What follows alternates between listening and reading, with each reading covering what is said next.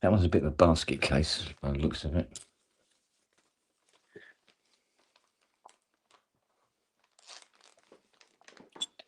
Yeah, there seems to be a lot of that building up. So, here we go.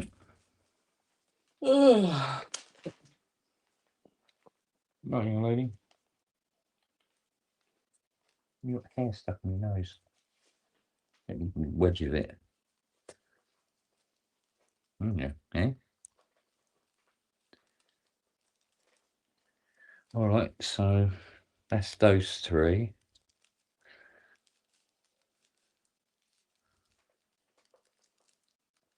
What's next?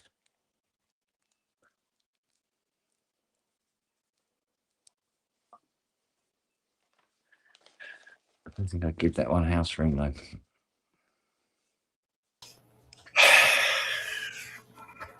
Sorry, you were hiding behind a roll of solder. Oh, okay.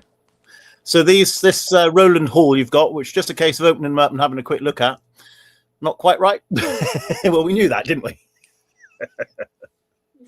VCO2, nothing. Cable doesn't work properly. That needs to be completely stripped down and bathed, amongst other things. And the cable don't work properly on that. This is going absolutely mental. Yeah. Well, we knew that, didn't we? Well, I did. Well, sometimes it works out, sometimes it doesn't. Well, it's obviously somebody's got a load of stuff they want to flog, and yeah, but I mean it's tempo knobs missing. Oh. So I don't know.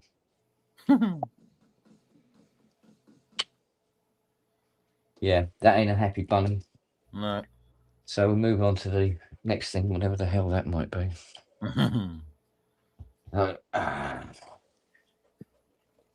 So you're all up and ready? Sort of. Yeah, I think so. Just doing my my little set, getting that ready. Yeah. Any more tickets sold? Yeah, we had once Gaz and Steve came on board. I think we sold about 20 over the weekend, which was good. So okay, I want to shift about another 40, and I'll be happy, man. So we're nearly there. Have to get Richard Hilton to perform, and Sheik. Bring Sheik with him. That might just improve things. It might swamp Dawlish as well. But no, everything else is in place, I think. I keep thinking of these things, but I've just sorted the insurance out because that was something I'd left to last minute. So you got to insure these people. Christ, yeah. Little thing like that, you know. We're insured for the theatre. That's not my problem. But the hall, we got to make sure that I've got insurance for anything falling on anybody, which it won't, but you just don't know, do you? Well, no. I'm killed by chroma.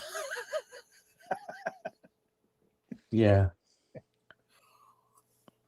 Yeah, well, don't turn it down. It will burn down half of Dawlish. Yes, exactly. There won't be any power anywhere near that. Don't worry.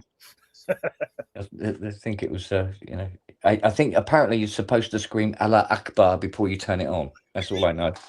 It's in the instructions. I don't think Allah Akbar down in Dawlish were they? Hey, what's that then? Hey, what's that? Yeah, so yes, they absolutely stink of weed. Oh, really? Oh God, yeah. You're getting quite high in there at the moment. The other thing is that, like, on the, I think it's on the SH101, there's these little marks here and there where somebody's left a fag burning. Oh, Jesus. While I've been getting down, yeah, man. Ooh, melted out. All right, dear. I'll go get another unit anyway. Hey. What's next on the agenda? Whom shall we bring in this time? Do we concentrate on the little units for the moment, darling? Okay. Oh, well, there isn't any more. Okay, 106. Here we go. Yeah, this looks slightly finer speckle.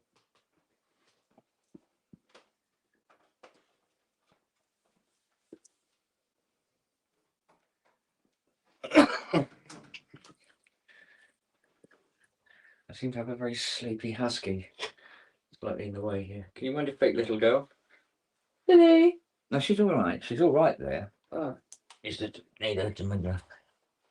to move her feet a little.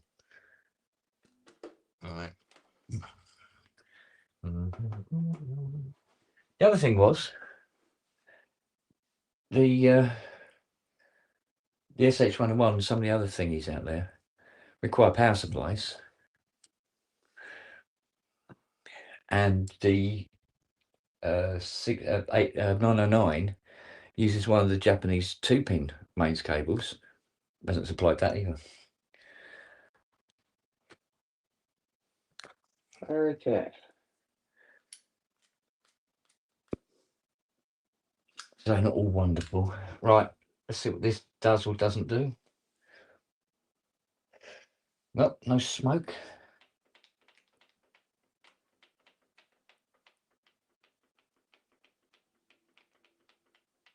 Yeah, half the buttons don't work. They all need replacing. Is that a dead Juno as well then, is it? Yeah, you know in a minute. Well, that's the volume up. Yeah.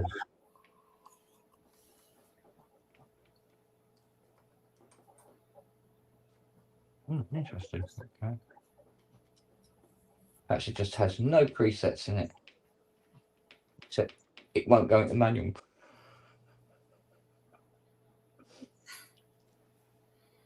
Actually, hang on. Fire it up again. Leave it in manual. Right, let's see what we got. Filter, envelope, PCOs. Oh, there it is. We just about hear it. Just fiddle around with the probably some dust or dirt in here. Hang on. And here we go. Looks in fairly good nick. Not when you look at it close. Oh. But compared to the other one, yeah. Okay, so no presets in it. Oh, it will not go into manual mode. I'll go back into manual. Okay, you have to turn it on and turn it off every time.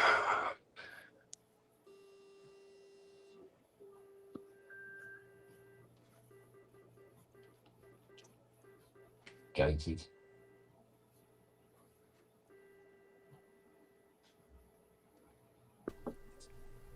Oi, oi. That looks familiar. Let's have a look. That's a really long release, isn't it? Can't hear anything. No, I can't hear either. Oh, dear.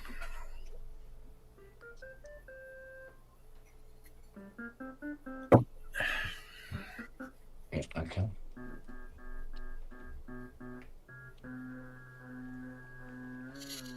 Good morning, Steve. Can see that.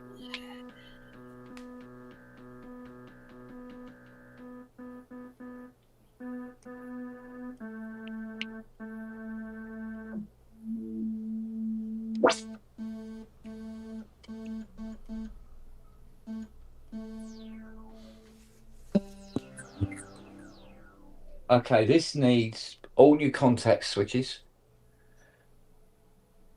So we can get it to go into manual. Factories, so it need a battery, obviously. Gut it, clean out all the sliders and pots, blah blah blah. The keyboard needs to go into a vat of acid to get whatever the shit is on it. Looks like somebody tried to clean it with a Brillo pad. Oh, like you do. So, yes, this ain't an 85er either. Tried it last night, Rob. Yeah. Darling. On the cable side of the house. Yeah. Huge it was. Basket case. Brilliant. Yeah, no problem at all. Cool. Right. I'll bring That mine works as a backup. Now, has Gaz got their own, or they want? Because obviously they're doing a tour and they're doing their own visuals. Surely they got their own. That building up. I don't know, Need to find that out.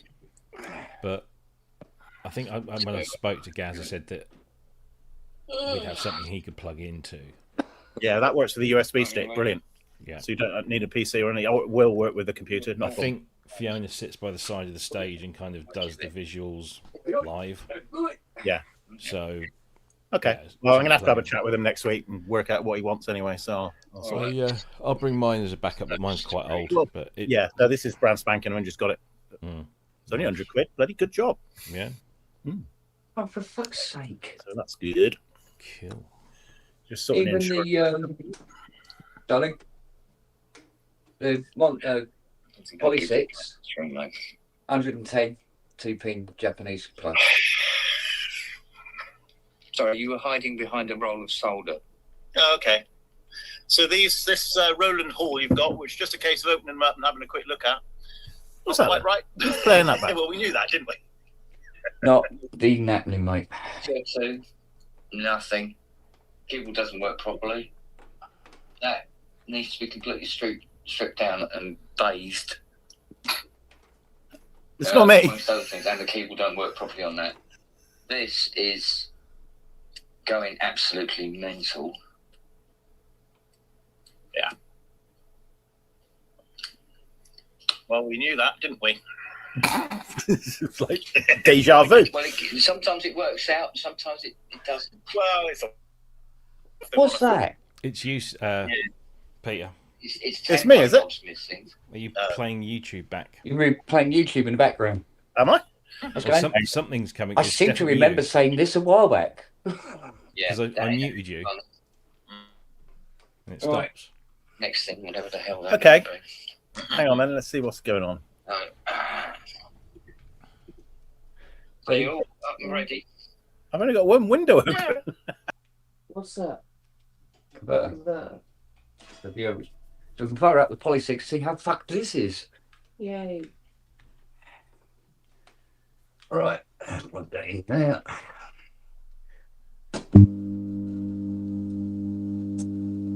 Humming. Oh, God. Really?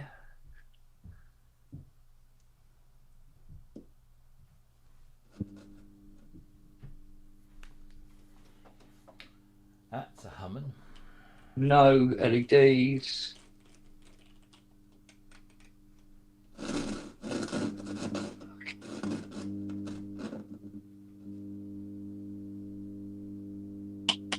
Nothing. There's a door now. What's the betting that there's a battery leaked all over the CPU board?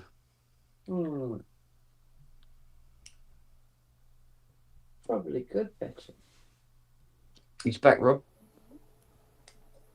It's the bloody phone doing it. Okay. Sorry. Far too many devices. Thinking straight. Too much on my mind. Oh, darling. Yeah. Oh, you found it? No, it's here. It's in the toolbox. You didn't look, did you, dickhead? I just asked you to. Right, so Poly 6, very, very not happy. So that's 100% fuck up rate so far. Hey.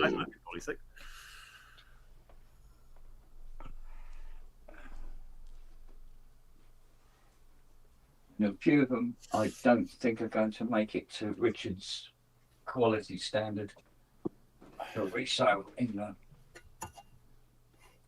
You know what plastic junk easy. Right, what else we got now? Oh Christ, what's this going to be about?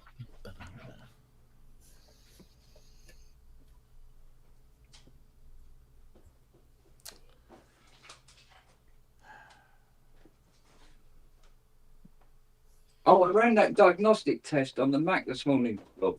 Oh yeah. The first 2 times it crashed. All right. Doesn't bode well, does it? No. No, it doesn't.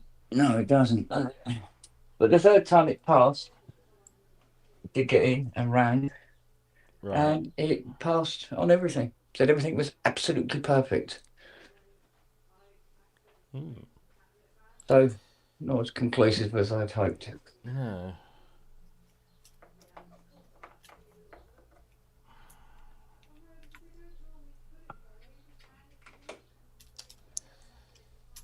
Right, dare we turn this on? Oh, we got lights. Yes, but is there camera action? Absolutely no sound. Is it ready for its close up? Oh, Christ almighty, what the hell's wrong with that? Oh, Christ, what is wrong with that volume? I'll open up a few things. So. I wouldn't mind, but that's in manual mode. Not a thing.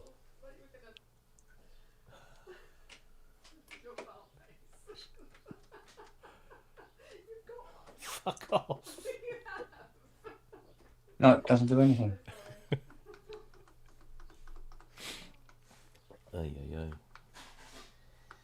What can I do here? Uh-huh. Oh, here we go. Hang on.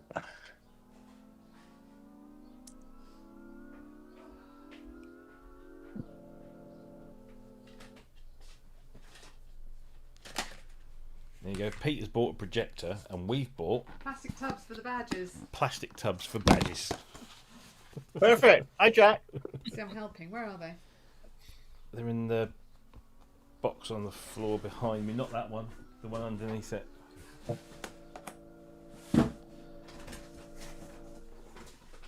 That's it in there. But be careful. Don't put your hand in Why? because some of the pins aren't done up. Oh, okay. Because I made that mistake when they arrived. Oh. Like a twat. Shot. Hey? They're the stickers. No. They're more stickers. Oh my god. So many stickers. How many stickers? So literally on the top of that pile. Oh, I like those ones. They're cute. Not ones. No. Cherry audio. Yeah. What was wrong with the cat? VCO2 doesn't work at all. VCO2 is dead. Keyboard doesn't work properly. I could have done. Very, very scratchy. Needs a full stripped down service. Are you going to do it? Or do you want me to I can do it. It's alright. I'm gonna You help Possibly a with few that. keyboard So rubbers, I isn't can help I'll put these back in here. It's yeah. It's I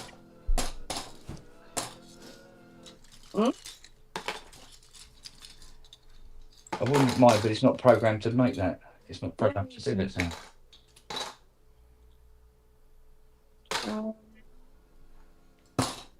what was it? What did you say? I used to love collecting badges. Just had an email from the mayor. Uh-huh. Oh yeah. We want him at the start, don't we? Really, 10 o'clock. Cut the ribbon. Yeah. It Then makes he can sense. be on his way. Then, can't he? Yeah. What about know, Tang might- Fryer? What's your name? Tang Fryer. Yeah, town crier. Nick. Guy. Oh, Nick hey. you spoke So- to so 2 many of weeks these got ago pins about open. a sequential circuit. Fucking lethal. What? What was it? A sequential circuit? 6-track. Oh yeah, so they remember something. Yeah. And you said because the road was closed, don't bring it up. Yeah. Can you bring it up today? Yeah, might as well. It's not like you got any other synthesizers to repair. Hank says you might as well. Yeah, unfortunately we've got like 20 people to Just tell him Nick Rhodes has shat his bed into Kent's front room. Right. Yeah.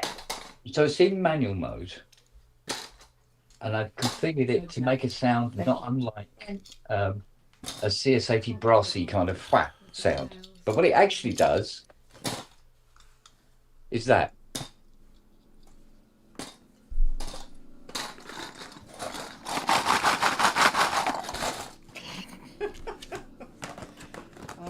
And then cuts out. Never mind.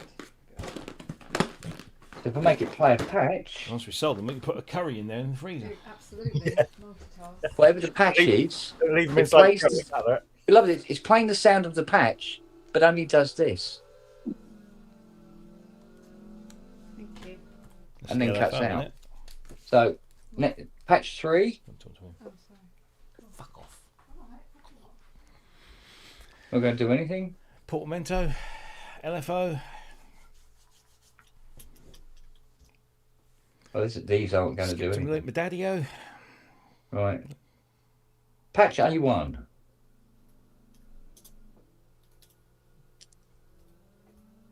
Is the power cable missing for the 101 as well? There's no power supply for 101 now.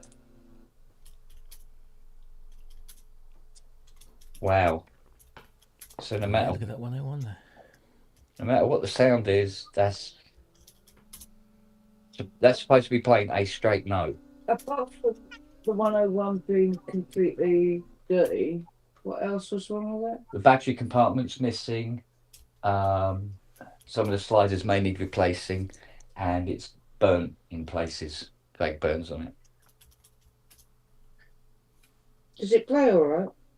No, it does not. The keyboard doesn't work properly. Oh.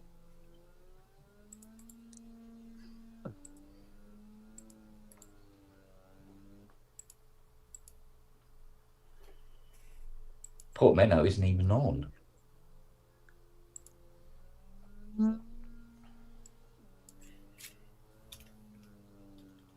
And some of these pots jammed solid. I can't turn the LFO rate at all. Fucking hell. And that slider's missing altogether. Looks like it's been snapped clean off. This is a fucking basket case, isn't it? What else have you looked at? I've got the cat, the SH101. The Poly 6. That's a Poly bag of cats. 6. Don't just write a bag of cat. It is, because that's what it is. A bag It's the- of fucking cats. Power supply missing. It might as well be. It just makes a horrible buzzing noise. And no, the LEDs come on. No LEDs. Makes buzzing noise. Anything else? More technical? Well, we can't get any further with it because it's doing that. Oh, okay. But it has got a cable. Yeah, but it's 110 volt and needs a converter. Oh, Unsupplied. 10 You volt. need a trip to Tashi Station to get some new power converters. Water. Sorry. Obscure Star Wars reference. Fortunately, I had some here. Because I went to Tashi last week. You filled your car up, Rob? What else have you looked at? No, because I've got another trip to 106. London this Oh, weekend. yeah, of course you have. 106. Juno. It's going up quite a lot at the moment. I know. Bastards. I'll have to. If I top it up How's now, that? I'll only have to fill it up again How's that? next week. So I'll Needs just, gutting, cleaning, it's going deep out of cleaning. business anyway. There's some It's sliders them need running out, replacing. isn't If we worrying can the get price. them, we can source them. They Gassing. rarely run out of the premium stuff that I put in mine. Oh, that's true. Nobody wants that, do they? No, apart from me. Yeah. Right, the mayor's coming at 10 a.m. So should we Lovely. get him to do the full Monty? May as well, don't we? We'll have a bit of ribbon for him to cut. It's the first show. Yeah. Neil's going to take Otherwise, photos. it plays all right. You haven't heard back anything from the media boys and girls? The Got all BBC its sent me a VCO. stock Can't tell. The volume. stock response saying pop is we get loads of jammed. things, but be sure we will look Doesn't at work yours, and properly if as we well. feel we can cover it, we'll be in touch. Okay, And I've fair had nothing from Is that? I mean, there's just ITV. there's a lot, but this Jupiter 6, I think I put better working ones in the garage for spares. No, seriously. So no matter what you do, you're going to get that.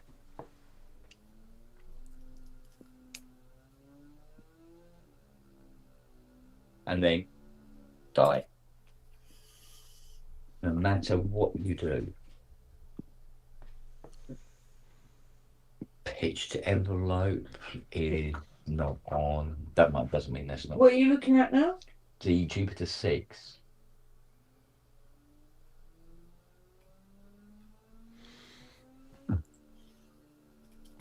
Die.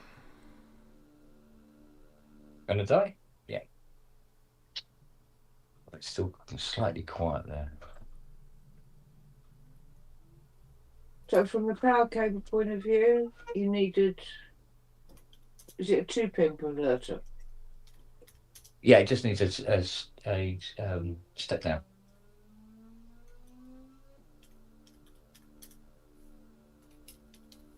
I think we've got something very similar to that we had with that Jupiter 8 on this one. What else? It's literally something that won't turn off.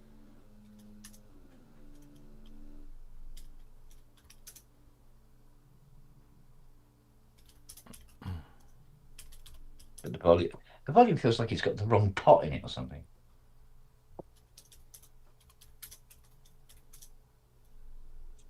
Can you describe more clearly what's wrong with you? Me? Yes. Oh. Well, I'm still trying to work out what it is. You're not trying to fix it now. This is the assessment. No, I'm trying to assess it. You're asking me what my assessment is before I've finished my assessment. Because you've caught up with me for a change. I've got 4 on there. How many have you got? Well, let's go. I got it. That's not finished. 1, 2, 3, 4, 5. Have you done the 909? Have you done the 909? No. Right, okay. Okay, 909. A screaming psychopath in a bowl of washing up liquid. Yeah, but has it got its power cable? No, that's the one I needed the 2-pin Japanese Oh, cable for. And I had to borrow the CS70 one to do it, to power it up. But I thought the cat was the one that had its missing power cable. No. No? No. It had its power cable, the cat. Well, it's physically attached to it, so yeah. Oh, right. Okay. Sorry. That's all right.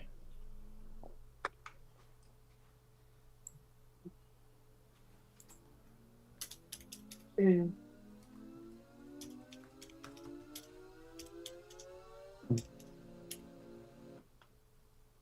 Makes a good race car sound. Yeah. It's got into unison. Cool. What else was wrong with the 909? Oh, fuck me, everything.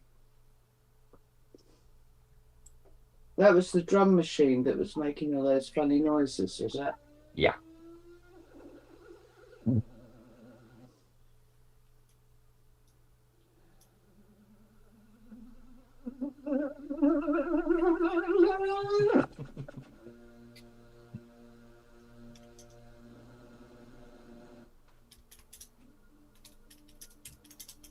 How do you describe that?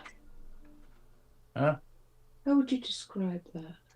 How would I describe what? The 909. A classic drum machine of the 1980s, particularly favoured by those in the house, acid and techno community. No? No, this one's condition. This is the equivalent of a 9-year-old girl dressed up as a princess getting a birthday cake that has a huge dog shit on the top of it. No, slightly less dramatic. Oh, less dramatic. What is actually not working? A 9-year-old girl just getting a bowl of Cheerios in the morning for breakfast and finding the dog shit in it. It needs a deep clean. How is Yeah. Fiona keeping her patience? I Has really it got? want to. It It's needs a lot of. Has it got all its knobs and twiddles? No, there's no. The tempo knob is missing. I'm going to make this an annual event. Yes. And doesn't seem to be functioning correctly. Anyway, No, not responding to Life support. manipulation. Has it got all its slidey and poppy things? I don't know. I have no idea. I didn't want to look just in case. I thought Is there was a it- motorbike going past. Is it true to say that some sounds were? Oh, yes, the ride cymbal sounded like it had a somebody playing a VCO on a monosynth really badly behind it. Right. So that's possibly linked to power supply as well. I think the power supply probably needs to be completely rebuilt on that. And basically, these are not the sort of machines I want to be working on this month. I just wanted some quick clean them up and everything like that so we can get on with the Mustang, not fucking smoking holes in the ground.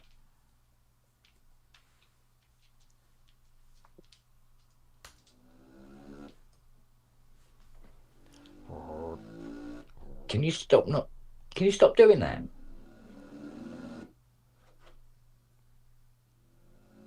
No, apparently you fucking can't. Different patch. Just a different sound.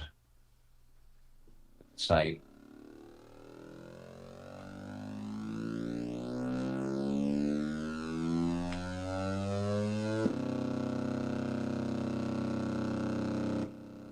I think he dropped that straight to. I think he dropped that straight into fourth, didn't he? Yeah. What would you say that's doing? What? Apart from the impression What, the Duke's out? motorcycle. Basically shitting itself. Now it won't shut the fuck up.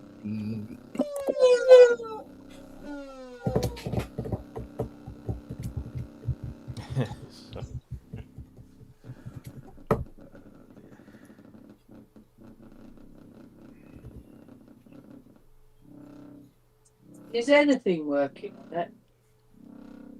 Well, the thing's working on it, just not the way they're supposed to.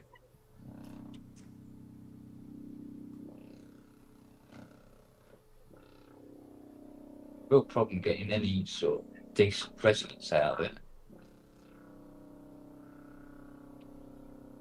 It's essence of resonance. Ode to resonance.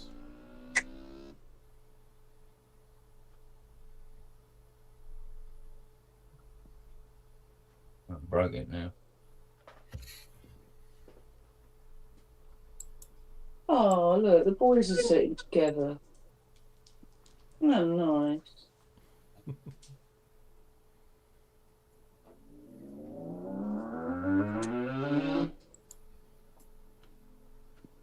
That's different. And coming up on the inside.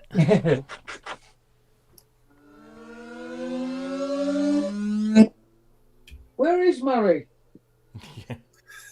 This needs about. You know what that sounds? It sounds like you've got. Has that got the inverse envelope on it, like the Juno 106 has? Yes, that here. This goes down. Okay. Goes down, lad. Aye. Oh. Lancaster flying over Berlin.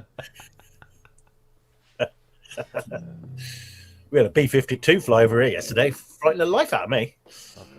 I could feel it. I wouldn't mind, but I'm pushing 4 or 5 keys here.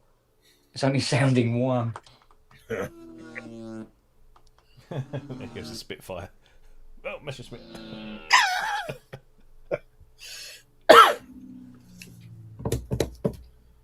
Stick another label on it and sell it as something else. Sound effects box. Sound effects box. Yeah. 50 quid. I'll buy it. What, like an Xbox? Yeah. It's got a street racer on it, hasn't it?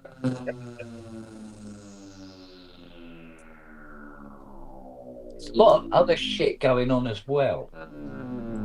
Maybe a tune. Sounds like Glissendo's on, but it clearly isn't on. Tune. A tune? Yeah. Play something. Try to play something. That's something you know. Don't you know this? Something musical. The actor Leatherface cuts pictures out of magazines. No?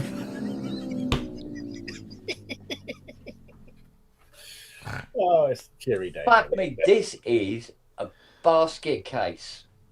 Oh, dear. You're not touching it. I know. It's the Germans. Run for your life. To the bunkers, everyone. To the bunkers. Fucking hell. Stop it, Daddy. Stop it.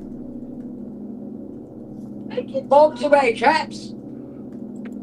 Or it's like that Carling advert.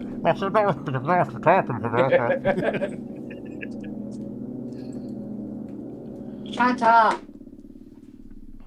Oh. Well, it behaves itself. You slap it and it shuts the fuck up. Oh, well. I'm not going to say. Oh, it's anything. starting again. Yeah, it is, isn't it? Right. So it makes noise on its own. Makes noise like cat being anally intruded. Ah.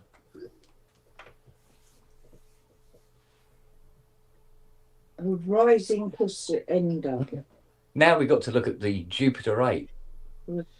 All right. Bag of cats as well. So that's 1, 2, 3, 4, 5, 6. 100% shite. Right. And we haven't got to the expensive stuff yet.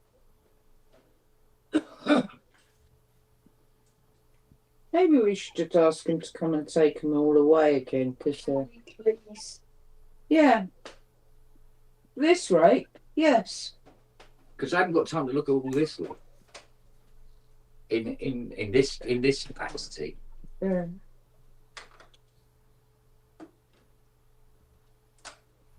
So this is a different kettle of fish. That's where Matt will turn up any minute. Oh, got the right one. Say again. I said he's got the Jupiter 8 out now, Oh, so yeah. Matt will be up in a minute.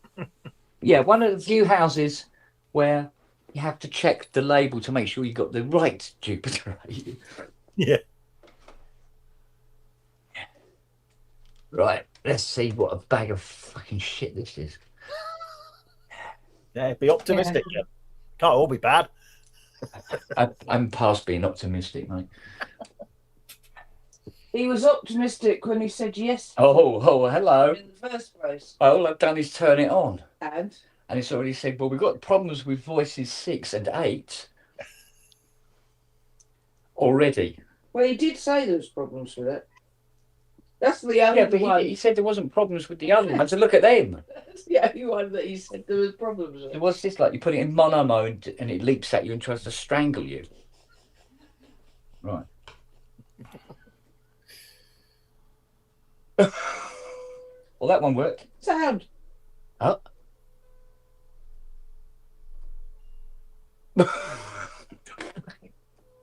What he said about that was that in one board it would play, and the other one it didn't.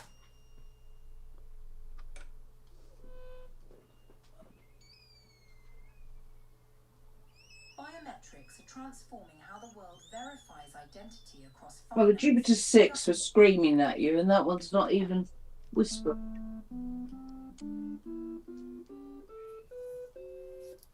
Voice is not working. Government, travel, retail. BCO2 doesn't change pitch.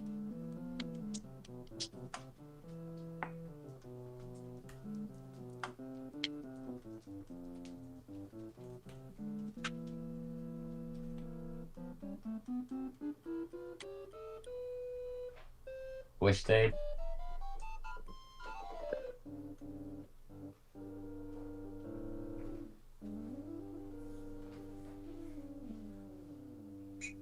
That's release. Yeah. Lily just did a cartoon skid around the corner. Yeah. So that's it doing. Let's have a look. That's better.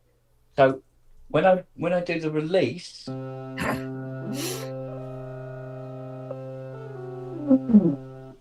that's the release slider. Yikes.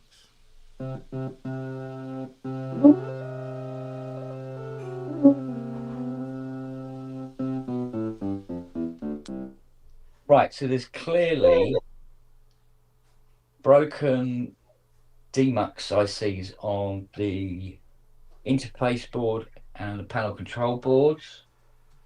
Cool. What's wrong with the voices? Fuck knows. What else have we got? Split. Yes, not at the moment. Sure. She's only trying to help, Dad. Fuck off, woman. Fuck off, woman.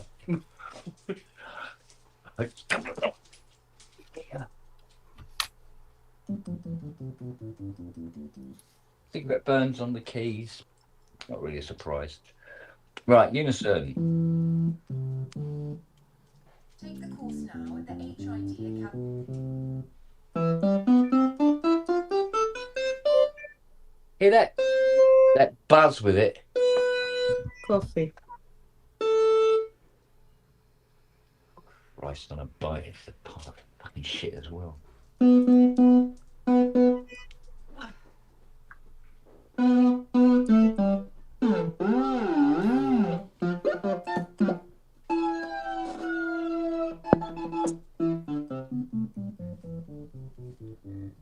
Okay, it works up to a point. Yeah, okay.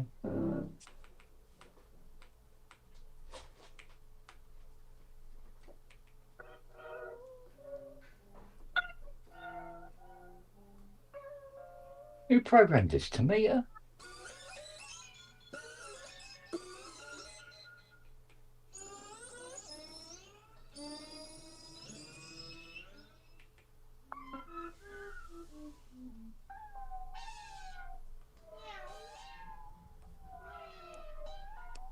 The VCO1, VCO2 balance opens the filter.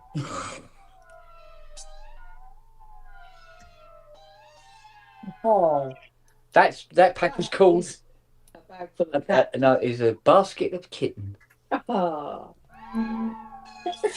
Hungry kittens who want your blood. Can we get any LFO action happening in the filter? Apparently not. Oh, thank you. Oh, here we go. Jackie's just brought me my phone back from the toilet. Oh, okay. I wondered where it was.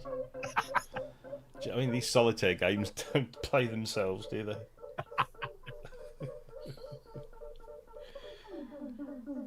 So I can change the VCO pitch with the release slider. Right, it has its own power cable. It's number one. It's defense. What? It has its own power cable. That's because it's physically attached to the power supply. Otherwise, it would probably be in a fucking moat somewhere. This has Hang on a minute. Aesthetically. aesthetically, Yes. well, apart from the dents and a lot of wear around where the filter goes on the paintwork. Let's see, one burnt key. Generally okay. Got two slider caps missing. I haven't even got to the modulation panel yet. One burnt key. Missing screws. The usuals. After burnt key, I can't write as fast as you can speak. Okay, got a burnt key. Yes. Right, I haven't got to the modulation panel. No, you said something in between, something about sliders missing. Two slider caps missing.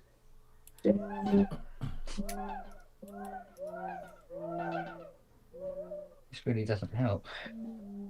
These people Often- buy synthesizers, particularly modular stuff, that makes that sound as standard. Yeah. Don't laugh.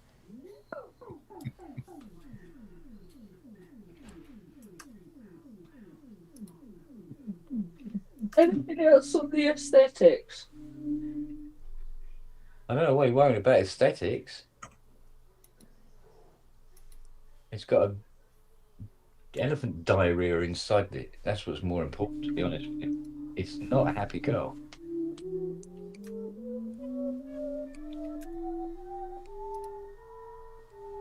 And that horrible mains hum that comes through on the VCA behind the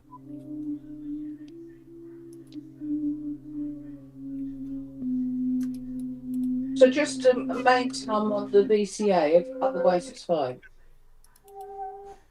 No, the voice doesn't work. One voice? So far that I can find. Singing in the darkness. At least. All the there's a interface issue with sliders doing other jobs. Sure.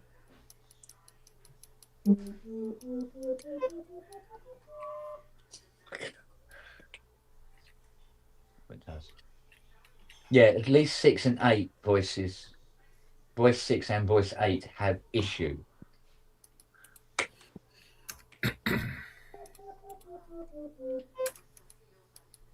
There's a lot wrong with this, basically.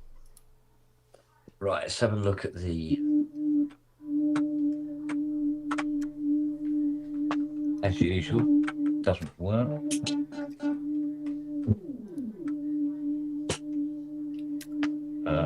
Yeah.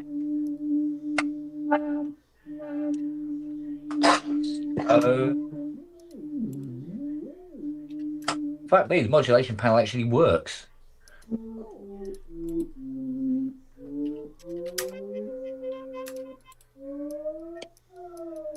Right, portamento works. There's a fair old. There's about 500-600 quid's worth of work to do with this one. Duke the 6 needs even more than that.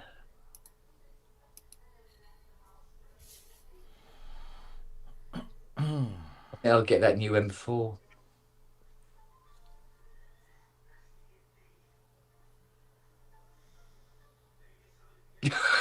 Oh, that's a nice space where you go.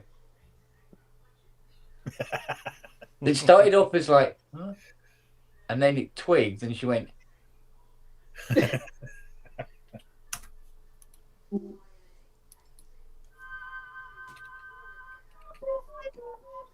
If you want me to work on this fucking lot, I mean, I've got to wash my hands afterwards. But if you want me to work on all this lot, I'm having an M4 Mini, not a big fuck off, nice little Mini that runs software that doesn't go like that for no apparent reason every 5 minutes. Jack, it was a girl that got stabbed. Ugh. Teenage girl stabbed. Yeah. There's a shitload wrong with this one as well. It doesn't bode well, does it? Girl's been stabbed at one of my old high schools. Yeah. Oh.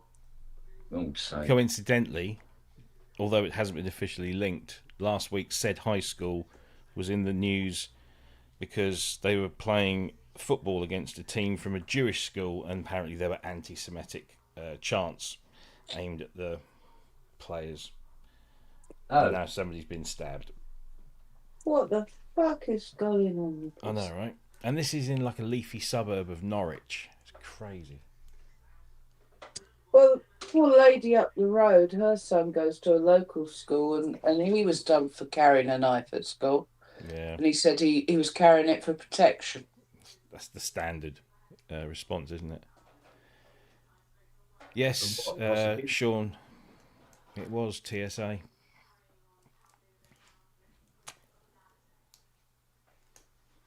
Dear, oh dear. But he's a nice, normal young boy. Again, that's what they all say. I'm a normal something, isn't it? Harry knives. No, from a nice, normal family. I mean, it seems like peer pressure. Mm. They all have to carry knives. Yes. But then again, the bullying that Charlie got and his bike nicked all the time by bigger boys. It's just Yeah, well. lack of discipline from parents What's going on? Well, you say that, it's not from wrong. the age of 0. It's not wrong. So many parents abdicate the responsibility. I mean, you know, Jackie sees it all the time at the school.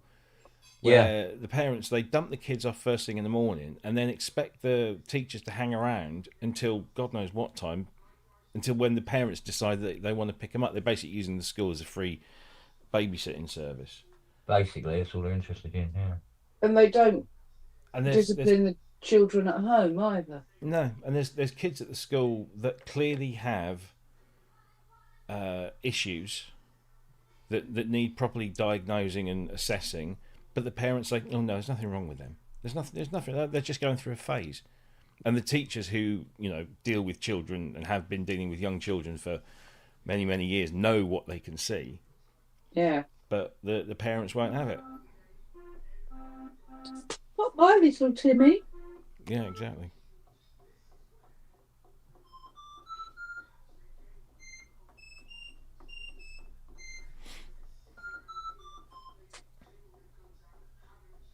Now what are you looking at? You want to do a Peter James Stephen fix on that one? Oh yeah, I know a just- good remedy for that. Yeah, just put it on a keyboard stand with something heavier on, and just let it go against the Let wall, it go. and it rights all wrongs. What That was scary. I heard the clunk and I looked and I thought, oh. Super JX. I'm glad I did it. Super JX10. JX10. Yes, JX10. Yes, I know that. You got dead keys as well. Got chip keys. Some of them are burnt. Again, obviously, there's how many burns? 1, 2, 3, 4, 5, 6, 7, 8. It actually looks like the bottom of an ashtray. What, fag burns? Yeah, and only so or joint burns. Well, And- yeah, I would say blimp burns more than anything. They probably stood there and it just burned itself in. It's Mr. Keefe in Watford. That beard's getting longer. Well, that's evolution. And that's Keith's contribution. Is that your initial patch pick? That's not. Can't hear anyone. Let me go and fiddle. Quick, call him a cunt.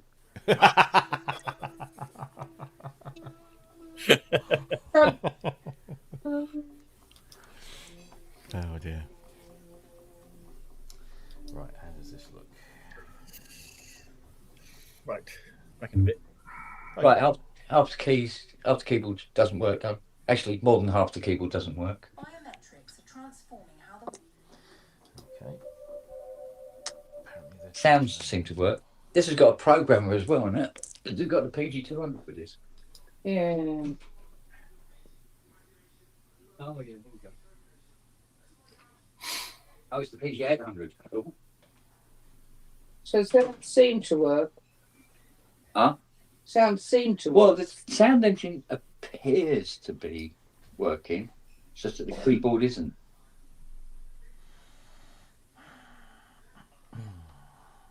And that's what's that you put plugging in there? PG. That's the PG800 remote programmer thingy. Well, it's not remote. It's a programmer rather than pushing all the buttons.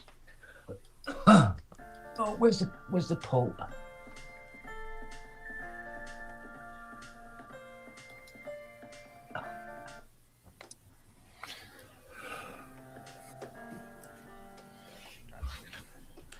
driving electronic drama. That one. I can hear you. Can you hear me? Yes. Marvelous. I have a question for Bobby. I'm listening. Okay. I've downloaded the Scott McCauley Polyboot 12 patch Oh, yes. sound banks. How do Good. I get them onto the Polyboot? First of all, you need to pour them into a jug, and then you open up the Polybrute, and using preferably one of those funnel things. I'm Yep. sorry, Yep. I'm being rather facetious. Very simply, turn on your Polybrute 12. I'm going to do it to make sure. Turn on the Polybrute 12. Make sure it's connected via USB to your computer, and Yep. run Polybrute Connect. PG800 seems to work. Okay, Seems to. you got Polybrute Connect running. It says download rather than connect. So you should have an application on your computer called Polybrute Connect. Okay. I probably have, to be honest. Let me go back and Find the finder. I think the vaguely works then. But right, so this Jake's 10 Oh, yes. Okay. keyboard's got to fire be that up. completely rebuilt. Right, I've opened that up. Yep. Oh, right, I need to update first. Okay. And cleaned, washed, and all, Update the to whole shebang. latest. But otherwise, it's all right. It seems to be. It's really hard to know when the keyboard doesn't bloody work properly. But aesthetically, It's actually bad. Probably not clear. That's weird. Okay, updates in progress. Not like some chips. only because there's nothing that can come off. Right, what else we got? That might be a while it's on 1%.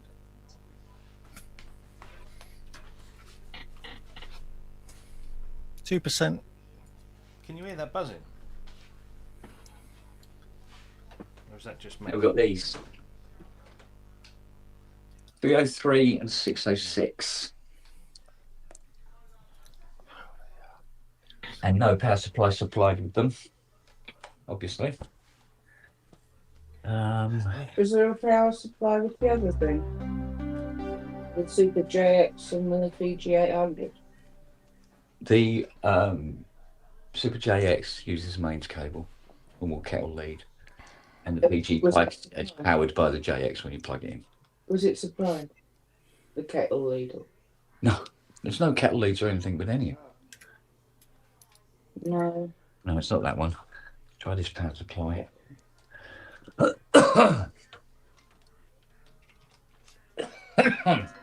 let's do the 606 first.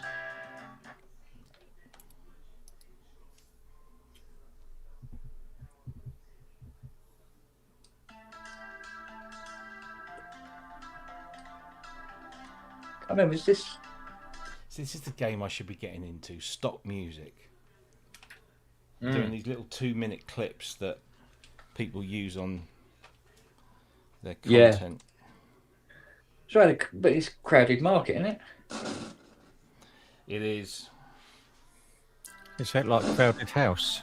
Yeah. But bigger. That might work.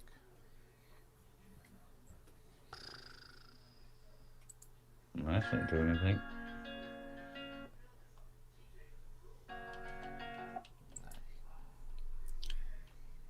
Anyway, quick hello to all the chatties I haven't said hello to. Alexa, play notifications. Good afternoon. Oh, how do you change the scale length? Notification Remember? from there you Amazon go. Shopping. A package will arrive today. That was useful. In a hedge. Yeah. A package will be lobbed at your front door today. Yeah. Yeah. And here's me sponsoring. Drop it, hide it, lose it. Yeah. Actually, DHL around here, they're all pretty good. Even the new Every Guy is really, really friendly. Yeah. He sounds like he comes from East London. And he'll ring the bell, knock on the door. Hello, Gov, how you doing? Hey, nice day. Oh, it's lovely day, isn't it? Yeah, there you go. Let me just take a quick photo. You have a nice day. Thank you very much. And he's off. Very nice. Unlike some of the previous ones, just been miserable sullen bastards. But there you go. No, I think I've noticed a change in them as well. You know, I still get parcels at home now. Answer the door, and they're all pretty happy. Cool. Like that. Justin's on the boat in the sea. How's your knee, Justin? It's doing all right. It's just scraped. Did you get seen by Yeah, first aid? Yeah, I did. Good. Complimentary too. I thought they were going to charge me a freaking arm and a leg. Ha ha ha ha. There was no need. There was no need for that joke. It's got a Kenton converter Well, plug on. I'll put a cap on it right now. Oh. A what? So what are we looking at, Justin? Kenton. We're in Port Canaveral right now. Okay. So you're still in Florida.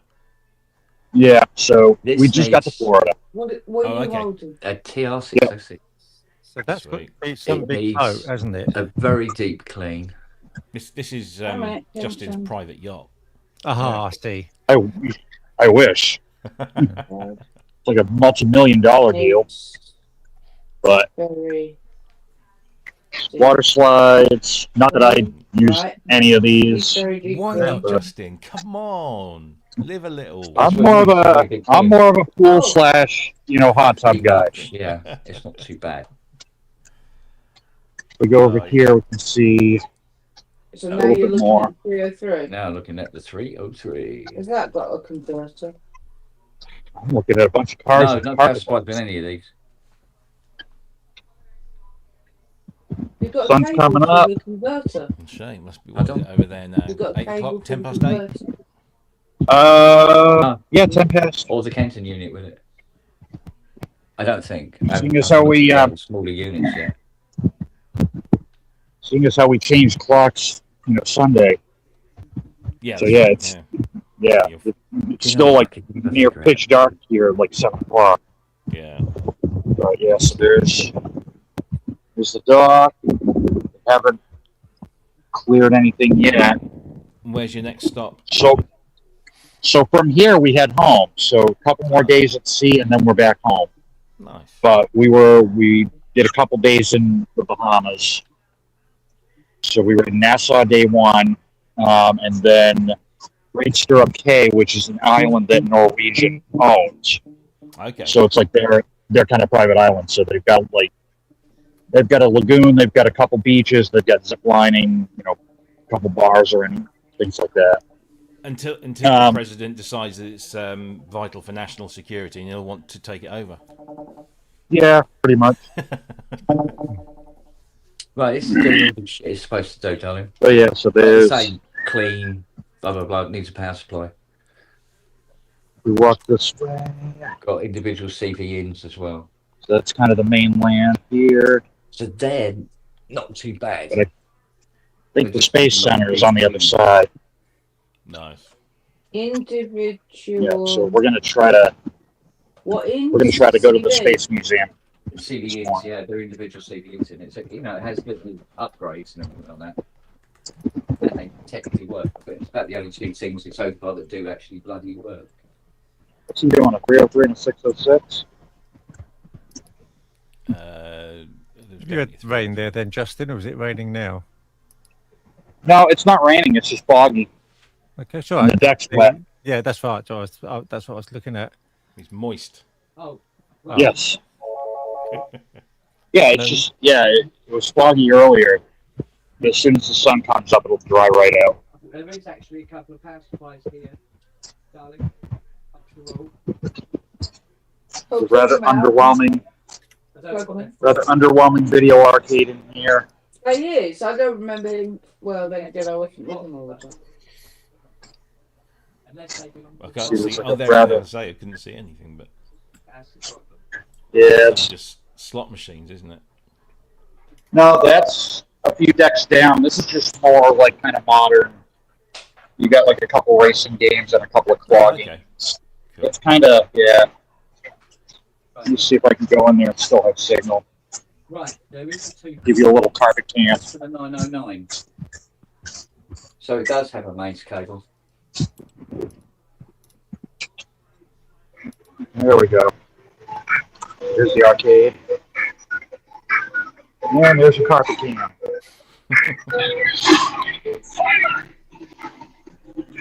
That man.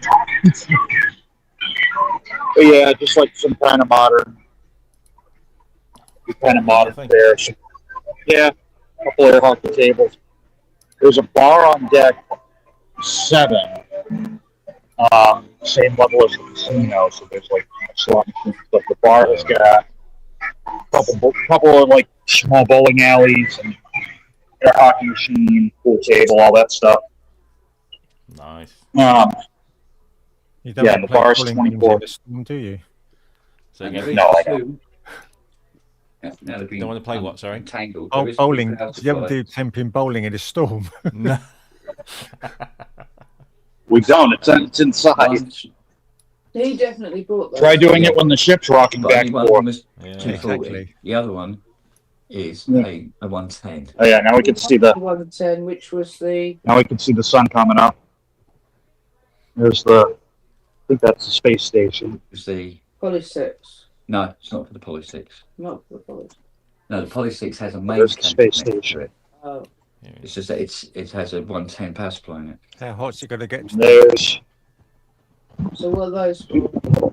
I think Water this is slides. for the 303 and the 606. How you getting on with your Polyroot Connect, Keith? So they have got power lids. 80%. Okay. But which one's got the 2-pin plug? I don't know. Yes, Tilly. I can give you about. Thank you, Tilly.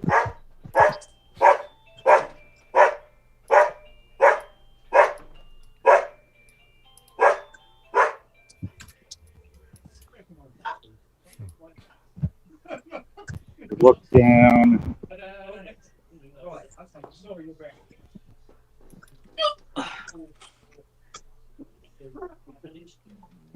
We look down there. There's the pool.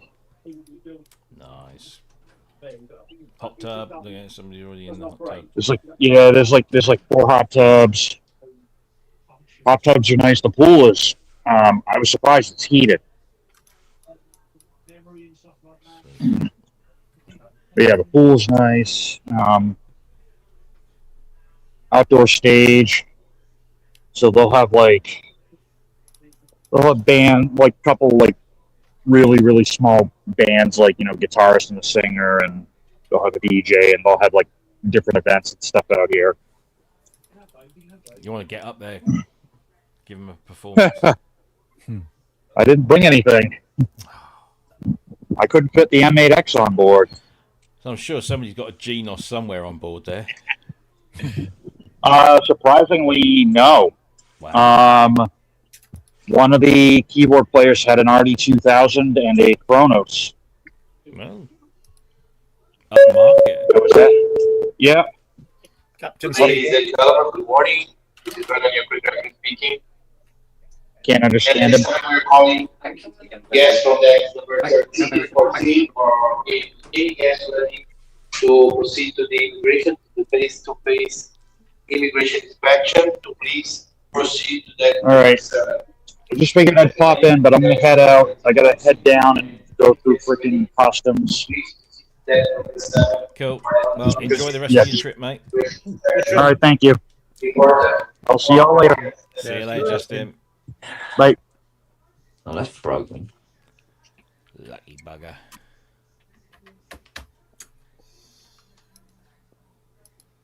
Super Quartet.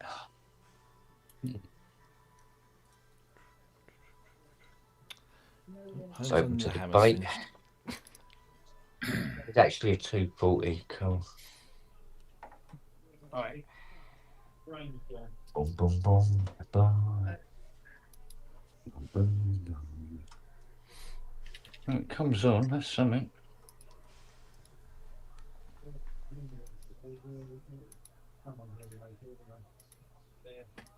Right, we'll remote that up in a minute. Oh, No work. And that's it, dead.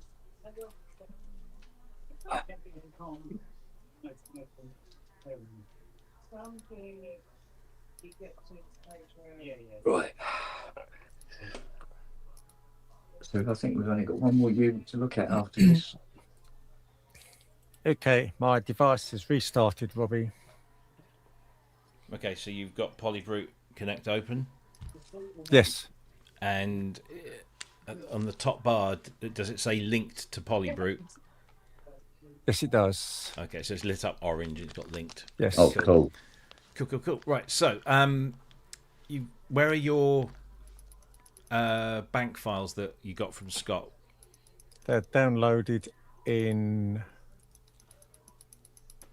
somewhere.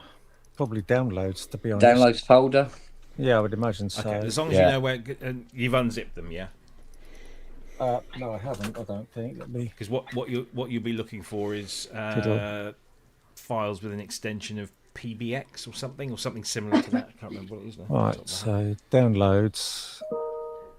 No, I can't remember either. It was I've got. P, They're PB still in. something. They're still in zip. Right, unzip them. Yeah. Put them somewhere where you know where they are. I think they do make their own little folder, don't they? When you unzip them. I can't remember now. I can't know. What, your Mac? One. On a Mac, it will. 1, 2. Hey, Muddy. Not unless they've been zipped with a folder. Right, they've come up just as Lustral Volume 2 Polybrutes. Volume 1 and 2. And has it got, what's the file extension? It's not. It just says folder. All right, so open the folder and then look in there. Inside. All right, so let's do Volume 1. Right, okay, so I've got install instructions, important, blah, blah, blah, and Lustral Bank Volume 1. PBTX or something.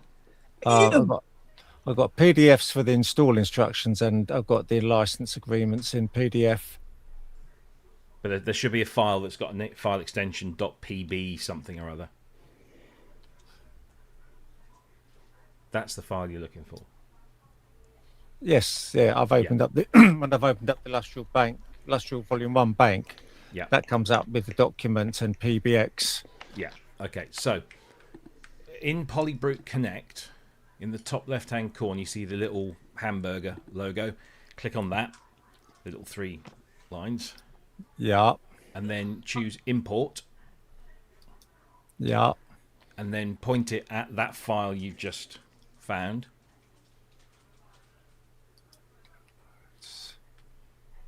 And click Open OK, whatever it is you're running.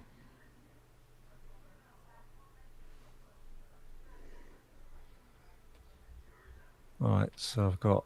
So that's Polybrutes.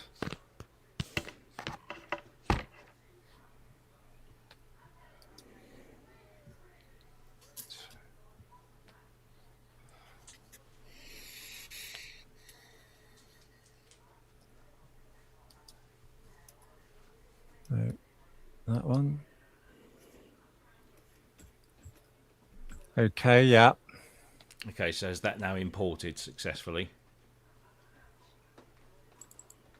You should get a pop-up in the middle of Polybrute Connect that says import successful or something. All right.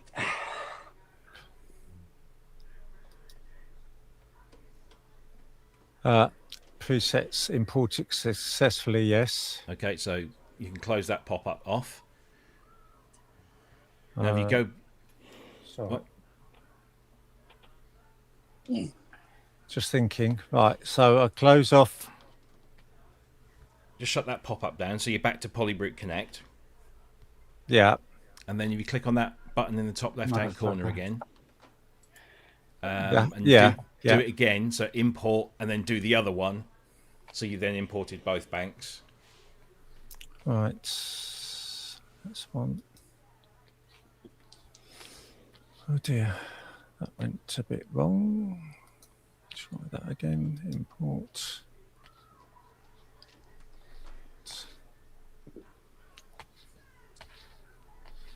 Right, let's see what we get on this one. Downloads.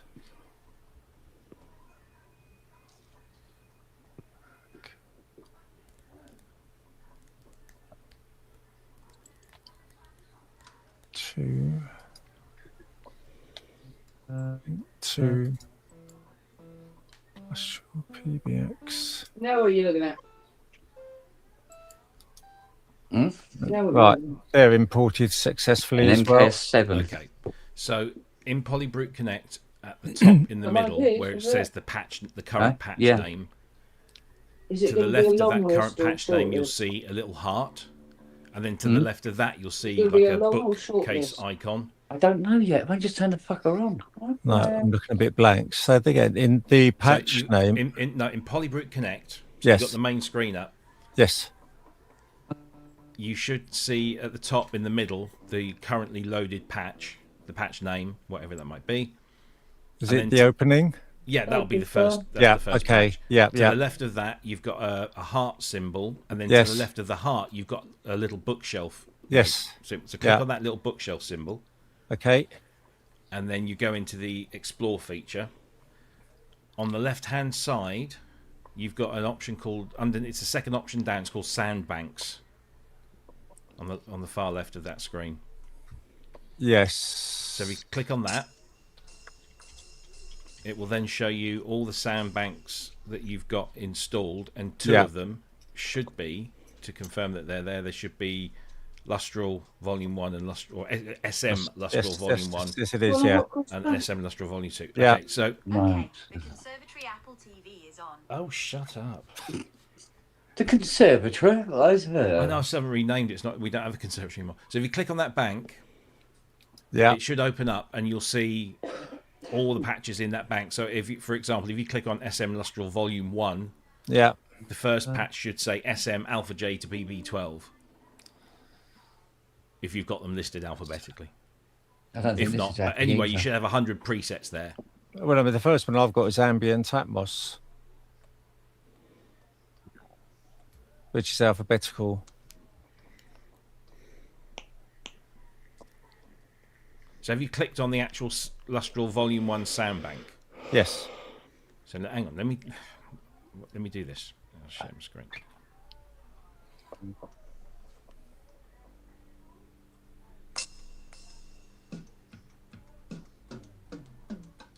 So do none of your presets come with SM at the beginning? They do. Yeah. So does your screen look like my screen? Sorry, the first one might be Alpha J to Yeah. PB12. Sorry. That's it. Yeah. Sorry. That's all right. No, Yeah. that's okay. Just wanted to make Yeah. sure we're on the right place. No. So you've got those Safely 100. say I don't know how to use this. You've got those 100 patches there, and, Yeah. and then you can audition them by simply just if you click on this. Let's see if I click on that. That now sends that patch to the Polybrute, and then you can audition them that way. Right. But if you want to move them permanently to your Polybrute's memory, yeah, then the easiest way to do that, you see on the right hand side you've got your project. So over here, hold on, let me go back. Boom, boom, boom, boom. Add project. well, no, on the right hand side, if you look Yeah. at my screen, on the right hand Hold on, side you've got let me go this back.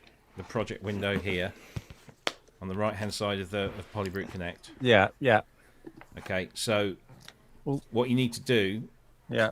is find the first empty slot you want to dump these into. So, for example, you see this 6 in. So you've got 8 banks at the top Yes. that correspond to the 8 banks. Yeah. Find the first empty one, and then if you select all of those patches in Scott's bank, so you can just click on the first one and just do Command A if you're on a Mac, or you can just go down to the bottom and Shift All right, select, let me and you'll try that. highlight 100. Number 8. That's weird. Click on.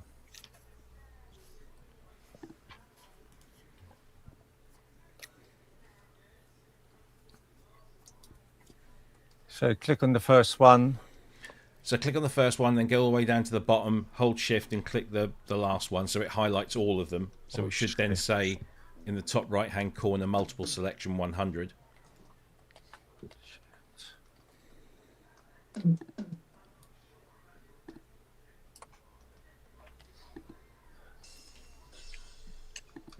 Yeah.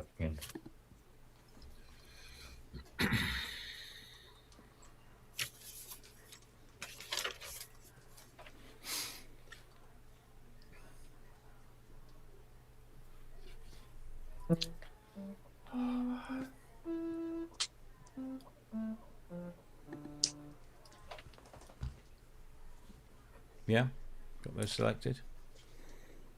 Words, goodness knows. I don't know what I'm doing, Robbie.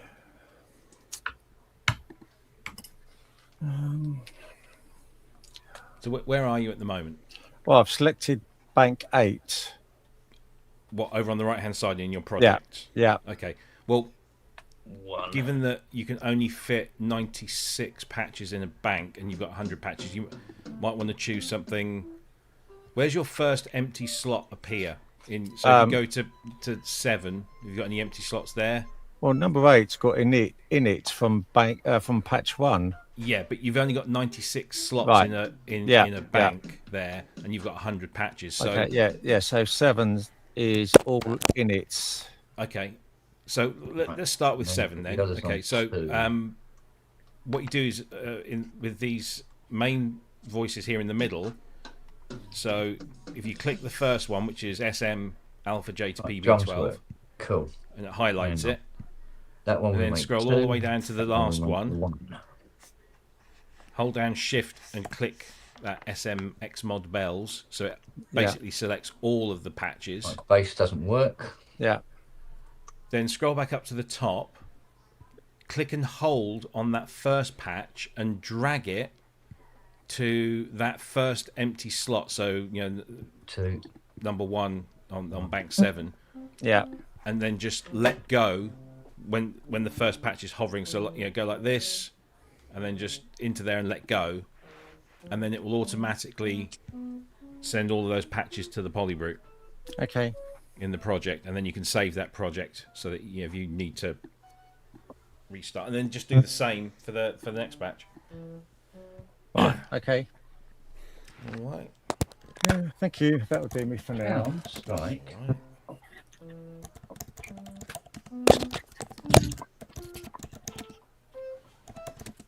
There's like one voice on this doesn't work. One voice singing. The chord thing doesn't work. What doesn't? Chord. Chord. Yeah, chords. Chords. Tunes. Not worky. Right, I can stop the screen. Anything else? From what I found, that's enough to write it off. Write it off? Yeah. You're not writing the Jupiter 8 off, are you? An MKS7 isn't. MKS7 quartet isn't worth a lot. What is it? It's about as pretty as it gets. No. So it only plays every other note. Bit like me, really. Chords don't work at all. Drums seem to be okay. If I sign it to drums a second, hang on. Oh dear. Right. Let's try. What was it next time?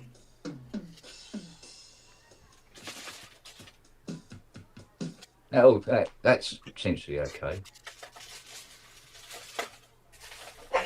But it'd be a bit of a white elephant of a drum machine because of it. And the power button's broken.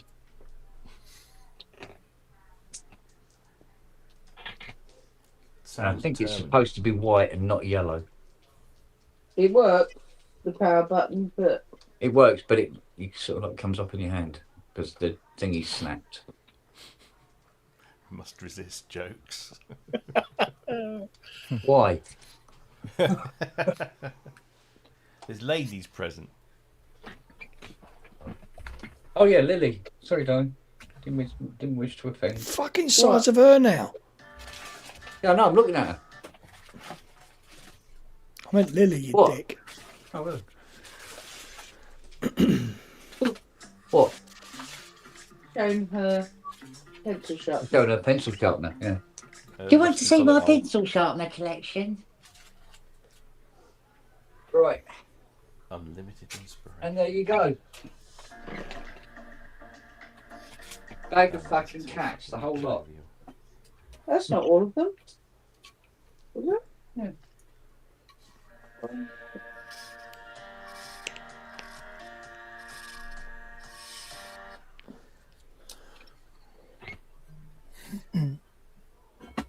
Yeah, 12. I thought there was 13. There is, it's a Vocoder. I've already tried her out this morning. Oh, and? Yeah, it seems fine. Vocoder is okay. Seems okay. It's just called a vocoder, is it? Well, no, it's an A what? Hang on. I can never remember the code on them. Isn't it funny how now he's handed the reins over to Fiona? He's got to answer to her. I know. What? SBC. He's like a kid in front of the headmaster now. Look at him. Look at this ball. That's supposed to be that's supposed to be ball shaped. That's pasty shaped. What have you done? Bloody horrible pasty, if that's pasty shape, mate. It's not even rugby ball shape. You put a big hole in it. Get you some The other barnacles. ball Hey, you get older. he's pasties for you. Oh.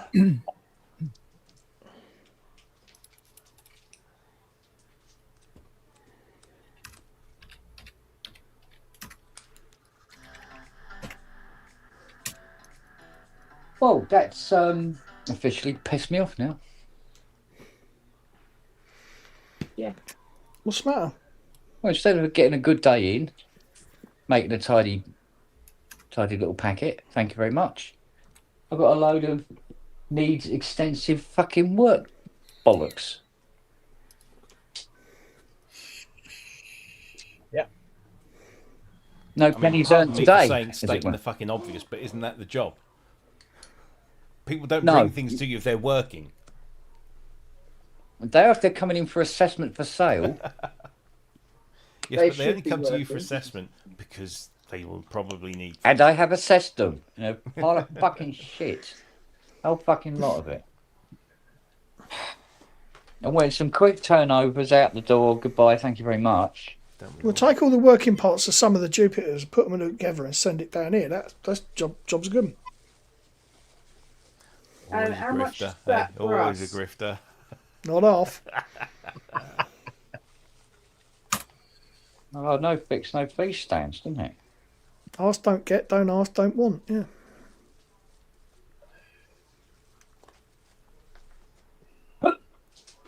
Well, I'll let them know.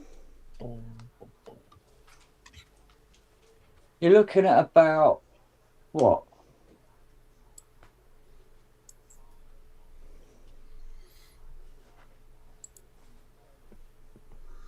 To get this lot up and kicking, parts labour,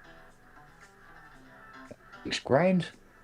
Biometrics are transforming how the world New ball for Nelly. Device synth for Kent. Well, that's not £6,000, is it? M4 Mini, Yes. fully loaded. Oh, shut up. Oh, shut up.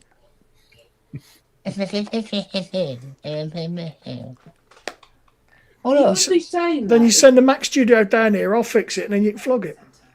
DX7 firmware upgrade.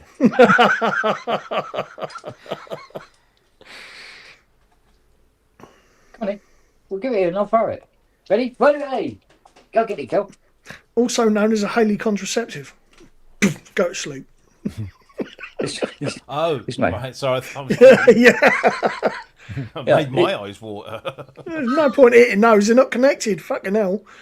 So this power supply buzzes when it's running, Sure, that's a power supply.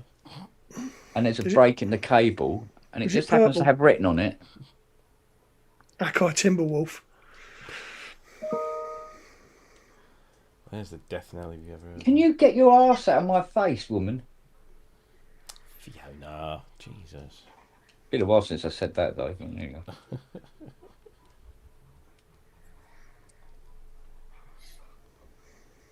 Go on, get the ball in. Oh, look, I must add that to my watch list. How to build a techno track in under 20 minutes in Cubase. Oh, what? There was a bag of kittens JP8. Was it? Oh, there was a good one, was there? Oh, the JP8. You can adjust the pitch of VCO2 with the release slider in the VCA. You've been there before with a JP8 doing similar. Oh yeah, but it's the other things that it does. Go on. Well, it doesn't matter what the patch is. It goes. It sounds like a motorbike race. I thought that was stupid. Pretty good, convincing one. Doing that. No, it's the 8 doing that. Oh. Oh, and it's got 2 dead voices as well. Isn't it? And what did he actually say was wrong with it? That when you spit the keyboard, the voices weren't working. Well, that's the one thing he was doing. In a boat.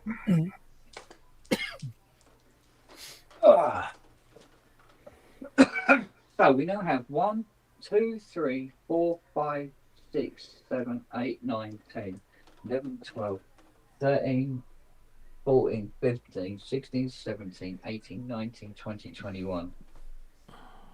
That's too many synthesizers for one front room.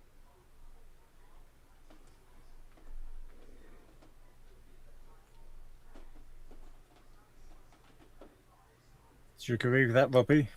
Sorry, what was that again? Kent said 21 synthesizers was too much for his front room. Do you agree with 21? Not at all. No, Not not even at all. close. No. Didn't somebody put a picture up on PSN yesterday of 116 synths in one room? Yeah, something like that. Yeah, but not a front room.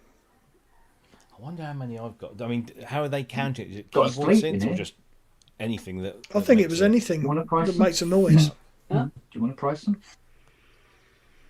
Challenge accepted. No. Do you want to price Yeah, them? go on. You want to make a number up? It's just... Right. Okay, let's see if we can do a rough thing here. So What you 1, do, 2, right, 4, is you get 4 dice and roll them.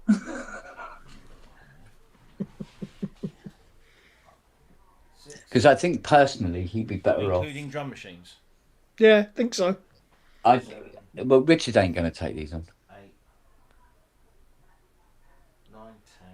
Shall I mail them both together or separately? No, I think I'll talk to Richard first. Here you go then. Ken, are you making a phone call? Hey? Are you making a phone call? Yeah, but I won't do it here. I was going to say you might want to mute your mic, mate. Oh yeah. No, I'll just be calling him a cunt for taking it on. That's all. Yeah, actually. Nothing like friendship, is there? Absolutely no. Well, That's nothing. And that's nothing like friendship. I'm his friend when he wants something. I think what Kent's actually got is the product to take down to Dawlish for next year's Seafront video. Yeah, Peter's next promo. Yeah. 10 Roland's Splash. I'm bound to get repercussions about that joke that I said this morning about Dawlish. Go on. I said about the chroma. I said if you do turn it on, you have to shout just before you turn it on. You have to shout out Allah Akbar and then turn it on. Because what that chroma might do if you turned it on, it's anybody's guess. Right. So let's have a word with the man.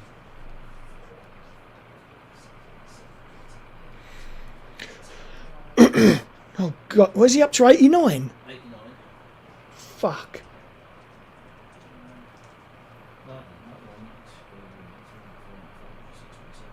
99.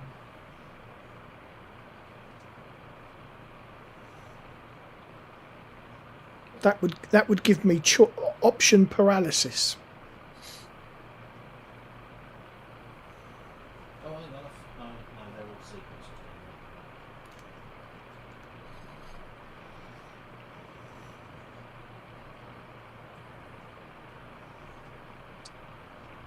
Even he doesn't want to answer his mobile. He's probably been watching the pub. Yeah, he knows everything he needs to know now. Yeah. Yeah. No, a lot of them are not really good enough. They're not of suitable quality. Well, certainly for what he sells and the standard 100. Yeah. he sells. Technically, the stuff should be all working. Just need a clean and a tidy up. Not nice round number, that, Rob. You don't want to expand on that anymore, do you? I'm just trying to think. Have I got anything stored away? I think the only thing I've got in storage, I counted the Emacs that's in storage. I've got controllers. Fucking. What's the noise? Oh, it's probably my cooler. Hang on. That gone? Yeah. Mm-hmm. Yeah. Christ almighty. I just wondered what it was. It's a cooling fan for the MacBook. Oh, well, if it needs it, it needs it. No, it shouldn't need it. It was just there. Oh yeah, I mean, when during that test this morning of the hardware on the Mac Studio, it tested the fan,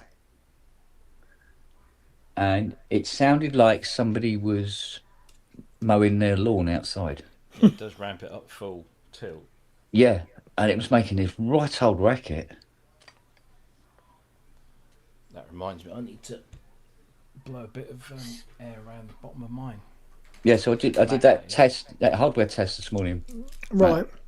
The first 2 times it crashed, and the third time, it went right through the process and said, "No, nothing wrong." Which says that there is something wrong. It's just not picking it up. It's just the Bluetooth's fine. We know it isn't. Like I say, I've got to sit in front of it and observe it actually happening. That I don't know. I can't explain it. I can sit there and look. No. I understand that. It's like people have given me detailed descriptions of what their synth is doing, and then when I get it in front of me, it's not what it's doing. Yeah. Yeah. It looks like that's what it's doing, but it's not. It's something further down the chain that's making it look like it's doing that. I mean, incoming. Fuck me, he's been shopping on Love Honey again. Look. These are Oh, brilliant. we got one of them. I got one. Big white, but ours is white. Yeah, I got a white one. Yeah. Yeah, clever. Good, nice little thing. Yeah, great, yeah. I shall mute myself. What I don't know is where the fuck it is. Where is our little handheld hoovery thing, darling? Stroke blower. Arsenal. No? Wherever you left it. I don't remember using it. So, I don't. Well, the thing is,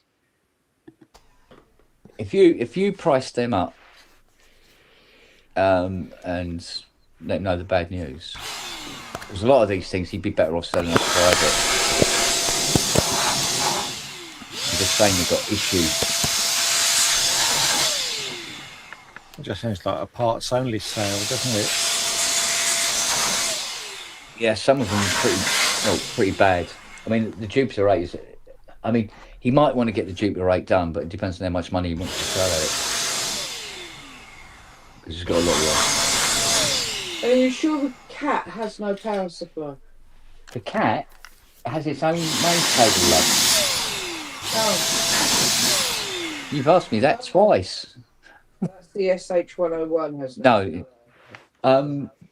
Well, it either has or it hasn't. I've got 2 9-volt power supplies. It could be for either of them. Because they both have, I think it's ring positive rather than pin positive.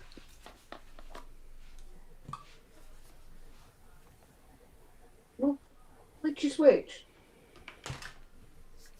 Which one hasn't got a power supply? Because you've only got 2. I don't know. I'm giving 2 power supplies and I'm giving 3 units that require power supplies. What am I supposed to use? Fucking telepathy? Yes. All right. Oh, I'm getting something. It says, up yours, bitch. Right, so with the VCO2 dead, keyboard needing work and scratchy parts, what are you looking at? 500 quid to get it working? The cat? Possibly, never mind that. If he wants to get RL to sell it, I've got to clean out all the sliders because they're all scratchy. The keyboard's got to be redone because the keyboard doesn't work properly. So cat whiskers have to be realigned and polished. Probably the contact bars as well. Possibly even have new keyboard rubbers as well. Oh. Yeah, exactly. How many keys on that? It looks like a 37. That's 50. Maybe not. I don't, do you know what? I don't know. Hang on. Well, it's 3 octaves. What's 3 octaves?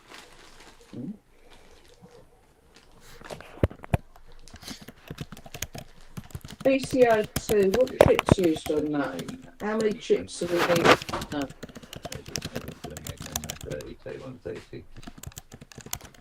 37. It is 37. What? Sorry. What? Well, you said the VCO2 is dead, so what sort of chip? Is it a rare? I don't know. It's not so much that, it's what part of the VCO is dead. Yeah, but the worst scenario, are there any rare bits in that? On that, I know she has the occasional 3080, but I don't think it's in the VCO section. I honestly can't remember, sweetheart.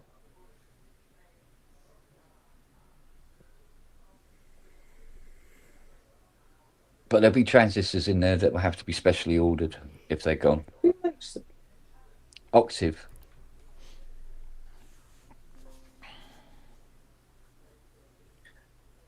You probably won't get through on the phone. To who? To Octave. Why would I want to get through on the phone? Because Octave are in, I think they're next door to Atlantis.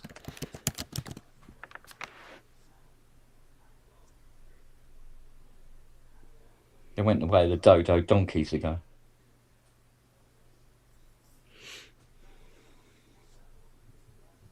What was the brand that went down with Chase Music when Chase bought the firm? You remember? Because of BCC Bank going bankrupt. The bank going bankrupt. How much? Not a Scooby. Either 1.5 to 3. Yeah. 1.5 to 3 grand used. Really? Well, that one then is valued at about between 500 and 700 quid then, based on that. If that, actually. What's an SRM2? That's the cat.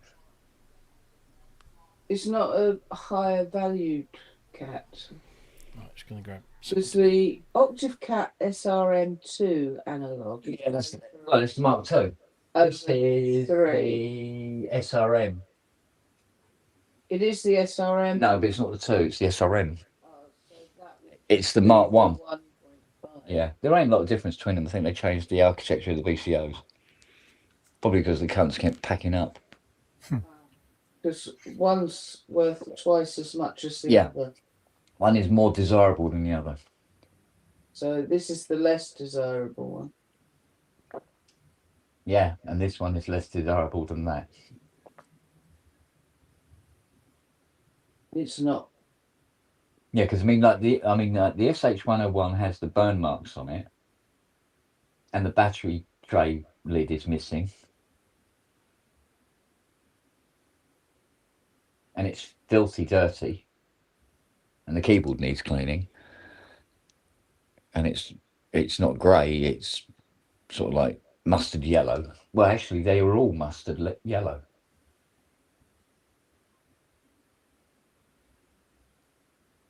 Because that MKS7 is supposed to be white, not yellow.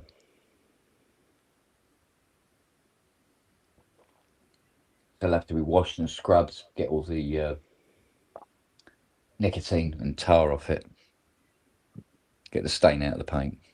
Same with all of them, the Jupiter 8, Jupiter 6, the Poly 6, the JX10, the lot. If you're talking to me, you can stop because I'm focusing on the cat at the moment. I'm sorry.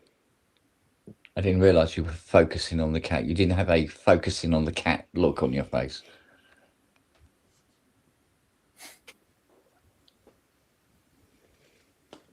Ow.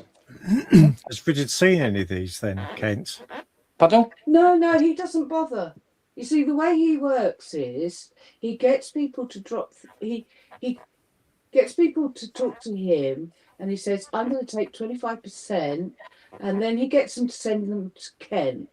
Ken then assesses them, works out what needs to be done, and tells him. Then he tells them.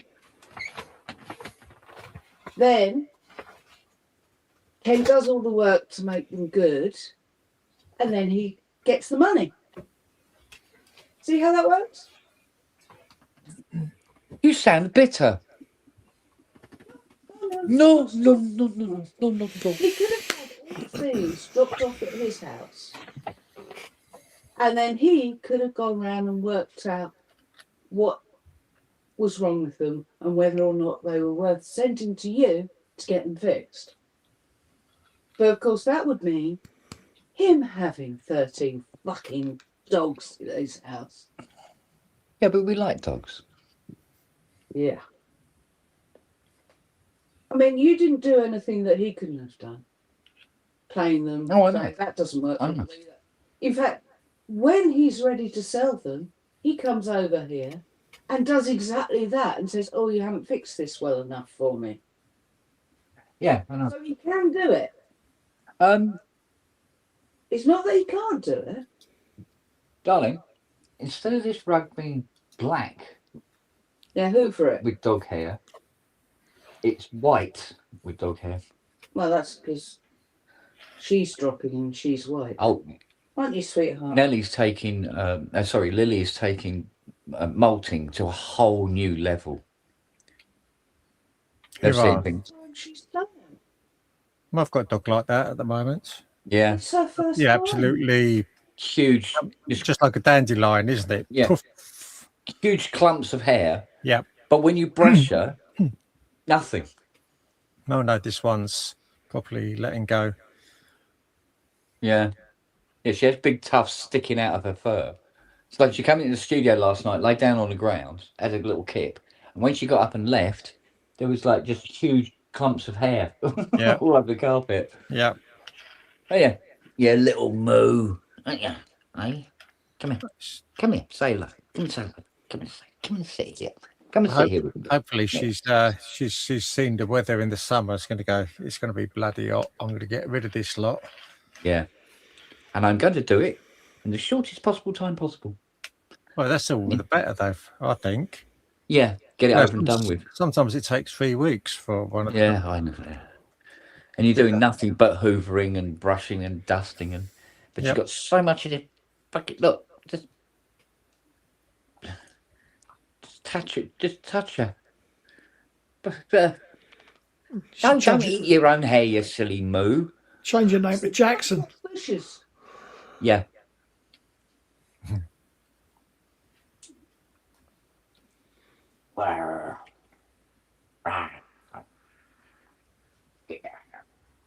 Any burns on that one? What's that? Any burns on the cat? Actually, I don't think there is. Bless you. I think the cat got away with it. The keyboard's going to have to, I mean, all the keys are going to have to go into your,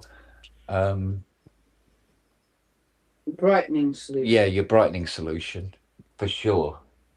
They are awful, all of them. Although I think it was the Jupiter 6 that looks like somebody tried to clean them, but with something not far away from being a Brillo pad. There's a lot of scratches on them. There's no shine on the keys at all. They're flat. You lazy moo. Look at this dog. What's up? You good girl, Lily Bum? She wouldn't have been like that a year ago, would she? Nope. No. She'd have been chewing his arm off. Although there does appear to be 3 pairs of socks out on the lawn. What? Ah. Where did you leave socks? I don't know. In the drawer. She didn't leave any on the clothesline. There's Star Wars socks out on the lawn. They're yours. So she's taken them from the bedroom. Have you been stealing clothes out of the washing basket? And then leaving them on the lawn? Hmm? If she gets hold of my knickers, she eats the gusset. I wonder why. That's where the most protein is, probably. Oh. That's where it's at its meatiest. Stop. Stop it. Dirty bastard. Bloody hell.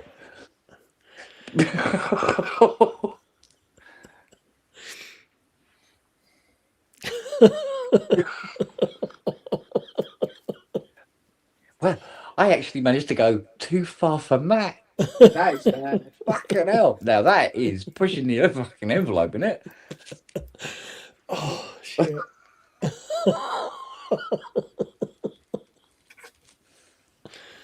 Oh, my Lord.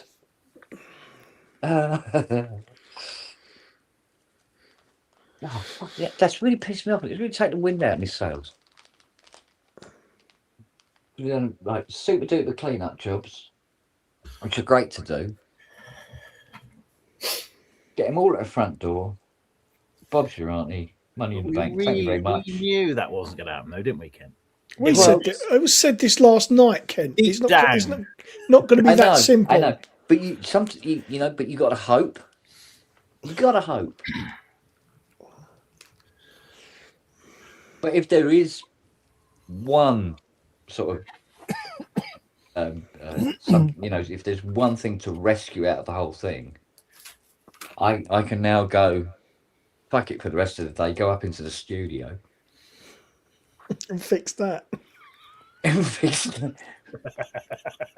Yeah, twice last night the Mac Studio crashed. I mean, crashed. Even the trackpad wouldn't work. That's getting worse. And I had to restart the machine. That's getting worse. And I was talking to Rob. Rob's still there, going. When it's clicking or something. There was just like this clicking audio going click, click, click, click, click on his end. Ah. But there was no weird shit going on.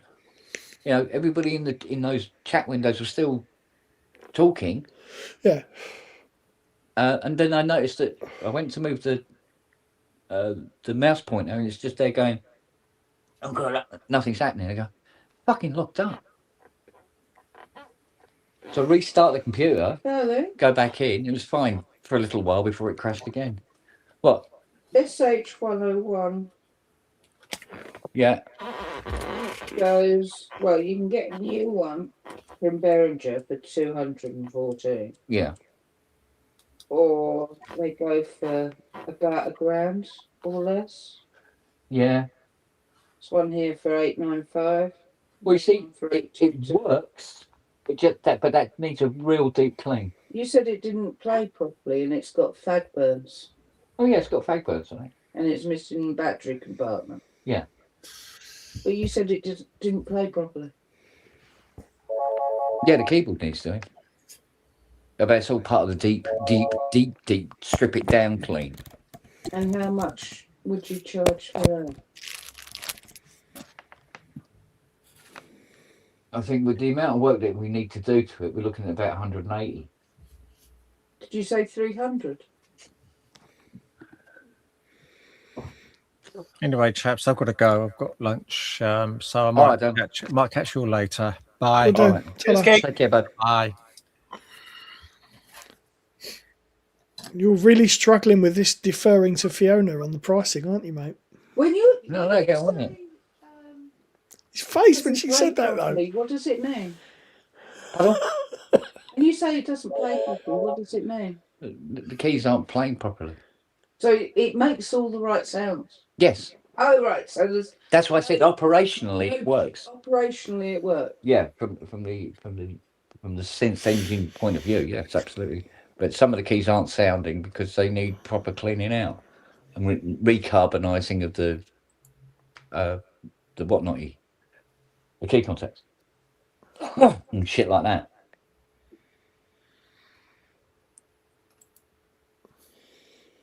But not necessarily needing to take a soldering iron to it at all. Well, these your new Carvera tools? Oh no, well, they are for the Carvera, but cool.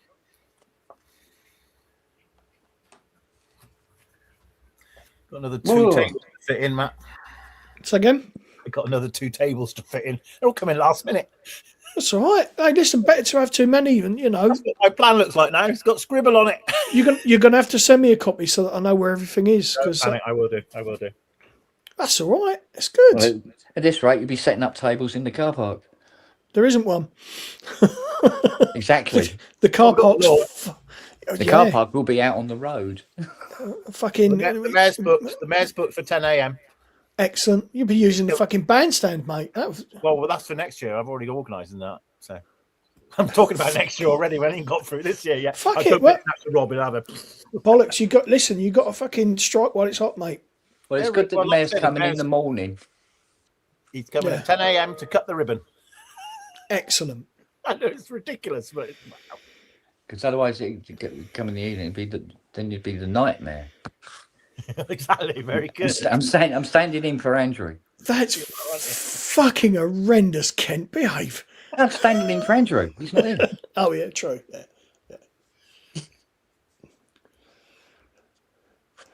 Yeah. Fucking hell.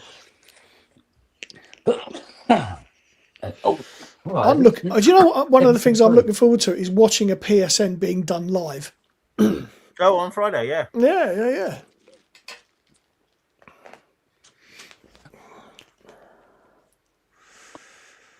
Well, the first 20 minutes is just Robbie, going like, subscribe, hit the bell, buy shit, yeah, buy stuff and stuff. Yeah, we still haven't closed our fucking TikTok account, and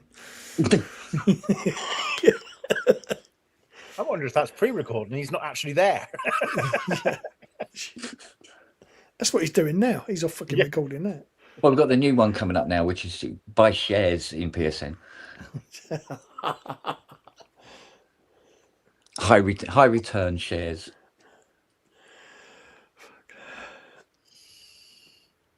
No, I think it'd be all right, mate. It's just it's good. It's gonna be fine.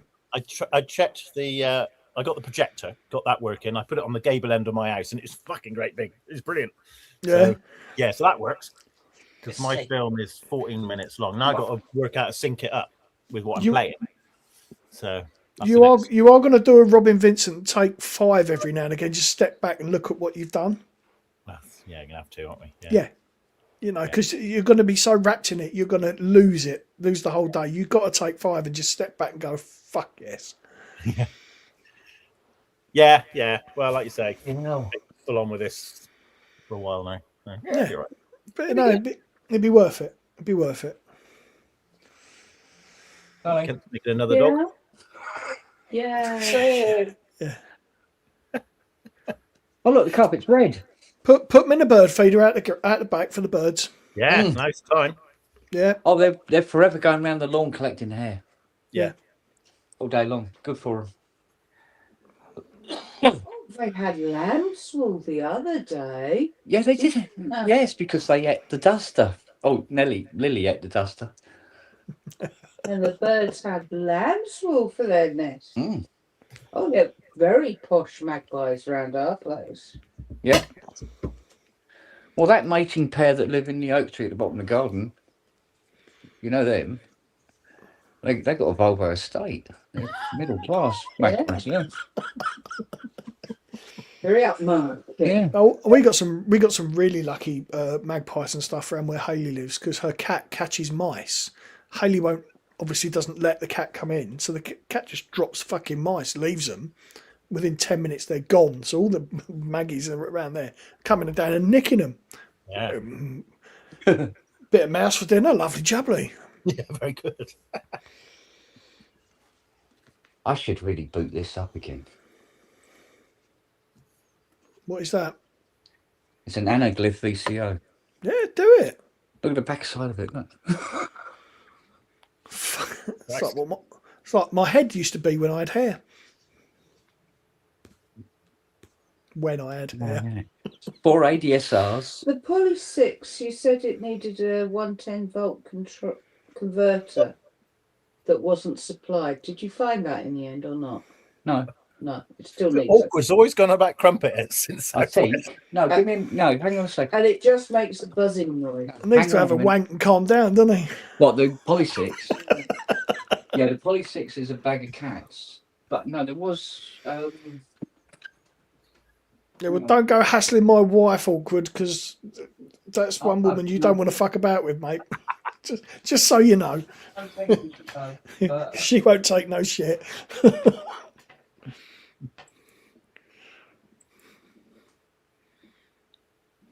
I'm hoping Longhurst behaves with Hayley, because she'll just you can fuck off and all. It's a 110 She will. converter out there, but it's what for one of the other units. Yeah. But what's really weird about it, it's a around 2-pin on the 240 side. Right. So then you have to put it into another converter to make it 3-pin. Okay. So it's going through 3 converters. There's So, no chance of a to fuck up answer there my then. question, No. 3 to converters. answer my question, there is no converter with it. For the Poly 6. For the Poly 6. No. Right.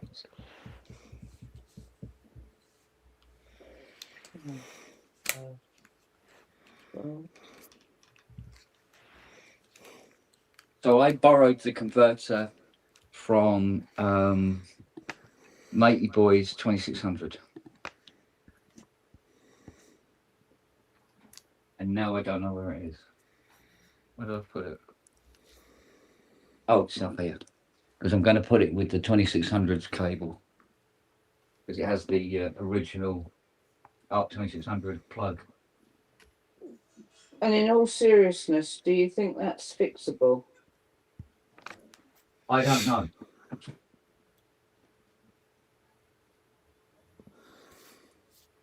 I'd have to open her up and start doing diagnostics of a nature that's class. 700 quid. Yeah. But I'd have to do diagnostics on it of a nature that requires payments. Oh, there's one here for 431. It's just not worth it. Technically speaking, no. Considering it's pretty much fucking dead. Did you put down that the Jupiter 6 has I haven't got to that yet. a volume pot that needs replacing? Jupiter 6. Oh, beg your pardon? Oh, by the way, I bought your kitchen roll down. Thank you.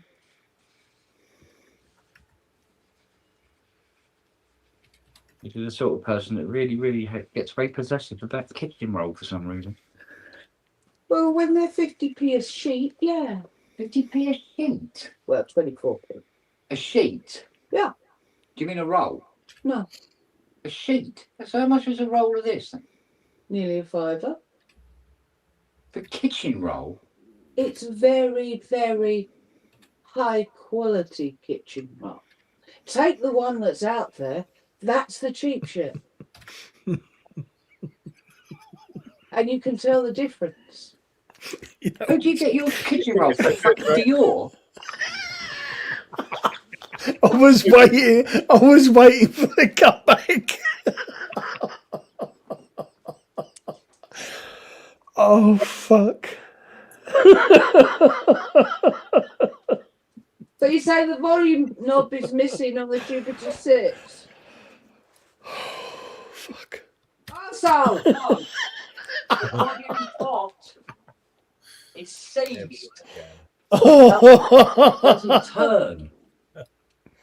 It's a Okay. new volume pot. I fucking love Not the these knob, two. the pot. As in potentiometer. Okay, you knob.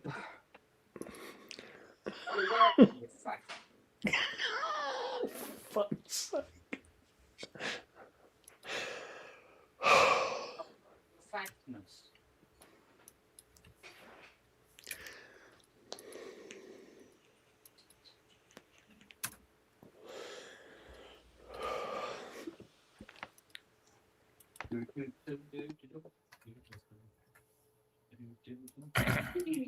Hello, lovely.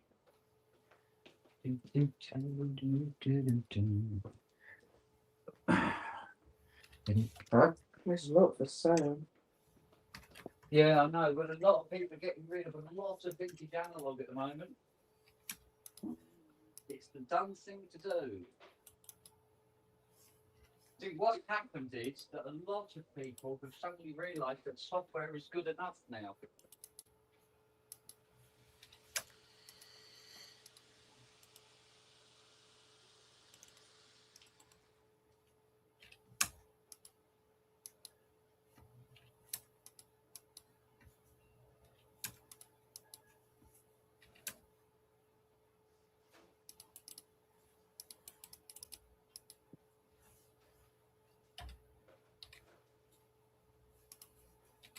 The people who are going out of their way to buy temperamental, expensive analog synthesizers are not doing it for musical reasons or anything like that. It's basically a sort of like, look how big my dick is kind of thing. Instead. Why have you got them then? No, if you already have them, you've already got them. If you were to go and get them now, the software's good enough. Yeah.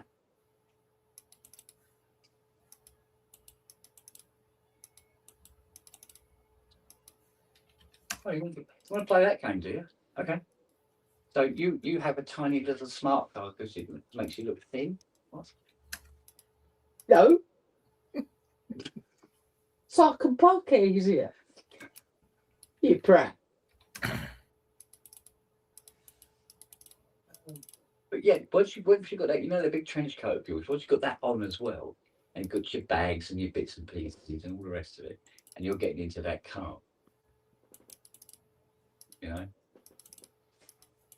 So I've said nothing. Bang. Oh, that was terrible, eh? It was. Somebody you made all the hair go everywhere. Yeah. Missed me. I was missing you. I wasn't trying to hit you. Not nasty like that. Ah.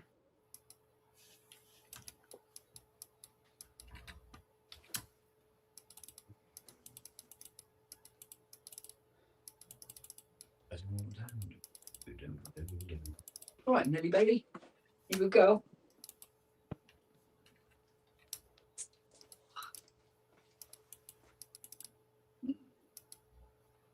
Well, yeah, so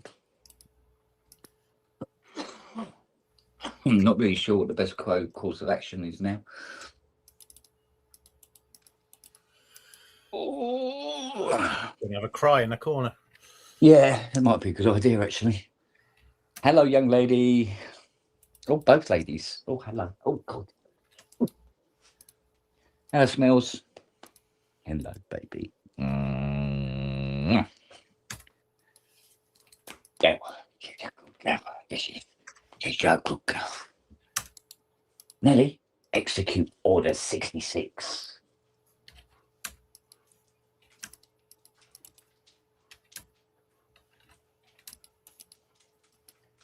I must admit, I haven't seen a tennis ball anywhere. Have you? I think she's looking around the kitchen. And coming back with purpose. I think she's found one. Hey, well done. Good girl. Good girl. Always listen to the Emperor, don't you? Yes, you're a good girl. Yes, you are. Yes, you are. You're a good girl. Come on, give us the ball then. Ready? And go. Oh, no, it's coming back. Oh, sorry, you nicked it. So would you say that the Poly 6 is a write-off? Hard to say without splitting her open and starting to do some serious prodding around. But they'll get paid for it, so. Because I don't think at the price they're going for, I don't think that anyone would pay you for the hours that you're gonna have to work on it. Yeah. Well, like I said, we've done If it was someone's pride and joy, and they, need it, it might have been worth it. But What do you want? What do you want? Oh, what's the matter, baby? Eh?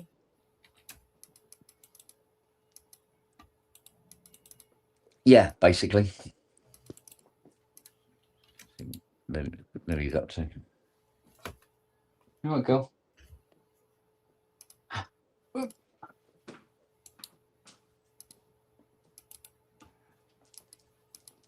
What? You want some more? Okay. All right. You eat my hand?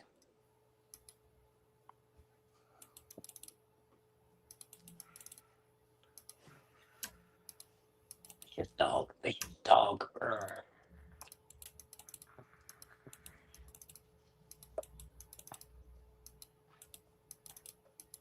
Want me to throw it again? Ready? Go. Let Lily go after it. No, Lily's nicked it.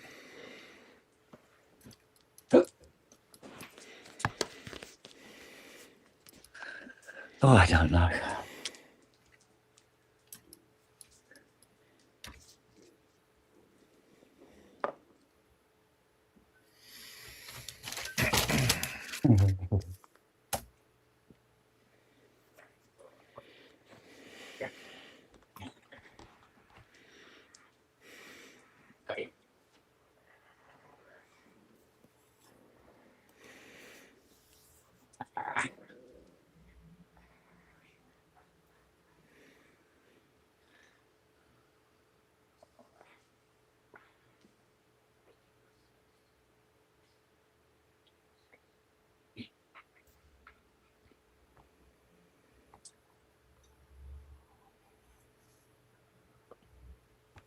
Lovely clean teeth of yours, eh? The steecy pegs. Yeah? Bless you. Have a look at that ear now.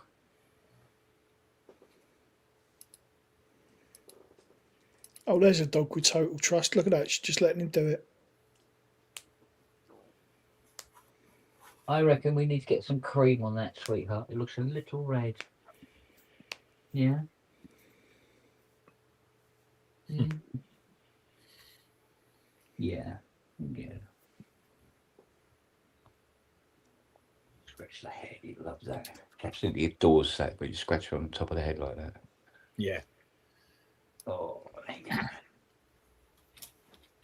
have to get you one of those little wiry things, you know, they push up and down like that.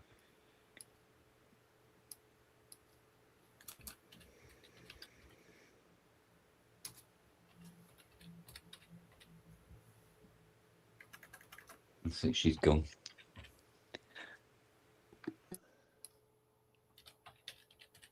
She's not scratching or shaking her head, and there's no discharge, is there? No, it's nothing like that. But it's the skin is very dry and rough, and it's red.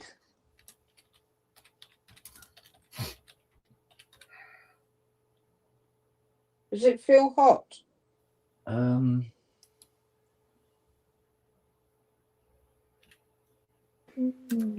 Not particularly.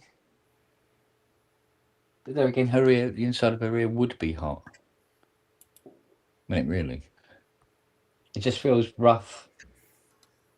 I think it's slightly sore. Is it red? Yes, there is a redness to it. It's nothing like the other ear. The other ear is lovely and soft and flexible, whereas this got a sort of like an abrasive feel to it.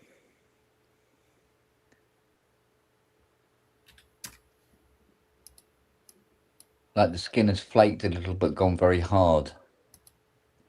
Allergies. Allergies in one ear. Environmental food, yeast or bacteria infections, ear mite or insect bites.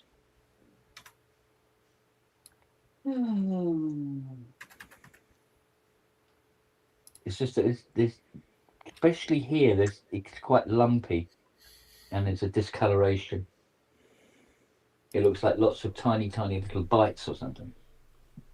Could be ear mites. Yeah. Although that would cause severe itching. No, itching is not something she seems to suffer from. And I can manipulate it and she doesn't seem to be in any discomfort. The local police have just put this guy up. He's just been done for a load of traffic offences. right? Yeah. And I just said he looks like a boiled sweet found in a dog bed.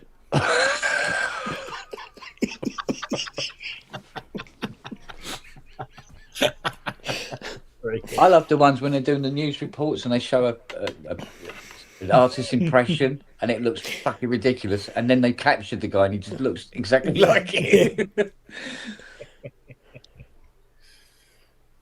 That was really weird because I do a lot of commenting like that. The first time I met one of Luke's workmates, Emily, she went, "Oh, I know you." I went, "That's a bit fucking worrying considering she lives in Exeter." She went, "You comment a lot on Spotted Torquay, don't you?" So, fuck.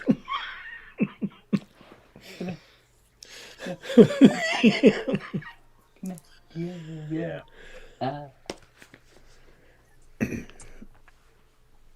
Well, she's scratching her ear now. Well, you've been manipulated. No, but she scratched the other one first, and there's nothing wrong with that one. Are you going to bring the Leviathan then, Rob? Potentially, yes. If you are you going to bring some speakers for it? Yes. It's just that woman. I don't think I'm going to be doing that because I'll be having the PA over the other side. I just want to plug into that. No, 1,000 I'll watts bring, per I'll bring my iLouds. Yeah, okay. We'll have to put that on a table fairly near somebody to look after it, won't we? Well, I'll probably put it near the merch table, and that'll draw people to the merch table. Okay, yeah. And they'll buy more merch. Won't they, Matt? I will be buying what I need and no more, you cheeky bastard, because it's going to cost me enough fucking money as it is. So is at Dawlish you're going to be launching PSN PLC? PLC. Funny how he goes about. Hang on. I wish. I could then put my feet up. Yeah. Up what? I don't know, but yeah, quite. Oh dear. Just had a nice email from Spearsy. Hey. Yes. He seems alright.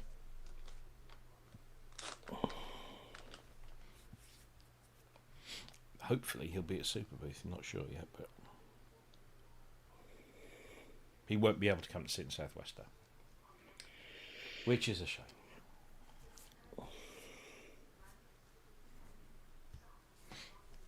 Do you hear from Chris much? What, McLeod? No, not really. He's not really the conversational type. When you hit him up, he'll always respond, and he'll always respond quickly. But unless there's an urgent need for something, no. Yeah. I think that's just Chris's nature. He's a lovely guy, but he just does what he needs to do. Well, I still haven't heard back from Via Harmonic. No. So much, but they're usually within a couple of hours. But I know they looked at the message because they said they looked at the message on it about 20 minutes after I posted it. Right. What is that? Is that XL recording sticker on the back of that 101?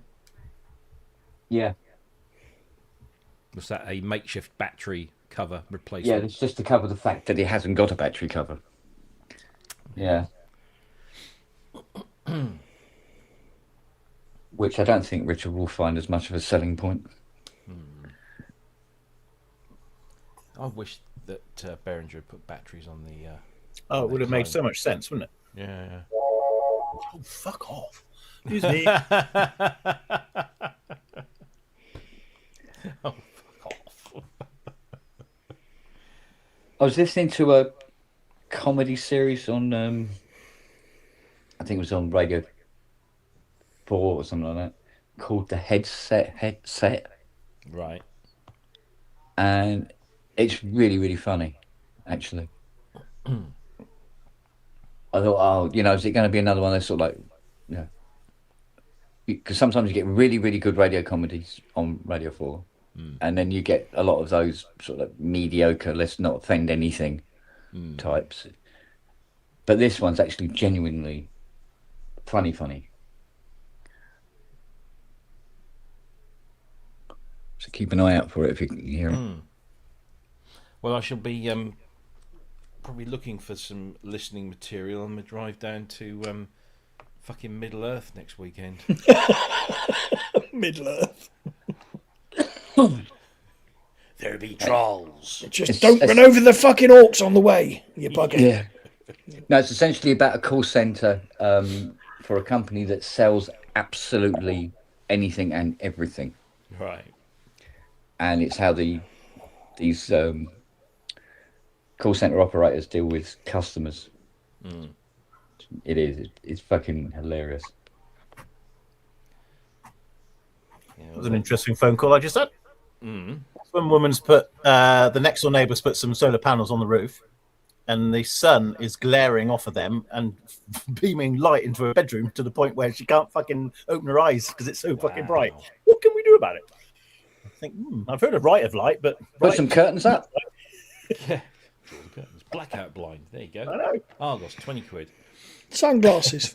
Sunglasses. Yeah. But technically, it will only do that for a couple of weeks of the year. Yeah, well, exactly. But she's Well, like, it's like- as you it's can one of possibly those see that's at the moaning moment. about the neighbours, you know. Send her a welder's helmet. She'll be fine. Yeah, but the welder might be a bit sore. Well, you never know. It might be a whole new thing for her and her old man. Anyway. No, this time of year, the sun is, like as you see, it's coming right. Yeah.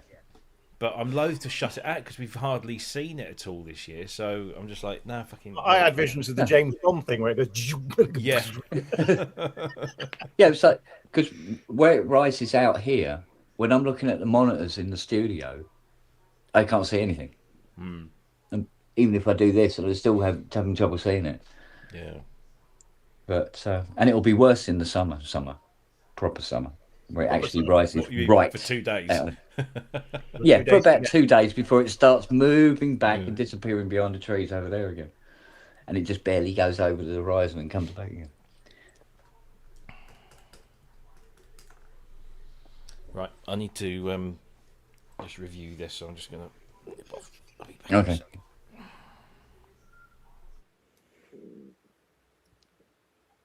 So, are you still doing dog's ears, or are you doing the review? I'm looking at dogs. Okay, she's looking at dog's ears.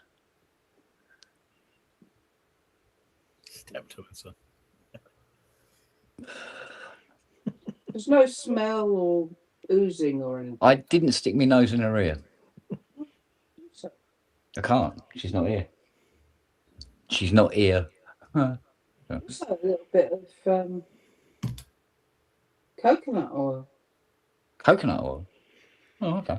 just as a moisturiser. I've got some coconut oil. You got those coconut tea cakes nobody's eaten. No, I've Wedged out in her ear. coconut oil, didn't it? And she'd probably eat them. And we can put some manuka oil in there as well. Manuka. That's antibacterial, antifungal.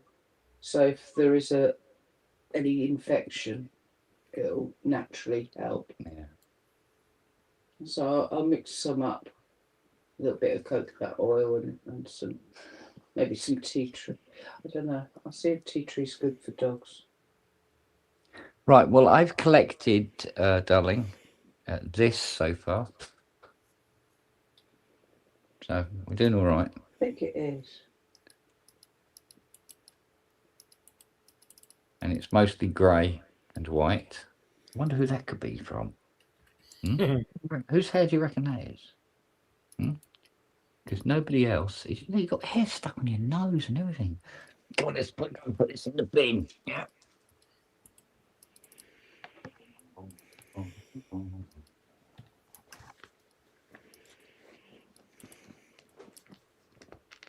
Right.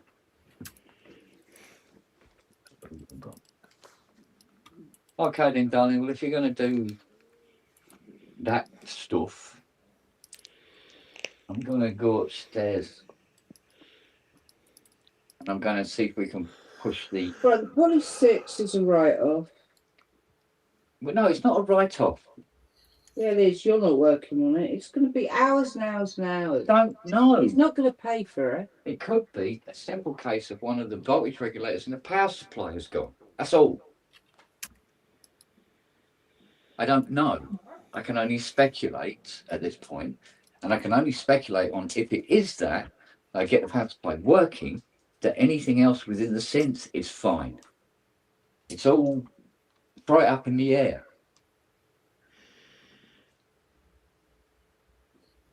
That's what I hate about these assessment things.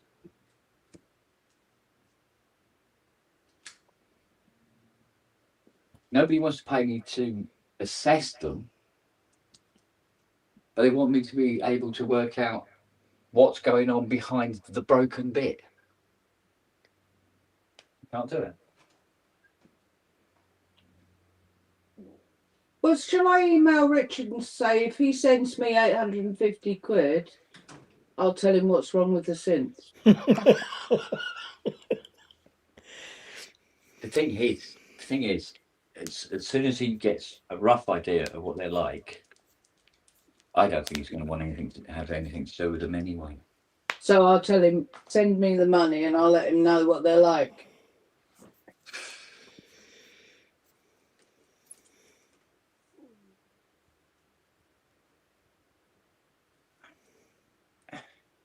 Don't need that on. You've done a morning's work, that's 250 quid.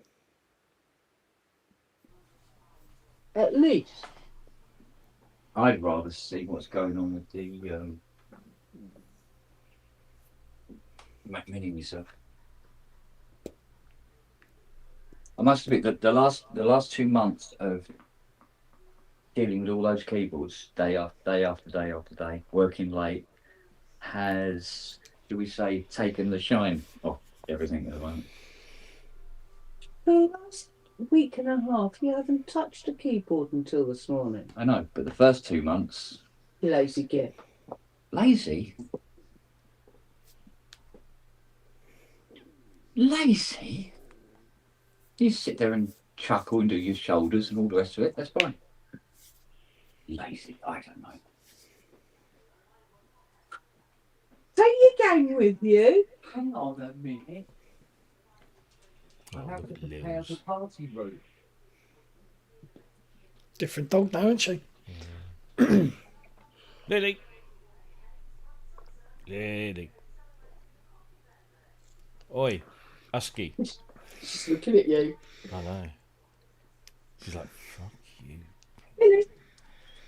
You ain't. See, I say Lily, I get a Nelly.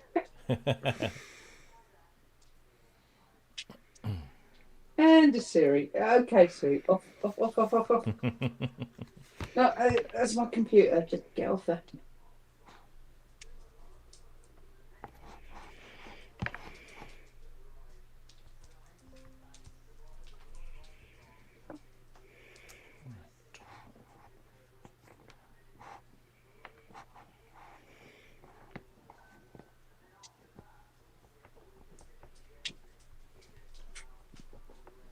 You poking. Not you. Right. Oh, you spilt tea all over it. Oh, it's spotty, actually. Yeah.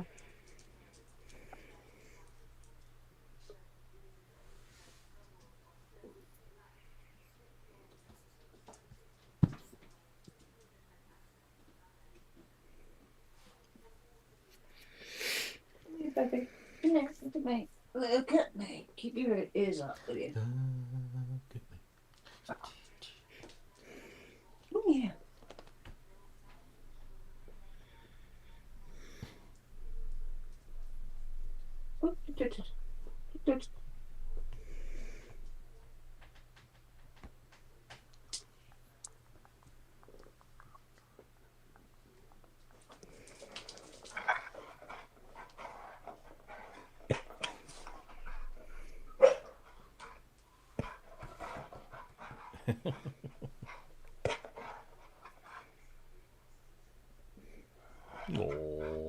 Oh, she's just got the size advantage on them all now, hasn't she?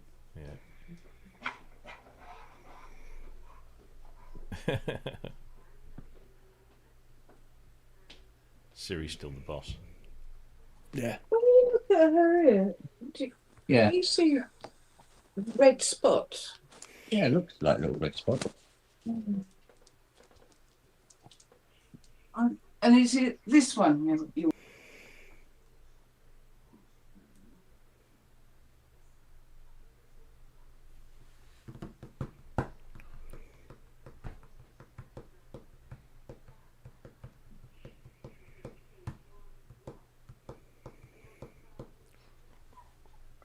Got fucking Jerry Halliwell in my head now. Lovely. Well, I wouldn't kick her out of bed, but I was always a sporty spice. If I had to choose. I just never fucking. Spice Girls were. Really? You didn't get into that? No. Really? No. Fuck off. Hayley did. She talks about it. I was girl power. Fuck off. No, we always used to stick the albums on at work in the warehouse and have a right proper giggle with it. They were really fun. It was fun.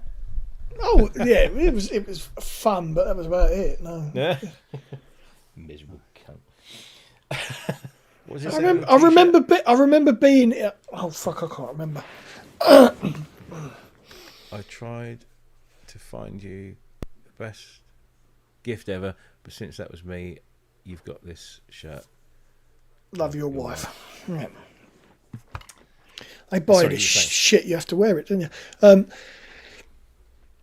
forget. I was out in the Caribbean on holiday. Okay, I forget when it was. The Caribbean. No, yeah, there's a story behind it. What, looking for Scaramanga? when Jerry Halliwell left. Oh yeah. And that's the only news we got from the UK in the fortnight we were out there. It was just like, oh fucking all the Spice Girls. Oh, go away. Fuck's sake. It's like the people who needed counselling when Take That fucking split up. It's like, really? That's interesting. I can watch what the dogs are up to while I'm up here. Mm-hmm. Spy cam.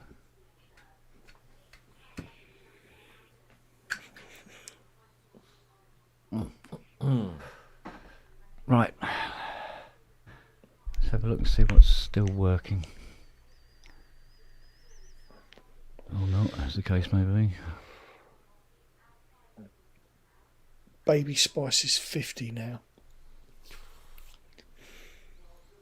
Cross sake. Looked good on it though. It's all these stupid little annoying things that it does.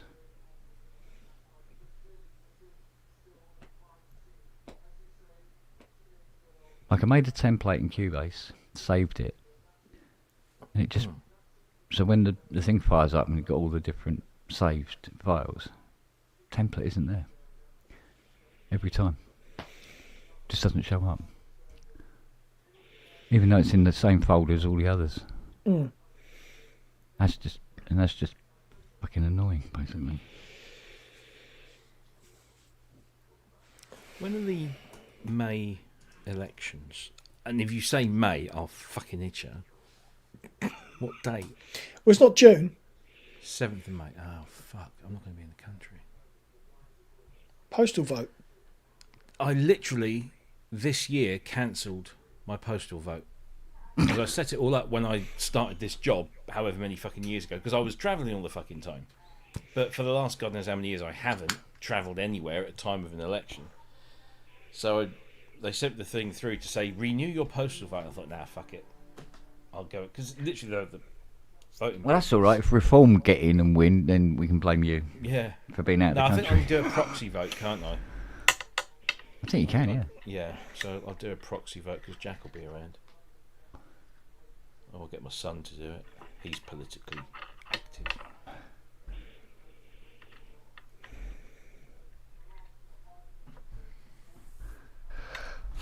So we get the Greens in again. You never know. Well, we're the first district council in the country to be completely run by the Greens. Wow. A majority, not no overall control thing. It's a green majority over here. We're proper greens down here. It's probably an infection.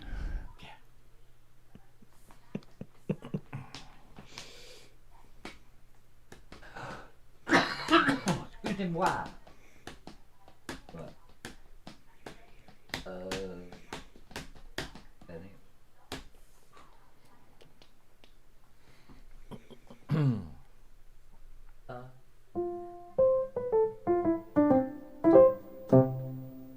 Okay. Working. Got this bloody lot over here.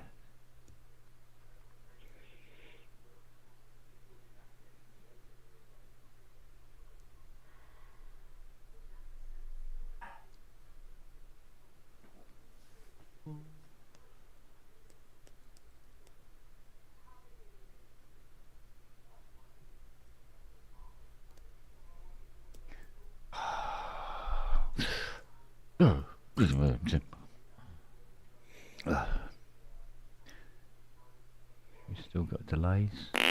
No, played straight away.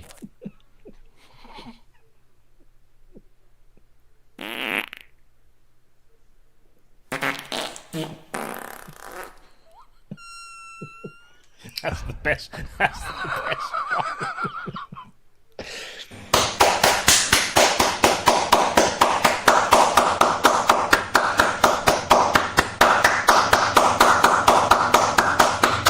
Fiona going like this. Aggressive wank. I'm going to say, take that fucking mic out of your bedroom, will you?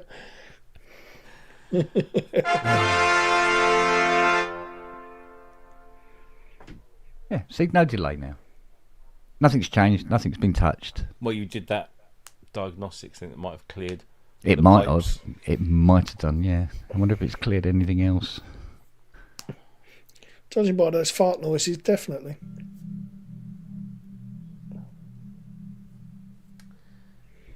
Right. Works. Yeah.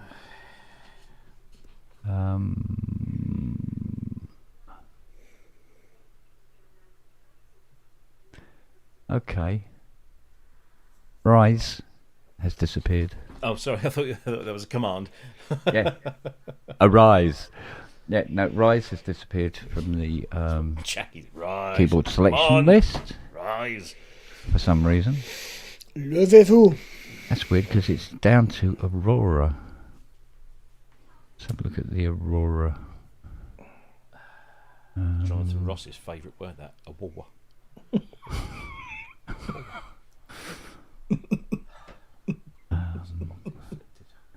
Where is it? I don't know why I call it Aurora. It's Oracle. Right, MIDI routine. CFAX. Right, Rise 2. There she is. Okay. So the Mio XL says it's there.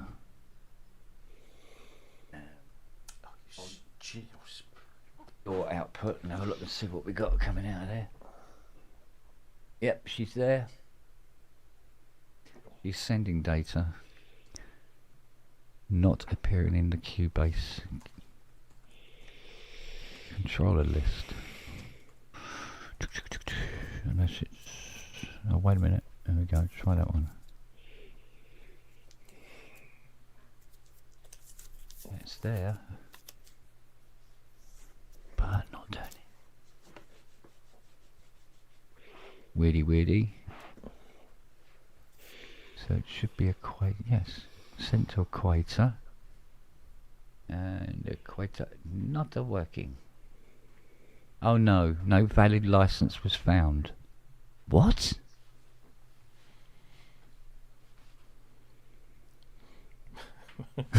What? Equator's license has disappeared.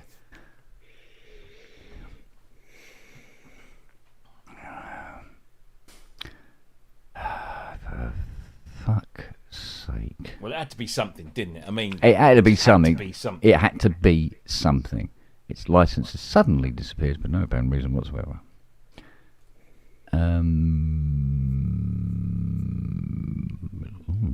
and think about it.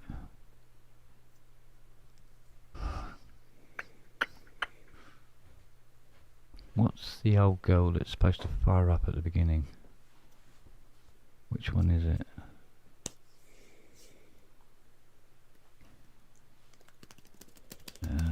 Roly.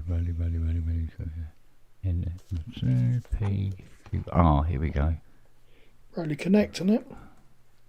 It is Roly Connect. Or Roly doesn't connect. Right, here we go.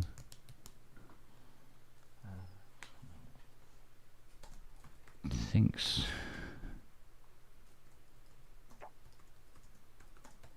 Yeah, if you could actually enter the letters as I type them in, that would be excellent.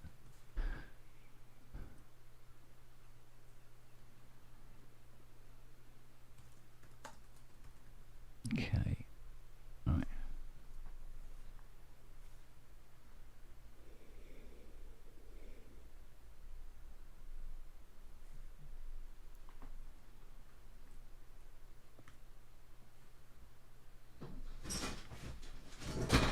Fuck's sake. Okay, finish. There we go. Right, now let's have a look at Equator. And now Equator's working. Maybe that diagnostic thing just signed me out a bit or something, I don't know. Yeah, it could be. Still ain't fucking working though.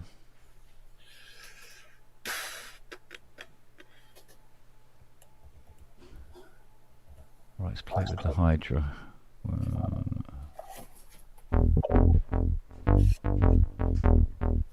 Hydra's playing her.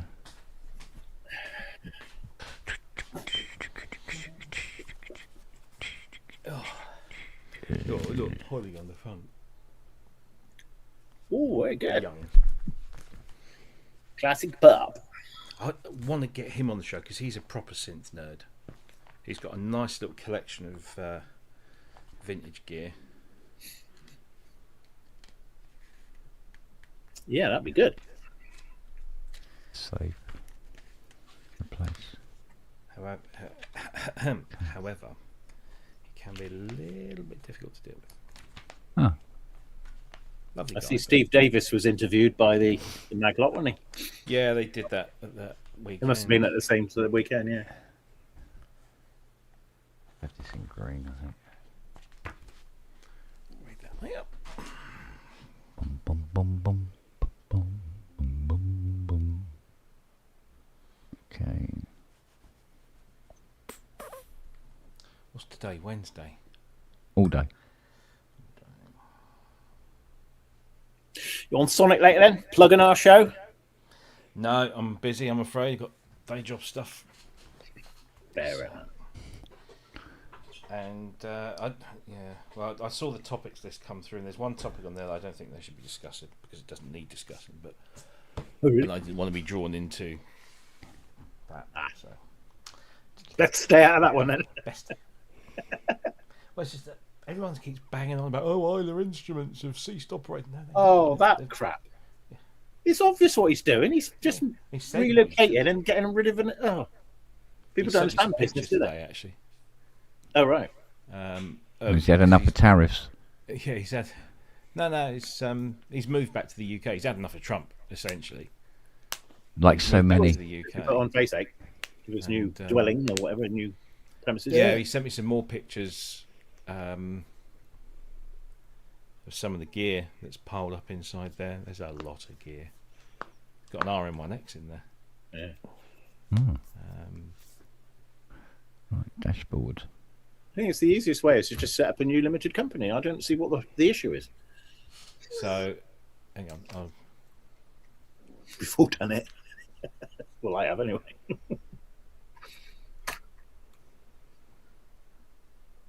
Oh. Oh dear. Oh, I'm not sure. I suppose I can share this. Well, not share it. I'll just give you.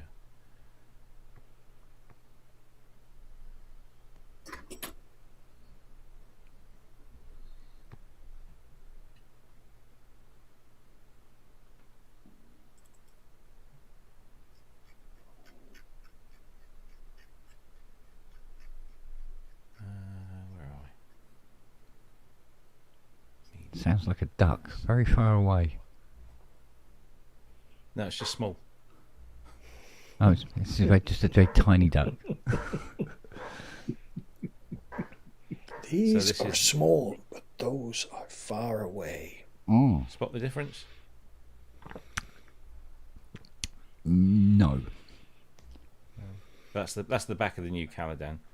But yeah, it's coming on. And if I do this.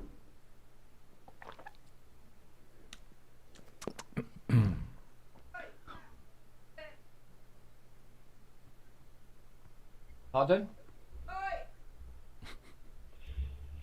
Ken, get your... Yeah, sounds like that, doesn't it?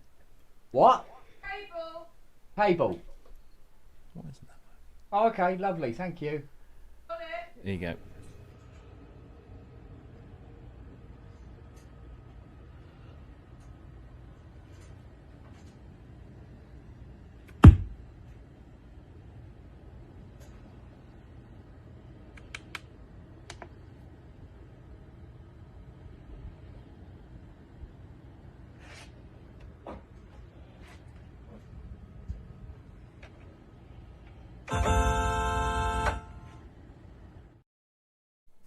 It's not.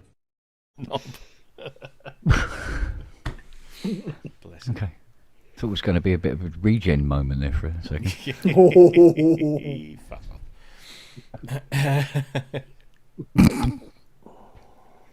Oh, this is not good. It never is, Ken. It never is. Mate, dashboard says, what Rolly? Wait a minute. You're the one thing that always used to work. What the fuck?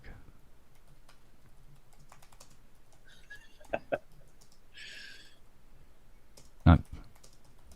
No, Rolly. Siri, we're going to have to go rooting around through the plethora of cables and see what may have occurred. We know it's making it... Do you know what's coming? He's going to get it working and change it all round again.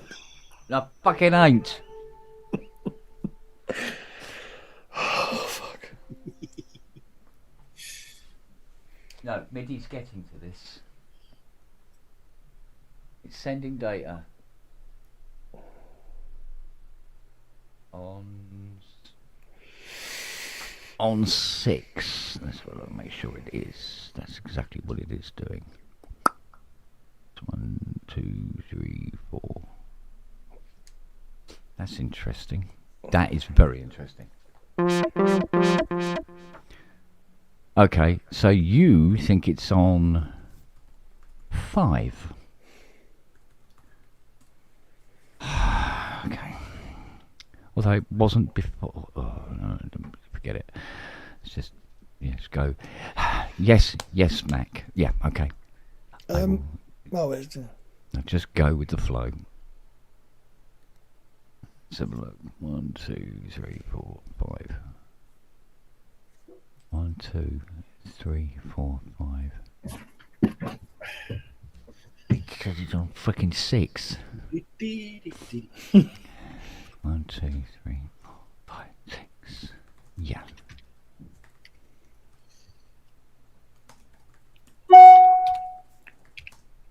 Okay, Oracle says it's on 6.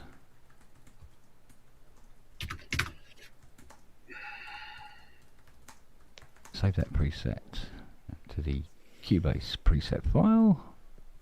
Voila, ensemble, je danse bon. And it says it's on.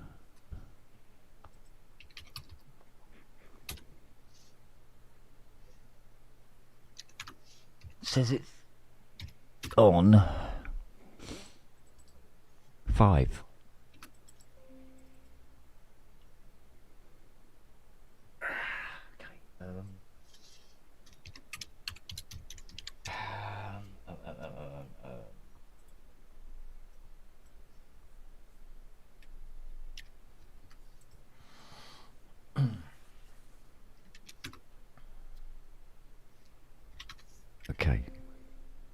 new template from scratch. So close. Interesting how it doesn't close it. Close. Don't save, go away, just fuck off. Right. Okay. Although dashboard still doesn't find a Rolly. Right, quick Cubase. Quick. Fuck off. Be gone. Right. Okay. Right, refire Cubase.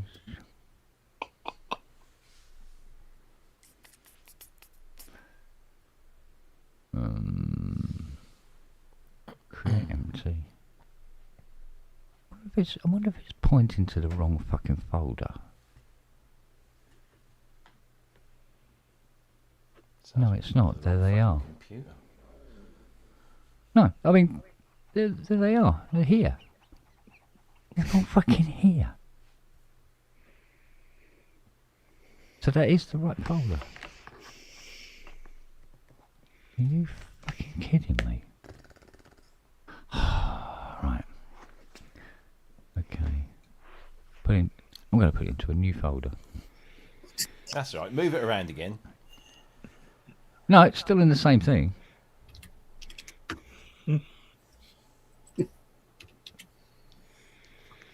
Okay. You know what you're going to be doing, Matt? You're going to be sorting his studio out from Synth Southwest floor, aren't you? Right. Knowing my luck, FaceTime will fail on the day.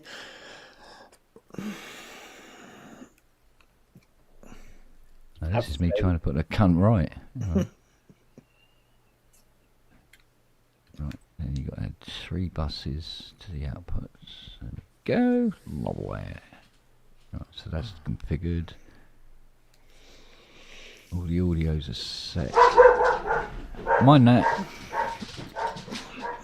Right, then it's transport, project synchronization setup. Studios were so much easier when they were tape-based, weren't they, Kent? Tell me about it.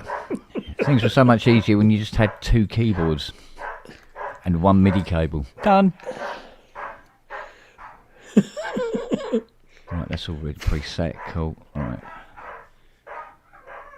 Add instruments. Let's add. It's almost in time, isn't she, Nelly?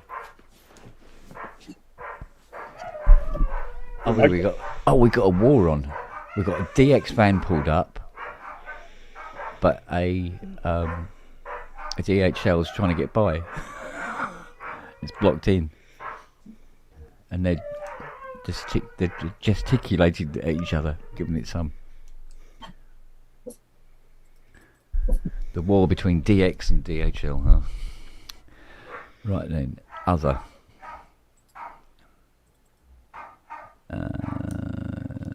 Cunt, they always pick the wrong one. And then there's Noah late to the party. Listen to him. Yeah. He just woke up going, something's happening. What? But I'm not getting out of the bed. I'm just going to shout from here. Yeah. There's no way I'm getting out of this bed, mate. Really.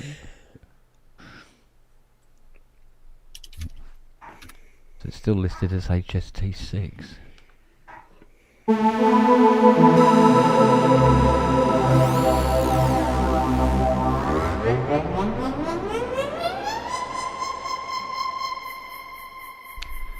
Okay. It's just listing it as HST6 and not Rolly Rice 2. Even though the Oracle software has set it to HST6. Wow. Alright, you. Alright, yeah, you're just staying out of the way, aren't you? Okay, so that works. Weirdly.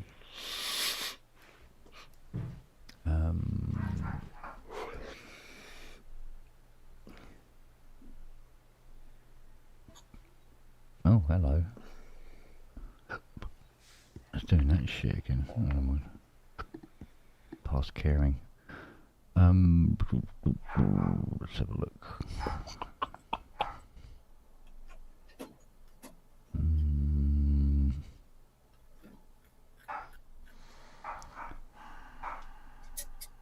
Okay, yeah. Yeah, that's alright, that's okay. That's okay. Nope, here comes parcel fast.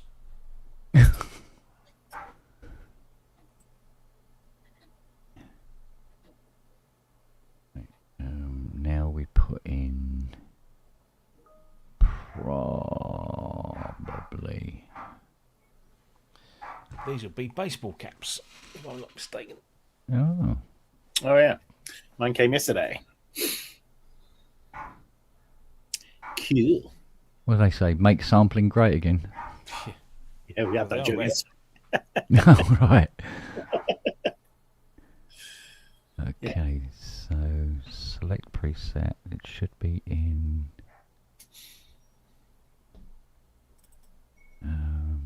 Fortunately, it's alphabetical. There we go. G.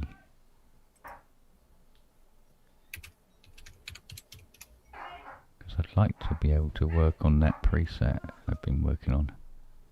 There we go.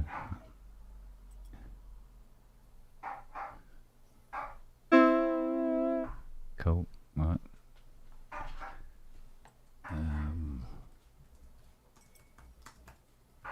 Oh no, I'll give it a rest, mate.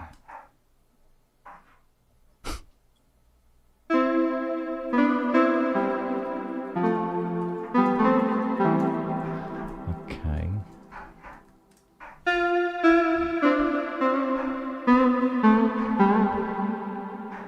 Needs to be a little bit more aggressive on that.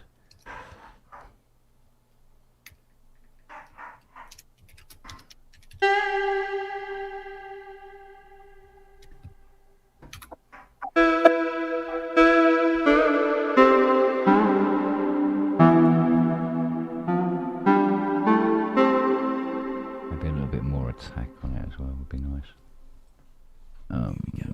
Just listen to bank one first.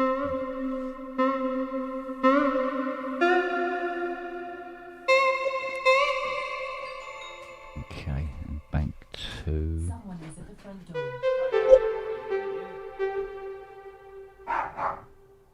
Needs to be a little bit more plinky.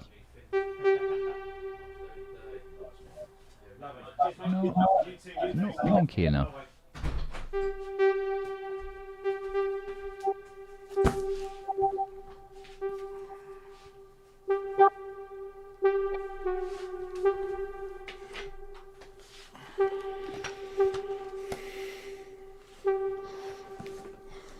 Open that out.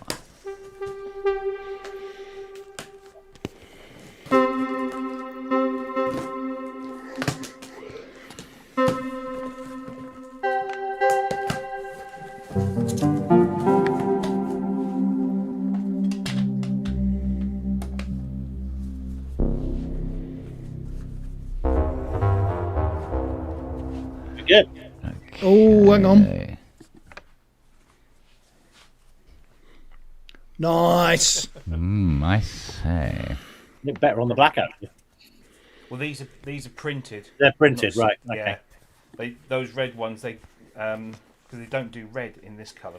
Well, they do red. They don't do red in this colour. How much has he been drinking again? He's gone full Donald Trump, and you know, people were dead walking around with no legs. In this style, they don't do fully red. They do red, but this bit is white. We asked to swap the logo into, so I just thought, fuck it. Yeah, it's quite near enough a jazz. See if they fit my fat head.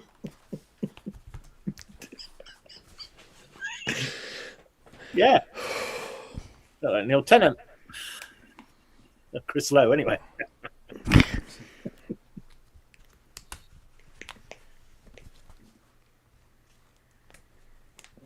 What do you reckon? 50 quid a pop? Yeah. Fuck off. Alright, 60 for you.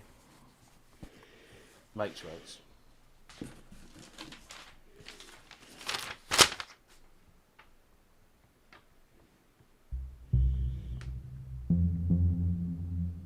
See, that's not right. It should be much more. What's this? Yeah, down there. That's better.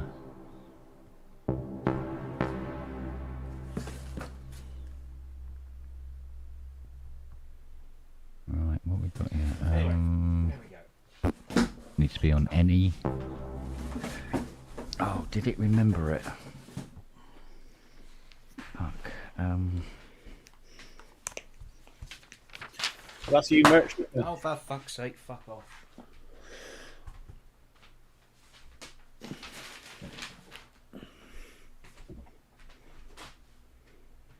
Yeah, I think my bank card's going to fucking melt under on the merch stand.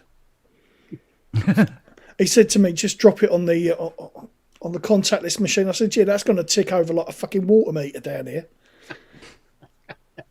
Yeah, that's it. That's good.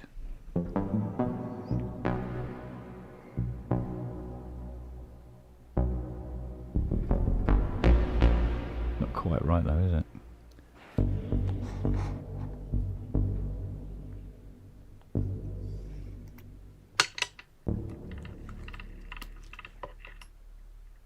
It's not right at all. Let's have a look.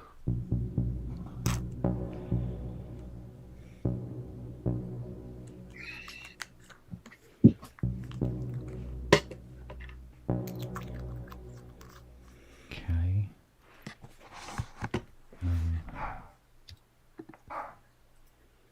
Yeah, that's right. Let's have a look at the other one now. No, it's not right.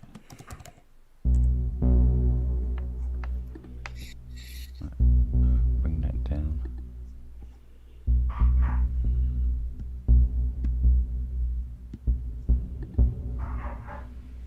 Open that out.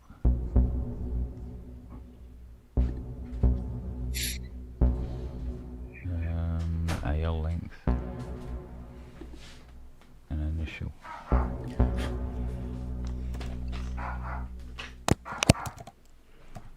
He's off again, he's now up.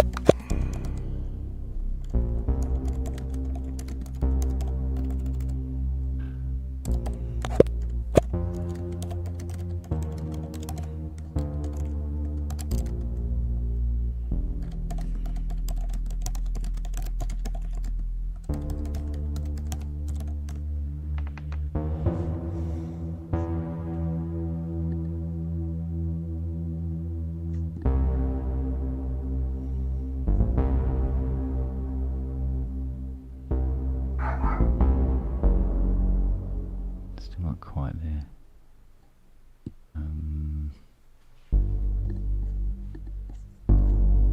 Better.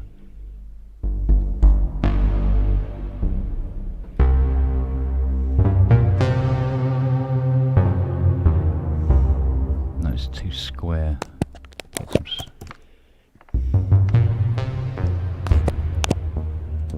yeah, nearly.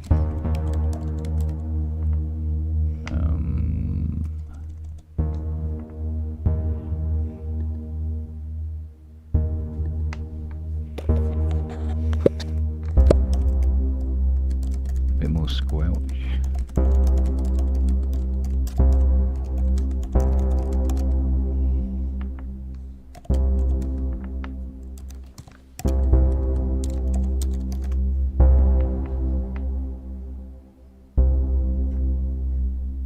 Less of that.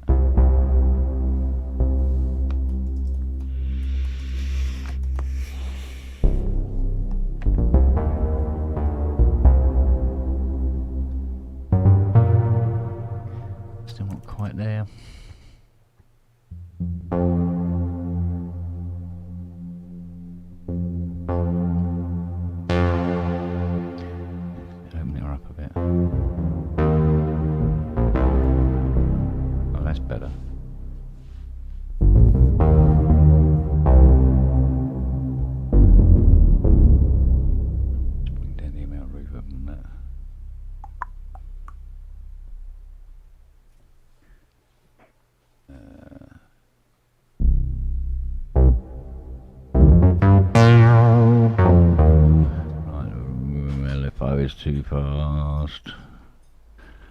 By a country mile. Good day.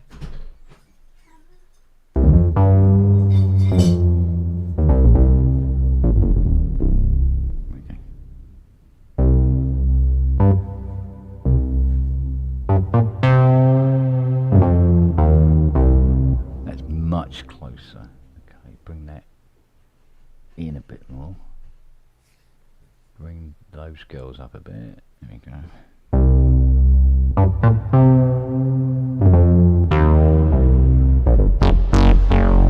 No, that's better. That's much better. Bring resonance back a bit. Tiny bit more high pass on bank 2. Got it. Bitch, got it. There we go. And save.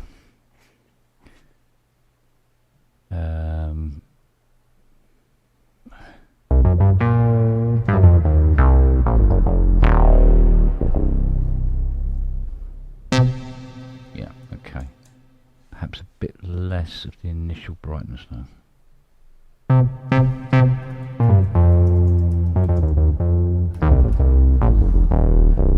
That's much better. Right,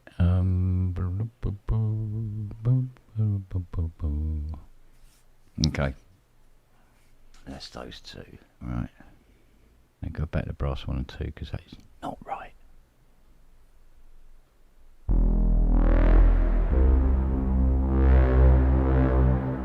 It's too wet for a start.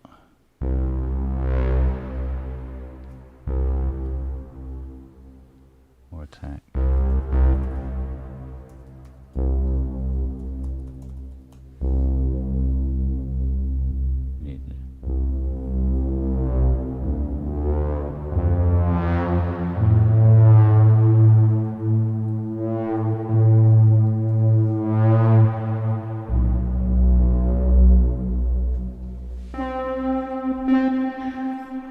See, that's not right at all.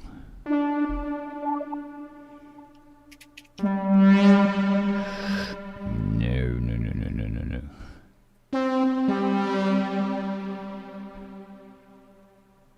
It's too squelchy.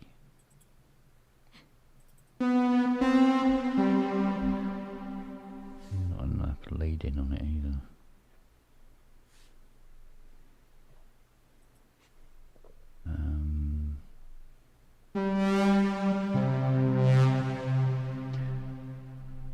Yeah, the after's good, the start of it isn't. A little bit more high pass on that, I think.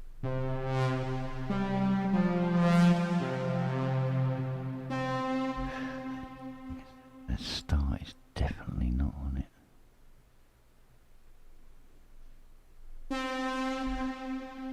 Oh, wrong envelope. Get in there, come on. Better.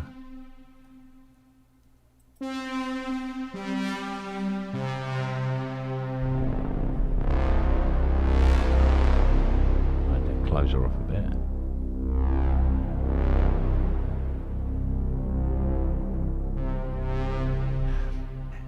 Initial start is too fucking quick still.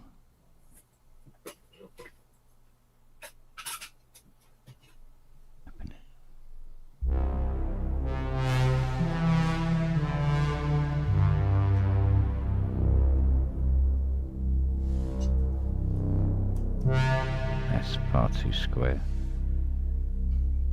Oh, unless we change the pulse width levels. Up the top there.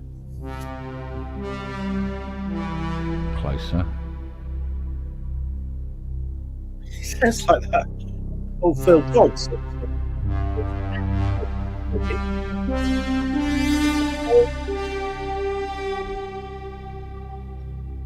Still not.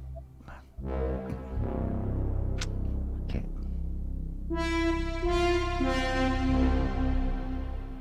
Either get it to sound better up the top or better down the bottom.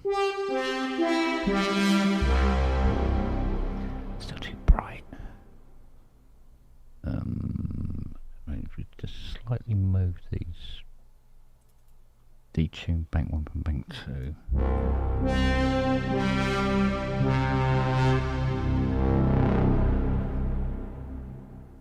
Still square.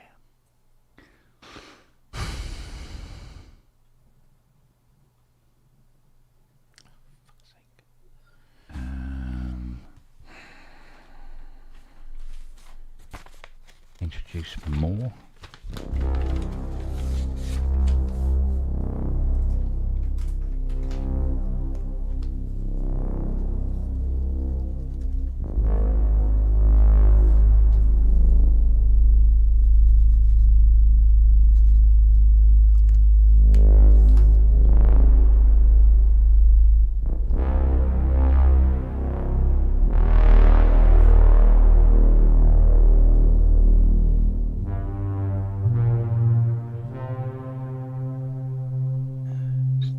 Make it longer.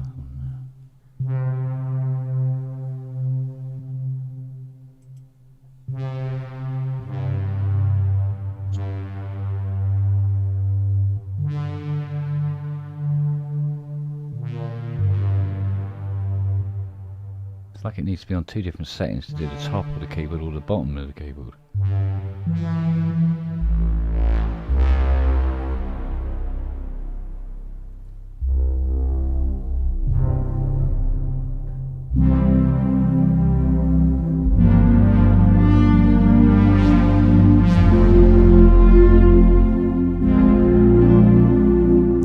See, it's too much sine.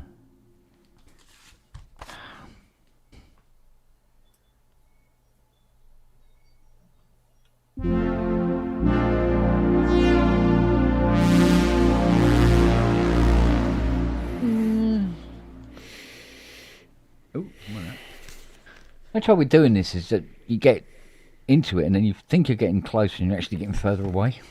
And then you go back a bit and then you go, oh, fuck me, that was miles out. Come back, come back.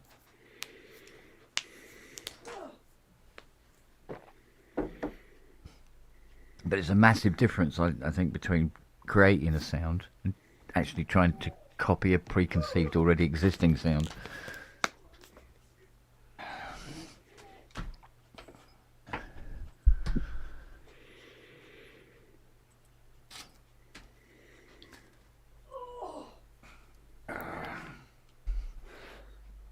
Either way, it's not going to fall into my lap.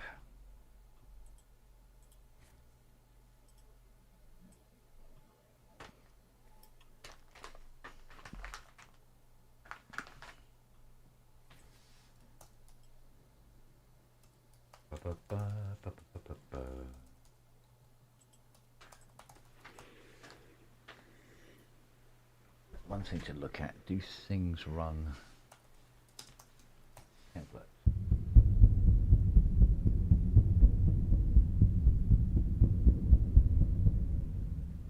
Yes, one would assume they do.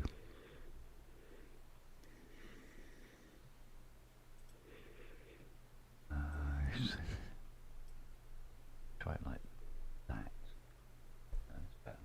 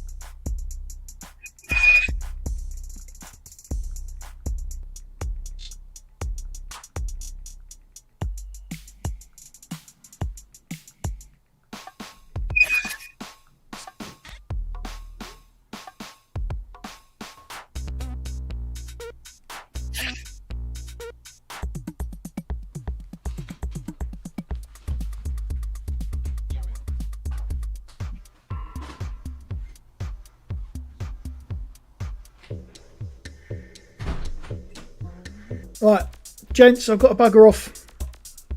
Oh dear. I will catch up with you later on, buddy. Cheers, mate. See you Right, later. see you later. Ta-da.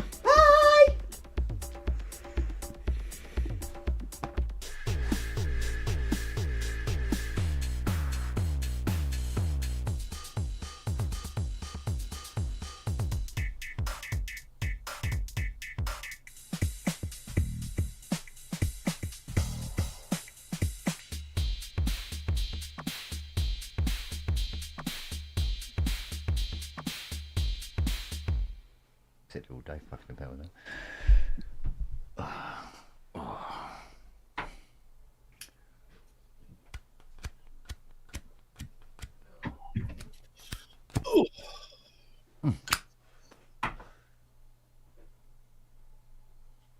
Hey.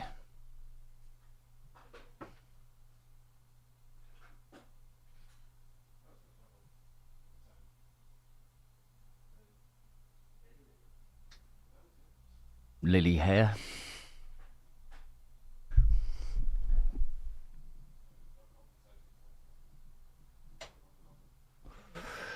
Right, let's see if we can make sure that this template is working.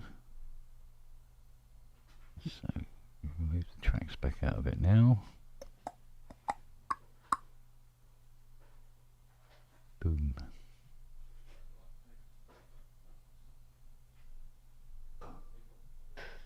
Okay.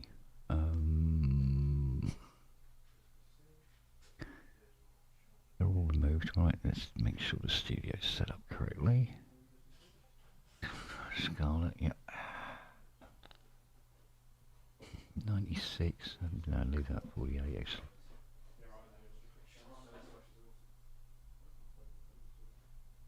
Don't want to set the Acer guard up too high. Okay.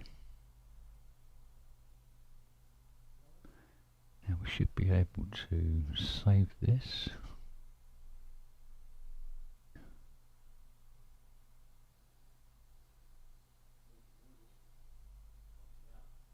As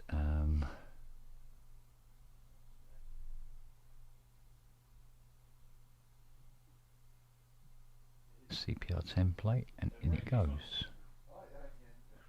Right.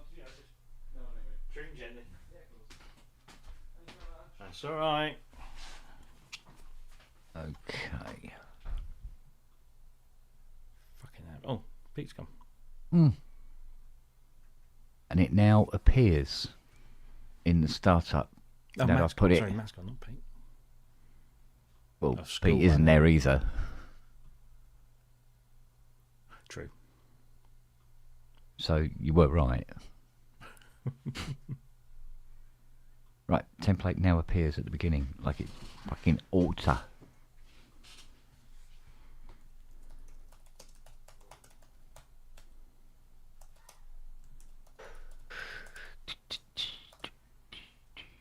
Mercury 6, Mercury 8. ODC 2800. P10. Yeah, that's their signs. Yeah, Solarvox is there. Whirly Bird is there. Yep. I'll tell you what I haven't had any problems with in terms of presenting themselves within Cubase and all that sort of jazz is all of the Arturia software. Right. Don't have any problems with any of the Arturia software. Even the Arturia Connect and all that colours. No problems. Just seems to be everything else. Right, let's call up Pad Shop. Okay, we assign it to... let's assign her to... Well, let's assign it to Hydrosynth. Not the most awe-inspiring sound. Let's see what else we got. Load the presets, boys.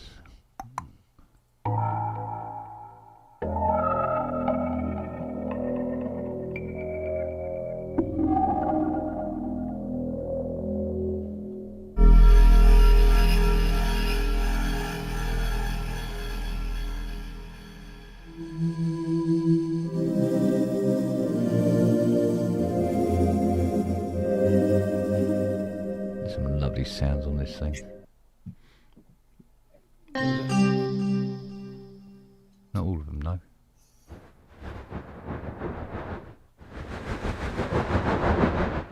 You go back on your chair. Hold up 4 fingers, Andrew. 4 fingers, not your Still can't count.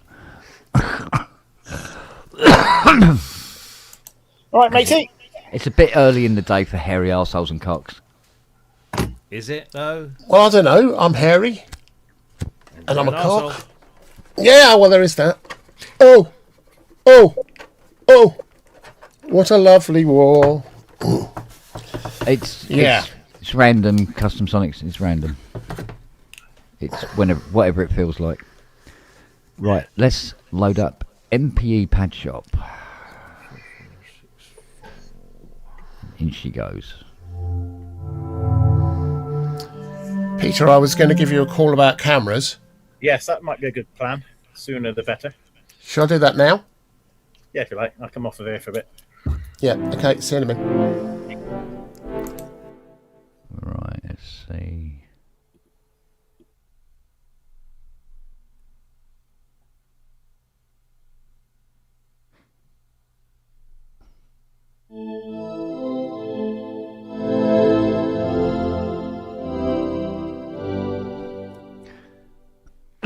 What is this again we're hearing?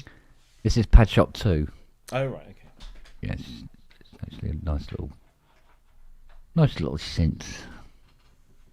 Right, we didn't crash it. Yeah, it comes with. It used to be, I believe, a separate thing, but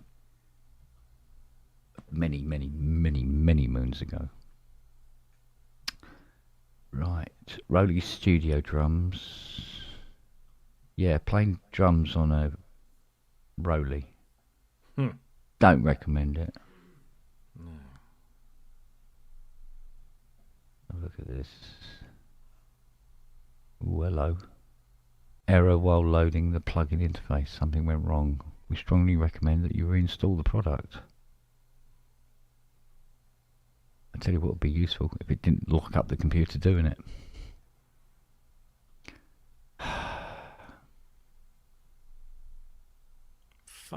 Sorry. What?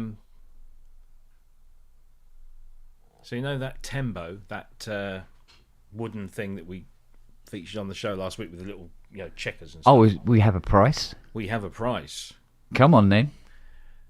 So Super Early Bird.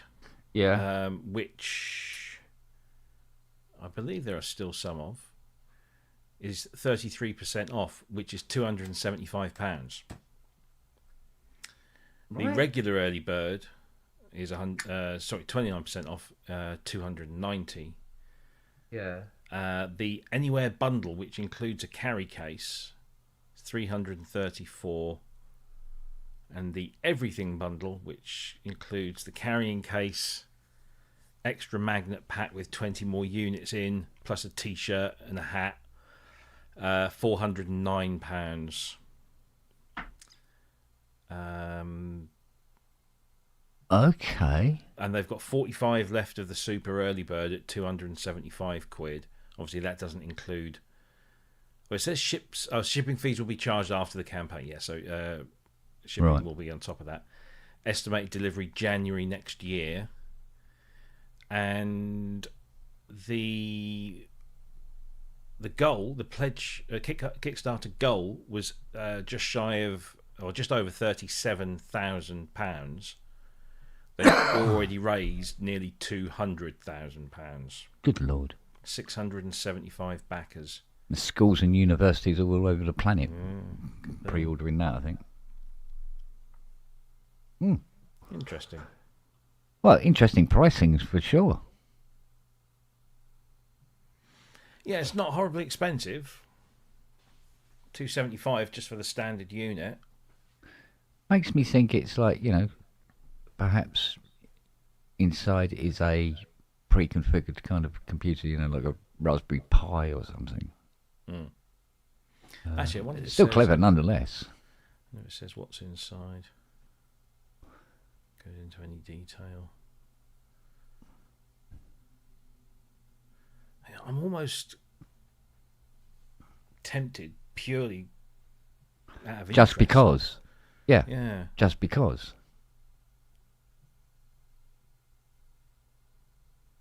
There's a built-in rechargeable battery.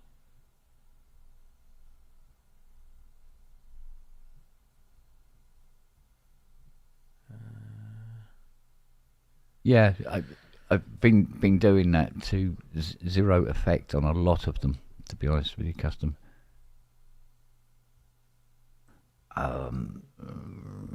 And I spoke too soon, didn't I, Rob?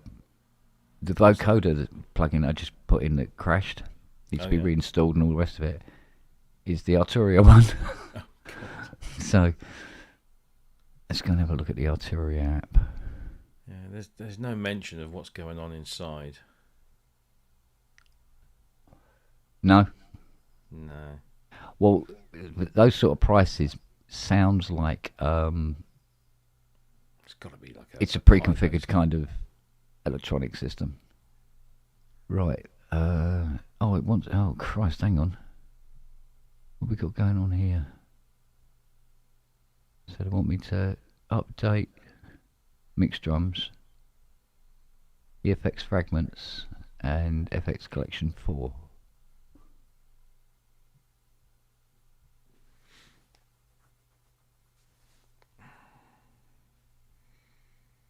I'll have to think about that. And install all the software for the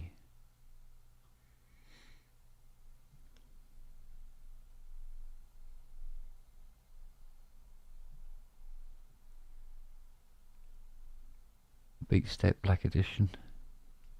I was putting them in now.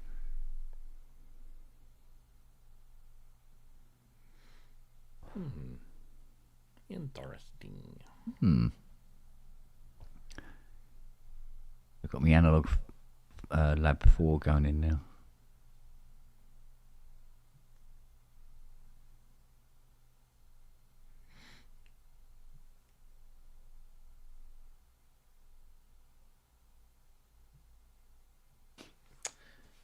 Cool.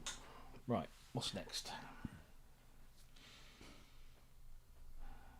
Yeah, because a lot of the Arturia software has only 4 or 5 activations as well, doesn't it? Yeah, you can activate it as many times as you want, but you can only have up to 5 concurrent activations. In other words, 5 devices. So if you activate it on like your Mac Studio, you can then activate it on your laptop, your iPad, if that was a thing, which it isn't, but just for argument's sake, and then 2 other computers. So you can have 5 concurrent activations, but if you want to go and activate it somewhere else, you just disable the activation on the device you want it on and go and put it on another one. You can do that as often as you like. Yeah. I'm sure that if they notice a repeated pattern of it being done like every day for a month or something, they'd probably say something. But no, it's not a tick a box and you're done, which is what I think the VIA harmonic thing is. It's like 5 activations and then you have to go and ask them for a reset. So it's like a counter system. All right. I believe.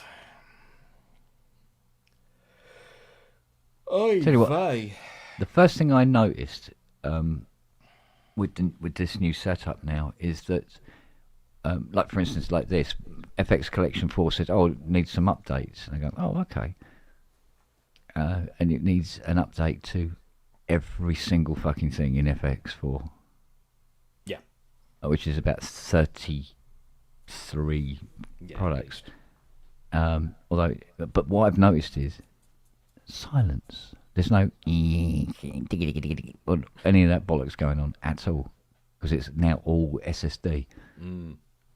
It's all silent and very quick.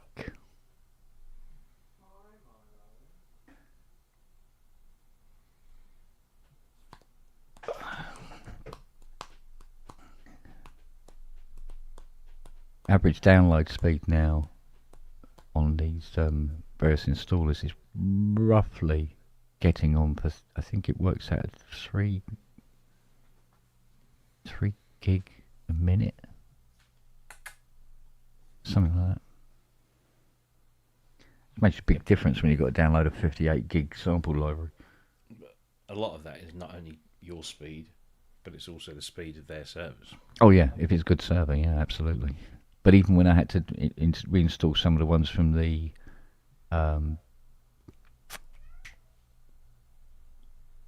Complete, the native access, when it was going to the NAS, it was coming in at 64 bits a second, which is not brilliant, is it? And then when it was all onto SSD and going onto a proper drive properly, it was coming down at 9,000, which is about 112 meg a second or something stupid like that. So all good. Apparently someone's been testing the new MacBook Neo, that budget. Oh yeah. And they reckon they can get 45 tracks in Logic Pro running, which is less than the 2012 iMac. But it's not designed for it. It's not what it's for. Yeah. But to give you an idea of its capabilities. Yeah, but I mean, it's like my little. I think mine's something like 2010 or something like that.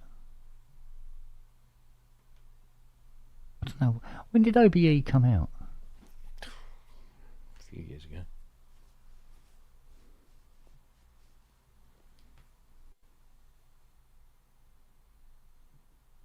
Yeah, I've trouble. A while ago, but anyway, that's when I got the Mac Mini. And although it's limited in what it can do, at least it does it without fuss.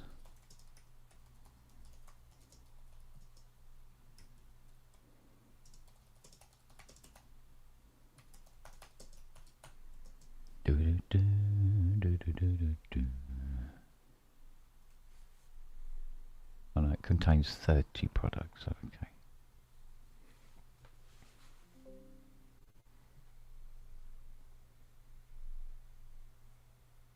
It's updating 30 products.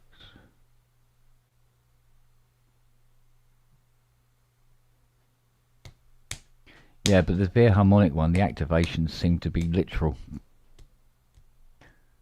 So if you activate it 5 times on even the same machine, for with the updating driver, and it just goes tough shit. But it doesn't tell you that you've used up all your activations.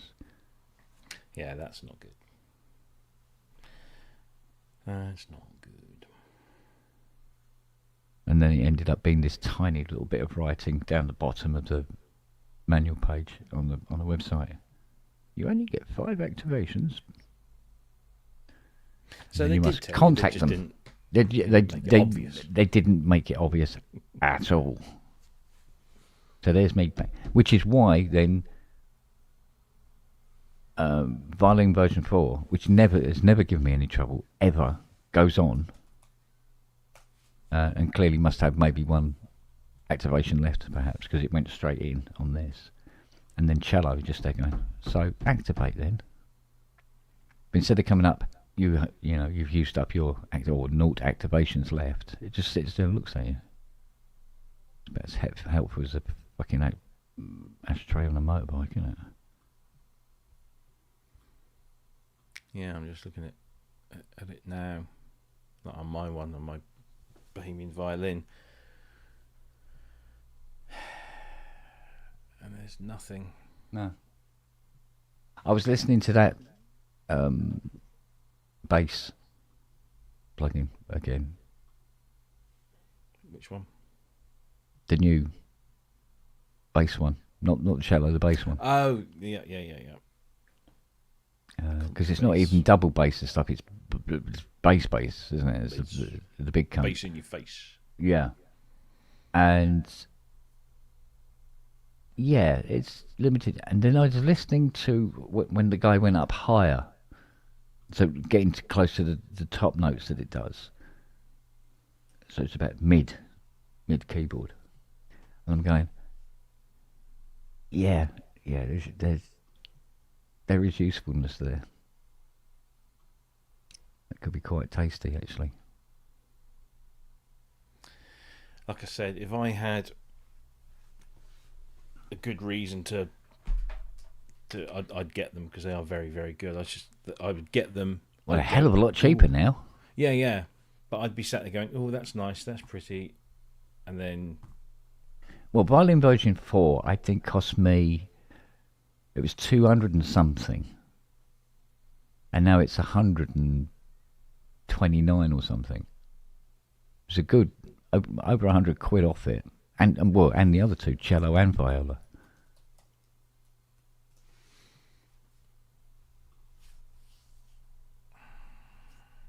How are we doing? Yeah, they've got a bundle offer on at the moment as well. But violin, cello, and viola are still $220 each. Are they really? Yep. Well, where did I see? Maybe you're looking at the instant versions. Yeah, it could be.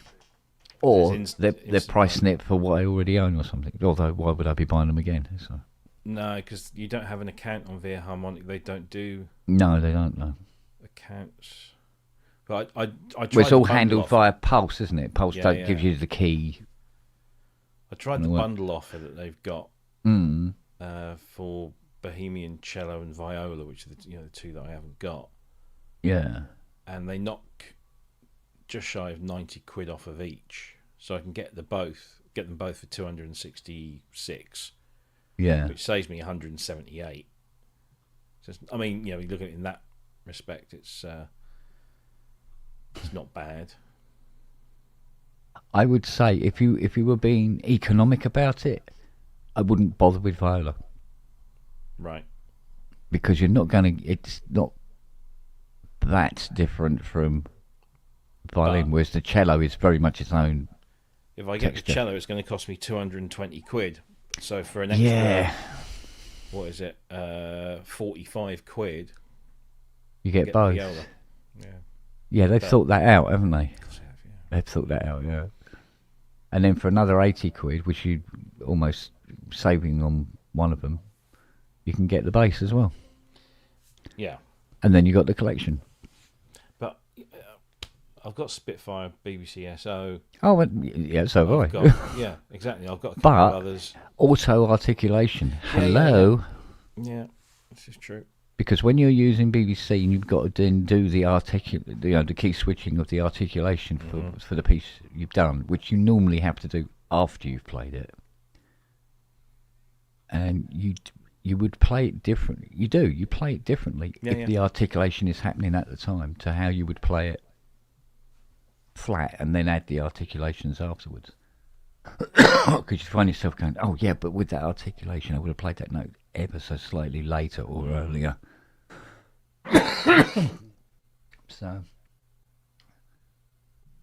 but yeah, you got to be a little bit, finding £20 notes in teacups before you need to, if you're worrying about money, that's not the place to go. Exactly. Because I bought them when I, wasn't quite so strapped as I have been for the last, what is it now? About a year now, isn't it?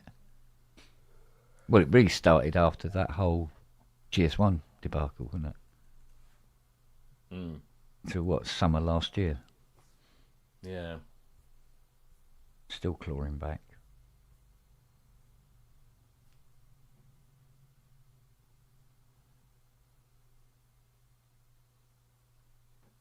On the plus side, I put about 10k back into Fiona's savings so far this year, so it's been good. Cool. But it does mean me living on, air. And if I can help it, I never have more than 35 quid in my bank at any one time, because otherwise I can, that looks good, I'll get that scenario.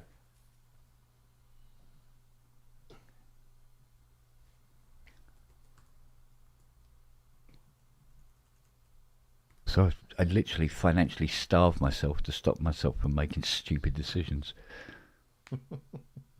Stupid, isn't it? But there you go. Right, so I'm assuming the vocoder is in V collection, so let's have a look. Yeah, there she is. So they want me to uninstall this and then reinstall it. Okay. Not installed. Install. I dare you.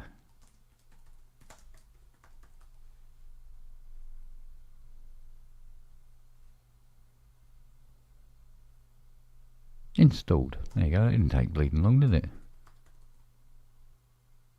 Oh.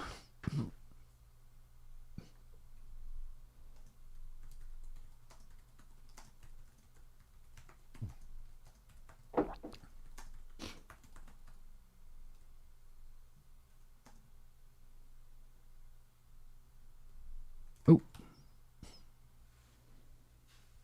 It's a bit better. He's in a different camera angle, so he's fine. Right. That's good. That's sorted. He's got a nice bit of kit there. Cool. 6K. So yeah. Okay, there we go. Right, now let's see what it does. Vocoder V. And she fires up. There we go. Oh, pardon me.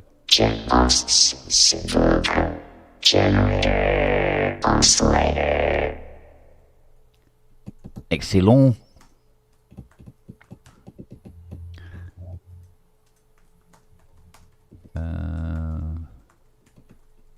Well, that surgery went by without pain.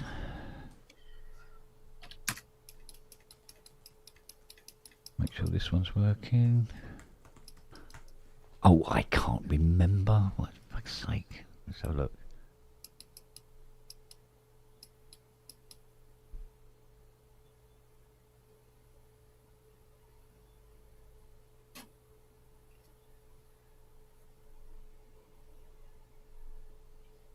Oh dear. I can't remember what it is.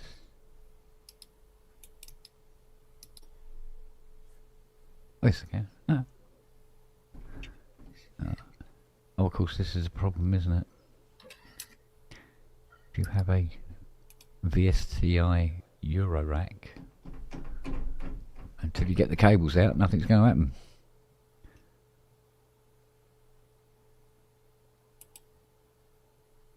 And it doesn't come with any presets, so you literally have to do it yourself. Resplendent. Oh, there must be a library patcher for it, surely. Let's have a look.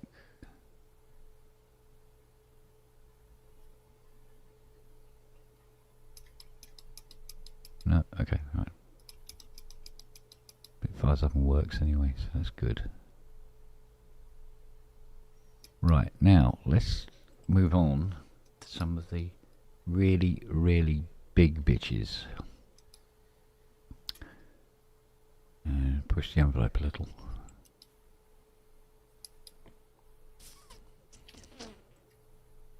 Which will probably be under other. There we go. Right.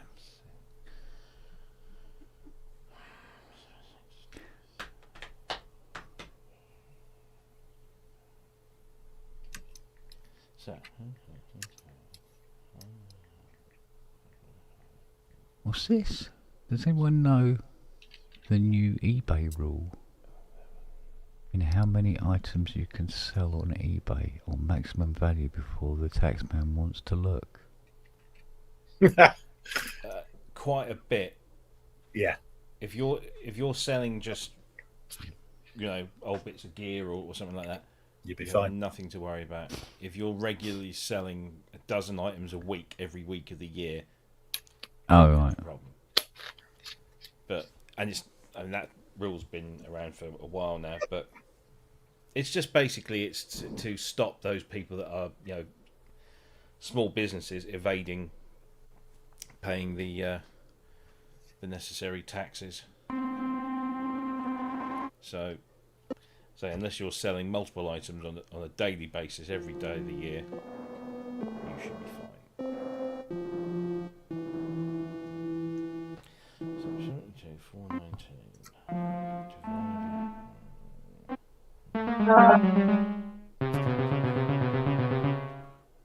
Okay. I'll be honest with you, I don't know why that one's big. There we go. So we can do dink, do that. Right. So I was very lucky today. I got informed about my annual pay rise. Oh yeah. Oh, yeah. Always very grateful to get.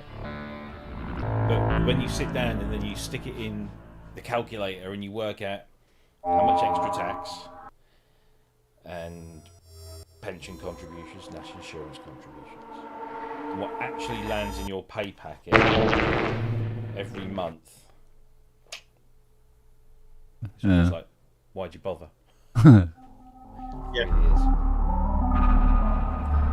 But at least I can. Okay. I can't. That's a weird one. Yeah, awkward. If you're just offloading some personal bits of gear, unless it's, 100 synthesizers in a few weeks or something like that, you'd be absolutely fine. Or, unless you're selling a Still won't find it. DX1 or a GX1 or something like that, there may be. I can't remember what the threshold is. Tax. Dear Google. Yeah. Right, native access, where are you? Let's check that fucking library path. In the UK, you can generally sell up to £1,000 in gross income on eBay in a tax year without paying tax. That's gross income before expenses. That's if you're a business. Right. Selling personal items, such as used items, does not incur tax unless you make a profit on items worth over £6,000. So, if you make a profit, not if you sell it for £6,000, if you make a profit of £6,000, so you can say, well, I bought that for 500 quid and I sold it for 600. Well, you've only made a profit of 100. Then there you go. You're fine.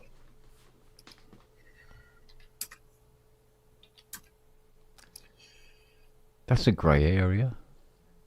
What's that? What you said? Well, yeah. It's not really. Well, I don't know. If you sell a Jupiter 8 for 20k. Yeah. Yeah, but how many people would be doing that? How much did you pay for it? Well, say you bought it 15 years ago. It would have been like $3,500. Yeah. But you've got to take into consideration the values and. Yeah, you're. Yeah. I mean, by that time, if you go by the like all this stuff in here, anything that I buy goes on the business, and each year it depreciates by a certain amount. So after 30 years, as far as the tax man's concerned, that Jupiter 8 is depreciated to zero value. Pay you that sort of money doesn't make a scrap of difference, does it? Yeah. It's still Okay. depreciated.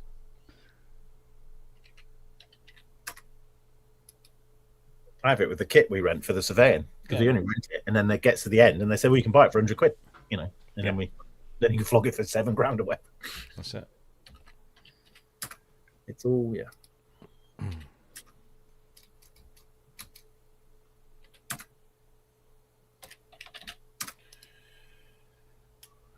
Are you kidding me? Yeah. Native access has gone. It's not in my apps anymore. What the fuck? You know, that program I've just been using for the last fucking 14 days. No. Do a search for native access and it's like, no. That's mad. Okay. Install it again then. Wait. But don't do anything just yet. Hang on.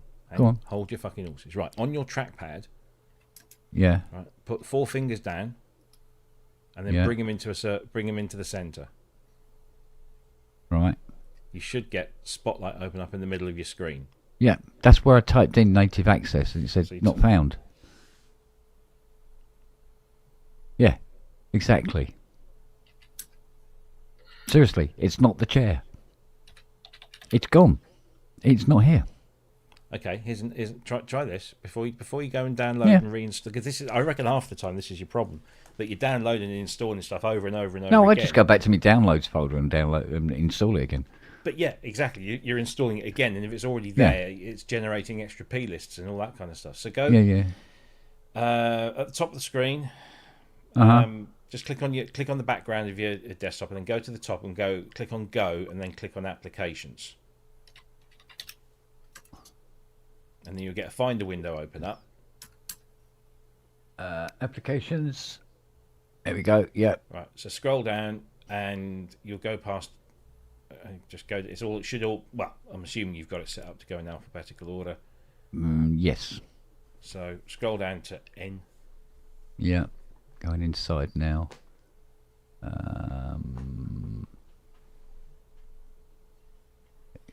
No, it's not here. It goes massive, massive X, NTK Demon, and then goes passive EQ. Native access isn't in here. And I don't know what to say. Mate. But applications don't uninstall themselves. So. No. But it's gone. It's not there.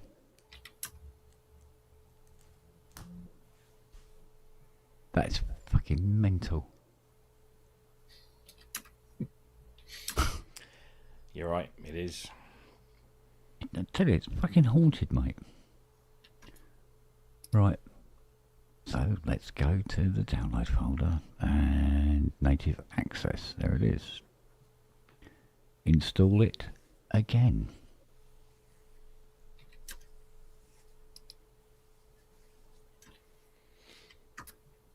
Here we go. Fortunately, it don't take very long.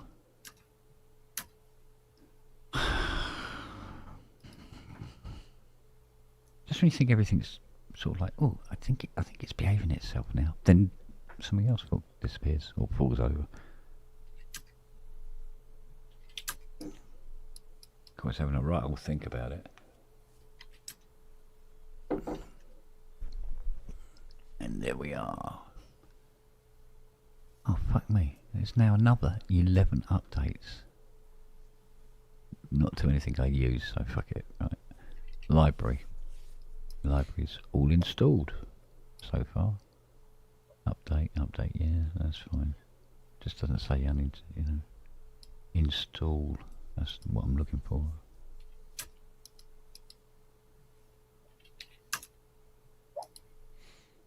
Yeah, I had that wags. What's that? And that when Native Access updated itself to a version that wasn't compatible with the latest version of the OS that I'd got on there. Right. So you just had to uninstall and reinstall the older version until they'd fixed that issue. So, right, so go to there, yeah, cool. Yeah.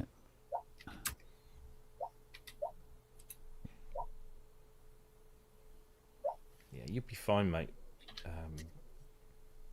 Unless you see yourself selling 40, 50 bits of gear and making $2,000, you'll be fine. Okay, 790 items in native access. Yeah, so no libraries missing. Because the other option is something like Facebook Marketplace, which is like a fucking the Wild West. It's still available. That's what I hate. You know, is this still available? No, it's sold. Well, why didn't you? Yeah, but it's like those DACs I bought or didn't buy. Fucking big. Oh no, we don't trust them, so we're not going to sell them to you. And then you look a week later, advert's still there, but one's been sold.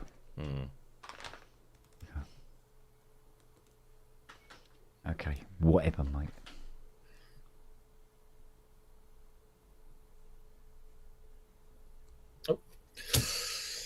What's that from Ultimately? I got round that now. Hopefully those convertibles will be here this week. Cool. And get that OB8 to actually fire up. Make some noise. Hopefully a nice noise. Anything's possible at this point. Mike's happy with what we're going to provide him? Cool. Don't want him happy. Well, looking forward to meeting Gaz. What happened to Dave? Catch up, Mike. Yeah.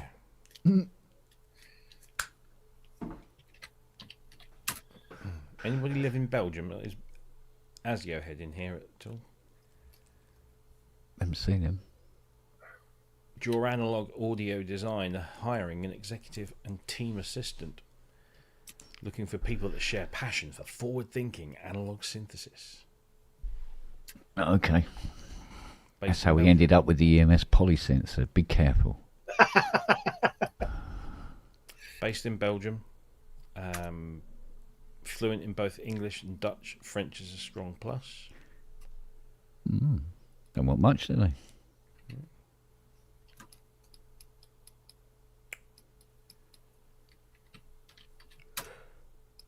Right. So we've got to figure out. One day somebody will post my dream job. Probably when I'll be like 80. Yeah. What's that? Chair warmer? Yeah. Yeah.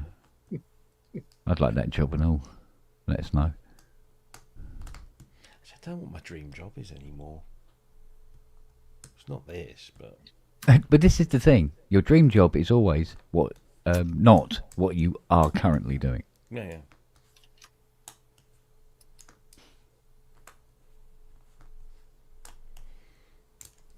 Ho-hum. Pig's bum. I'm sure I'll be poodling on through this thing until retirement, which is getting ever closer.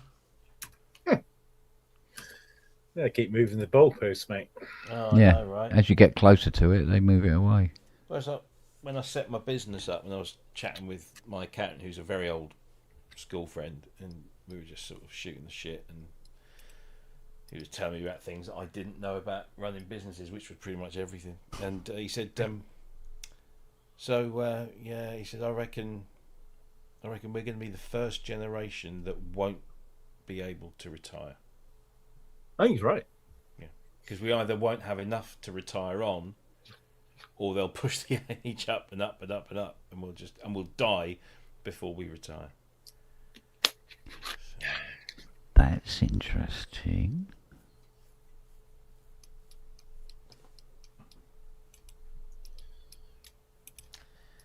Anyway, I wonder if that year might last year. be the way forward. Shaping up to be the same this one, so Matt and Gramble.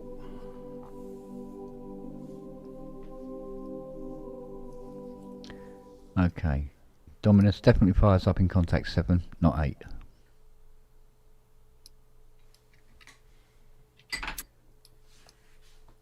So maybe Dominus, contact 7 might be the contact of choice at the moment.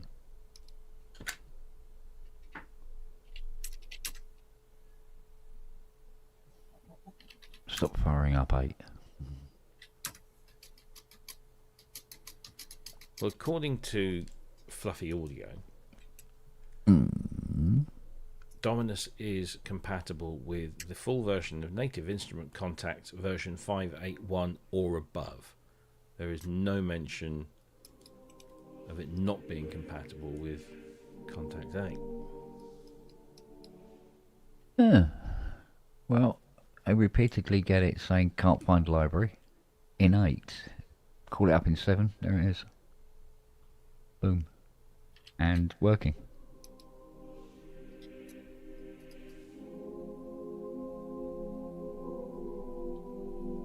Have you contacted Fluffy Audio support?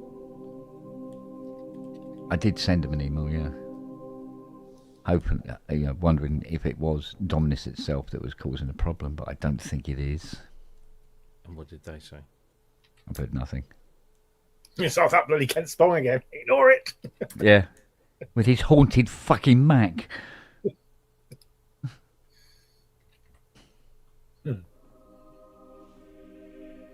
Okay, so there it is. It's there. Right, okay. We come out of contact 7. Oh no, let's leave contact 7 in and running. Add contact 8. Boom. Go to Dominus, which is in the list. So you go. So you did find it then, and there it is in the list. Add contact 8. File not found. Please make sure the external drives are connected. So you need to repoint contact 8. It is pointed. It is pointed. It's saying it isn't. That's why contact 7 finds it. Yeah, contact 7 is finding it, but contact 8 probably needs to be reminded of where it's... I just did that. That's where I did between firing up contact 7. I did that and then tried it in 7. Now tried it in 8 and still doing the same thing. And it is pointed at the audio library, which is the SSD. But it has found it because it's in the list, in the rack. So if it's not pointed in the right place, the picture won't come up. It won't be there, but it is there. It might be in its database, because it'll have a database file that says these are the libraries that I found and this is their location.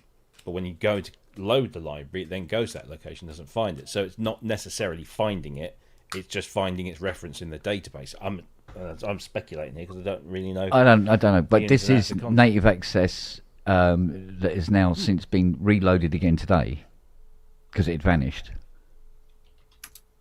But 7 loads it, 8 doesn't. And when Kent turns his computer off, that's what. Yeah, I'm watching you. Yeah, it's just fucking weird.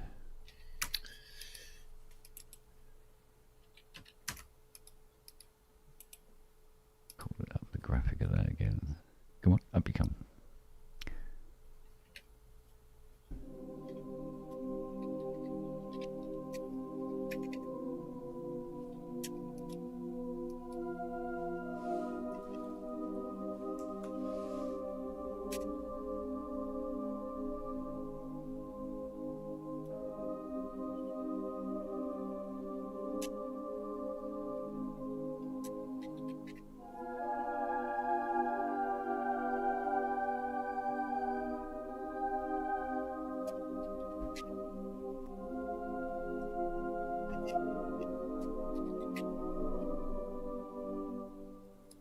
Okay.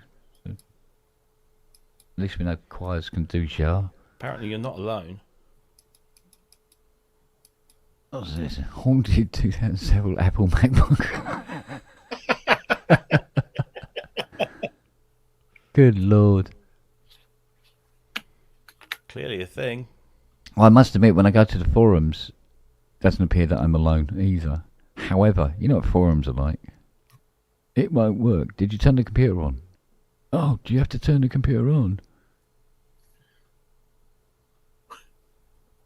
But yeah, there's loads of people saying, oh yeah, no, my Bluetooth stopped working on my Mac Studio. It's fucking loads of them.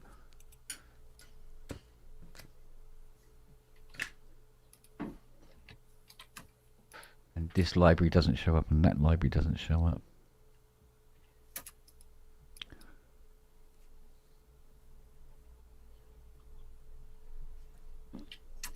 So it's more a question of finding, alright, if there's sort of like a way you can get it to work, then I'll use that way. I'm not going to try and fix everything because there's fucking too many things that are plain silly shit.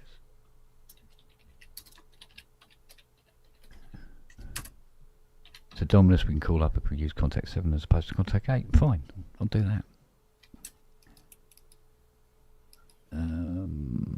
What about Albion 1? That should be a giggle. 8,000 piece choir. Yeah, okay.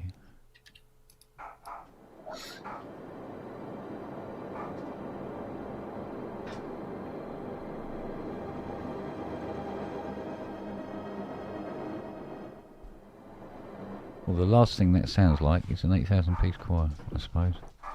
Awesome pad. Made an appointment to see the vet. What's that, love? Made an appointment to take Lily to the vet. Right. Well, you made her money? Yeah, no. I just thought everything I've been reading, if it's the first time she's had an issue, it's best to take her to the vet to find out what it is. Yeah, knock it on the head if you can. Rather than treat it and find that Steve. the wrong thing and making it worse. Yeah, okay.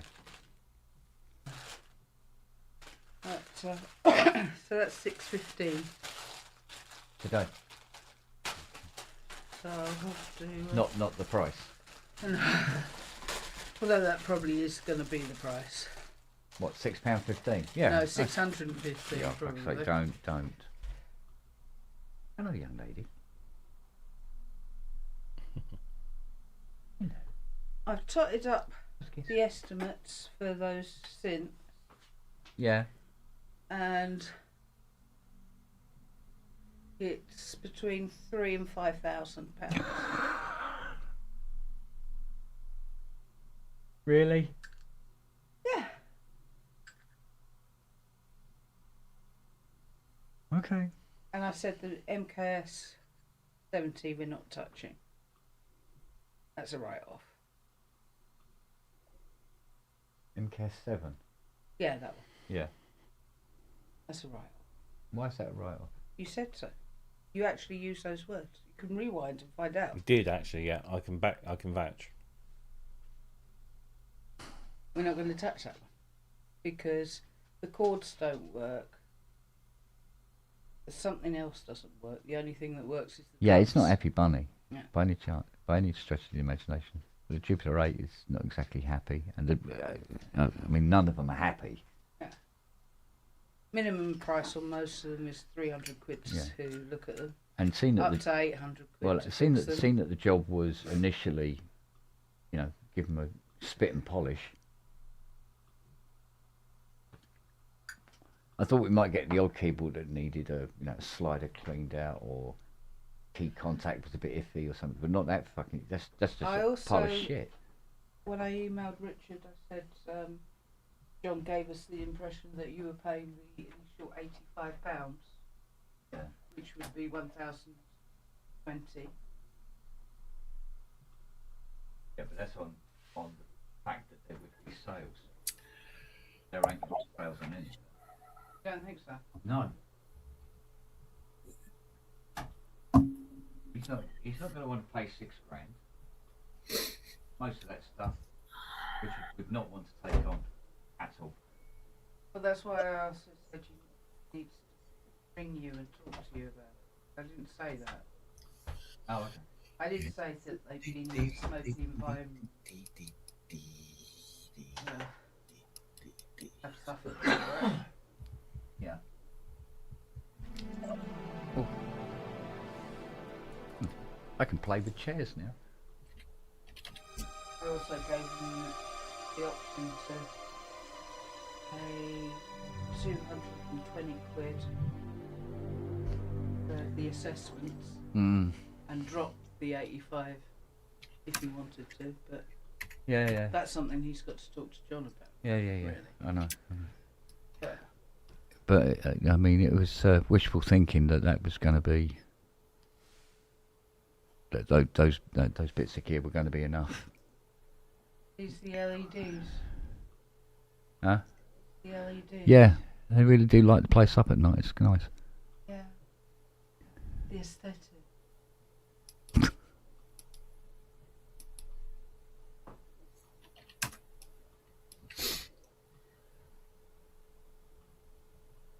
Well, you can talk. You don't even wash your car.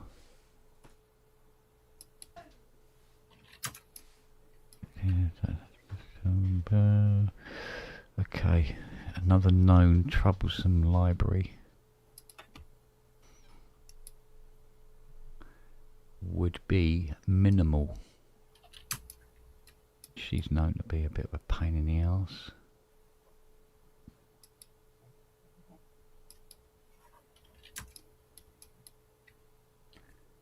Let's have a look at. There we go. I'm just going in.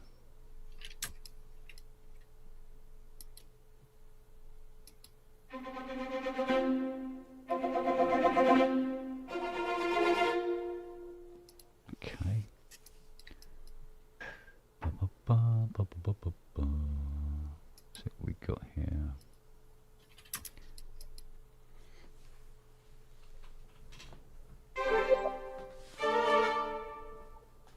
Right, shut that one off, and that one off. Change that to an arc. That's not an arc.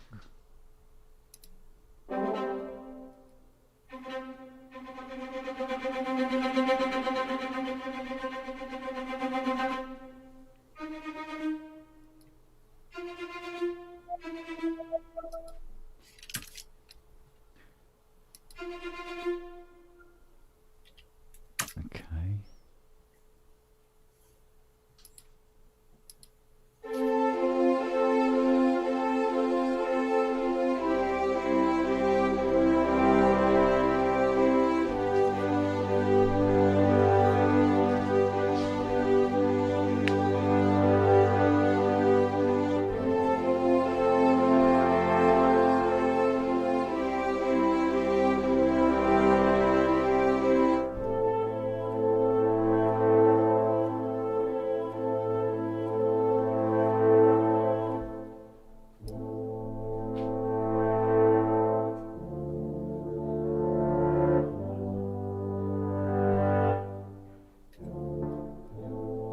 Very particular what chords you select.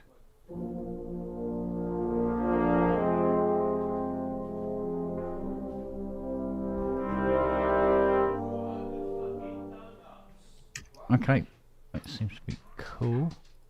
It seems to have worked and it hasn't crashed anything. Okay. Right, next real troublesome library on the list is... I know it when I see it.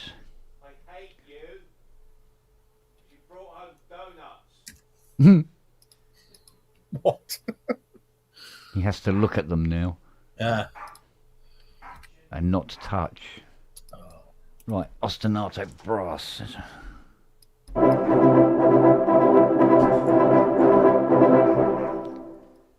Never had me horse handy when I need it.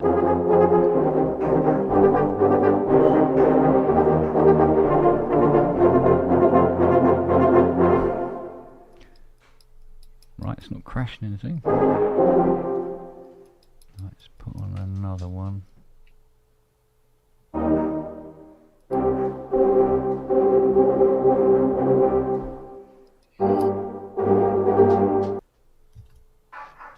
Bit slow on the cache, but give it a moment. These are fucking massive libraries.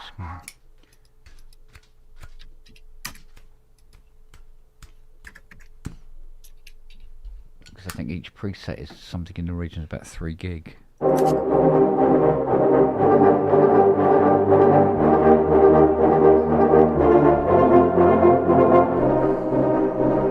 Okay. And not crashing the computer, not fucking around. Good, alright. Out you come. Next troublesome library. Because we better have something that's going to knock it over in a minute. Thrill, I think, is the next one. It's going to be an ass.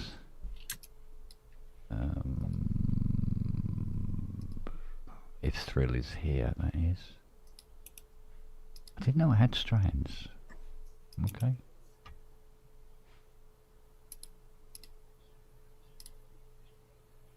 Oh, wait a minute. No, hang on. This one's been known.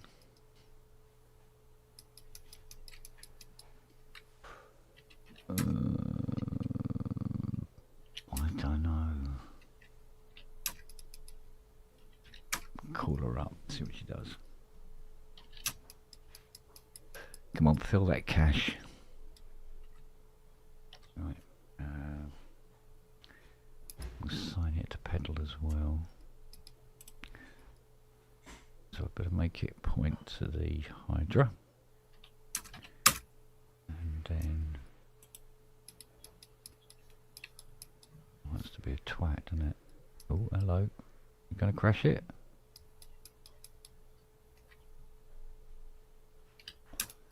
What's my camera doing? Looking at the ceiling.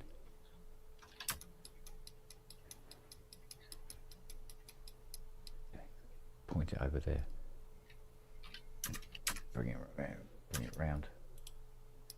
There's been a twat. There we go. Oh, where'd it? Oh, hang on. I was looking the other way. I think it's crashed it.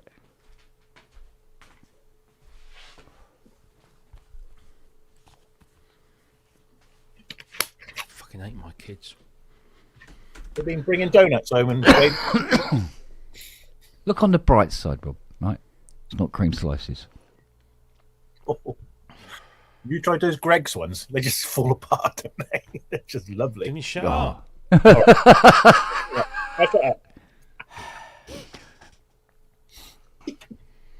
Jaffa cake. Jaffa cakes are lovely. They are, but they're not fucking donuts. Jaffa cakes, they're lovely. Just, you'll be fine. Just put some in a bowl and then just pour ambrosia Devon custard all over them. That actually sounds quite rank. Good. Yeah. All right, so Spitfire's church organ has crashed because I had the audacity to want to assign my expression pedal to it. I go, how dare you! So I've got the coloured circle of death now. And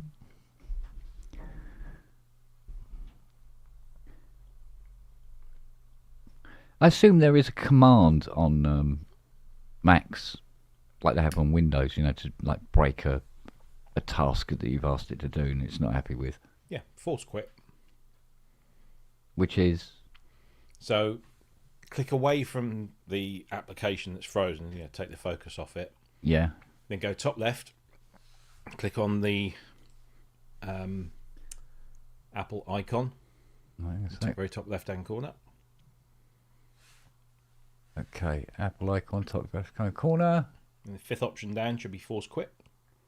Oh, I see it. Oh, okay. Oh, and then you can select what it is that you think is... Select the one that's in the list that's not responding. It will obviously say not responding next to it. It's saying Finder is not responding. Yeah. Yeah, okay. So then the button should say relaunch. Yeah. So select it, press relaunch, and it will just restart Finder for you, and your desktop will go and come back again. Yeah, and I still got the circle of death here. Oh, here we go. It's actually the entire Cubase is not responding. Here we go, force quit. Boom, it's gone. Cool. Right, we're back. And there's the Cubase quitted unexpectedly. And then goes into a lot of explanations as to why that I can't read. Okay, that's a very long report. Alright. Now, I'm going to try and do exactly the same thing again. Our garage was selling diesel for $1.34 a litre. It's now $1.59. Just that profiteering. Yeah. Bastards. Oh, the following plugins have been added to the blacklist. Analog Lab 4.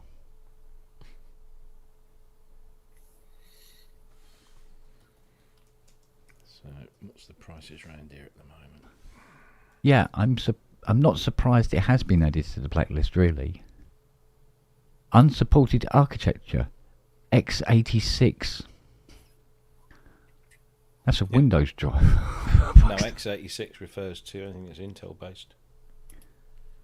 Oh, Intel Mac. Then. Current fuel price here, diesel is now at Tesco's. It's 138.9. No, I'll come up to you and fill up then, shall I? Kind of a false economy, but yeah. Yeah. And petrol's now 134.9. Premium is 144.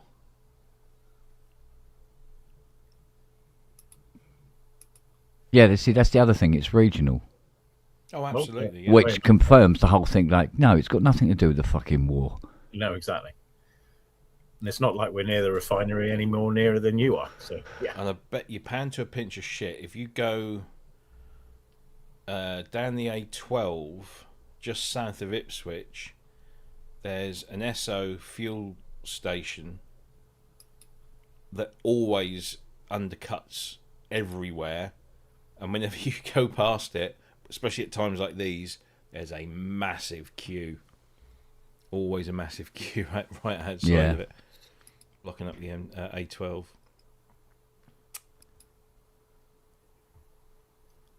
I'm trying to figure out what his prices are.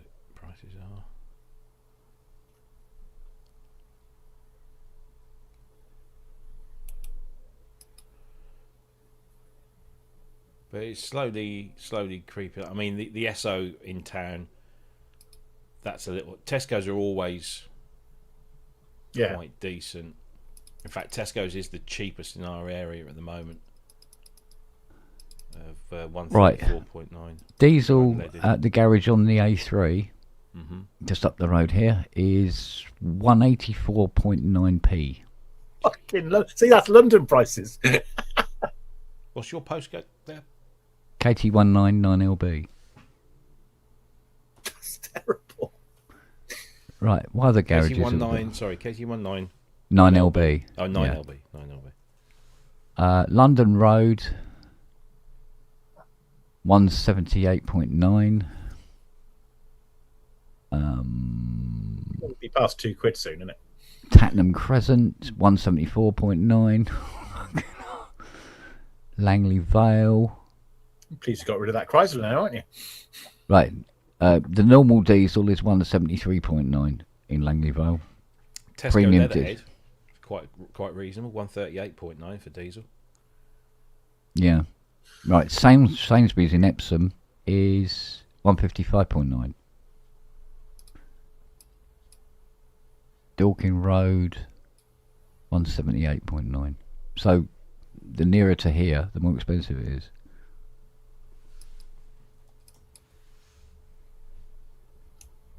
You'll bypass 184. Yeah. Okay. Your cheapest, I think, nearest you is Asda on the Reigate Road. 141 for diesel, 134 for petrol. Yeah. Joy of joys. Or Tesco Leatherhead, yeah, that's the second cheapest. Do you know what? I think I'm going to add force quit application to my taskbar. Actually, while I go through these various bits and bobs, to be honest. Tesco Ewell Express, 138.9 for petrol, 153 for premium, 144 for diesel. Jesus Christ. Yeah. Right.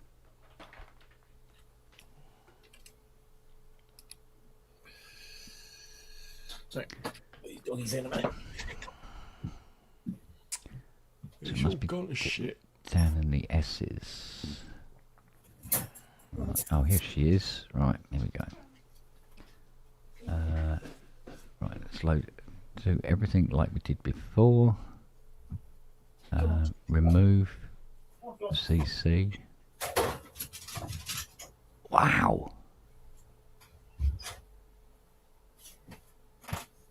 Spit the dog. Yeah.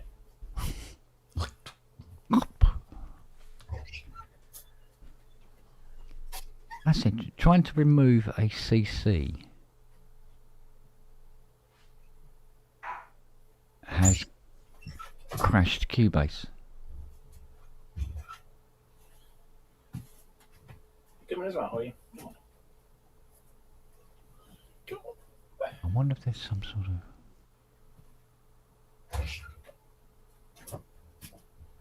I wonder if it's receiving something it shouldn't be. Yeah, that's completely crashed Cubase. Right, so force quit. Force quit. Force quit. Here we go.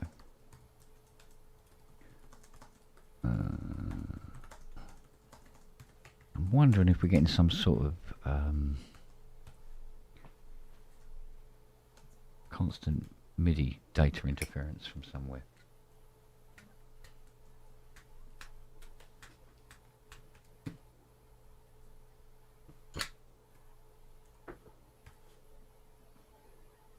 Go to the App Store and see if they do something like a MIDI monitor. There is. Don't even go to the App Store. Don't go to the App Oh. Store. Don't go to the App Store. Okay. I won't. So if you just go to your browser. And type in Snoise. Snoise. Spelt Sierra, November, Oscar, India, Zulu, Echo. And then just put .com. And they have two of the best MIDI tools you can have for a Mac. MIDI Monitor and SysX Librarian. Rightio. If you haven't got both of those, then what the hell are you doing? It certainly reminds me of... It's not the first time I've ever heard the name.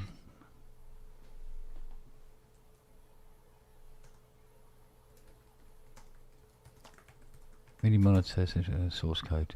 So, get the app, baby.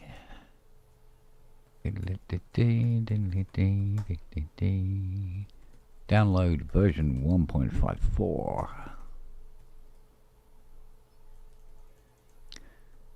Oh God! It always loads up on the upper monitor. Yeah. Continue.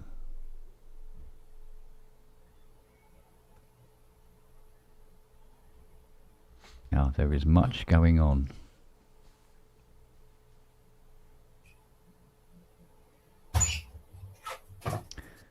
What you'll find is MIDI Monitor will look for literally everything that's going on that's connected to your Mac, including clock signals, which are always being sent. So what you need to do is filter the stuff out that you don't want to be monitoring. So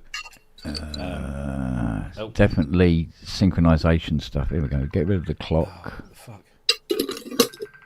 I mean, just jump in the bloody thing, Andrew. Fuck's sake. Back in a sec. Beats control.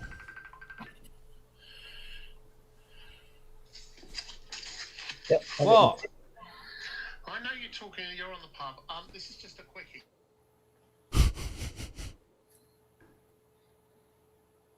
What's that one? Timber. General purpose. Timber harmonic. Timber harmonic. What? It's all coming from the Mio XL, that's for sure.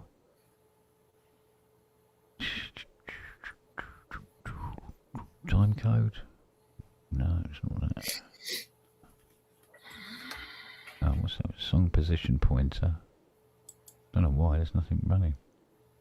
Tune requests.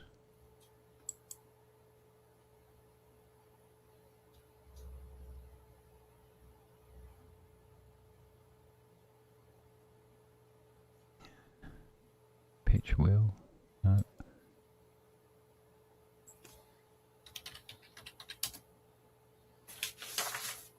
Ah.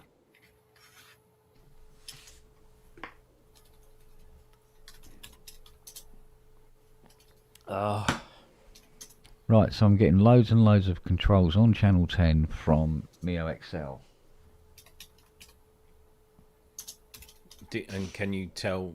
You should be able to tell what those are.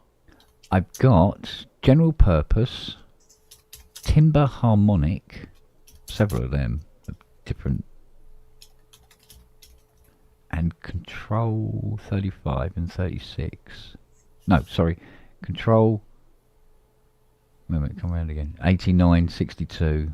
And they're all coming from the the Mio XL. All coming from the Mi XL under control. I turn that off and everything stops. So I'm guessing that the Mio XL is probably constantly sending out. Well, it's a range of things. So we've got to stop. I've just stopped it a minute. Hang on. Well, I'm sending out time code. I've filtered time code out. If you go to the filter and just shut down the real time stuff like the clock. Yeah, that's all shut down. And to untick all of that. And under system common, I've turned off time code as well. Mm-hmm. And all the rest of the stuff. So now all I've got on is no on off is running. That's Okay. Everything else is filtered out. But anyway, I'm looking at what it was sending, and it was general purpose 3, general purpose 2, control 89, control 89 again. Here we are. Timber harmonic intensity. Lots of them, and then general purpose again. Blah blah blah blah. Controller 58, controller 62. What the fuck that's all about? It seems. Yeah, it's that. That's the list. It's just it does it many times. Like timber harmonic, it does it about 40 times in a second, or less than a second, and then goes on to something else. Turn your Rolly off, if you dare. Okay. Yes. Here we go. Here we go. Right. Let me turn on. What was it again? Control again. Yeah, it's off like a bat out of hell again. The best thing to do would be to turn every device off that's connected to the Mio XL. It will be the USB based ones, because the DIN ones are just plugged into in. So turn. Yeah, but even so, if they're sending. No, they won't be sending because there's only MIDI in going into them for sync. So it's coming out of the Mio and into your. But yeah, still, so that would be the USB based ones. Well, I would say turn everything off and then just do it anyway. Turn things on one by one and see which one is sending out all this. Okay, got it running. Let's see what happens. Because I mean, just because it's spitting out, I mean, if I turn my Leviathan on, yeah, all of a sudden, as soon as that boots up, it'll start spewing out all sorts of clock. It's constantly sending out clock. TR8. Oh, there you go. All of it. Yeah. Turn the TR8 off. Stops dead. Right, let's turn everything else on, see if there's anything else going on. Programs, channel pressure, pitch wheels, system common. You can even turn on the real time. All real time. It's just saying Hydra clock. That's all it says now. I mean, a lot. That's MIDI monitor on mine. Yeah. With my Leviathan turned on. Yeah. You see how rapidly it's spitting it out. But it's all clock, so it's fine. It's it's just clock data. Yeah. I mean, it's really kicking it out fast, isn't it? The old you Hydra. Turn it off, and that's it. It's yeah. There it is again.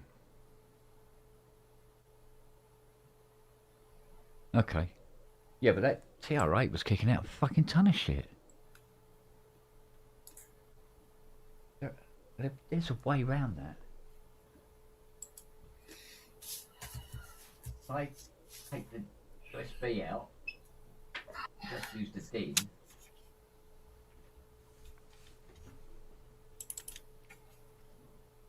And it's just the Hydra. Mm-hmm. Yeah, so if I just use the DIN and not the USB, it's just the Hydra being a girl. Include system exclusives and invalids.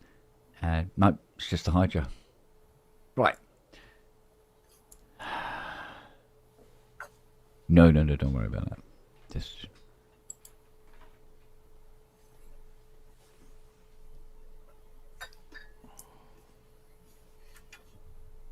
Okay, right. In that case, let's now go back to Cubase. Just see if something stupid has been interfering when it comes to applying a CC that makes it lock up. Because it might be going, which fucking CC do you want me to use? Right, call up template. So everything is as it was. Oh, man.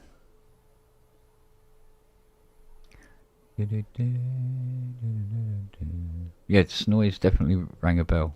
And it looked familiar when I find it up as well. Their SysX thing is brilliant. It's just so simple to use, and it remembers. Yeah. Where I think I've got that on there. That's what I was using to load the firmware onto the Pro 3.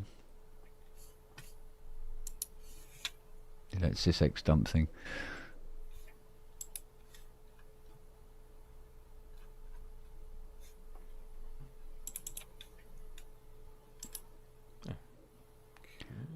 Oh, he's lost his TR8. Careless. Right, let's go back to contact 7. You can fire up anytime you're ready. Today. Bloody YouTube's started doing this thing. You know when you hover over thumbnails on YouTube on the main page, it will start running the video. Right. Within the thumbnail. Well, normally I have the audio muted, but now all of a sudden it automatically unmutes the audio. So whenever I'm scrolling through there, if I pause for a second, it will start playing the feckin' audio. No. And it doesn't matter how often you turn it off, it turns itself back on again. I've got a ghost in my computer. Uh-oh. Come on. Here we go. Right. So, symphonic organ. Let's get down to the S's. Right, this is what was causing the issue before. Eternal swell. Yeah, there we go. Right. Now, we want the swell amount. So, remove that. And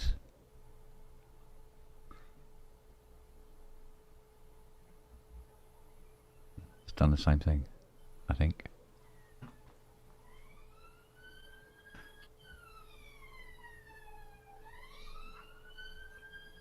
It's the law. Yep, Cubase not responding.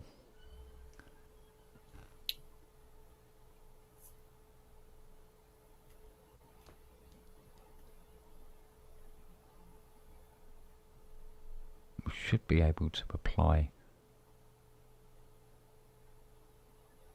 expression pedal. I have a lot of expression pedals, so come on. I mean, that's not fair. Right, does it fire up? All right, let's not apply the expression pedal. Just see if the library works. It could be a bus library, I suppose.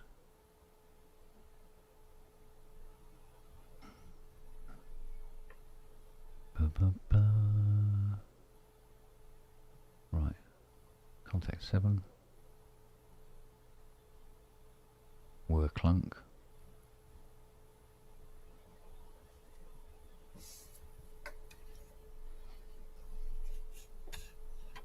Symphonic organ. Eternal swell.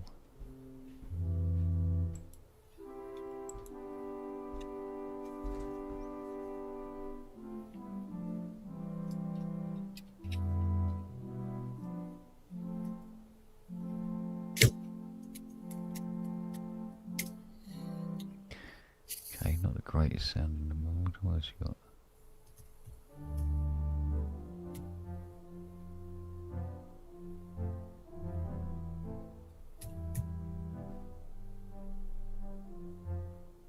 That sounds wrong.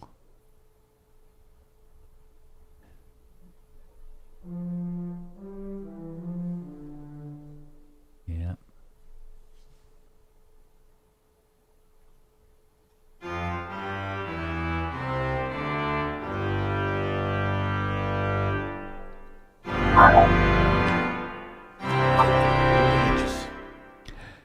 We are gathered here today That is a good library. for the marriage of these two arseholes. These two souls. Yeah. Oh, come on. do it far away. No, I prefer it close. Can't. And then we go all tomato on its ass with.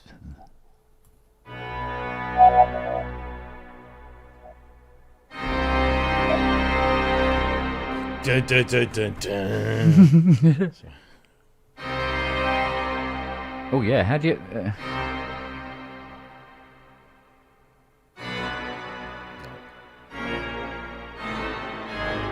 No, that's not it.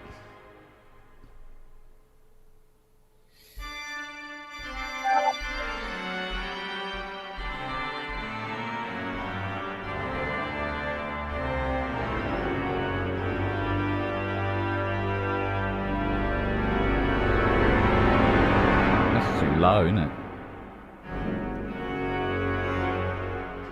Yeah.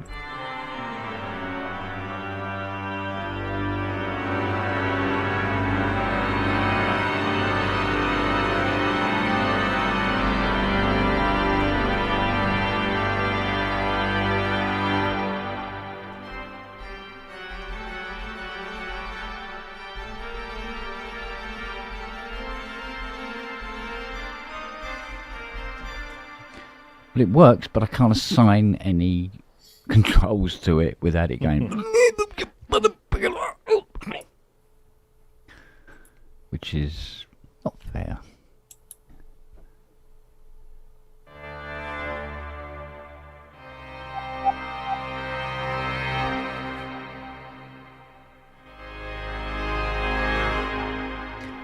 Yeah, so we'll.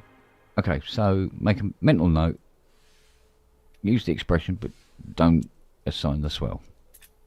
Okay. Fair dues. Or fire up contact 8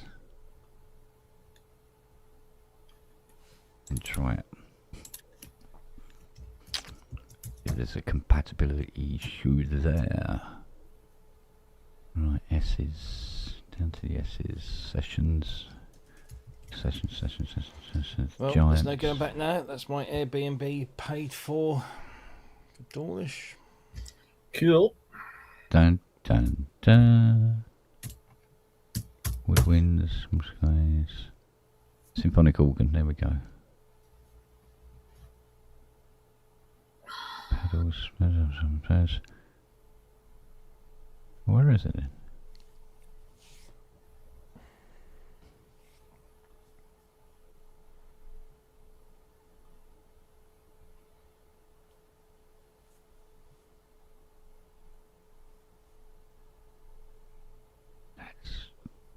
Wood strings.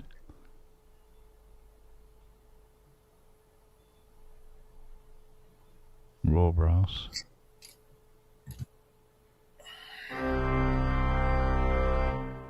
Okay, call her up.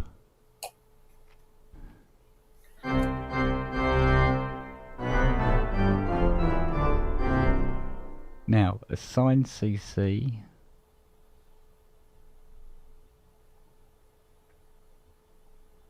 It assigns to pedal in 8, won't in 7. That's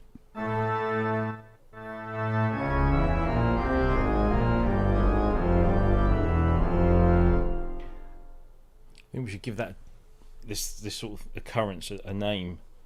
Like, geez, that's Spong. no, that's contact. Works in 8, doesn't work in 7, but other ones work better in 7 and not in 8. It'd be nice if they were able to differentiate themselves and go, well, the libraries that work in 7 are now listed in 7, and the ones that work in 8 are now listed in 8. Or just get contact to work properly in the first fucking place. You wait till you get a version 9, it'll be Apocalypse of 9.8. Oh no, sorry, that's a Genesis song. Alright, let's look for our next troublesome library. After I've got to reassign that across, yeah, so I can remove it. Right, boom, boom, boom, boom. Thrill, there we go. I know thrills can be a pain in the bottom. Right, airy phrases. This is where the Slate Raven really comes into its own. Don't go plugging that back in.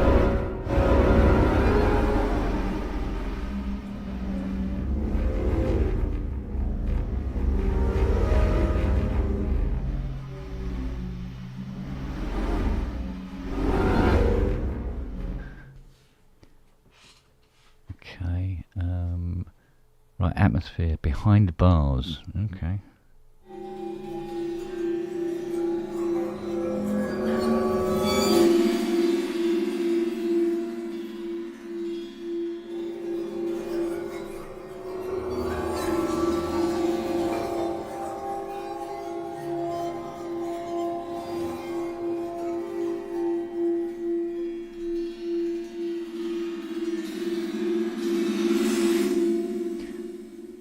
Works a treat. That used to be a very troublesome library. It's working okay. Right, what else we got?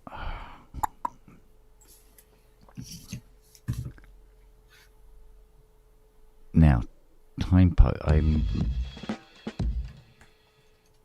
really worried about this one.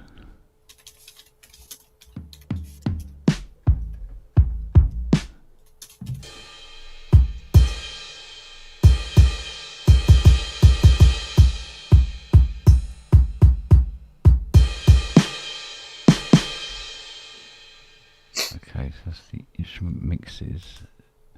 That's fine. Okay.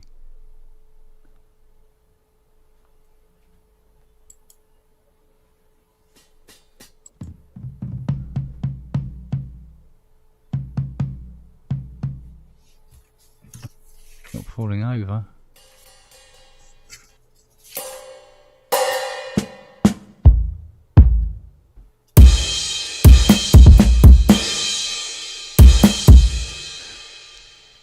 It's not falling over. It's normally burst its pants by now. Okay, cool. Right. Moving swiftly along.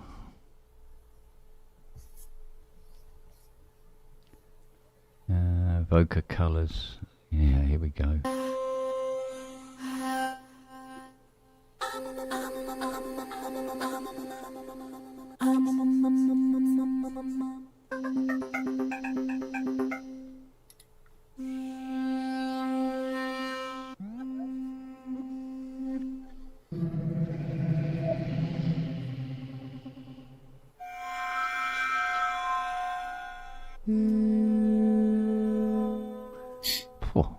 Heavy lunch. Right. That seems to be okay as well. Let's put it to that. Yep, okay, close that off.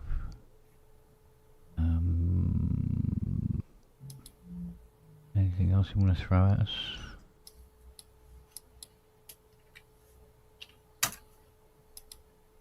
Ah, my baby.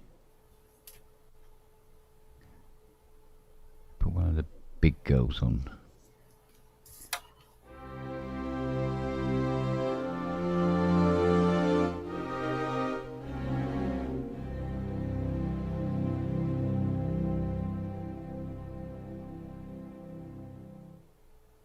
And that's just to find out which preset it is. Right.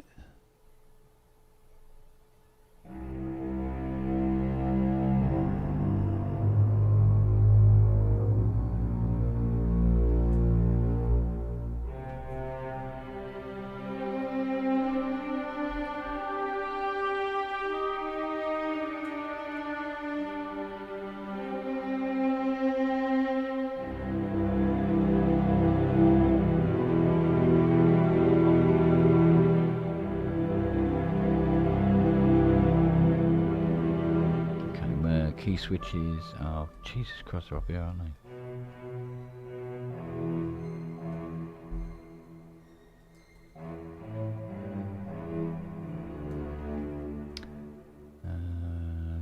Can we make it fall over?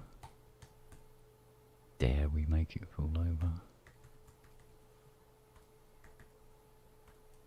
Try this one. don't know about that. How about in octaves?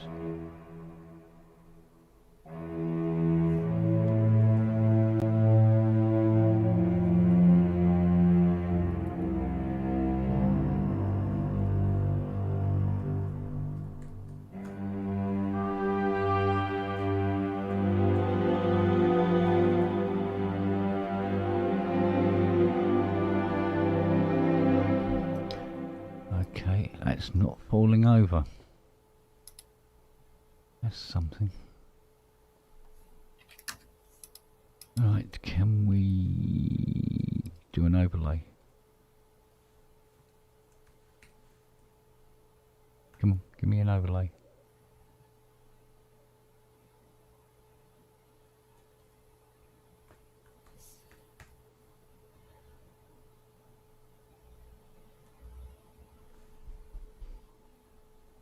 Oh, it won't give me an overlay. Okay. Where the fuck are you, huh? Fuck are you?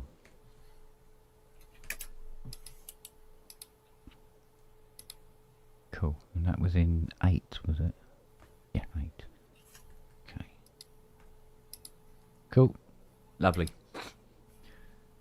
Excelente, even. However, none of the Spitfire libraries are showing up at all in Cubase. That's not a Cubase problem. Yeah, I believe it is too. However, I'll have a quick butchers at Spitfire's app. Let's have a look.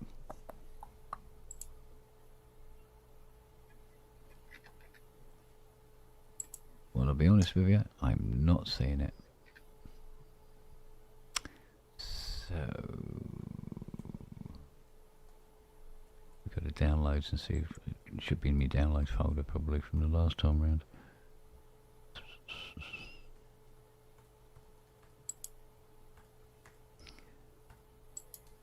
Spitfire.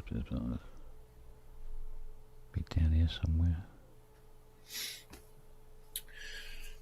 Yes. Rockhaven Music and Therapy have just confirmed the table. Lovely. He's a chap that used to, I don't know what sort of age he is, but he used to demonstrate ARP synthesizers. Oh, yes. Oh, okay. But he does therapy now. So, yeah, he's on. So I'm going to pop him next to Gaz Music Selections. Yeah. Just doing the thing now.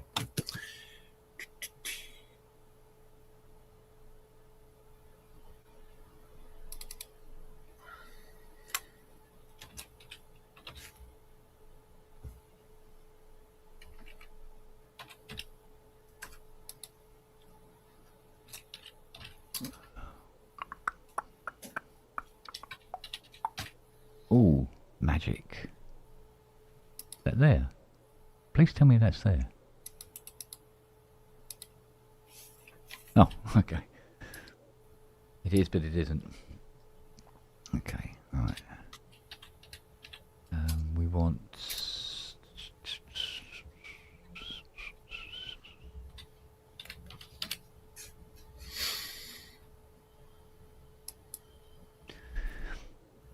Do you know what? I don't think I have a single Crow Hill library. Not even the free ones. Not even the free ones.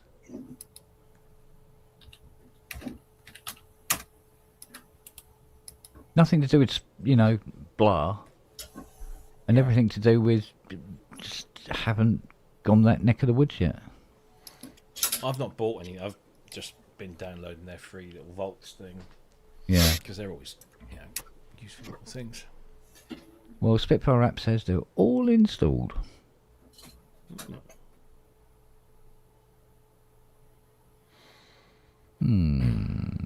Installed where? VST3 locations. You bum. Library, audio, plugins. Yeah, are they?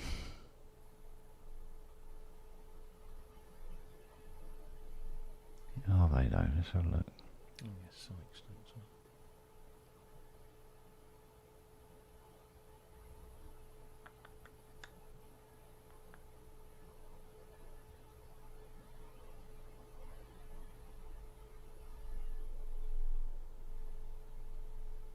Audio library.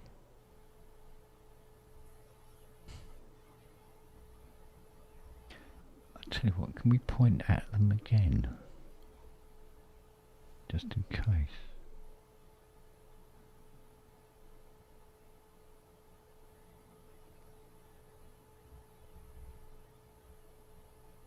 Right, where was it? Audio library, audio plugins, audio library.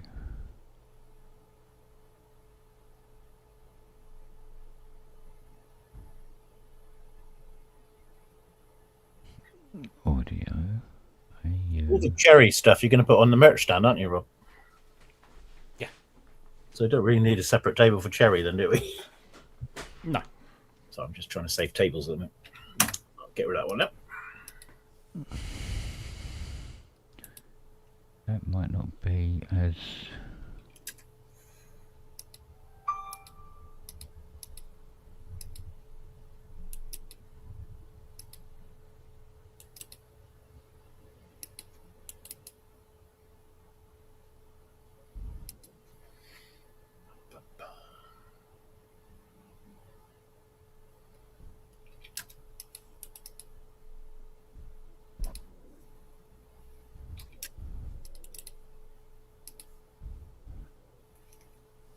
Yeah, there does seem to be some sort of issue here.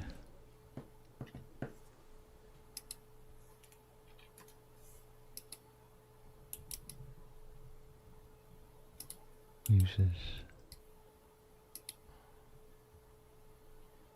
Interesting.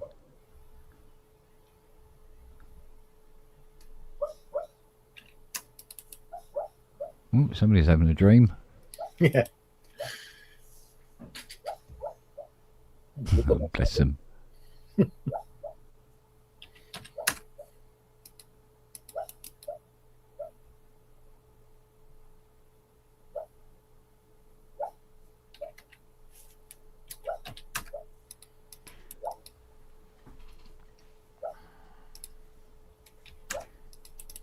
Albion, reset.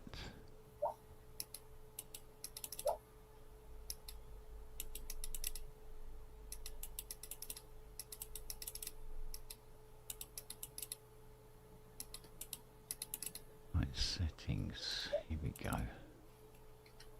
ST location is audio library. Okay, ST3 location. I cannot change that or that.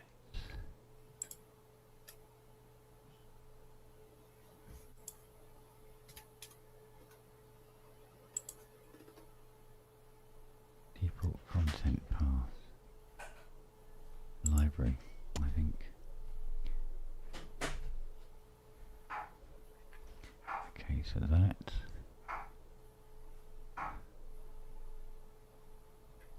Don't know why. It shouldn't be grayed out.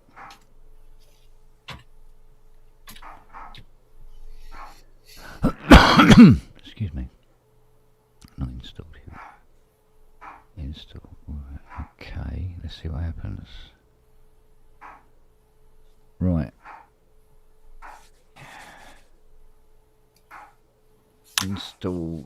Reinstall Albion 1. 63 gig.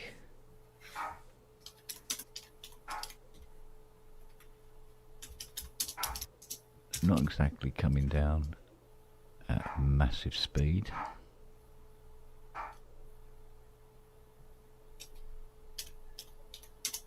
Sounds like Noah has a different kind of dream. One where he barks as loud as fucking possible.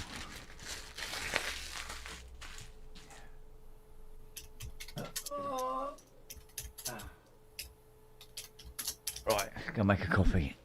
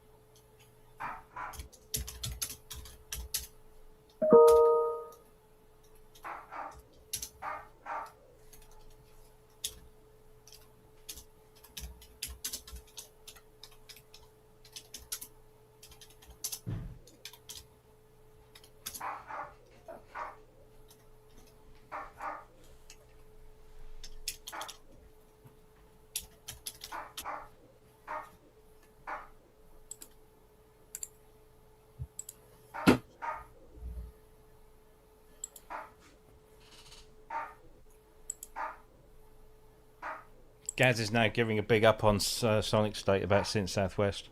Oh, brilliant. If anyone can do it, he can. Watch that later on then. Good.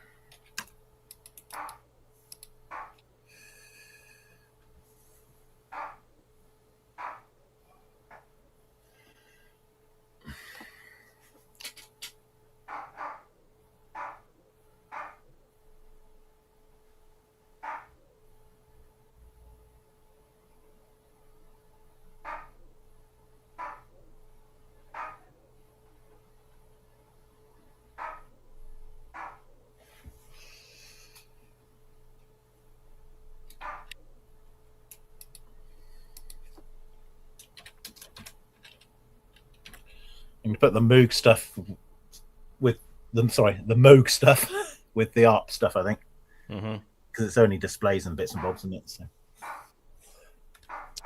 way I gain another table. Yeah.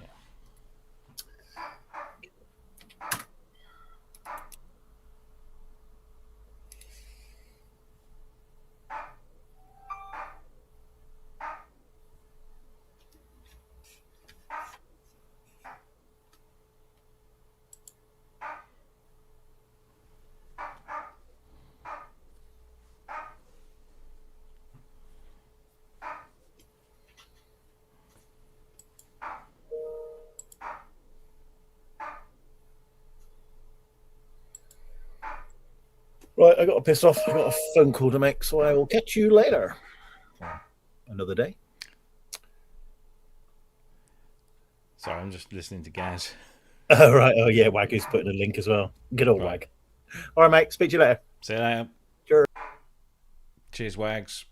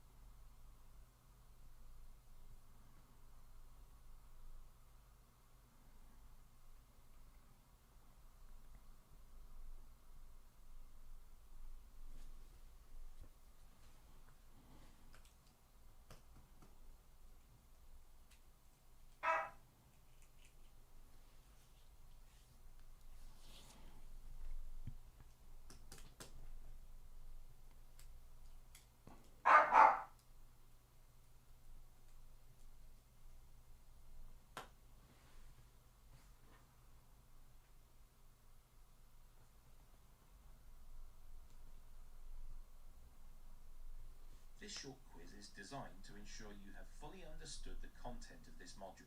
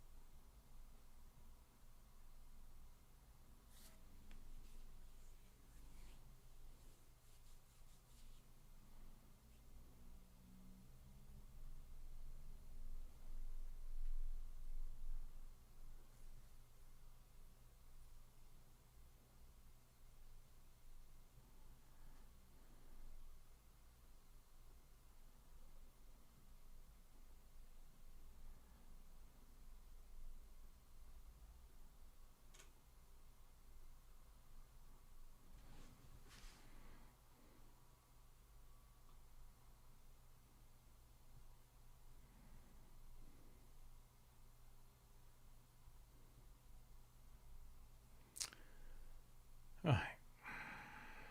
Where's he gone?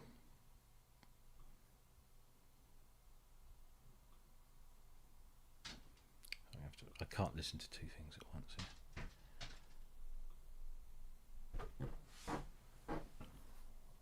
Here he is.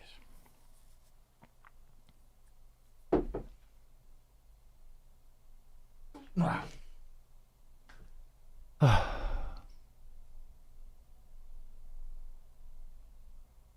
Oh dear. Right. I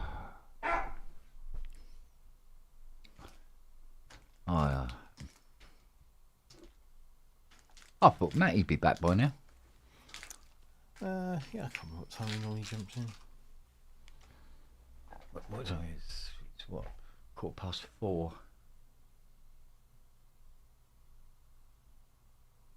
Is that why you're here?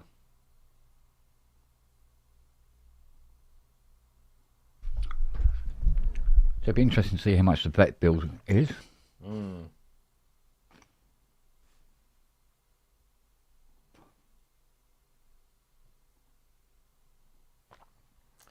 I'm getting the impression that Fiona wants to put the guy off me repairing those cables. Right. Because he's quoted him just over 6k. Wow. Hopefully, he won't. They do look like they could be troublesome. Mm. And they have been abused. So.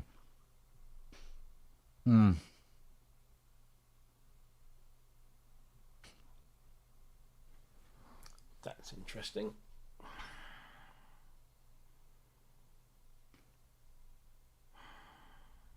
What's that, love?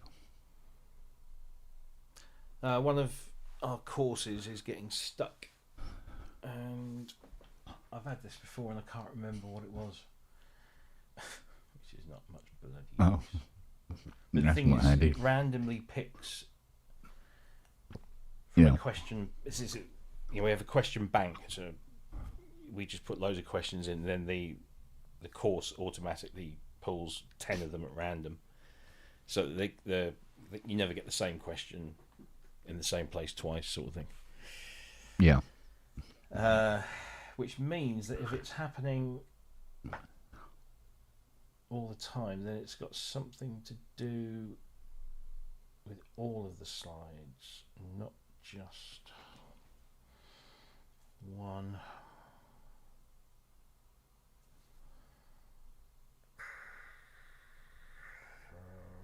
Where is it?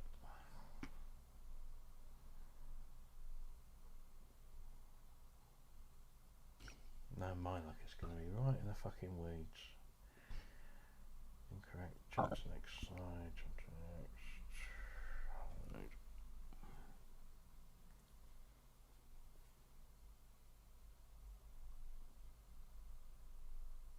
Hide there, jump to the next slide. Hide there, jump to the next slide. Fucking hell. Well, hello there.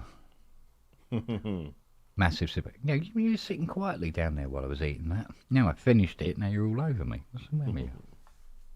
Got that the wrong way round, haven't you? Eh? What?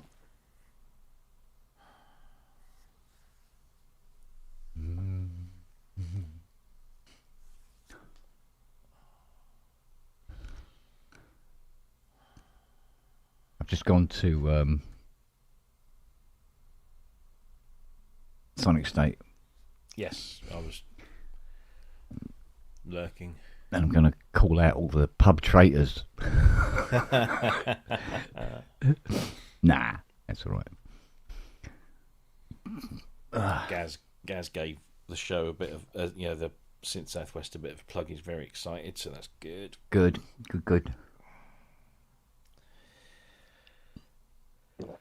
Yes.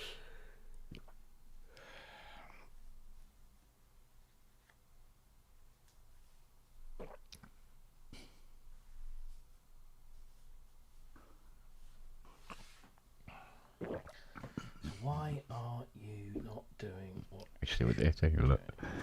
Making a list of all the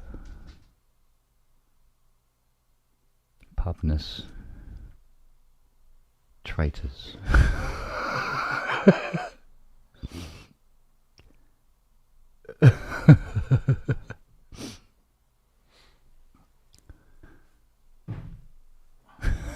Or somebody come in and go, hey, Ken, what about the pub?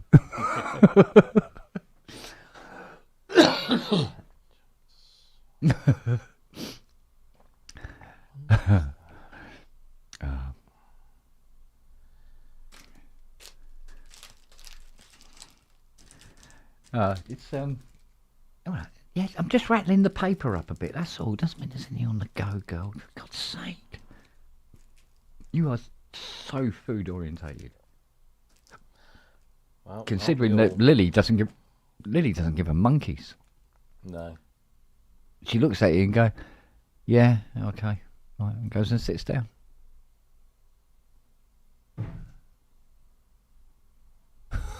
Yeah. Yeah, the pub faithful. Yeah. That's the good thing about it. There's so many different shows. Do you remember a time when it was just Sonic State? Yeah.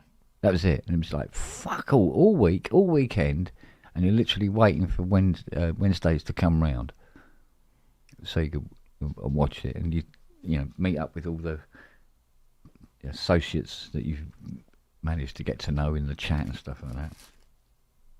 And that was it.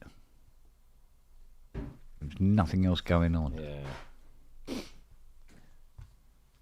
Although I am a little bit disappointed that the Synchrotron's show on a Saturday hasn't come back. I'm sure he'll come back in his own time. But there again, Geosense didn't come back, did he? No, well, he did kind of. He did a show the other week. Yeah. Was it last week or the week before? He did something.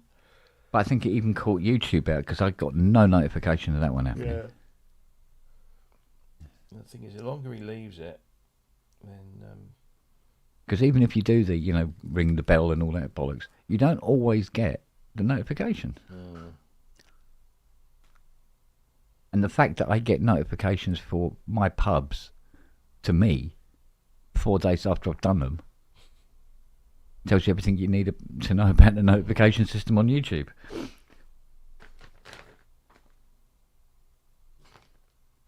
Mad, isn't it? Mad. He's Munster. Or was it Abby Normal?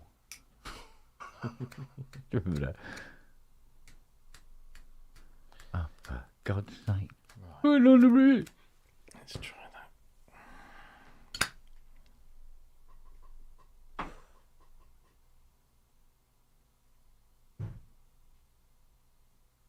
Right, let's have a look. What are we on? 63 gig downloaded of 63 gig. 17 to 0.17 to 0.27. Okay, so it's coming down to about 600 megabits.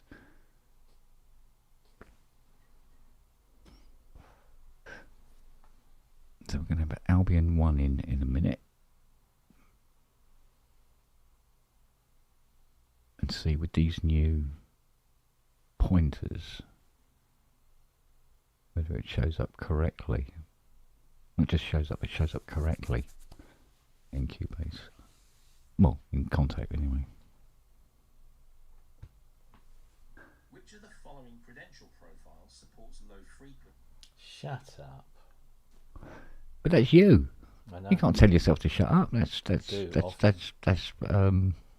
abuse, self-abuse. That's right. I'm removing myself from all of those and replacing me with AI. Yeah, well, because there was some guy on YouTube and he was ranting away about, when they said that AI wouldn't take your job away, well, it fucking does. It was not a happy bunny.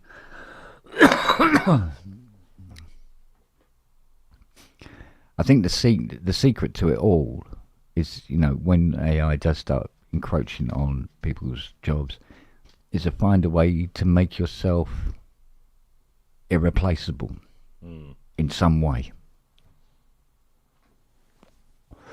Can be easily done. And if you do get fired, and then they find out you're irreplaceable, and they need you back, now you're negotiating on your terms. Mm-hmm. Yeah. You remember that dental I couldn't have? Well, guess what?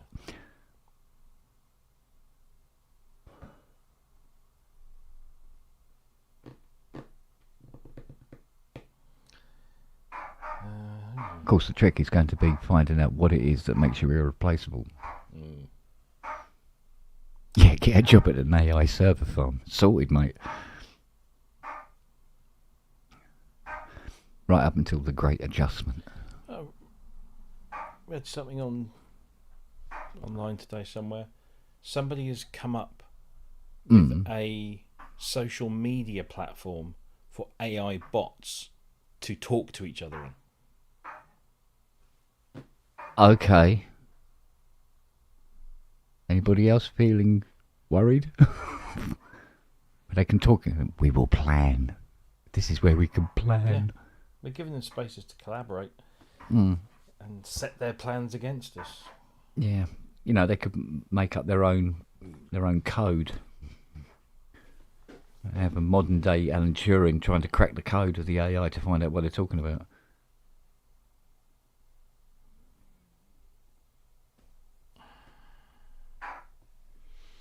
Oh, this is just annoying, this. Which makes you wonder. So what's stopping it?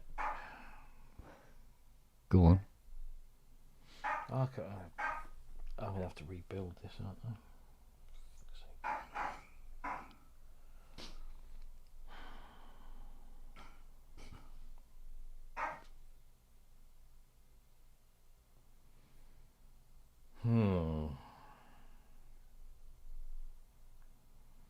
Yeah, I think sometimes when you get these AI videos, they like to show the videos of where AI cocks up and gets it horribly wrong. But you don't see the videos of where it gets it absolutely spot on. So it looks like AI shit on the surface.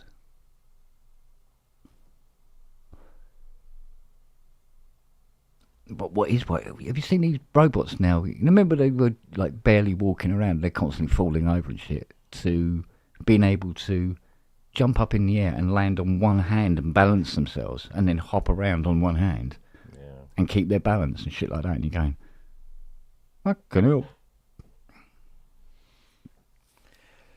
Hi, robots, only round the corner.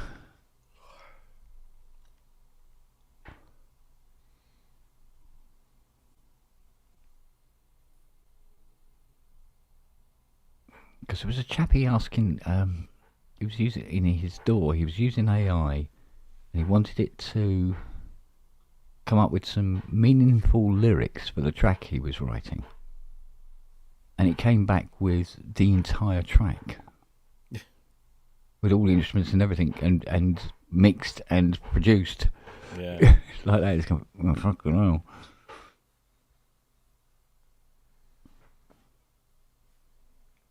Right, is that down? Oh yeah, it's downloaded and unzipping.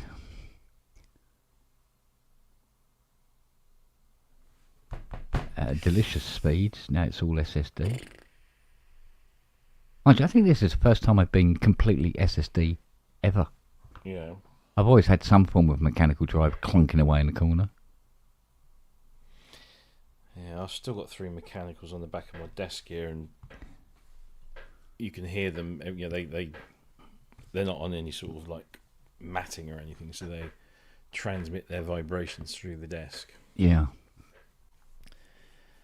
But well, I say that it's only because the NAS isn't actually on or connected at the moment. Otherwise, but it just sits there quietly waiting for me to point things at it. So, but the reason I disconnected it is just in case some of these apps are still looking at that network drive instead of the SSD drive.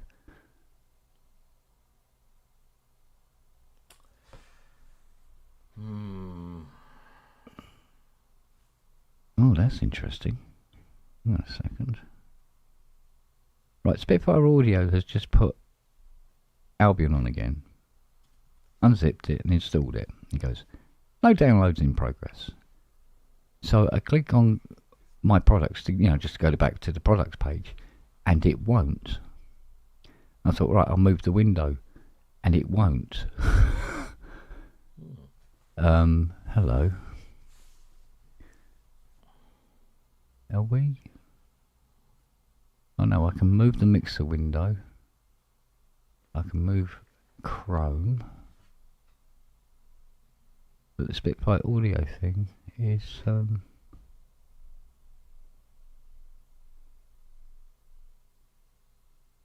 doesn't say it stopped responding. Isn't that weird? Alright, I'll force quit it. Yeah, gone. Right, let's have a look at it. Cubase. No, Cubase hasn't crashed. It's weird. Okay, call it up again then. Almost my password. Didn't ask for it last time.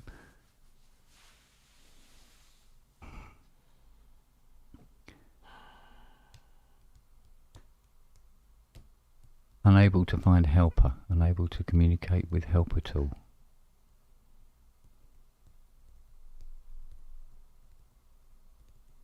Well, there it is.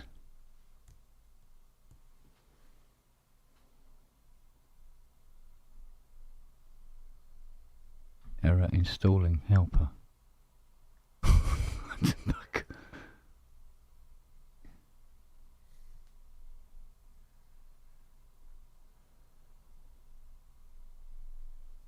Yeah. Spitfire Audio is trying to install a new helper tool. Enter your password. Okay.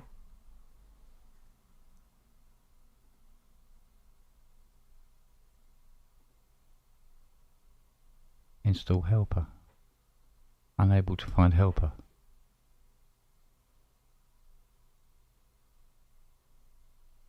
Well, there it is. It's pointing at it. Choose application.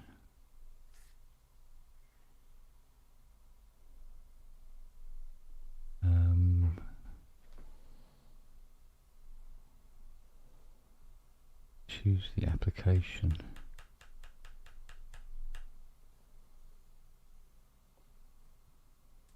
Can't find any application to do it.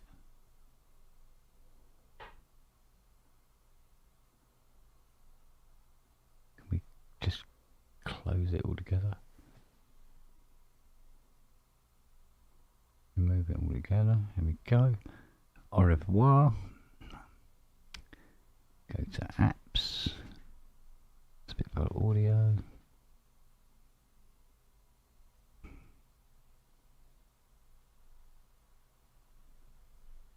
No. Now this is the sort of shit, Rob. I downloaded the Spitfire app.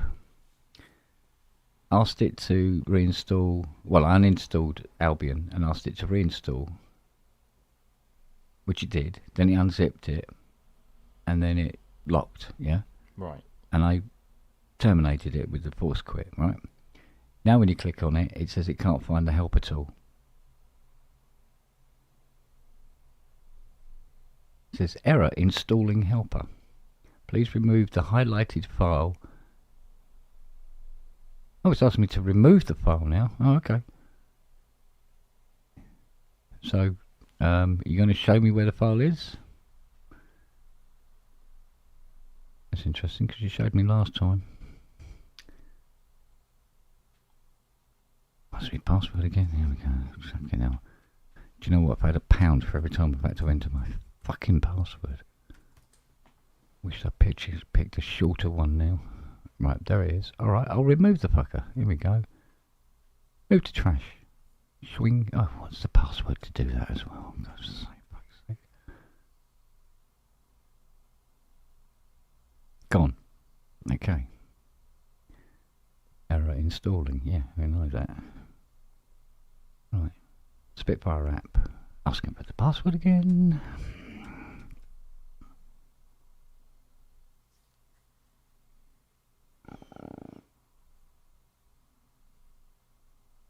it's asking to reinstall. Ready to install. Yes. Install and restart.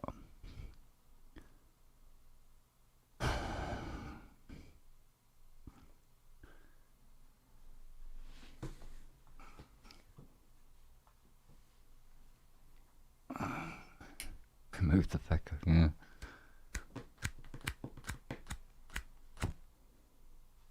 This short quiz is designed to ensure you have. Shut up.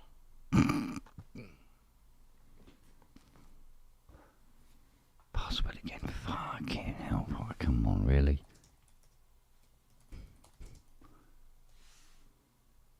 Looks like it's going. It's fired up. Hooray. We're working again.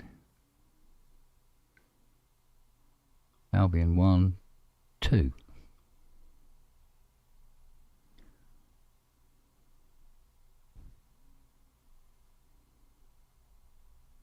Fixed, missing, incorrect NKS previews. Oh yeah. Partial loading ensues with string runs. Note doubling. Yeah, I've had that. Woods note doubling. Note artifacts in string spiccato. Yeah, up the top octave, if I remember rightly.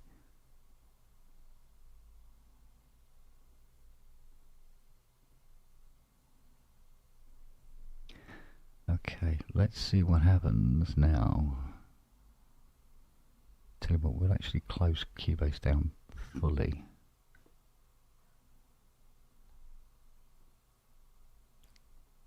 So you can look at the database again.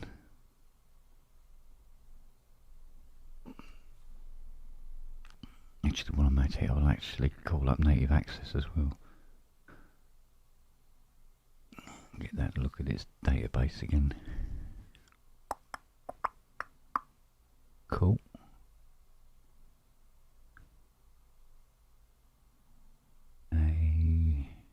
There it is, Albion 1. Still says it's installed.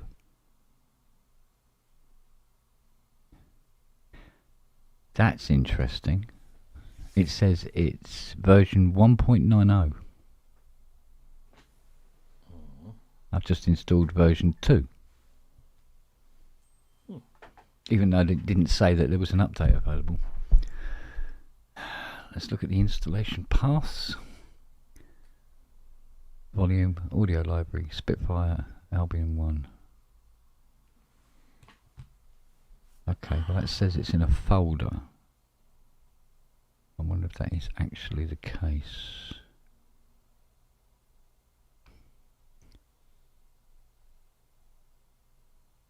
So look at AL first. I see Alicia Keys. No. Okay, so we go down to Spitfire. Christ, this is a scroll and a half. Spitfire SP. Yeah, Spitfire audio folder. Nothing in it. There's Albion Colossus. BBC Symphony Orchestra. Yeah, blah, blah, blah, blah. Now, if I remember rightly, Albion Colossus is not Albion 1. I haven't got a Scooby. Right, well the paths are in Native Access says it's where? Audio library, Spitfire Albion 1 library.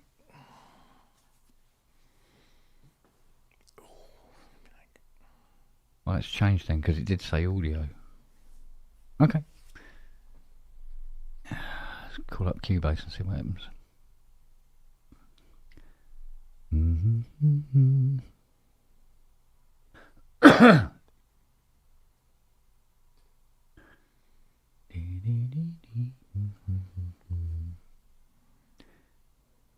Okay, we're in and instrument track, contact 8.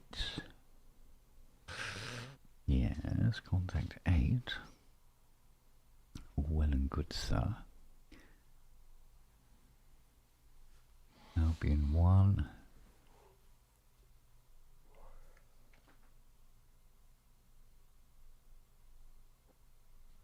Let's put in a patch.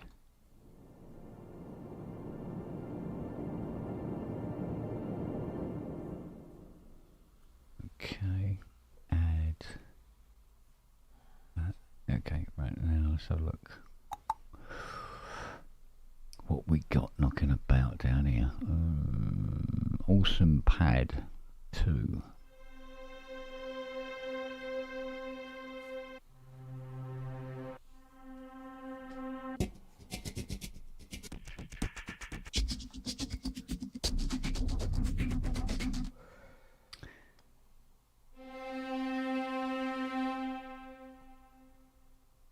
Let's try putting that one in.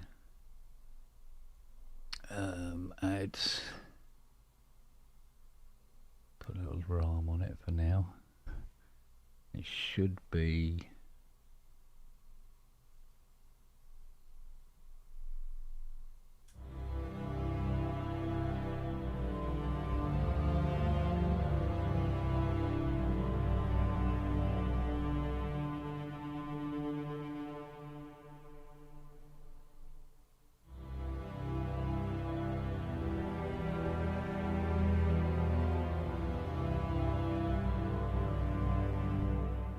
okay, cool. Seems to do what it's supposed to do.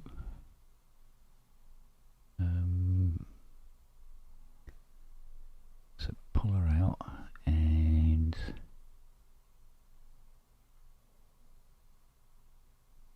put her on again. Let's have a look down here.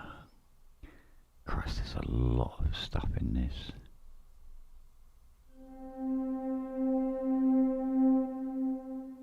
It should be Blade Runner strings.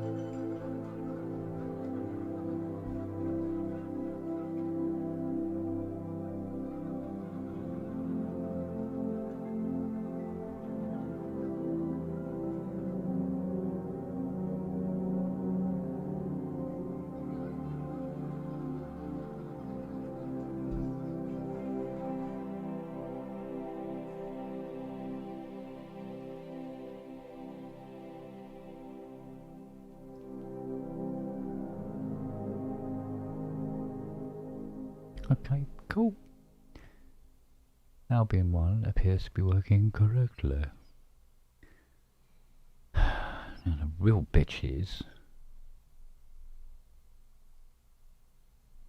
on pain of death, it will not find BBC Symphony Orchestra. And you know how big that fucker is. So she is listed. Let's have a look.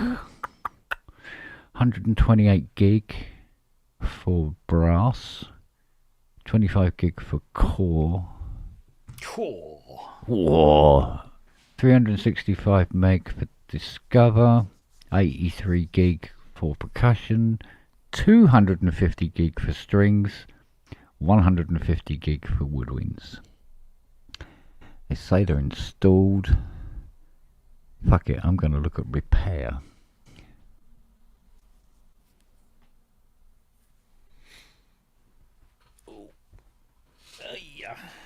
Just having a think about it.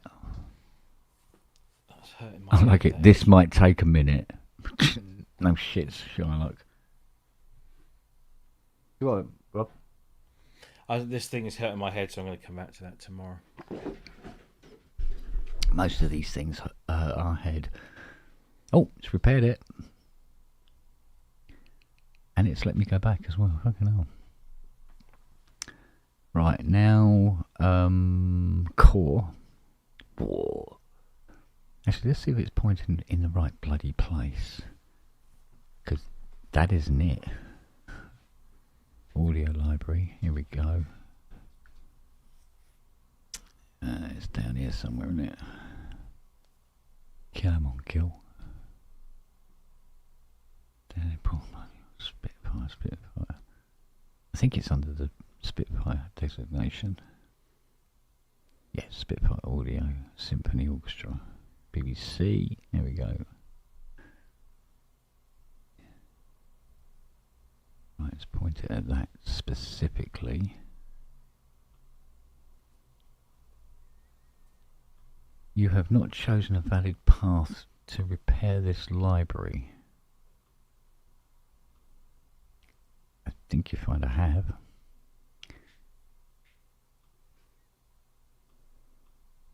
Unless you want that. Nope.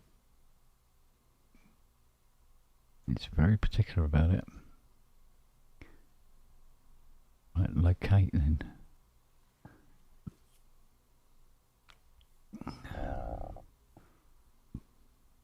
Where is this?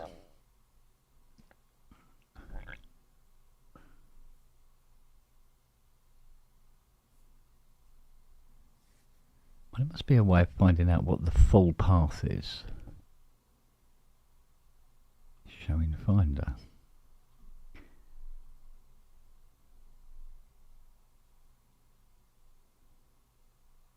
Yeah. Audio library. Spitfire Audio. BBC Symphony Orchestra. That's weird. That's where I pointed it.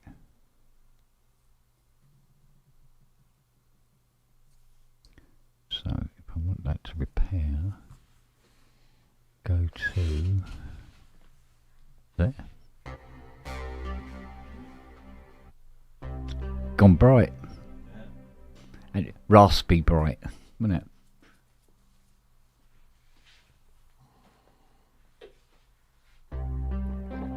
I have no idea, probes.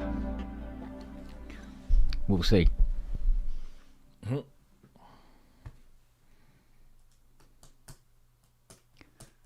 God, still got a spar. I think I went the way of the dodo a few years ago now.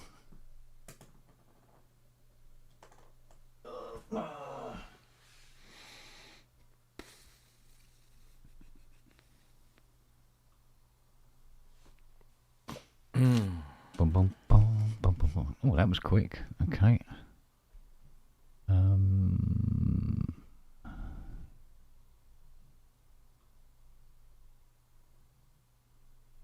boom, boom, boom, boom, boom. Boom, boom, boom, boom, boom.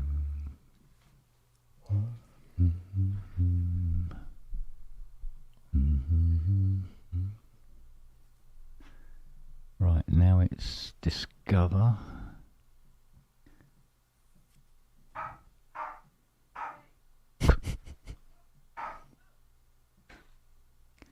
He loves giving her a hard time. Every time she walks out of the room. Oh look. Oh look what I see. Where is he? Get him up on the stage. There he is. Oh, he's walked off now. He started playing with Lily.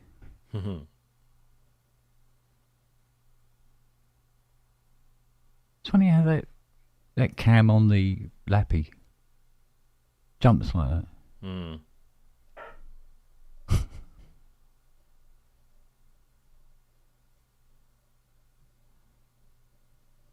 It's a husky cam now.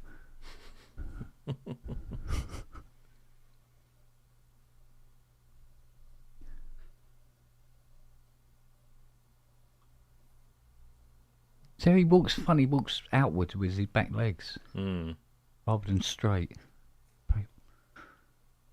Oh well, that's the end of that.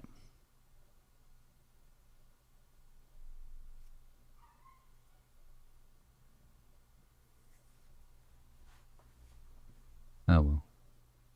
Don't look like we're going to see Fiona wandering around with her lallies hanging out or something. Yeah. Husky cam, yeah. I must admit, old Charlie's a lot more bloody active now than he was. Really beginning to sort of like, integrate with the others on a better level than he was. He was always very much the outsider.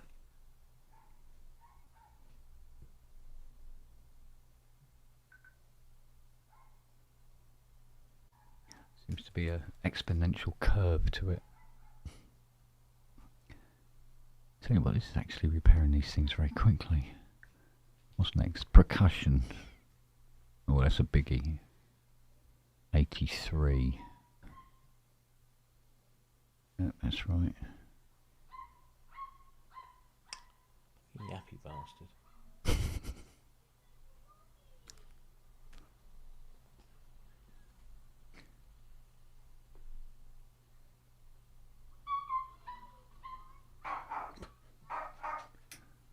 There's a woman round the corner here. She gets her dog down to the groomers down here. Goes down once a month.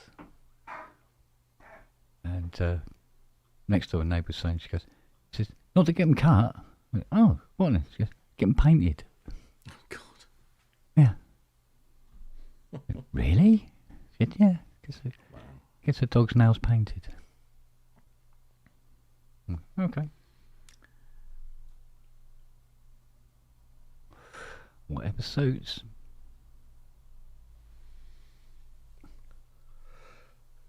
Oh shit, man.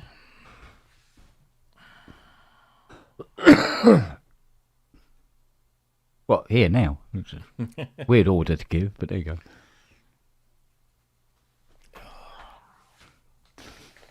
Must get an early night tonight. Well, you almost did last night. Yeah. I was awake again by 5. Really? Yeah.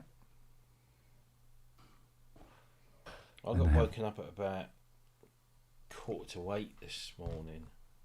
No, was it early? No. I thought my daughter was not working, but I keep forgetting that she's now doing a shift on a Wednesday. But normally when she starts in the morning, she starts at like 5:30, and I'm usually out to the. Yeah. I'm not around for that, but I heard the front door go, and it was like, oh, she's not working. Who's going out the front door? And I moved my arm like that, and Jackie's not there. And I'm like, well, where's Jackie gone? What's she doing? Has she left me? Hey! And then I hear Jackie in the bathroom. I think, oh. And then, of course, your brain starts going, well, who was that going out the front door? What's going on? Luca came in steaming at 1:30 this morning. All right. So it wasn't him. So then my brain goes, oh, God, have we been burgled? It's just... And then once I wake up, I go, oh, no, Sophia started work early, later than she normally does. And by which time I'm awake. So I was like, oh, fuck it.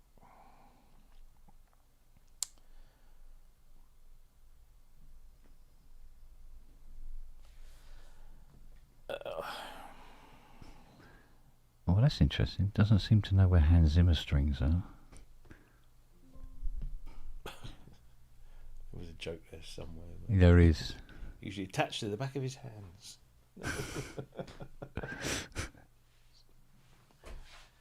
It's Hans Zimmer piano.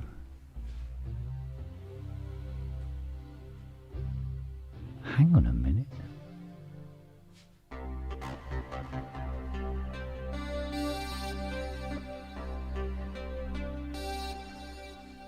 It's not here at all. And yet it says it's installed.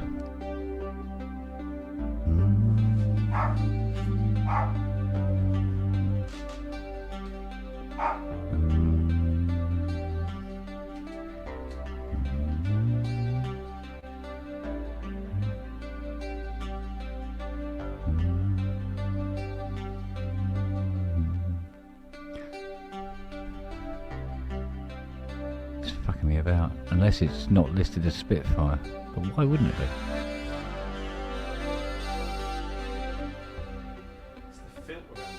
be? Yeah. Weird, isn't it?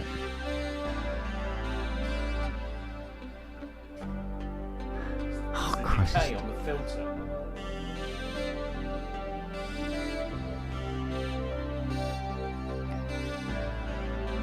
Now, normally I would say, oh, you probably got a bit of a dusty filter and it's like picking up what it thinks is movement. But if mine does it as well, and it's not the It's not the synth. It's yeah. So there must be something in the way that the software is reading that part.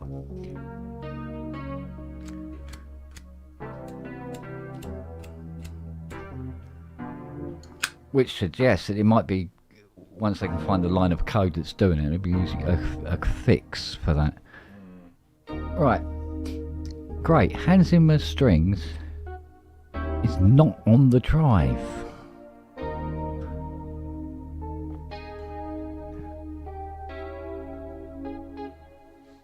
But it says it's installed. See if I can repair it. Well, I can't, no, because it's not on the drive. Let's put in Hans, let's search for it. Here we go. Hans. That do dishes. I've got Hans Zimmer piano. No, it's not here.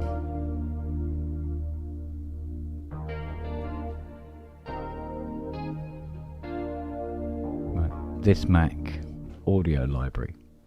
Let's have a look. Oh.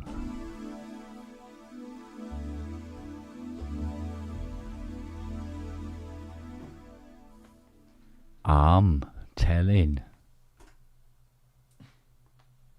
Right, so Spitfire says it's installed and it's not. It's not there at all.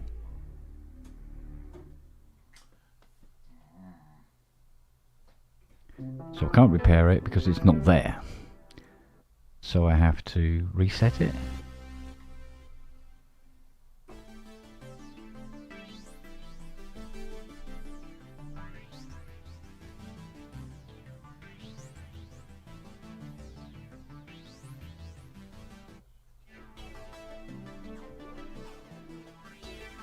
Yeah, have to reset it then. Entire library.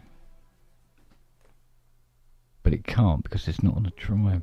It'd be interesting to see. Right. You've got that and locate. But got content. Let's have a look. Audio library, yeah. Library audio plugs in.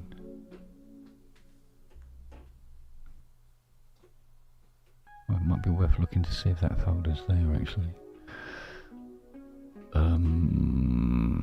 Let's have a look, shall we?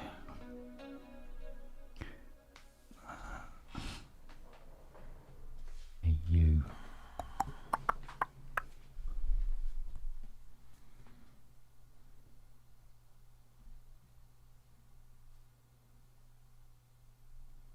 Can't change that anyway. Or that one.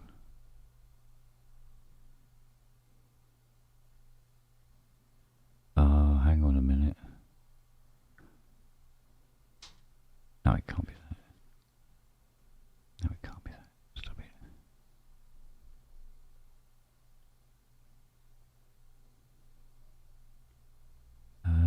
Here we go. Here we go. Audio library.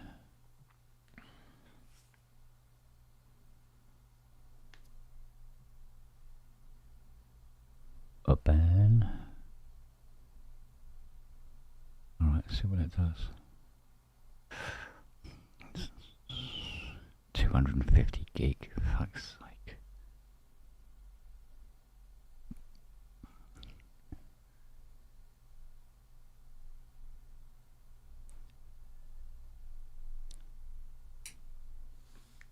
No bleeding library should be that big.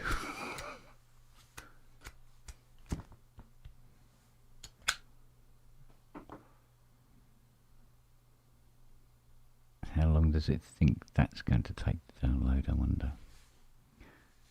Estimated download time of millennia.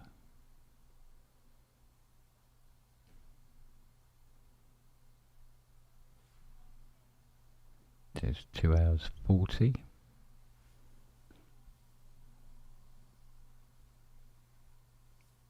One hour 50.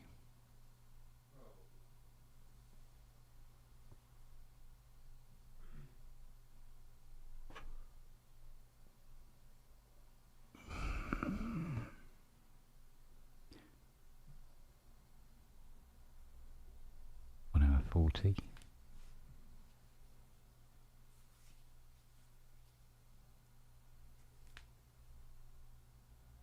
Oh, that can run in the background, can't it? Fucking hell. Oh, interesting. My Windows laptop just decided to completely reboot itself. Oh, Good job I didn't have anything open. Update on the way then.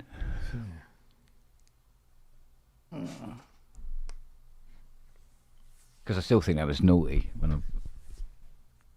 did like a workshop pub sort of thing, and I normally leave the laptop just on in the workshop. It's just not worth turning it off. And it was. All right. Here he is. Hello. Well, he can't hold 4 fingers up. So. What? Since had it, he can't hold 4 fingers up. Well, what's he done to her? 4 fingers, what? 4-finger death punch? It's just to test whether it's you or not. We've been getting a lot of, shall we say, pseudonyms. It's me. I'm gonna get my car service killing time. Oh, okay. I'll prove it. Fuck, shit, cunt. Is that good? Thank you. That'll do. As long as it wasn't you, on your back with your ass showing, completely naked. I'm in a little car place getting my stuff serviced, so nothing to look at. Oh, okay. So what will Kent Can be doing at Synth Southwest? Well, Kent will pretty much be doing what he's doing now, I would think. Just going like that to everybody. Fuck off. I want to see what happens when you're sitting there and Ty turns up and you call him a cunt and see if he reacts. You come up behind his back, it's like a cunt. Although, it's all going to be done for headphones, so nobody's going to hear what you're saying. That's the problem. Is it? Well, yeah, because it's going to be noisy, isn't it? Oh, true enough. Children. Yes. Oh, so I'll have to dress as well. Jesus. Yes. Back in a second. Not getting arrested for that again. Okay, you've had imposters trying to come in here as other people? Yeah, Prob's got a good idea. We'll get all the Mac experts to gather round. I go, this is what the fucker's doing. Good, I can take a step back for 5 minutes. Well, we just had one thing, but I've got a workaround. So as far as I'm concerned, then it's cured, right? Which is, like Dominus. If I call up contact 8, it goes, library cannot be found. And it's clearly on the drive, right? Mm. But it's listed in its rack. But it says, but can't find the library. Go to contact 7. Change nothing. Go to contact 7. Instead, load up a contact 7 instance. Go Dominus. There you go. Obviously something broken in contact. And we've just had hands in the strings. Says it's installed, and I go, we'll repair it and check all the links because it's not showing up in Cubase, right? Mm. So I click on the link and go to its location. It's not there. It's not on the drive. There is no hands in the strings on the drive. And the app says installed.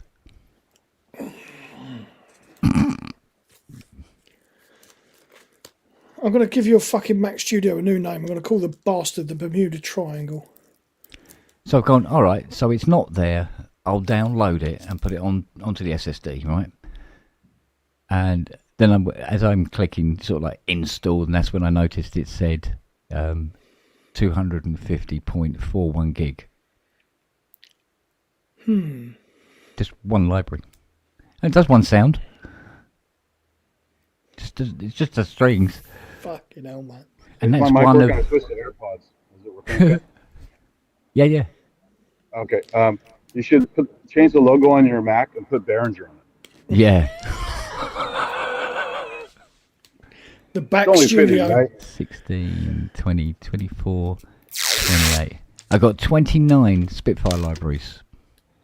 Bought ones, not labs or anything like that. It's the Baffle Back Budio. Yeah.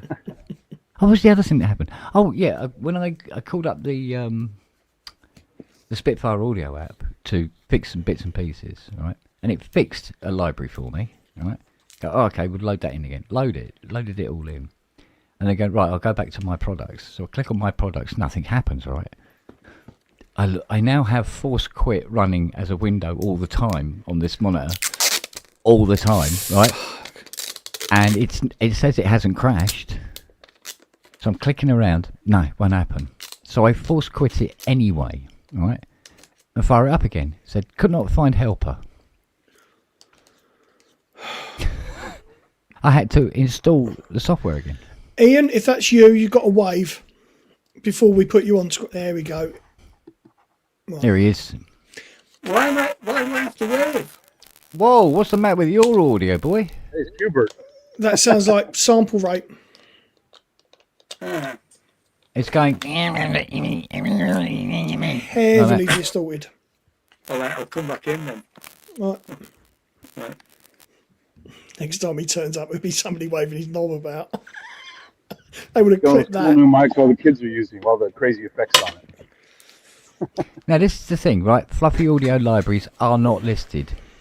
I agree with you. However, Dominus always shows up. Or used to. It's weird. And Dominus would show up, including its, little picture. All your problems just with contact or all kinds of stuff? Oh, there's all sorts of stuff going on. Try that. Right there. Is that better? That's better. Oh, why am I having to wave? We're having to check that people are actually genuine before they come in because we've had... Somebody is making recordings of earlier on in the show of people, and if they're not in the group, they come in again later on, pretending to be that person. And as soon as we add them in, it suddenly switches to them in front of their camera with their naked arse and bollocks hanging out. Oh, there's that one guy who flopped his dick out that time. That was funny. So we are now having to manually check that people, and it's the only way to verify that what we're seeing is live and not a pre-record. Right. Wow. God, because what's happened with the thing with the StreamYard? Yeah, that's right, Cracker. That's exactly right. We're doing a lot of that not tracker. being pinned anymore. Is that that's obviously something to do with StreamYard, isn't it? No, it's something to not do being with pinned Kent. at the top. It's something to do with Kent. There's something going on. Yeah, no live Joey Why am I wrestling. not surprised? My Mac Studio is being used as a StreamYard server. So, so people have died. Have entered the show and died from it. A dog cam is very boring. Look at dog cam. Dog cam is really boring. Yeah, see dog cam. No bleeding dogs. I need to look at this on the bigger screen. There we are. Oh, there you go. Oh, yeah. You need a wireless camera to put on one of the dogs and just have it follow around. Oh, God, yeah. Put it on Lily. Find out what's under the workshop. There's a guy who goes through all the expos. It was Macworld for a while. I think I saw him at SIGGRAPH. And then he may have even shown up at NAMM with his dog with the little camera on it. Pretty fun.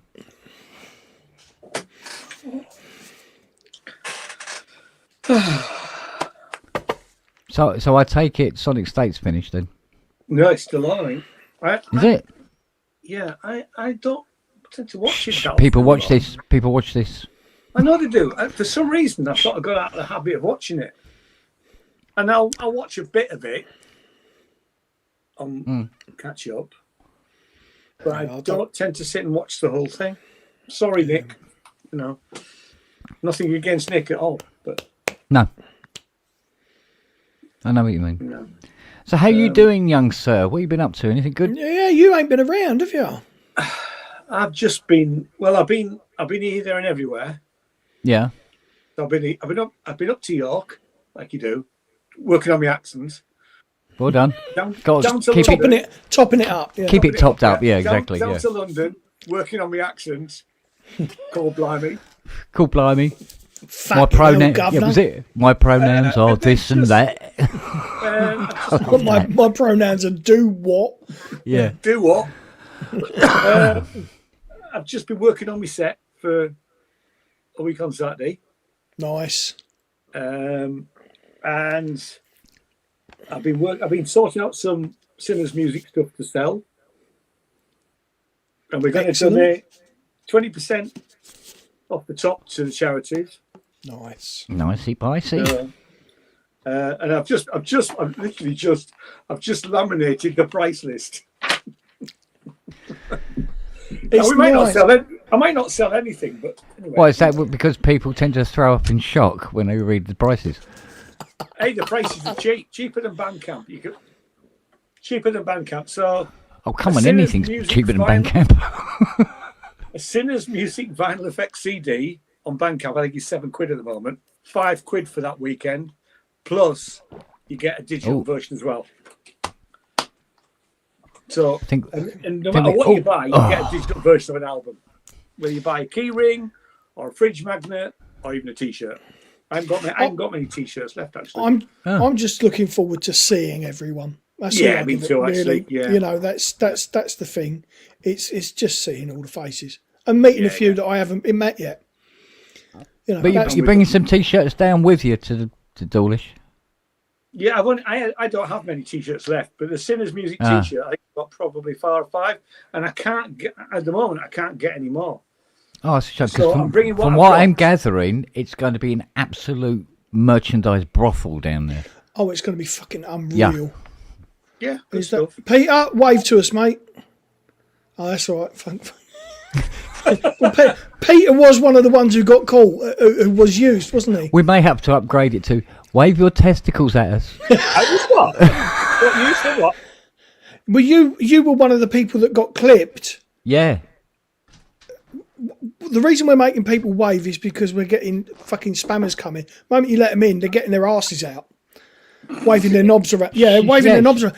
But they're getting clever. They're getting clever. What they're doing is they're actually screen capping one of us who's been on the show during previously, the day. Yeah. Using that for when they enter the studio. So we look down at who's waiting to come in and see. Yeah. The moment we let them in, they kick off. Yeah. I mean, they're not getting the effect they wanted. They were expecting shock and horror, and what they were basically getting was just people taking the piss out of his arse. Shitload of abuse. Yeah. So we're making sure that it's not those by just getting people to wave before we let them in, because we know it's a live feed then. You're going to make it tricky to have lady callers. Have we ever had a lady caller? Yeah, Hayley's been in the. Oh, Hayley. Well, All right, we'll get Hayley to wave her bollocks at me. Wasn't there a lady who came on and give you guys a hard time? Oh, yeah. I mean, he'll do some stuff in the chat. Yes, there was. Yes. That was Jim's other half, wasn't it? Jim Glue's other half. Yeah, but this guy, he'd gave us a load of shit. He'd either be Jesus's. I saw it. Daughter. Yeah. Well, Jesus' daughter. But he's saying, and he's giving a load of shit in the chat and everything like that. But what he did do was he spelt scrotum wrong. Yes, he did, didn't he? And he spelled it scrotum. And is that where it came from? Yes, and that's why we do it. And we go. And then when I said, I'd love to hear Matt McCauley saying it. And that's where the whole scrotum come from. Scotty McCauley, yeah. Yeah, so for the rest of the pub, we're all going, my scorms, bitch in my ball back. Stuck to my fucking leg. Yeah. That's the great thing with those scammers, you just goof on them and they get embarrassed and leave. My cacks are wetter than a duck pond. then there's Hitler doing it saying, there can be only one. Yeah. Scorm. And we got to get a T-shirt. Get T-shirts with Scorm on it. Yeah. Kent's Pub, Scortum. Yeah. Come to Kent's Pub if you want to see decent Scorms. there's your merch angle, mate. And I did this thing where I went very serious for a while, and it was going. I was saying to Robbie, I think it was just me and Robbie left. And I said, do you know what? You know, for all of that, you have to be really sort of. You got to admire the guy's bravery to do that. You know, really, when you think about it, because If I had a dick that small, I wouldn't want to show it to anybody. There's your merch angle, right? Instead of Frankie says, Kent says, "Score 'em." Yeah, there you go. in the Frankie style. Yeah, Kent says, "You're itching my scum." Don't, because I'll go and have one made just for the fucking crack of it.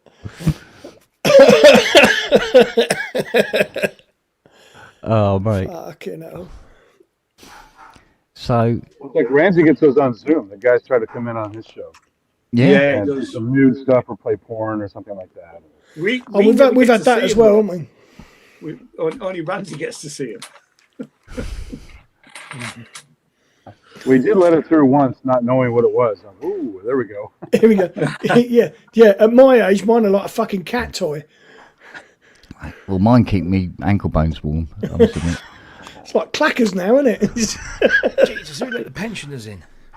Let's go. Do you want to see my impression? Do you want to see my impression of a grandfather clock?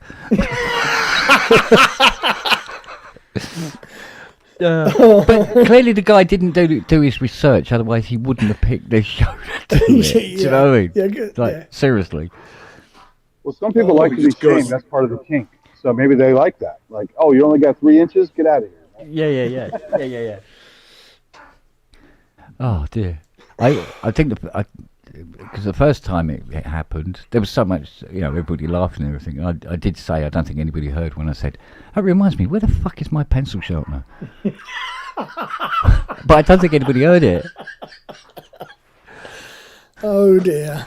Hello, lovey. Come on then. Come on. What? What's the matter? You know what's going to happen? In a couple of years, we're going to find out it was Robbie and it was his new way of trying to sell merch. Well, what are we talking about? I have no idea what we're talking about.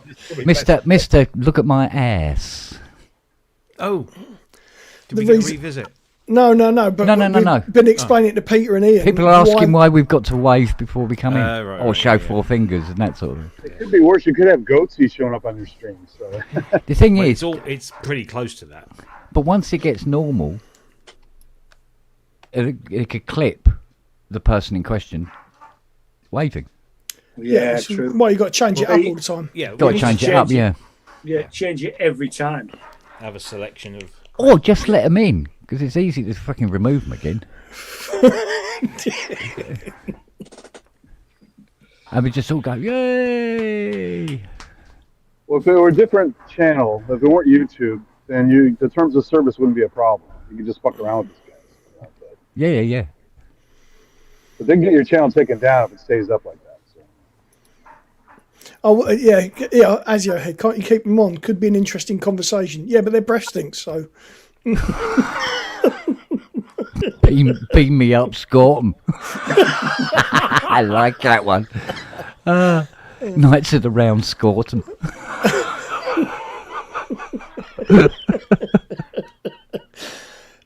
Fucking hell. Excellent. So that, it does provide giggles, I must admit. That's the next one. Turn up on a stream with Scorton written on your head in Sharpie. And a little hole. Actually, came up for a reason. Ian. Yes, sir. Do you need power on your table?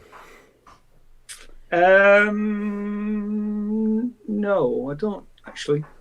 Okay, that's cool. I'm just putting people in certain areas. Yeah, I don't think I power do. than others. Ian's in a broom cupboard now. Yeah. Open the door. You want to buy anything? No, he's in the fuse cupboard.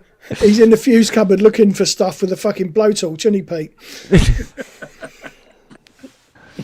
Oh dear. Yeah. At my last place I worked, one of the guys got moved into a former closet as an office. Yeah. That happened when I was at university. Somebody had to do that, and he just ended up in a broom cupboard office. Was his name? He's going to hurt himself in a minute. Philip Schofield. Yeah. Yeah, and watch out for Peter. He goes around pushing keyboards off stands. I've heard that. Yeah, but he does fix them when he does it. Yeah. Yeah. Try it with the chroma. You never know. So, Phone on a stand. That's going to stay in my truck. What's on stage? Is it a Hmm? table? What's on stage? Is it a table? Table? What do you The think we are? performance? Yes. It's just there's 2 speakers on a tripod and a mixing desk, and you're on your own. Do you need something? Thank you very much. That's all right. I'll No, bring a there'd be a stand. table. Yeah, sorry, I didn't think. Yeah, we can put a table there. I can bring a stand. It's up to you. Yeah, I know that. What's his name? Eddie's got his stands for all his kit. Bang Bang Clang have got their own stands. So yeah, I can put a table there for your bit because you're first on anyway. I am first on. You're opening the show after the mayor has done his cutting the ribbon. Oh, is that right? Yeah. Oh yes. Oh. No, it's spent spared. Cost him a £5 at a fucking booking. Yeah. Dawlish, isn't it? A promise of his vote, of your vote. Cool. Mate. Looking forward to it. Be good. Yeah, it's coming together now quite nicely. Yeah. I saw your trolley. It's good, isn't it? It's all right. Actually, yeah. Well, I don't want to use my car, and I'm only up the road, literally up the hill. So as long as I Yeah, dip it yeah. down. Yeah, you are literally just round the corner, aren't you? Yeah. So I thought, well, I'll leave my car where it is, and I'll just trolley everything, and I can do both venues then with the bits and bobs that we need to take over. That's a good call. I thought B&Q, 149 quid. I'll have some of that. Can't hurt. Put it down as expenses. I already have. Got a checkbook. And the sponsorship of the show. I've already done that as well. Oh yeah, I've got it all sewn up. Don't worry about that. Oh God. Got to be done. No, that's right. You should charge to use your trolley to tour people around the show. Yeah, I was thinking, it was 55 stone it takes, so we could take several. We could do a parade around Dawlish. The Synth Southwest Queen. Yeah. Prom queen, yeah. Yeah. Fuck it, I'll dress up for a laugh. I don't give a shit. Do you want to borrow my dinosaur costume? Oh, Go running around in it. No, because Ty might start writing music and shit. You don't want that. Yeah? Oh no, he doesn't really do that anyway, does he? I reckon he just uses AI. Oh fuck. You're right, actually. I'm waiting for it now. He's going to turn up. Yeah, that's what I'm trying to do. So what do you think? Do you think I should turn my Behringer rack into, call it Ty Tower? Ty Tower. Hang on, I'll show you what it looks Well, like. if it was in here, it'd be called Titanic. Titanic. Hang on, I'll actually show you what it looks like at the minute. I've only got one more I want to put in there. Where the fuck is my desktop? There you are. Probably in the other room. There you go. Should come up. That's what I've got in at the moment. Bloody hell. Bloody hell. Yeah, I'm going to call it Ty Tower. just wait for you can fuck off. That much you should get a love letter from Uli. Yeah. It was getting Dom's fucking Model D that started all that off. He might give you an autograph with a mushroom print on it. So. But that Model T's been okay since, yeah? Yeah, it's fine now. They're very peculiar. It just didn't do anything, and then Did you push it off the stand?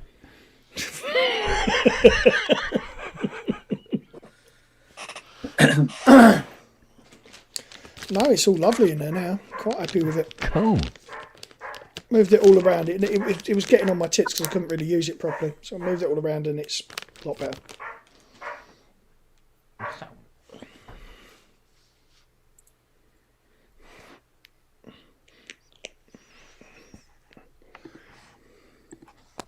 I seem to have provided parking space for every Tom, Dick and fucking Harry out there now.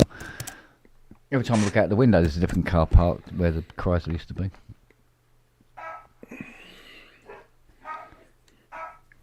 They're all amazed at the amount of space that's left after it left. It was Yeah. a big old unit, wasn't it? Oh, yeah. She was a fucking hearse. It really was. Hearse. I've seen smaller hearses. Yeah, sure enough. Someone's over here feeding the gulls and the crows. With a huge Small, bunch of birds. Oh, smaller hearses. Yeah, Rolf Harris's coffin only had 2 handles because that's all you can get on a dustbin, isn't it?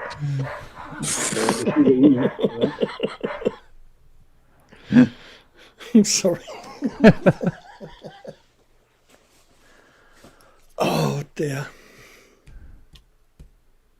Oh, I don't know.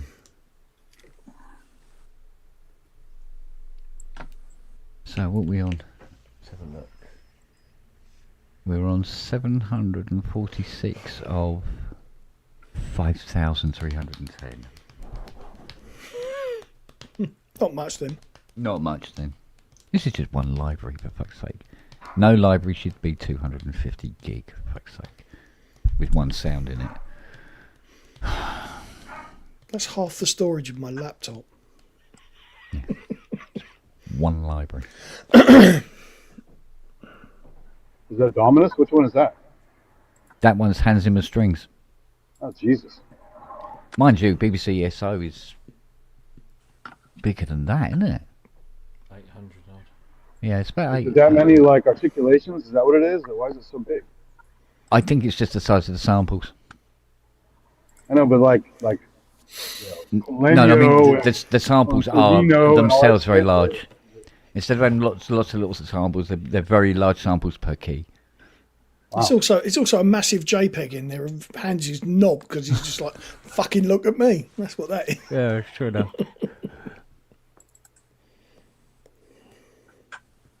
Actually, thinking about it, I'm sure I have that Hans Zimmer Strings as a, in hardware, on a drive somewhere.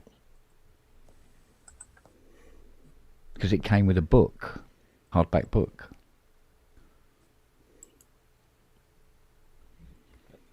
Price it ought to come with Hans fucking Zimmer. Well, yeah. I mean, BBC SO was on a hard drive in its little box. That wasn't cheap at all. Sounds fucking brilliant though. It's still one of the best, all-round orchestra libraries out there. Other than maybe Vienna. Oh, Vienna. Trouble is, Vienna's what, £17,500?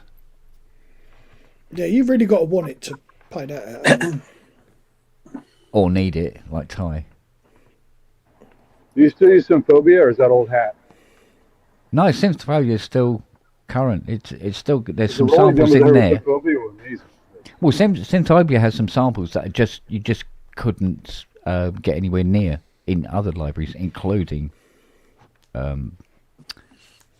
BBC SO.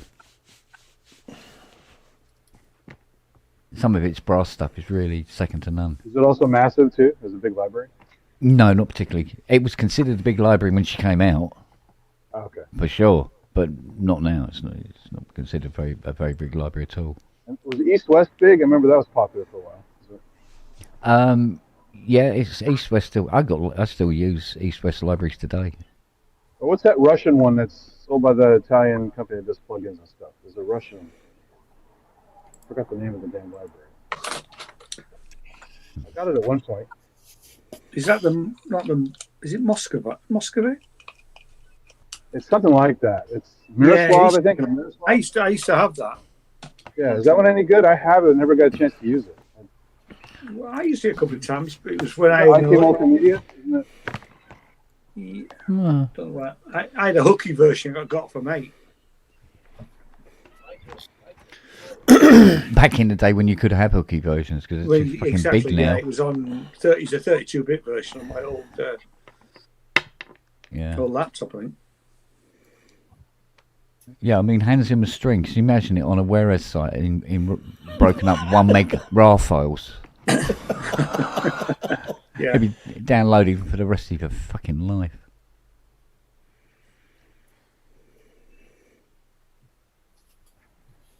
Well, the Usenet stuff is full of like full resolution Blu-rays and stuff, and bigger stuff. So Really? some of these downloads are downright massive. Bloody hell.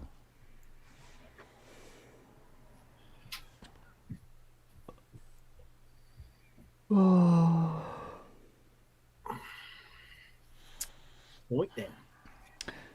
Right, so this morning was a complete waste of time, really, wasn't it? Was rather, wasn't it? Yeah. So how many of those Jupiters belong to one guy? Oh, they all belong to individual people. The Jupiter 8s, anyway. Hmm.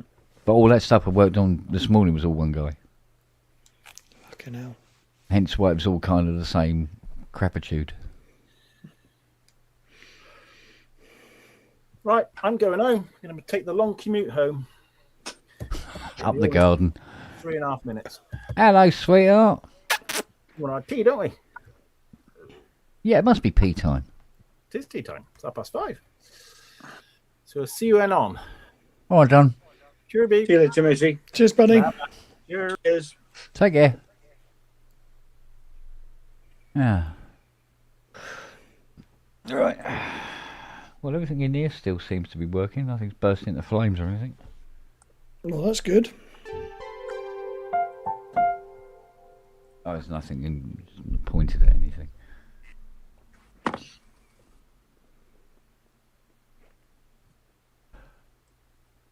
Keith didn't stay long this morning, did he? No. No. Disappeared. Doesn't seem to be having as much trouble with his mic and that as he was the week before. Just a lot of that going on, wasn't there? Hmm.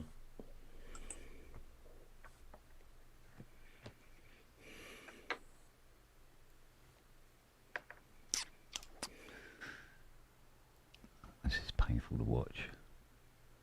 So stop watching it, Kent. Take it off the screen. Oh, it's one of them where... Oh, hang on.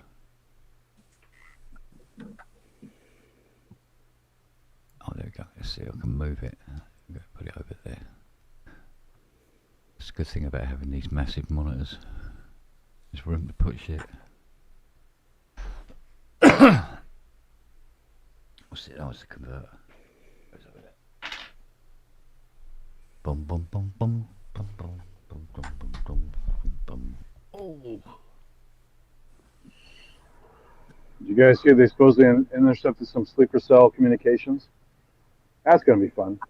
Yeah, well.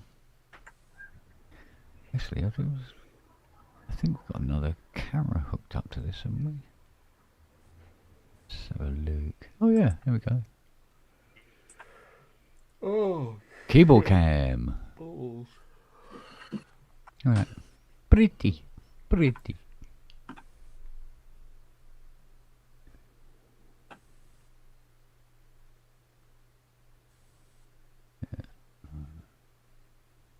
Oh. Yeah, I did the memory test and it actually crashed twice, but the third time it worked and it did the test and it come back with there is absolutely nothing wrong with this Mac Studio whatsoever, including Bluetooth.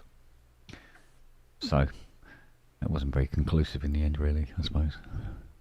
Seeing as we know the Bluetooth isn't working.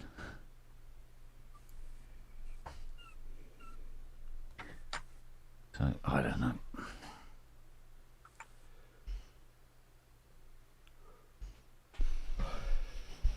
I haven't kept up in the latest diagnostic tools, but Tech Tool Pro used to be amazing on the Mac. Do they have an equivalent for that you can try? Look for weird shit on your computer. No idea. Could probably have a sniff around, see what there is. Tech Tool Pro is awesome. This is back in the classic Mac era. Hmm. And Power Macs.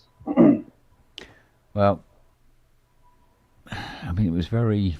When it worked, it seemed to be very thorough. So, but he said there was nothing wrong with the machine, which might come in handy if I ever get around to like part exchanging it in for an M4. Yeah, they should have put some diagnostic thing like Windows computers up and like Dell and stuff. Yeah. The diagnostics are quite nice to have. Even if they don't help that much, at least they rule out certain things. Yeah. Although any time I mention M4 in front of Fiona, she sort of just goes, Right.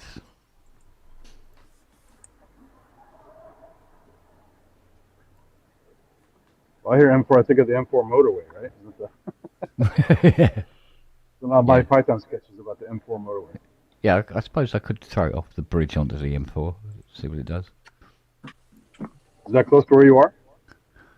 The M4? Not particularly. No. That's not that far away. Yeah, but it's not. I mean, the M25. Junctions up. M25 is nearest to you, isn't it? Yeah. You know. Well, the M3 and the M25 probably near. How many lanes are those? Like M4's two each side? Or how big are up they? from where you are. Yeah. Yeah. Are they pretty good size?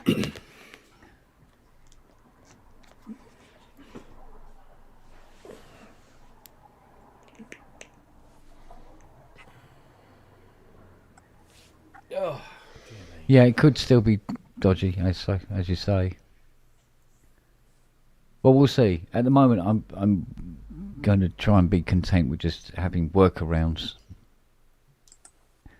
and just hope that, get some productivity out of it as is. And then at a later date, maybe in the year, get a part exit in on a M4 or whatever, or keep it and use it as some sort of backup.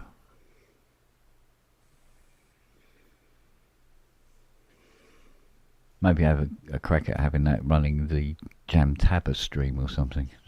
Still want to try that out. Yeah. But I'd like to get, a foundation going first before I start doing all that on top of it. Oh, dear Lord. Oh. You have to build a custom room for that so you don't get the randos coming in.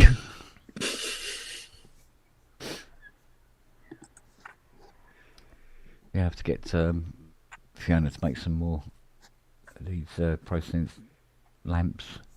Desk art. Desk art, is it? Okay. Is that the workaround? Is that the workaround? Is it?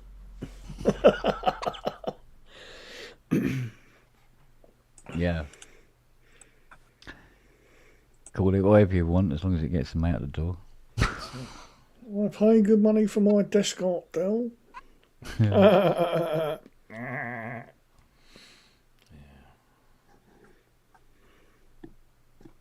Oh,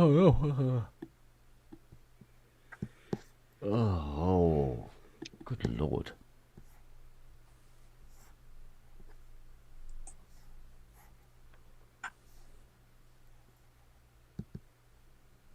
Oh yeah, Matt, me and Robbie were talking about computer games and stuff like that last night. Mm-hmm. And somebody, I can't remember who it was, somebody in the chat mentioned Half-Life 2. Right. And I'm going to get my PC out again. I loved Half-Life 2. Never Yeah, played some it. of the best cinematic gaming ever made. Great. I'm not a gamer. I never played it either. No. No. I'm still playing The Last of Us 1 and 2. Still. My gaming capabilities ended at Super Mario Brothers 4. Oh, we talked about all the consoles as well. Don't worry. Yeah, no, that was the limit of my abilities.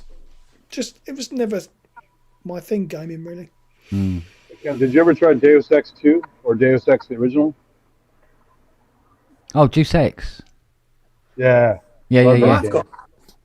It's like choose your own adventure in a kind of cyborg future fantasy game. Yeah. And you can play the game like at least 10 different times. Have you not played it? No. That's pretty good. Awesome. Yeah. No, because it came about because I was having a conversation about getting the PlayStation 4 up from the front room and maybe just setting it up in the bedroom. Because I can never get to use it because she's always watching the television, watching. Oh yeah. You know, The Masked Singer and some other such shit. My PS4 keeps throwing the discs out every so often. Yeah. You'll be halfway through a game and they'll just kick it out. Yeah. I think it's a well-known issue. I've never had it on mine. Touch wood. It would if I brought it in here. Yeah. It probably spit the disc out, piss itself, and then catch fire. Yeah, I think The Xbox Red Circle of Death, right? your room is cursed, Ken. Yeah. No, I think it's the ghost of my mum who's really pissed off that I brought all my stuff into her bedroom.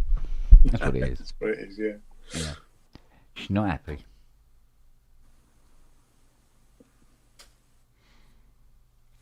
I keep meaning to start playing Red Dead Redemption all over again. Oh yeah. I played the second one. The second one, which is the one where they had a bonus zombie version. I played that. Well, yeah. Is that the first one? The second one? I think they've done it on all of them. Oh, they. Can't remember which one I played. Red Dead Revolver, then you had Red Dead Redemption, and then you got Red Dead It's Redemption 2. It must have been the first Red Dead Redemption, I think. I quite liked it. I thought it was all right.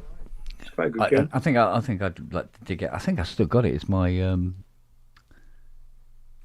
Blade Runner adventure game thing.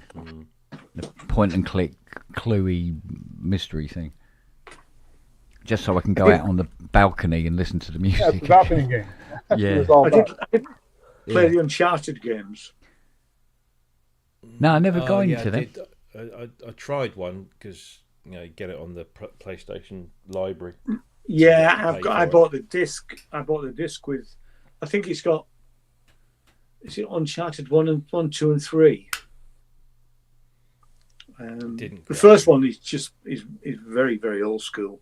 Haven't they made a film of it now? Of Uncharted? Yeah, they have. Yeah, film's not. It's not Tom great. Holland, isn't it?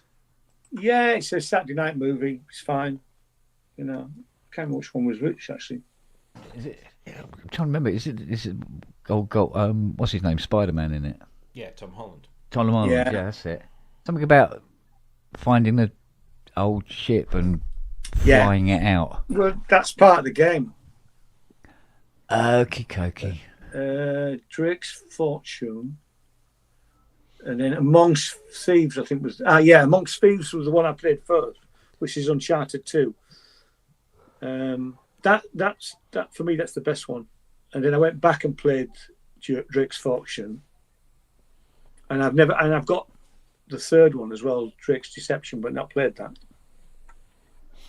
I recently finished Mafia: The Old Country, which is quite good actually. It was quite engaging. It's a bit. Is that anything like the old Mafia game?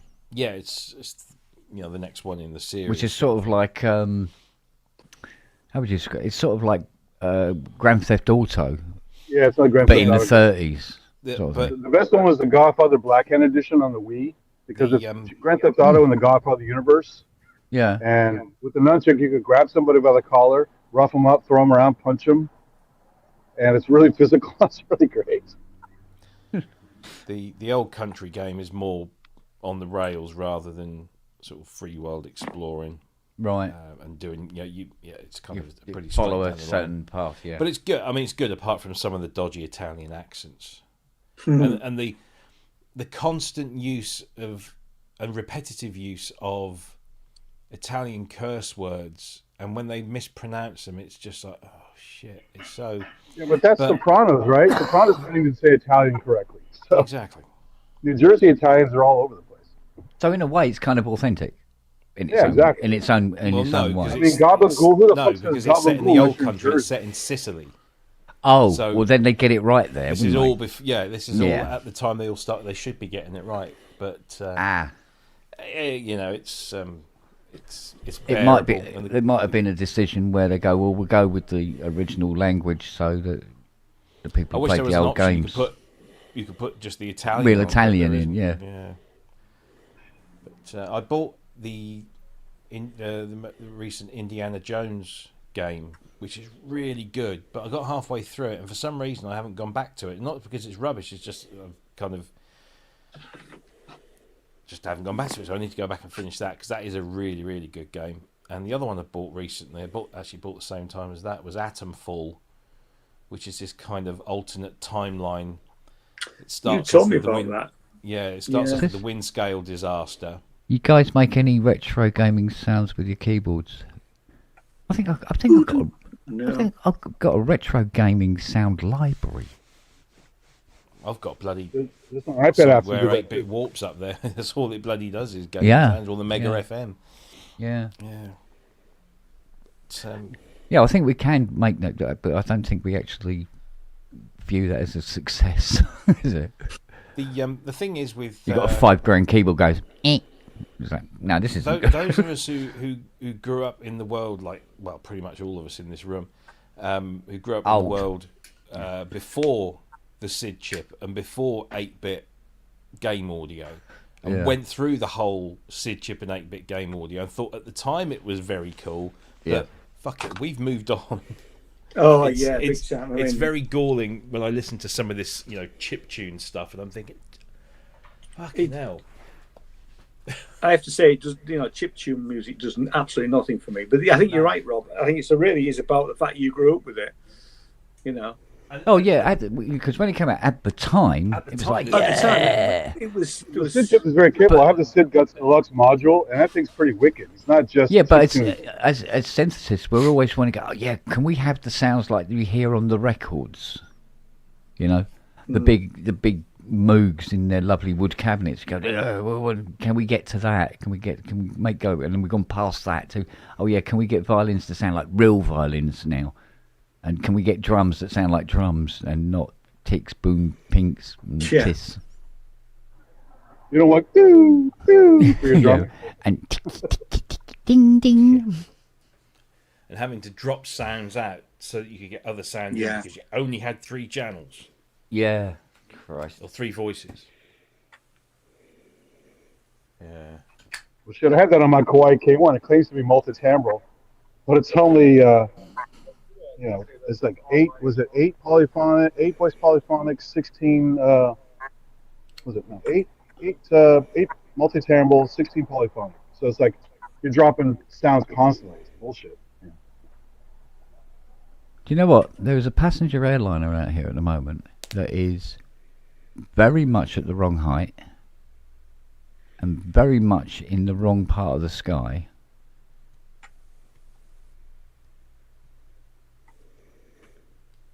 And heading towards London.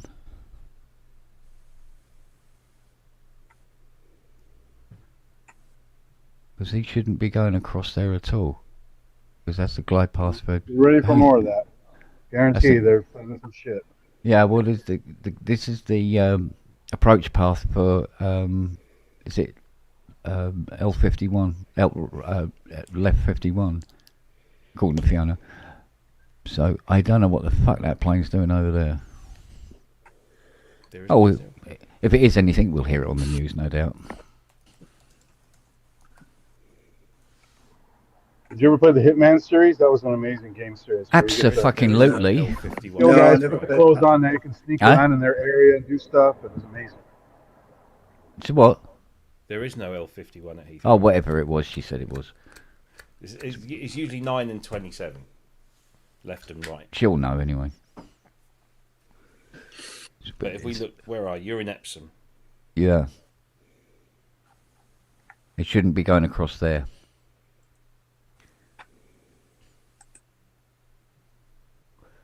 The approach path is from here and the bank round.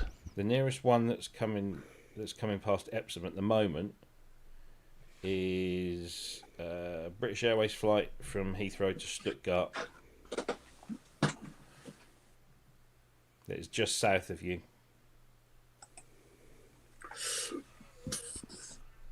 It should be then over there. That one's over here. Using one of those phone plane checking apps. Yeah. Yeah, because you don't normally see them come guy across parallel with the window here. And he would sit with binoculars at his desk and watch all the planes go by.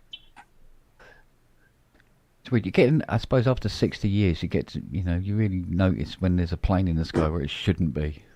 Yeah. That's just coming. It's flying south of you at the moment. Is now heading east. Yeah. Towards. Because I remember when my cousin came over, because he lived in right down in the bottom corner of Ireland, And he couldn't believe, he says, how many planes there were in the sky overhead here. All the time. Absolutely fascinated by it. You guys ever played Fallout? Oh, yeah. Yeah. Is it any good? Yeah. I never played it. Yeah. Jackie's playing it at the moment. She's we finished watching season 2 of the TV show. She says, I haven't started yet. Yeah. I've got it on my list to watch. I'm watching Paradise at the moment. Have you seen that? Yeah, we are. Yeah. It's really good, actually. It's very good. Mm. Although I think this season they've gone a bit Last of Us, haven't they? I'm still on season 1. Oh, geez, catch up. No. Have you seen any of Young Sherlock? No. Right, Fiona's been watching it. She's quite interesting because Moriarty is Sherlock's friend. Right. From school. And the reason he goes bad is because of Sherlock's dad. His dad apparently is a right old rogue. I think there's something in the book. It's like Spider-Man. Right at the beginning. Yeah. I mean, it's a long time since I've read a Sherlock Holmes book, but I'm sure there was something about being friends originally. Yeah, because Fiona likes also watching that. Was it Murder Cruise? Oh no, not seen With that. what's his name? Was it Will Smith? Not Will Smith. Or is it Will Smith? The guy won X Factor thing, Britain's Got Talent thing, with the high pitched voice. Well, the one who looks like he's been hit with an is that axe. the one where he sings in it? Will Yes. fucking... I've never seen it, but I saw it on Gogglebox. I thought, my God, that looks awful. Yeah, he always sings at the end of it. Yes. And there's always a murder on this cruise ship. I mean, it's the most dangerous fucking cruise yeah. ship on the planet, right? And she watches that. Yeah. And I'm going, oh, what are you watching now? She goes, Murder Cruise. I go, well, fucking watching it is. It's right, oh. It's sort of like... Are you talking about Will... Is it Will Young? Will Young, there you go. It's, Is it Will Young? I thought it was somebody else. I thought it was... Oh, okay. But it's, it's basically Death in Paradise, but God. wetter. Murder Cruise sounds appropriate. It's killing brain cells as you watch it. Yeah, but even Death in Paradise, I mean, it's jumped the shark. It really has seriously jumped the shark. And this is slightly worse than that.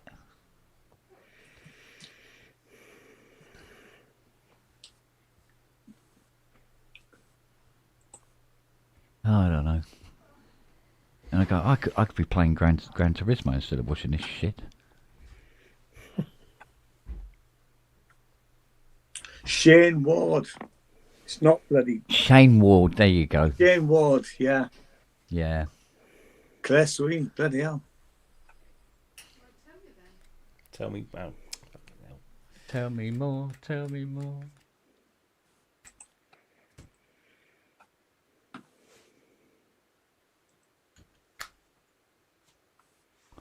Right, Hans Zimmer Strings says...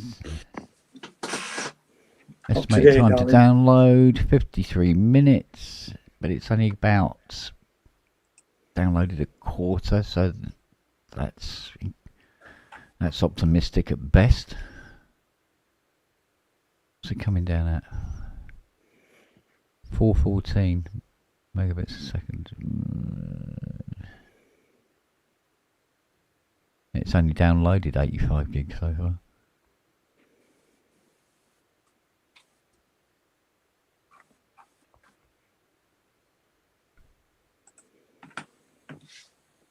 Yeah, it's going to take a while.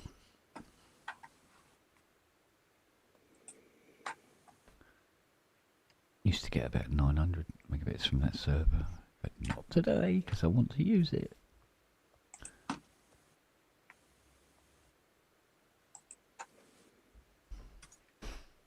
It's doing anything.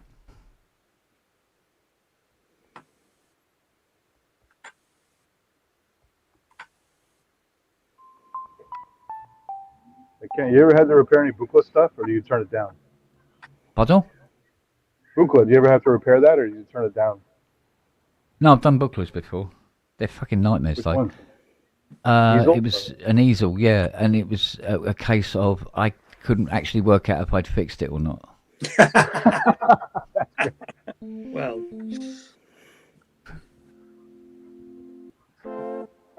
We could have had Native VS try it for you because he's a whiz on the Buchla easel. Yeah. But as it transpired, the owner came around and tried it, and he goes, "No, you have fixed it." I went, "Oh, cool."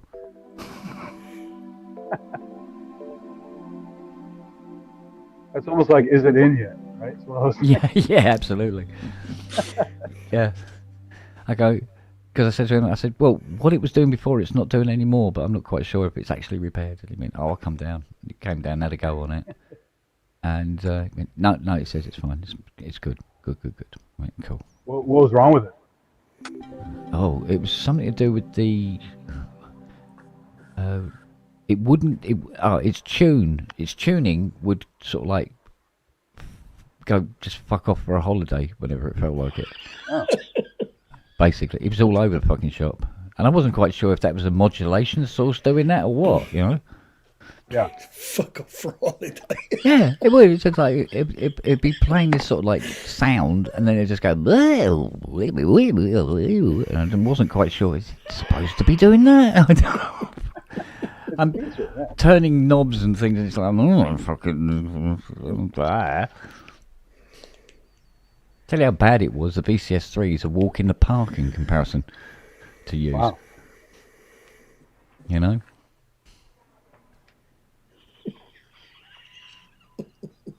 Because I found out the hard way that where you have the 3 pins for the 3 VCOs in the centre of the pin matrix, and what that does is it assigns the VCOs to the keyboard. You know, where you got the little keyboard, right? What I didn't know at the time was it depends on what colour pin you put in. So if you put in the red pins, it doesn't scale properly. Yeah, because inside each pin is a resistor, and you have to use the white ones, not the red ones. And I accidentally put red ones in. I couldn't get it to scale, so I was calibrating the shit out of it, and there wasn't enough calibration. And I was trying to figure out what the fuck was wrong. So, but you only make that mistake once. Yeah. So I mean, Buchla stuff's odd. I have a Zero Coast, which is like a hybrid Buchla, you know, East Coast, West Coast kind of thing, and it's a lot of fun. But man, it's weird. Yeah, it's very, very strange. But there again, so's the Some of Soma the cameras stuff. you get out there are crazy. Just... I mean, that what the fuck is it I got? The drum synth. Something 23. Pulsar 23. Pulsar? Yeah, that's Pulsar? it. Yeah, well, I got one of them. I was fucked if I could work out what the fuck was going on that. They're strange, yeah. Yeah. I mean, the Lyra 8's strange enough. The Pulsar is very strange. Terra's really strange as well. Yeah. Terra's a weird interface, but it's I don't know. It's pretty easy to play like cool melodic stuff on it. It is, yeah. It just looks weird, and it's just the tactile stuff is awesome on it. It's really cool. Yeah. Reminds me, I haven't used mine for a while. I gotta use it. No, Have you been involved in a horrible shitting accident? I haven't used mine for a while either. But I'm playing an Emon back end of April. I'm going to play it there. Did you get yours fixed? I know you're having trouble with yours. Yeah, they sent me a set of sensors. So I replaced the sensors. So some internal thing or the actual touch thing? It's the touch of them. It had like worn away at the sort of surface. I mean, they do say that. No, it's very straightforward. Yeah. They do say that it happens that the sensors should only last about a year. Really? So just when they're out of guarantee, you know. And I used it for the first 6 months. I used it quite a lot. You know. So. But no, it's easy to do, and ideally, Andy, you want them to get your send you a set now. Yeah, I think so. I didn't know that. Because good point. I mean, they're not that expensive to buy, but they did send them free because I think I'd only had it 6 months when the surface started to peel away, and the touch was still okay, but you knew they were going to start playing up at some point. Wow. I'll tell you what, if you want to mess about with a sense that's an absolute fucking nightmare to use, get a hold of a Tridex Muse. Oh yeah, I have the software for that. Yeah, that's mental. That's Marvin Minsky from MIT worked on it. Yeah. I had one of them here, and it's another case of like, have I fixed it? It's a weird one for sure. Yeah. It's for like aleatoric shit, like screwing around and Yeah. I think Richard did a video of the Tridex Muse using it, well, attempting to use it. If you look, you can find the Windows version around somewhere. It's not for sale, but you can download it somewhere. Yeah. I think he old Windows. I think he got about 8,000 views on the video or something like that. But it's cool because you can hook it up to MIDI and then you can MIDI your shit with it. So. Yeah. But it's definitely a weirdy thing, for sure. I have the one of those companies that's now defunct. It's a Future Retro or something like that. I think one of those made a tiny little thing. It's about the size of a one of those little Korg ribbon control sets that go in your pocket. Yeah. And it has the brain of a Tridex Muse in it, but a different interface. Oh, okay. And you can do all kinds of really weird patterns with it. I have it somewhere. I've only used it a couple of times, but it was popular enough for them to copy it and put in something else. So, see if we can find. So, did you vote green then, Robbie? Sorry, what? Where? It says in the chat that Robbie voted green. Yeah. Good man. All right, Tridex. Yeah. I voted Labour in the general election. Yeah. But local, I did voted too. Green. That was a waste of time, wasn't it? Well, no, because he got Labour. in. But actually, I voted Labour in the general election, and they didn't get in. We got Lib Dem here. But I've been voting Green locally for years and years, and because they do a good job. Yeah, I mean, we've just got a green councillor.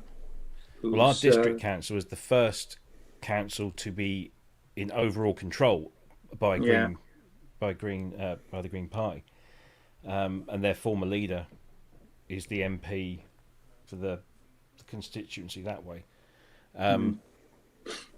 But yeah, I voted Labour because there was no way that the Greens were going to win this, and we just needed to get the Tories out.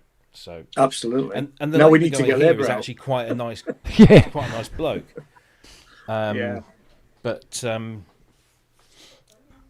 I'll be voting Green on May 7th. Well, I've joined the Green Party, and in fact they were asking me to go up to Gorton. I couldn't, but the way that they've mobilised over that by-election was really, really, really, really good. Very good, especially when you saw what was being thrown at them. Absolutely, and it's still being thrown at the poor girl. Yeah. So I always wanted to vote Green here, but they always have shitheads in charge of it. So the only policy I really agree with is probably nuclear. I think we actually probably need to use nuclear more. Yeah. Just not on other countries. Sorry? Just not on other countries. No, not on other countries. Absolutely not. I mean, I was enthusiastic to see the rise or the birth of what's now known as your party. Me too, actually. At the start, I thought, this could be good, and then they seemed like they can't organise a piss up in the brewery. No. And even the leadership. I mean, I had a lot of time for Zara Sultana, but she comes across now as just being really difficult. Well, it's interesting as well because I've read a couple of books where I read the book about the rise. Can you hear that? Yeah. Hang on, let me turn down the noise gate. Hang on. So I read the book about the rise of Starmer on Starmerism, and actually Jeremy Corbyn doesn't come out of that very well at all. Hear it? No. Have you read it? No. But I think you mentioned he comes across as quite belligerent, and it's his way or no way. Yeah. And that it's not just that book. I've read it in 2 or 3 books as well. Other books, which kind of flies in the face of the whole. It's only when she premise goes out of your party, which is like inclusion, and everyone gets to have a say in that. And yet, at the leadership level, it's like you say, it's like we do it this or we don't do it at all. And well, I was in the Labour Party when he was leader. Me too. And I know that the local Pocklington branch got very frustrated with the major leadership. You got a bowel problem there, Ken. That's one way to vote. I like that. We'll see. We shall see. I think when the general election comes around, I can't see myself voting for Labour. I am absolutely done with the Labour Party. Yeah, and, they no longer embody the principles of the Labour Party as it has been for decades. Well, certainly up till.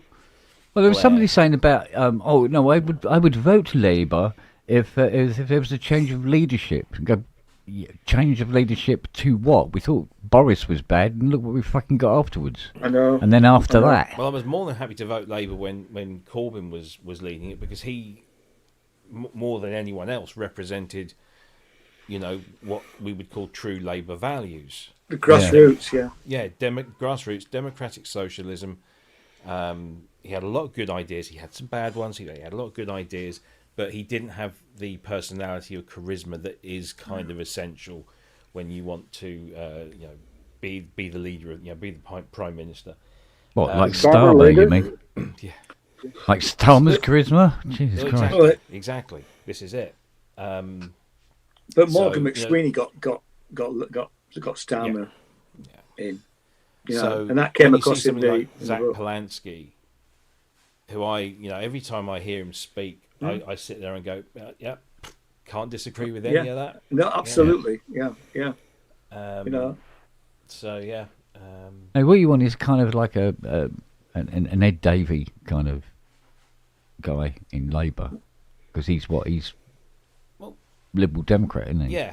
And he is, but I mean, I kind of like him, but again, he's a typical. Because I think he's Chessington, isn't he? Ed Davey. Yeah, somewhere around there. Yeah. He's just literally 30 seconds up the road here. Yeah, it's all those stunts that he pulls. I mean, I know why he's doing it to get coverage, but come on, Yeah, he's in the Lib Dems. I mean, he'd be coming in and dressed up as a clown on a trapeze. The Lib really, Dems have always been, the fence sitters. Yeah. I would. So the first time I didn't vote Labour ever was at the general election where we got the coalition. And I did vote Liberal Democrat because I genuinely thought that Nick Clegg was talking a lot of sense in those debates, and he was outdoing the likes of Gordon Brown and Cameron. And then they go into coalition with the Tories and abandon all of this stuff. All their fuck's sake. All their policies. Particularly university tuition fees and all that kind of stuff. And yeah, but you know he was going to get put into a broom cupboard as soon as he got into number 10. He's shown into his office. There you go. Mind the brooms. What really pissed me off about that was that Gordon Brown could have turned around and done a deal with the. He could have done a deal, yeah. But they flat out refused to do it on principle, because they, it's either all of us. Again, it's all of us or nothing sort of. But I mean, you could have gone into a coalition with them, and I mean, Brown even offered to resign. He offered to step down. Yeah. If the I have to say I thought Brown was a very poor prime minister, but I think generally he's a decent bloke. Oh, he's a decent bloke for sure. And that's probably I just don't. And I do think power corrupts. Have you seen the series on Tony Blair? The 3-part series on. No. You should give it a look. Yeah. Because I drank the Kool-Aid in 90. Yeah, me too. 97. Yeah. 97, 98, and I was so pleased when he got in. But honestly, talk about sending me down. The first couple of years, well, basically up until 9/11. But he did get a god complex. You know, he absolutely got a God complex. Yeah. And I mean, and he's still on that now. I mean, the money for his organisation, it comes from Saudis, I think. Yeah. It comes from very dodgy, places. Yeah. Well, I think that, I mean, the Labour government we've got now at the moment, their policies have been very conservative. Absolutely. Don't they? I think now more than ever, it's quite apparent that they are two cheeks of the same arse. Yeah. Yes. But I think there is this kind of belief in government that if you lean more towards conservative, you're going to be more successful and more long running. Well, than if you were Labour. That started with Blair. Absolutely started with Blair. But I think that's up there. I mean, I don't know whether the rest of the country's feeling like that's probably the way to go. Because when Labour got in, we thought, oh, we'll probably get something fucking decent happen, and it didn't. If anything, we just got more of the same. Yeah, they have no clue. It's partly down to them. It's also partly down to the global situation as we find ourselves in, because we're so intrinsically linked to it that what the orange fucktard does over there has a massive impact over here. And I sometimes occasionally feel a tiny bit sorry for the likes of Keir Starmer and anyone, because you have to kind of cozy up to Trump, because there's a greater thing going on, and you do have to kind of pander to him. I get that, but there are other leaders out there, particularly in Europe, that just say no, fuck off. And no, this is it. I don't think you have to pander up to Trump. If you push back, he does a U-turn, and then he gets all shirty again, and then you threaten him, and then he backs right the fuck off. Yeah, well, no, I'm not entirely sure that would happen. Well, he's done it with everything else. It's debatable, but yeah, he has, hasn't he? Kimmel's saying the same things about him, but he's not doing anything about it. He could say something about Jon Stewart. Hasn't. Yeah, but these are TV hosts. These are not political leaders. No, but it's the guy approaches everything exactly the got the same. nickname Taco. He does. Trump, He does. Trump always chickens out. It could be a TV host, it could be a country, it could be the threat of fucking nuclear war. He's going to approach it in the same way because he only knows one fucking way. He's a brainless little even though toad. He's the president. He's not running the show here. He's just doing his buff and bluster, which is what he does.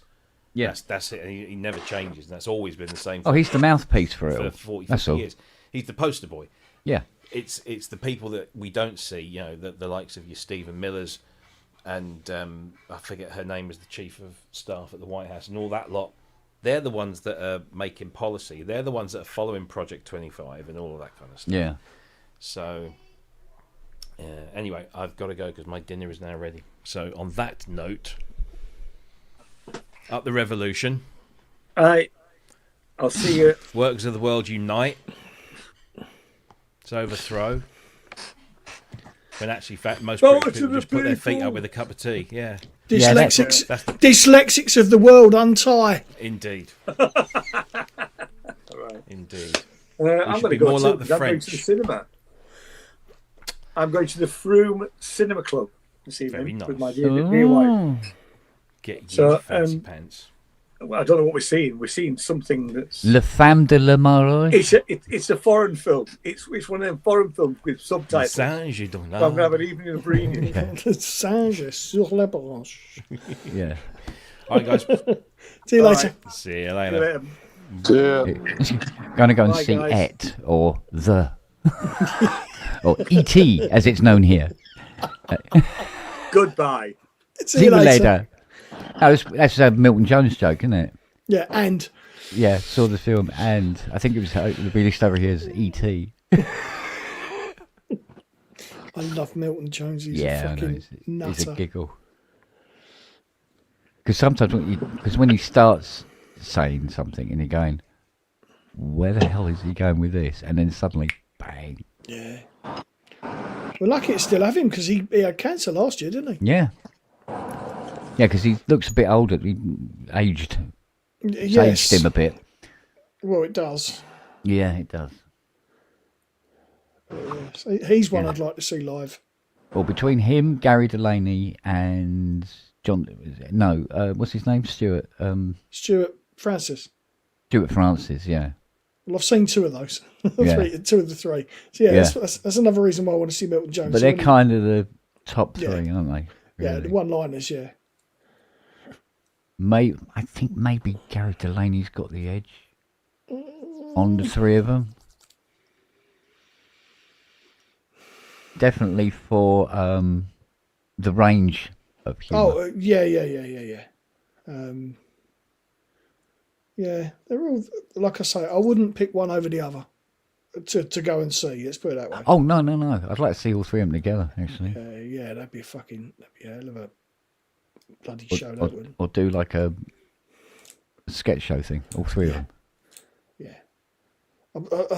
I'm enjoying the new Mock the Week. That's been quite good. Yeah. Although it doesn't seem as fast paced because they've extended it to 45 minutes or whatever. It does seem to... The way to watch it is after it's been on. I'm watching it on YouTube, so it comes on like 2 days later. Yeah. Because TLC got a channel, so I just put it on YouTube. Well, when you watch it on TLC 2 days later or a day later, the adverts aren't in it. Yeah, that's right. And it goes out and comes back in again, sort of. Yeah, but it still feels like it's a bit too long. I think half an hour was enough. Yeah. Well, Hugh's only been on 1 week now. Yeah, he did third week, didn't he? Yeah. It's probably waiting for his contract to finish up on whatever it is he's doing. Yeah. And he'll be back. It'd be lovely to get Frankie back. Fucking hell. I don't think he wants to do it, though. I don't think he'd want to do that anymore. Well, one of the problems that I can't remember who said it. I think it was Sarah Pascoe said it about if you do Mock the Week, you tend to encroach on your touring material. Yes. But if you do it on Mock the Week, everybody gets to see it, so it's taken away from your touring material, and you've got to then replace Generate your more, touring. Yeah, and I think that's one of the things that Frankie probably would try to stay away from. Yeah, a lot of his stuff definitely went out on Mock the Week that he was then using or was using in his touring. Yeah. Well, it must be old, what's her name? Barnes. Angela Barnes. Angela Barnes. She's really blossoming. She's getting funnier and funnier all the time, that girl. Sarah Pascoe, I don't think has got a funny bone in her body. I don't like her. I don't think she's a funny comedian. I don't think she's very funny at all. I think, yeah, it's a much gentler type of humour. Her delivery isn't what I'd want from somebody on that show. But that's again, it's just a personal thing. I know what you mean. She's obviously got a following. Especially when you have to do the make something up, and, when it's like scenes we'd like to see thing, right? And she'll come up with stuff, and sometimes it's not quite hitting the mark and stuff. Yeah. But when you think about it, if you put it into context, she's doing that around 5 other people who are fucking brilliant at it. Yeah. Rhys James, I think, is brilliant. Yeah. Fucking, he's deadly. Him and Ed Gamble, when they're together, are fucking untouchable. Mate. Do you know the big guy? Have you seen this week's one? Yeah. The big guy who was sat next to the Indian guy, the big fucker. Oh yeah, I know. It's sort of like a younger Miles Jupp. Yes. Yeah. He's the one that inspired the Victorian Lego figure joke. Right. Because I believe Ed Gamble and him were ripping into each other on an original Mock the Week, and he turned around and said, "Oh, you just look like a Lego figure geography teacher." Yeah. And that's where it came from. I was sitting there trying to riff back at Longhurst that night, and that hit my head, and it was just like, fuck, that's beautiful. And what so about, that's where that came from. It's stupid. I'm so terrible with names. What's her name?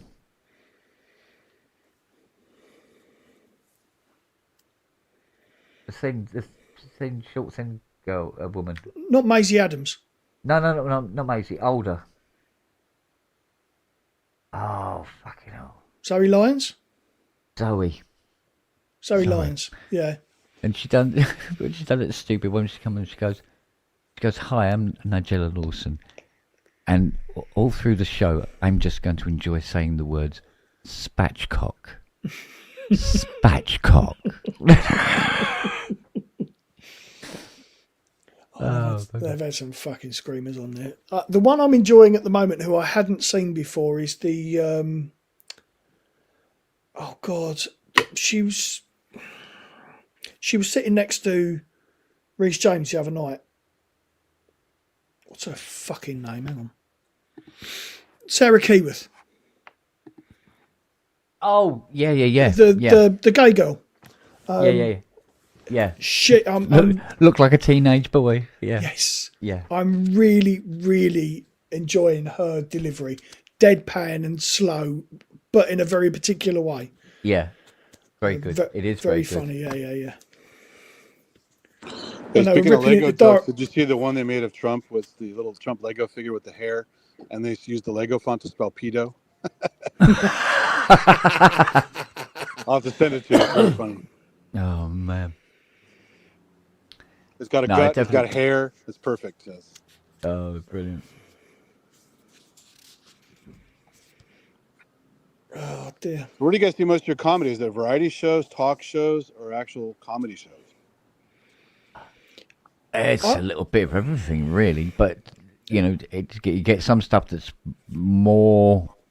Like, is it mainstream or is it some other odd channel?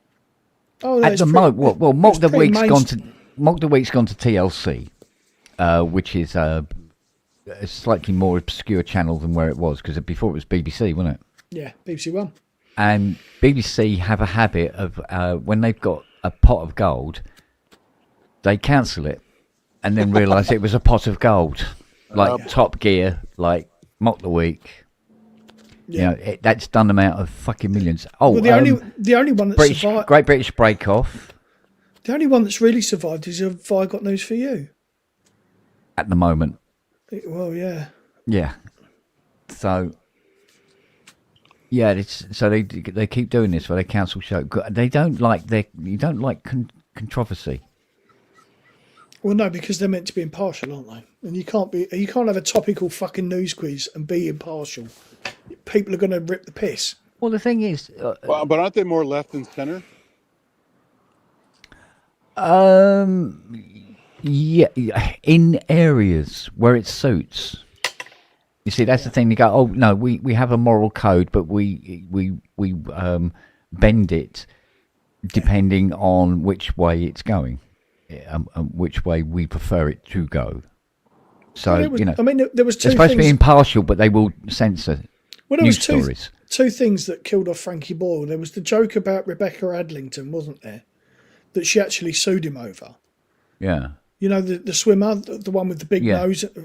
And he said that, looking at Rebecca Adlington is like looking at yourself in the back of a spoon. Yeah. And he got properly hauled over for that one. And then he made the Dude, joke. that? Jesus, that's Yeah. And then he made the joke about the Queen's being so old her pussy was haunted. Ed's back, but not Russell. Yeah. Russell did the first couple, I think. Yeah, but he's touring, so he won't be back for a while. Right, yeah. And it was that one about the Queen that got him kicked off. That was the one that killed him. Oh, yeah. Well, as far as the BBC were concerned. No. Because what really killed him off with the BBC, and I've actually got it. I downloaded it off of YouTube. I think it's gone now. He did a comic relief. And he tore into the Pope. He tore into the royal family big time. Mm-hmm. And he was told by Lenny Henry, "You're never doing comic relief again." Wow. And then the BBC went, "No, too much. Fuck off." And that's what got him. Yeah, but the thing is, they book him knowing exactly what they're going to knowing exactly what it's like. It's like with the Golden Globes with Ricky Gervais. Hello. They used to book him. Yeah, no, he's going to be controversial. Yeah. I think it was one of the better ones was when he was doing the last one because he knew it didn't fucking matter anymore. The Mel Gibson one was the best one, where he's like toasting him and then taking his drink away and then asking what sugar tits meant and all that stuff. Well, apparently he had to. Every time he did it, he had to. Sit in front of the panel of lawyers. Yeah. And read the outlines. And when he just made shit up. And when they asked him, the head lawyer said, you're talking about James Corden being a fat pussy in the film Cats, and he went, "Yeah, of course I am." Yeah, that's what I mean. Yeah, that's what I mean. Yeah, fucking, he got away with it. Yeah, because lawyers, famous for their humour. Yeah. Are people afraid to make fun of Charles now that he's king, or is he? No. He's fair game no matter what. No, see, this is Britain, mate. Nobody's frightened of doing anything. Taken off the BBC, so. Oh yeah, well, there's plenty of other channels to take the piss out of him. Yeah. But even then, even on the BBC, you can get away with quite a bit before it has a like when if somebody says fuck on a late night talk show in the States, they're warming up a jail cell. It's like 9/11. Here, oh my God! Here, because we see this quite a lot when you have American film stars and stuff like that, and they come over and they sit on the couch with Graham Norton. Yeah, they are gobsmacked at what people are saying and able to get away with. And they go, "Well, this is going to be edited out," and they go, "No, what made you think that? Why would you think that?" And they can't believe what we get away with here. And yet Phil Collins was able to get away with calling somebody a wanker when he appeared in Miami Vice. Do you know that? Oh, yes, because it was a colloquialism. Well, because we don't know the strength. So it doesn't count. So they don't know what it means. It's not a swear word out there. Yeah. Yeah. Well, it's like Brian Cox was on a TV show out there recently, and he said somebody asked him a question. He said, "Well, in the UK, we'd say that's bollocks." Yeah. And it get away with it because they don't know what it means. Doesn't mean, yeah, exactly. I mean, I'm pretty sure in Miami Vice they called someone a pendejo, and that's pretty strong. That's an asshole, basically. Yeah. So, But here, that wouldn't even, that wouldn't even break wind here. Yes. But body cone, right? Cone is not a nice word. Yeah, we got Frankie Boyle did a joke about Jade Goody. On Mock the Week, where he said there was a report that Iranians were burning effigies of Jade Goody. Turns out they were just barbecuing a pig. And got away with that, and she was dying of cancer at the time when he did the joke. Oh, shit. Yeah. Oh, yeah, he's done jokes about her as well. Oh, he did. What did he say? The best thing about being married to Jade Goody when she was dying was she got thinner, better looking, and her pussy got tighter. Who is she again, by the way? The name's familiar, but she was just this sort of like she was a personality, famous for fucking being nothing. Like a Kardashian, yeah. Twice, and he's gone, and he's back, and he's up there now, and he's gone, he's back. What's this? What was that little game you used to have where you had to move all the little tiles around to get everything in order? Yeah. Oh, Terrazzo? I think Rob's having a wank and he just keeps hitting his mouse. That's what he's doing. He's wanking over a mouse? Is it an attractive mouse? Whatever floats his boat. It's the touchpad. He's got his tallywhacker on his touchpad. So. Haven't we got the Robbie's wank? Was it? What? And now a massage from the Swedish Prime Minister.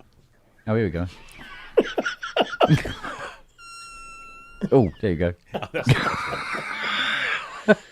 Oh, fucking No, hell. it should have Robbie's wanking on there somewhere. Is your stream deck just full of farts? Is that all it is? Yeah. I don't know. Pretty much, yeah. Because it was doing it straight away. Now it's got that delay on it now. Oh.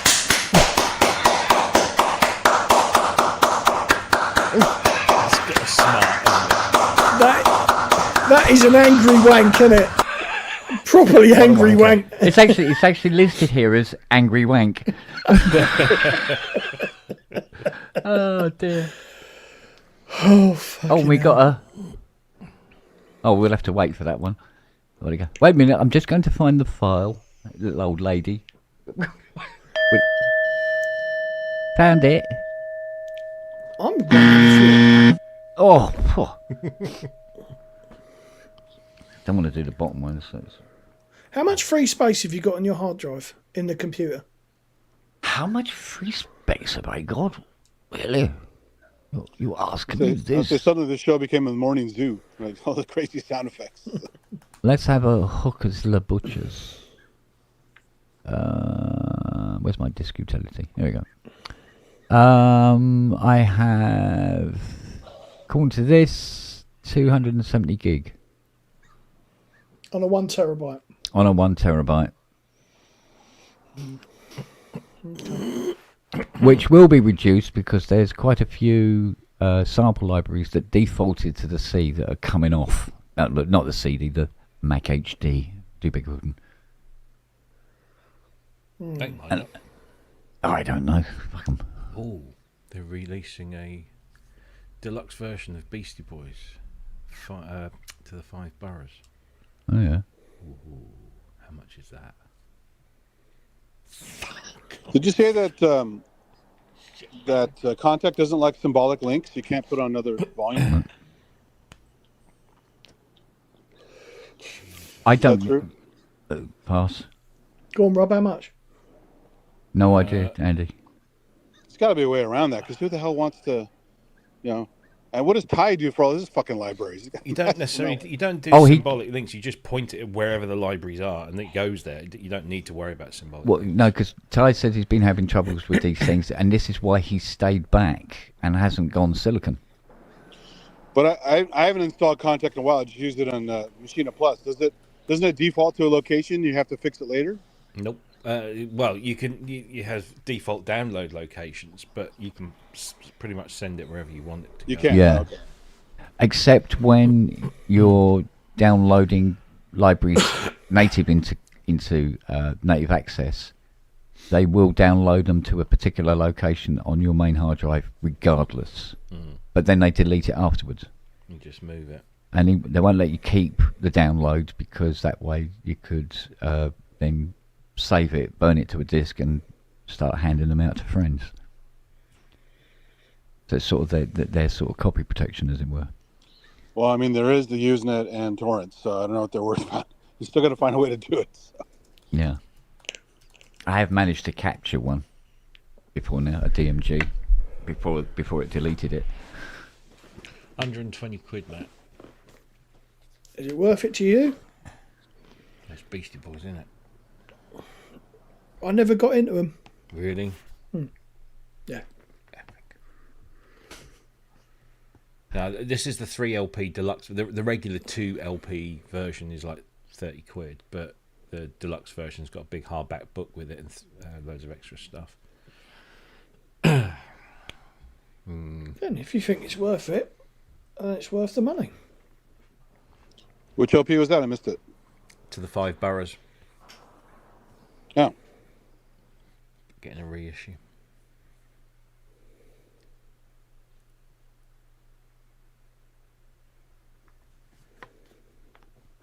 It's a good album, that. Oh well, we'll have to see.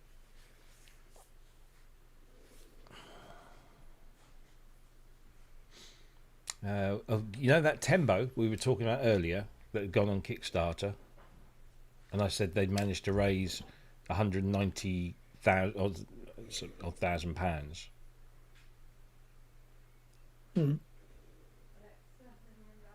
According to Kickstarter now, they've raised over £414,000. Fucking hell. Nearly 1,500 backers, and their goal was only 37,000. They're literally selling these things like hotcakes. I bet the early birds have all now gone. Oh no, there's still some super early birds available. Fair play to them. As long as I don't pull a fast one. I've got 4 or 5 Kickstarters out of 20 that failed. So I've never had one fail on me. Or a Kickstarter. But it's not bad. I mean, 275 quid. If you get a super early bird. you never know. You say, "Oh, it turns out it costs more than we thought. We're sorry." It's like the whole Well, if they carry on the way they're going, they literally launched the Kickstarter, what was it, today? And they've got a whole... What is it? Over a month to go, 40 days, and they've already raised. Well, I mean, the number just keeps going up. It's now £416,000. So that goes. That's happening in like one day. If they ain't got enough money to do it. Sounds pretty good. But like that Bird Kids company that went belly up, they were selling to Perfect Circuit places before they started fulfilling orders to the people who paid for the Kickstarter. And it's like, that's fucking bullshit. I never got mine. It's not good. Oh, it's interesting. I mean, it just keeps going up and up and up. It's quite amazing. And the Animal Omega would have been pretty damn cool. They actually finished it. They just couldn't produce it in mass. So what a waste that was. I only ever went for the plug-in, which you can still authorize, by the way. The authorization server's still up for that. Oh, the Anima Phi hardware was great. I have the actual hardware. It's great. And Sophia was an amazing wind controller with synth built in. Some physical modeling shit.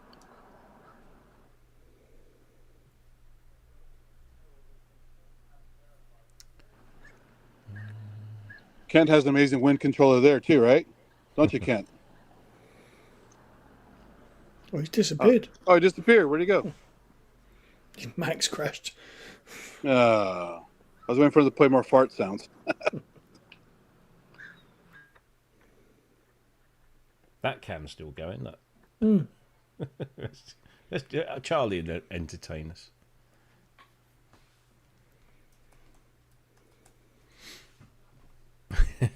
I'll tell you what, he's going to be pissed off if his computer has crashed through that download.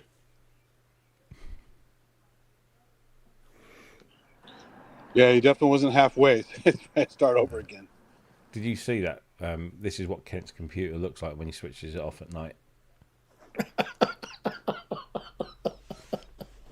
And look, he's not the only one.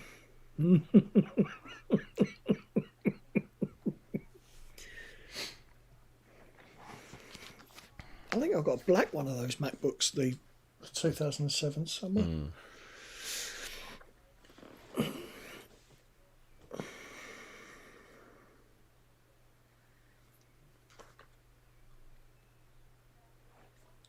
Fake news, Macs just work. Yes, they do. This is only one Mac, and it's owned by Kent. The only Mac problems were the later Power Mac era with System 7. Stick some fingers up, Kent. Later System 7 was faulty as fuck when I used to work there. Fucking locked it up again. Oh. Killed the download. I've got to download Hans Zimmer Strings again from the beginning. Complete lockup. No keyboard response, no trackpad response. You can see you guys still, chatting away, moving about and everything like that. Does the PC downloader let you download the Mac version so you can just copy it over? Of what? Your library. No, I don't think so. That would be nice if you could do that. Like choose. Yeah. I might. 'Cause you do that with websites all the time. You want the Mac thing on a PC, it doesn't care. They'll download whatever you tell it to download. I think it depends on the installer. You have to have the Mac installer. So it might be on the DVD. Don't you have a Mac Mini you can use? Yeah. Yeah, download with that one. I don't even know if the Mac Mini could cope with that. It's a very, very old one. But yeah, well, it just randomly locks up for no apparent reason.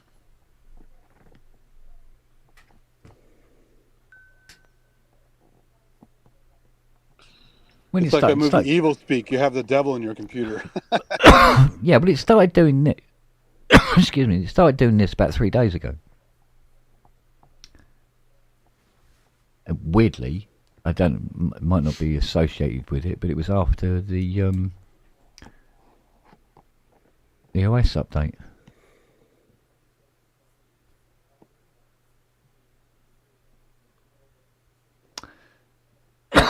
I don't know.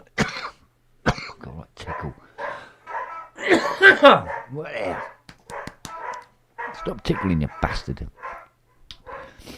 See, where are we? What are we on now? We are on 2631.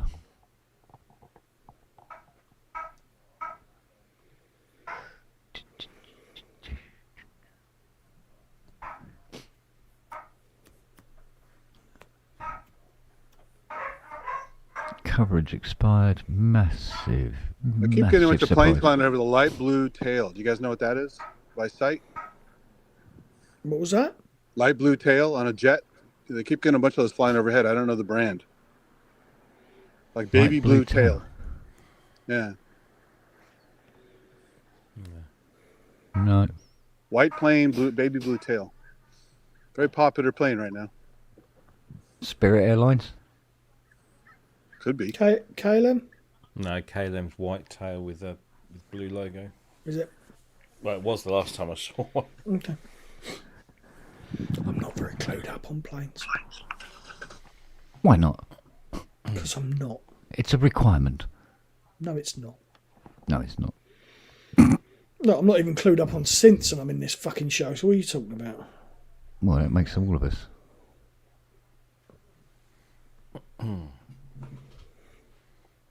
Oh, that's interesting. Oh, okay. Okay, Kent. Door number 1, door number 2, or door number 3? Could I have door number 3, please, Andy? I now have 390 gig free. Actually, one doesn't have a handle on it.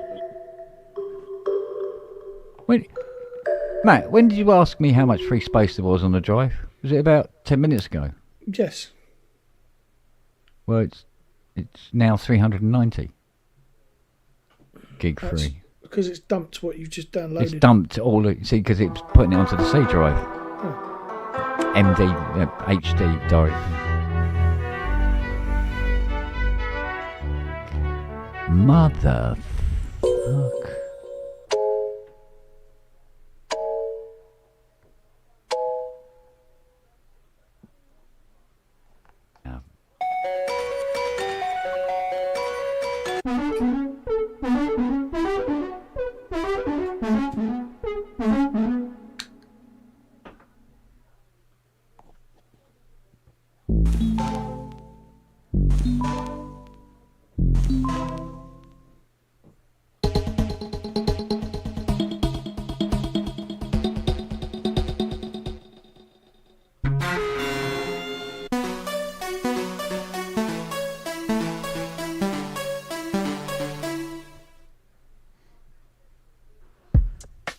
Got a lot of one-note jams there. That's exactly what it is. It's the new library from UVI, Mosaic 26.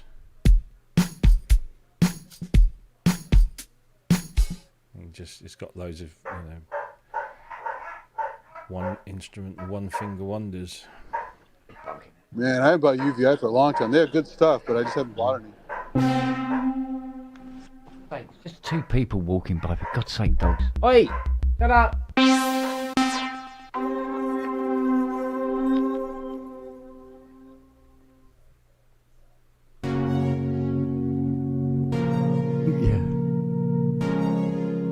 Make it a different colour.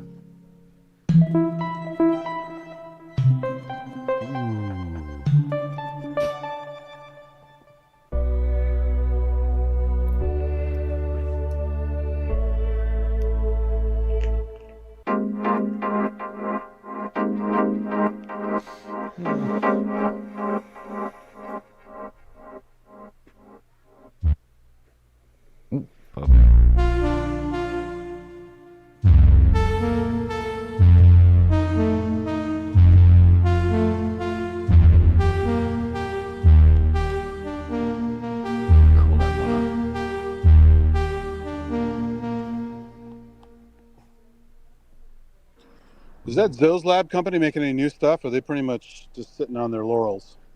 They released an update for the 80 the other day. Oh, they did? Oh, cool. That's some good stuff.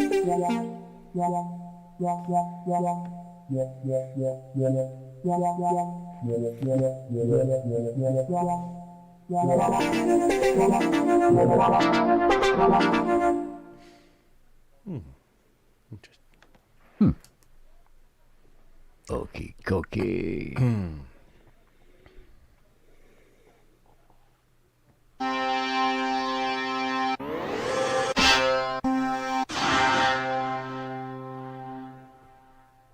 Organic arps. What are organic arps?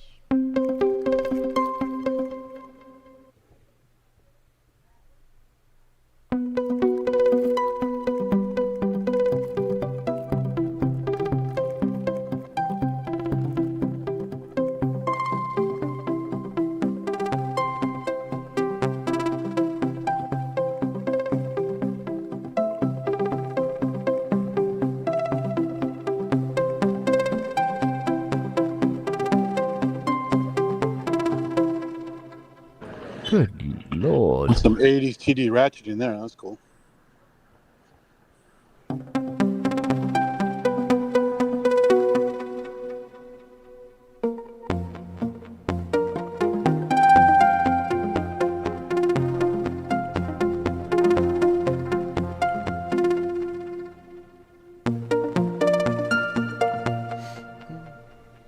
East West have got a bit of a sale on, haven't they? Yeah. Do you have that UVI All Pass thing, whatever it's called? Yeah. Yeah, it's pretty good value for money when you Seems like it. down. There's a heck of a lot of stuff in I there. always like to own stuff, but that does seem like a good value.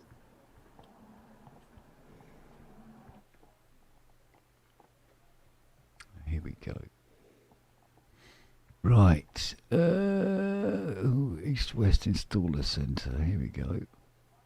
Boo boo boo. Except I think I just downloaded the wrong one. Yep, I did. Want that one. Here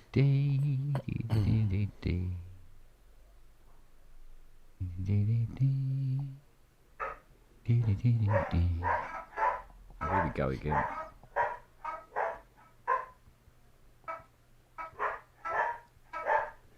Is that just people walking by the house? No, they haven't walked by the house yet. But they're getting close. Yeah. Now they're just walking by the house now. But Nellie likes to look around the corner and have a good look, see if anybody's coming, so she starts nice and early.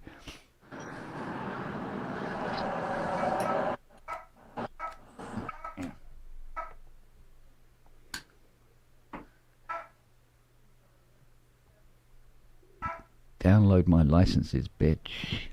Have you had any Fox activity lately? Not of any particular note. No? Oh. No, they've been keeping.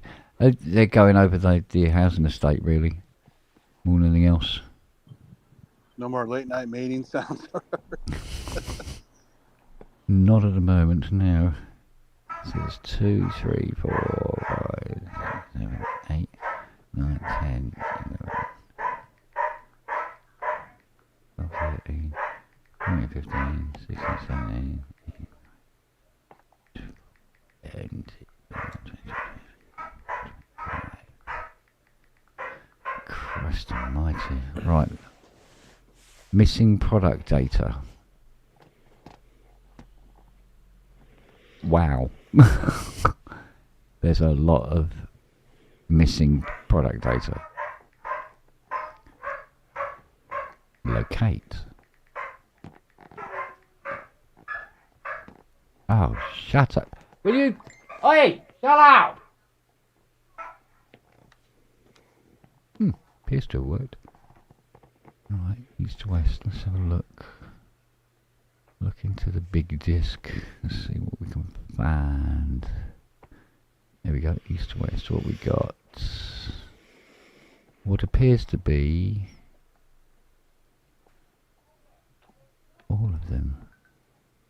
Goliath, Gypsy, yeah. Hollywood, right, let's try that one. Wants to know where the data is. There it is, people.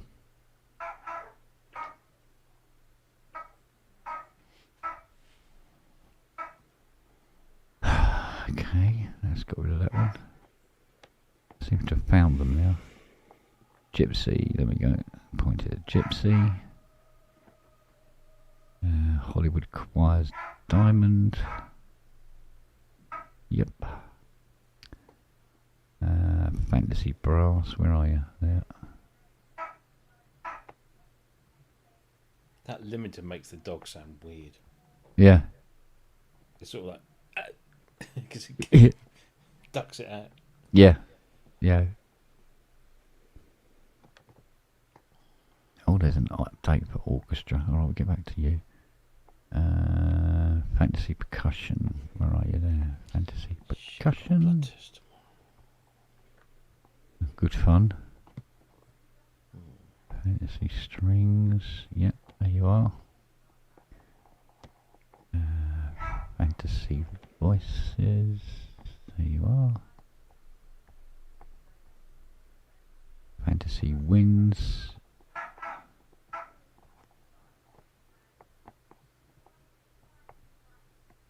Right, Gold Bechstein.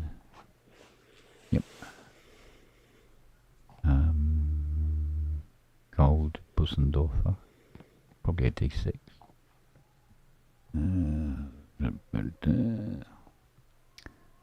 Steinway E7. Yep.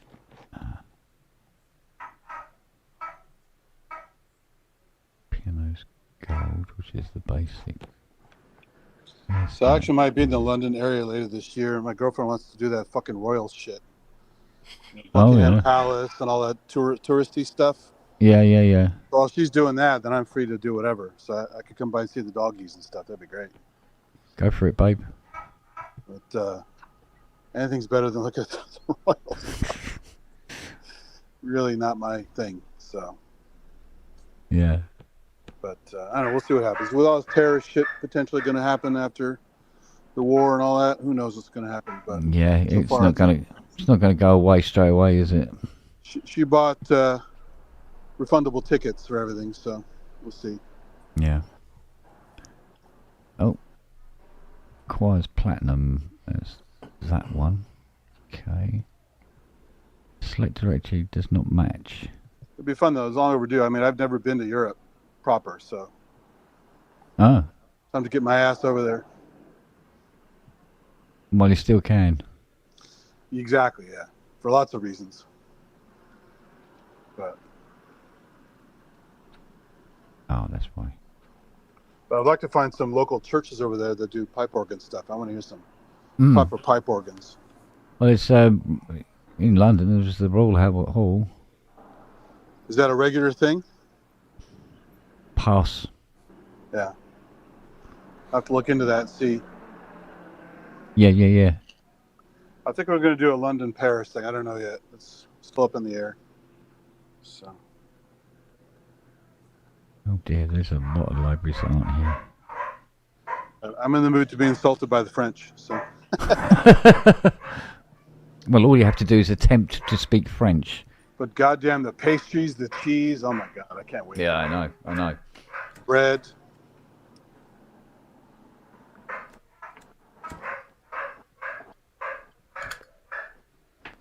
There's a Japanese ladies have this channel. They travel around the world and spend a lot of time in Europe doing some pretty high quality, non-talking, just travel vids of them doing things. And man, they went in so many shops with chocolates and bakery and cheese and cafes, and it's just you're just drooling the whole time watching the show. So much food. Yeah. Orchestra Woodwinds Platinum Edition. Ooh, not seeing that anywhere.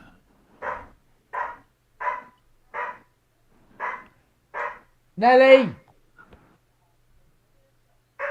Nelly, shut up! until the next time.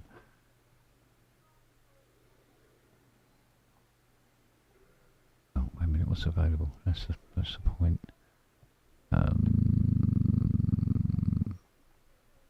Right, Symphony Orchestra Platinum. Where's that one?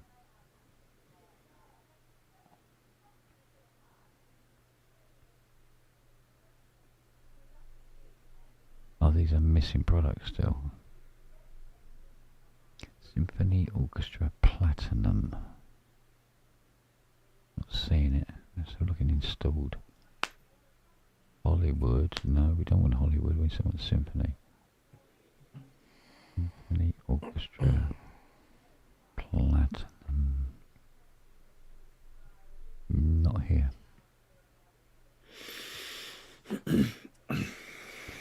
Is Ra here? Yeah, Ra's here. Voices of Passion is here. Okay. Oh, mate. So there's... Right, update that. While it's updating that. We've got 1, 2, 3, 4, 5. 1, 2, 3, 4, 5, 6. Basically the entire symphonic series.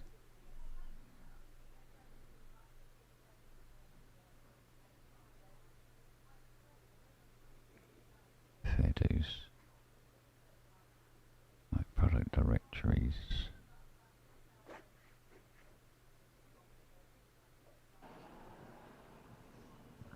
Plus, you guys were talking about Greenwich the other day. I'd like to go visit that little site. It'd be kind of cool. Yeah. Well, it's not little, to be honest with you. But I mean, just the, it's a fair old size. Historic site. Yeah.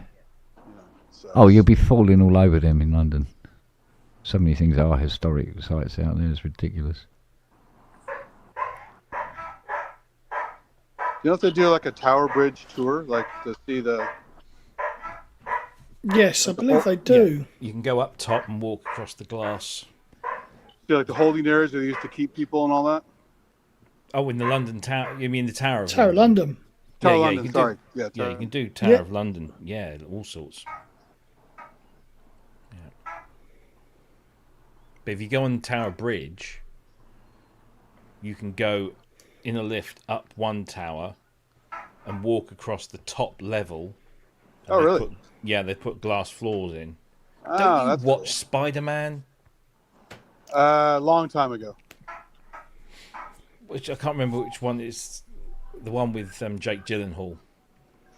Actually, the best Spider-Man thing was the promo they took down because of the September 11th. Remember the web between the Twin Towers? Oh, yeah. The early trailer there was pretty cool, and they took it down, obviously, because of the disaster. Right. You can't have it in the film, but you can plaster it all over the news for weeks. Oh, of course, yeah. Weird.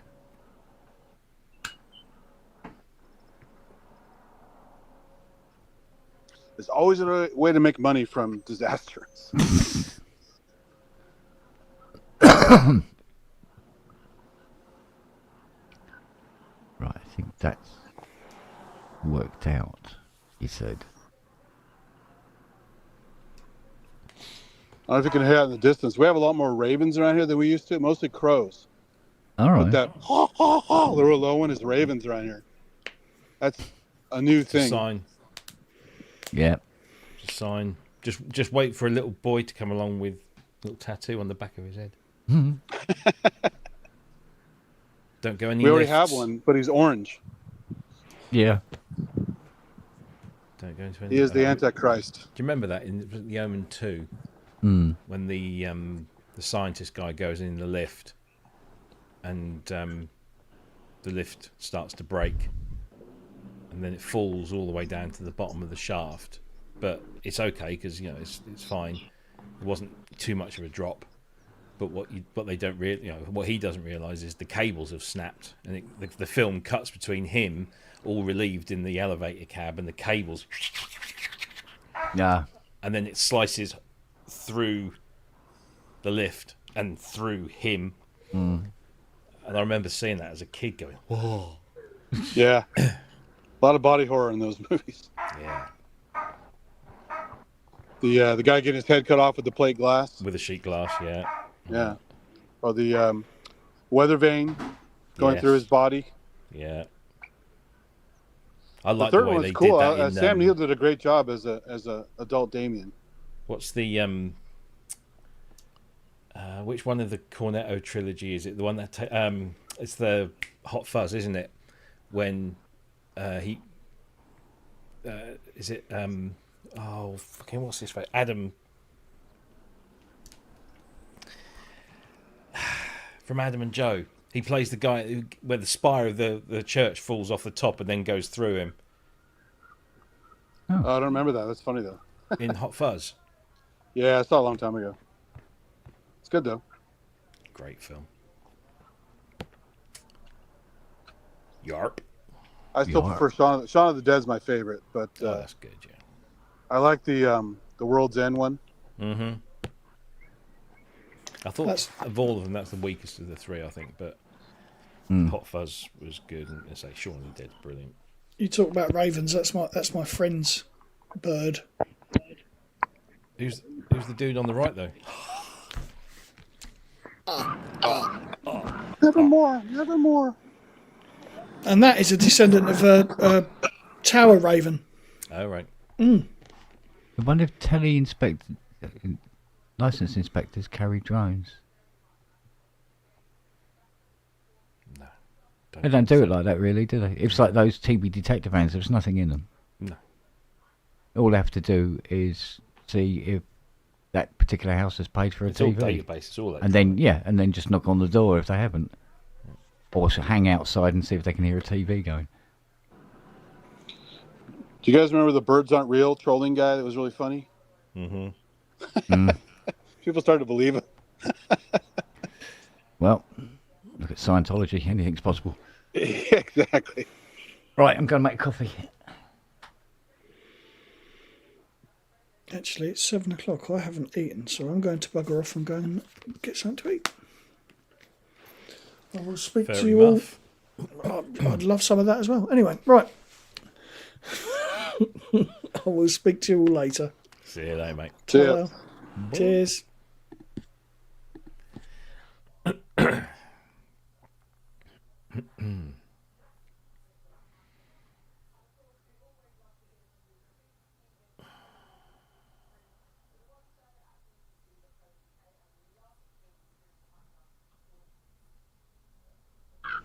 I'm just a block away from a big Walmart. Another thing that's tearing apart America.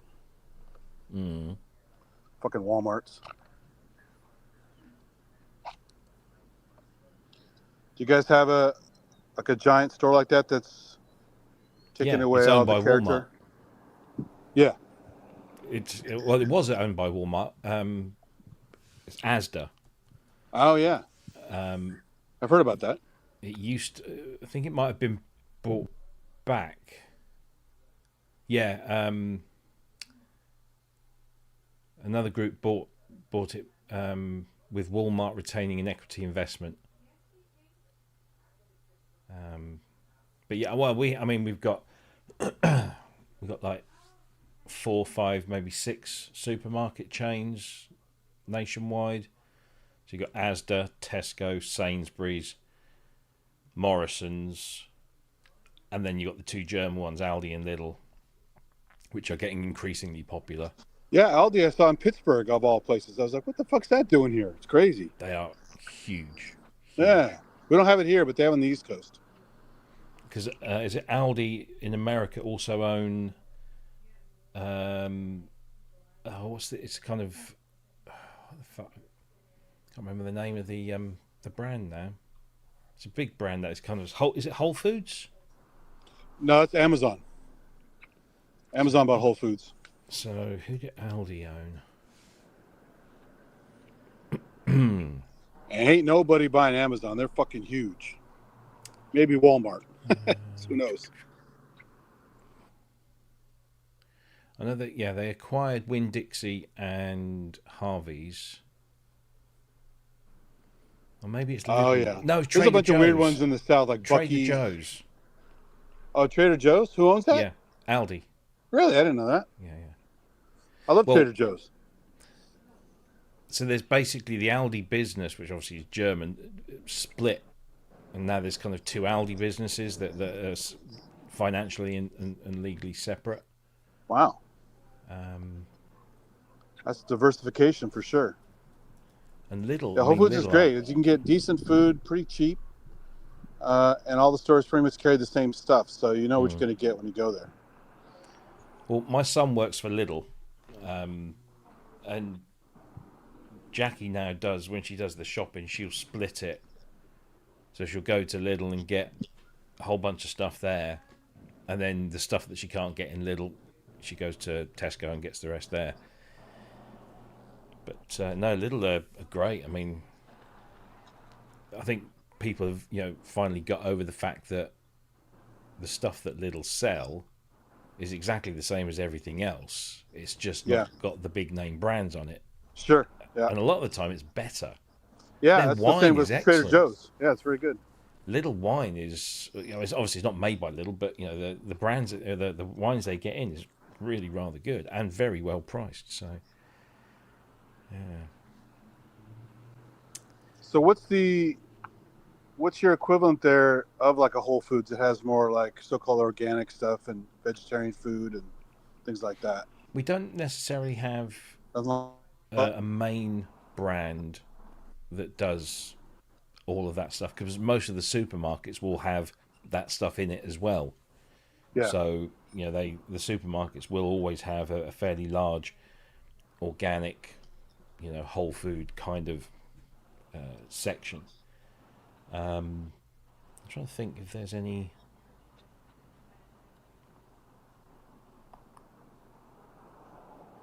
We had a few for a while. It was Bread of Life, Whole Foods, a few other ones. Pretty much Whole Foods is the only one left. I just think and I mean this with all due respect to you and your countrymen and women, that the UK and Europe have always seemed to have a very good broad range of healthy produce and food in the regular supermarkets, and there doesn't seem to be a need to have an independent place that sells, Oh no, yeah. stuff. Safeway and places like that are all hit or miss. Sometimes they're really good, sometimes they're not. And yeah, it's pretty shocking. But the average person, doesn't eat a lot of vegetables. Or if they do, it's cooked to death or canned or whatever. They don't put a lot of stock in it. It's that old-fashioned kind of meat and potatoes idea. Kind of like the Australian joke about the Foster's ad where he goes, salad, and he has a big piece of parsley. Yeah. Like, because they don't eat veggies much down there apparently, or at least that's what the ad would tell you. But these carnivorous cultures I've been to, like Argentina and Brazil and stuff, they don't eat a lot of produce either, to be honest. So it's this kind of meat and potatoes idea. I mean, that's the old American thing, but the newer stuff is more about options. But some of those stores are still shit.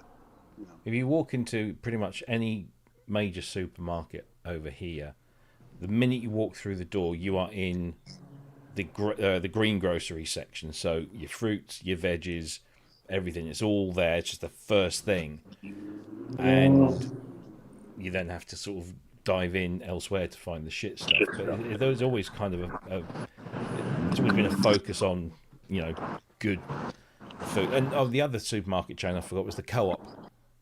Oh yeah. Which of course is nothing like the Co-op that I used to work for in the 80s. We had a chain here called Co-op. That was the actual name of the store. Well, it's a global movement. It's it's all born. I mean, I was always surprised that there was co-ops in America, given the pretty strong socialist values and principles of the cooperative movement. It wasn't popular, but it was around. Yeah, I mean, that was my first ever job. Was at a cooperative grocery store, stacking shelves and lumping coal and all that kind of stuff. I mean, to be fair, Trader Joe's is kind of run like a co-op. It feels like a co-op. Well, the whole point of the co-op was that it was collective buying power of the members, and members got a dividend at the end of it. So, if you were a cooperative member and you went shopping in a co-op, back when I was working there, you would have what they used to call a divvy number or dividend number, which is your shareholder number, and you gave that number before the cashier rung up your goods. They'd ring up your goods, and then that, the value of the goods that you bought would be transmitted to the head office along with your share number or divvy number, and every 6 months there'd be a divvy payout, and you could go and collect, whatever money you've earned from that, and then you could, that was the whole point, is that it was So great. REI is a chain here like that. It's like an outdoorsman sporting goods store called REI, and it's a co-op. So you have a membership, you get money back every so often and stuff. So there are a few things like that around. Yeah, no, not so many food stores, but my daughter works at, both my kids work in supermarkets because it's an easy job to get first thing. So yeah, they work awkward shifts. But the co-op these days has had to really change and become more, capitalist, and and it's because it's got to fight the fight with the big boys. Co-ops now, I mean, you'll not find many large co-op supermarkets where people will do an entire weekly shop. What they seem to have done is kind of consolidated, and they just have lots of smaller shops. Like the one that my daughter works at is actually it's a grocery store, like a convenience store, like a 7-Eleven kind of thing, with a gas station, and that's handy. It's a nice place, but the prices aren't as good as they used to be, and there's no kind of real benefit. But there's still, we still have lots of cooperative institutions, like co-op funeral directors. Yeah, they are still incredibly the best popular. quality and fresh stuff and all that. It's either every city has a farmer's market regularly, or there are a few of these smaller produce shops. Cost a little more, so yeah. But yeah, farmers markets are great. You get such fresh stuff, and it's fucking cheap. And really good. When I started working at the co-op in 1986, and the local cooperative society here it was the Ipswich Cooperative Society, and we had shops in the town of Ipswich and then all the surrounding villages, and also here in Stowmarket. And there were so many divisions within the co-op. So you had the food halls, so the supermarkets. You had pharmacies, you had opticians, you had funeral directors, you had dry goods. So, you had white goods, all your fridges and your freezers, and all that. There was a division for that. There was a division for fashion.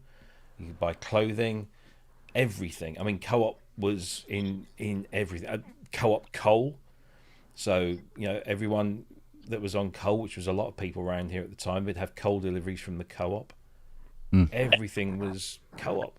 And now it's not. And it's a shame. That's all I can say. Yeah, well.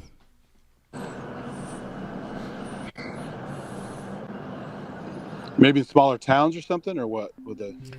There's still, you'll still get co-ops. Like here in Stowmarket, which is an average sort of medium-sized market town, there's there's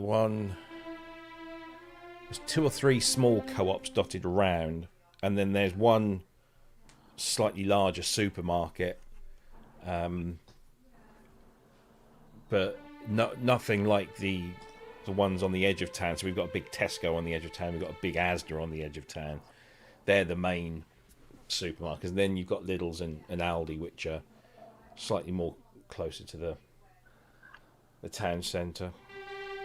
Which one's more of an all-in-one, like electronics and housewares and stuff? Well, all of the big ones, they all do that. They all do that, and then some go really. So, like, if you go to some major towns and cities, and you go into, they call them Tesco Extras.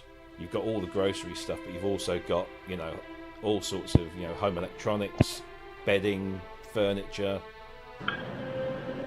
Yeah. Okay.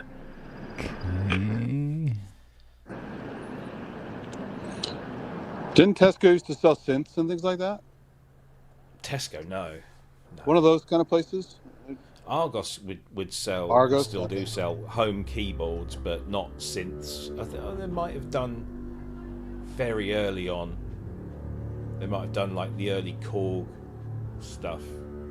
Yeah. But that wasn't. Yeah, that was mostly like your PSRs and your PSSs and your Casios. When I bought my Yamaha VSS 200. Your places are also co-op. houseware. There was one here called Gemco. That was pretty cool. I could go Atari 2600 shopping there and look at furniture, and it was all just weird hybrid stuff. Those things are kind of long gone. Yeah. Either get like a houseware store or a furniture store or like a Best Buy, which is kind of shitty. Stuff like that.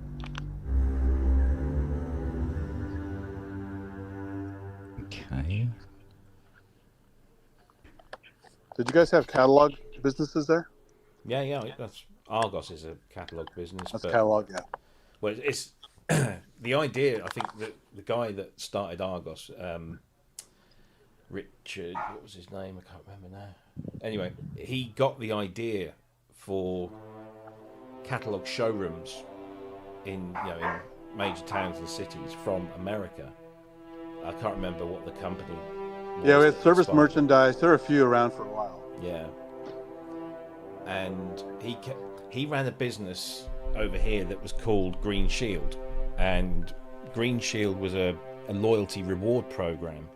So if you shopped at a shop that was participating in the Green Shield program, for every £1 you spent, you got some stamps, and then you put the stamps in the book, and once you'd filled the book up, that was worth £10 off your shopping, that kind of thing. So that's how he started. And then what you would do is you'd have your books, you'd gather your books of stamps together, and then you would go to one of his Green Shield catalogue showrooms and choose something from the catalogue and exchange your stamps for products from the catalogue. And then he decided to change that and actually make it so it was just retailing the products rather than exchanging stamps for them. And that's when he changed the name to Argos. I think it was 1974, I think the first one. And it fast became this really very popular kind of place that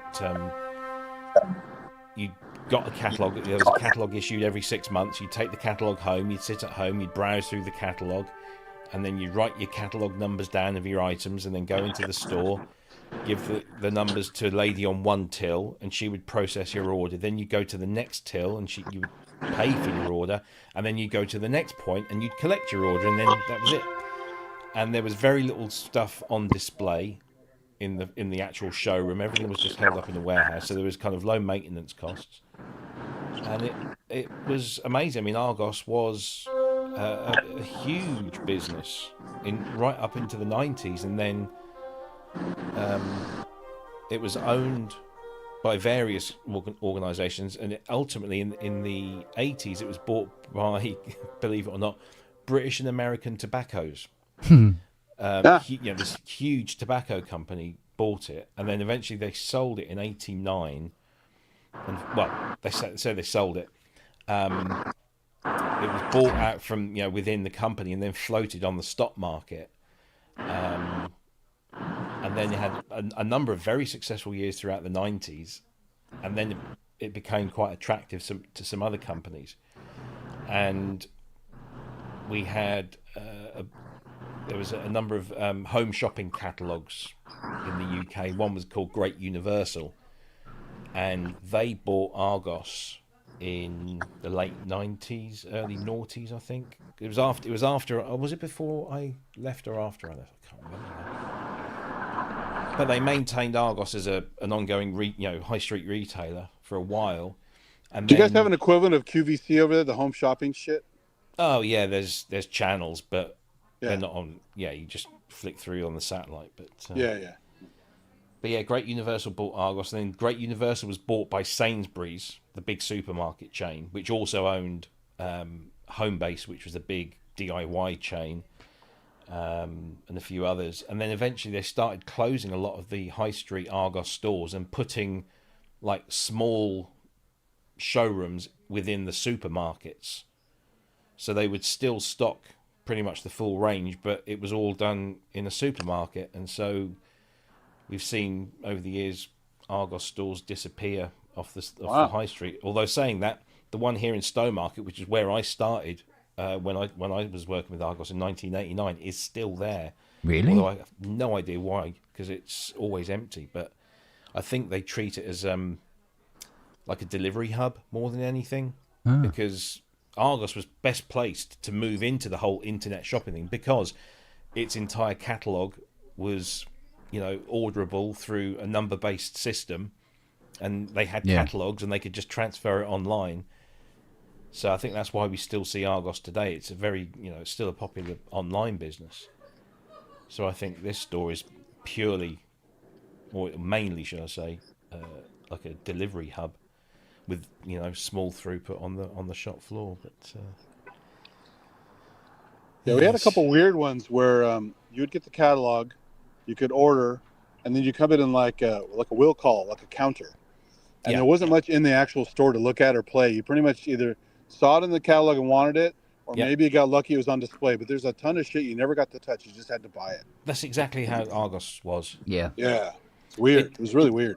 Towards, through, I would say in the mid-'80s, Argos started to get a little bit more savvy, and they started to fill out the showrooms.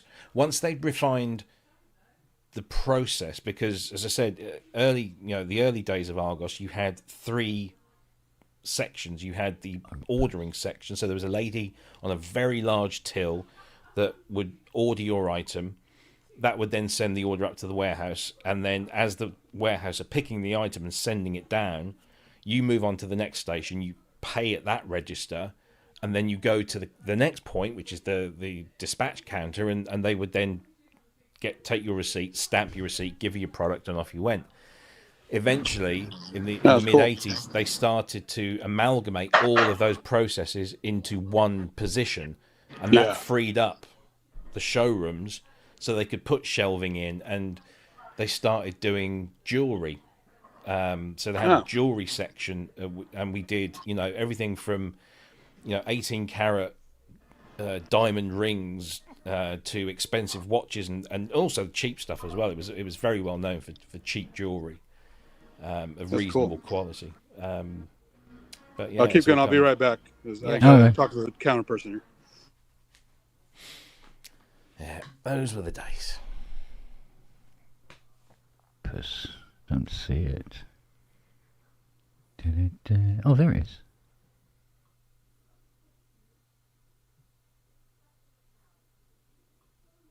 There we go. Refresh it then. Yeah. What's Tembo up to? I'm just fascinated with the rapidity of how this is going up. Oh yeah. £453,000. Jesus, and that's just like, it must be like one day. Wow. Ridiculous. Or,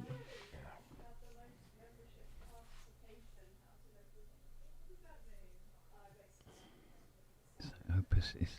Oh right. Okay. Now, if we go add instrument, go to its sampler, Opus, open the Opus player. Here she is. Oh, new version available. It would be, wouldn't it? Suppose we better.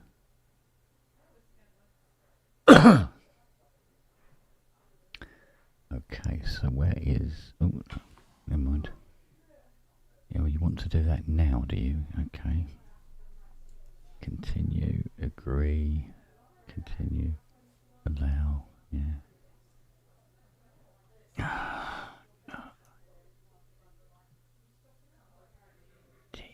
Oh, there we go.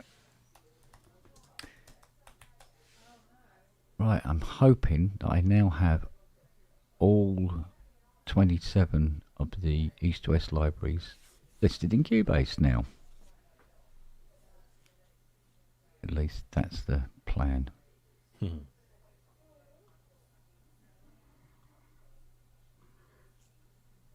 We'll soon see about that.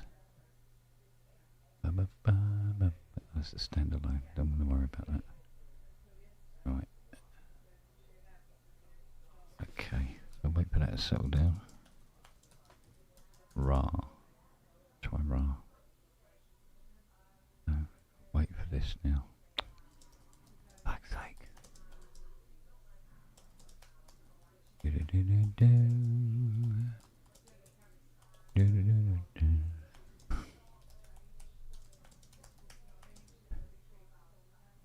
You still fiddling about over there? Yeah. Good man. Keeping busy. Mm-hmm.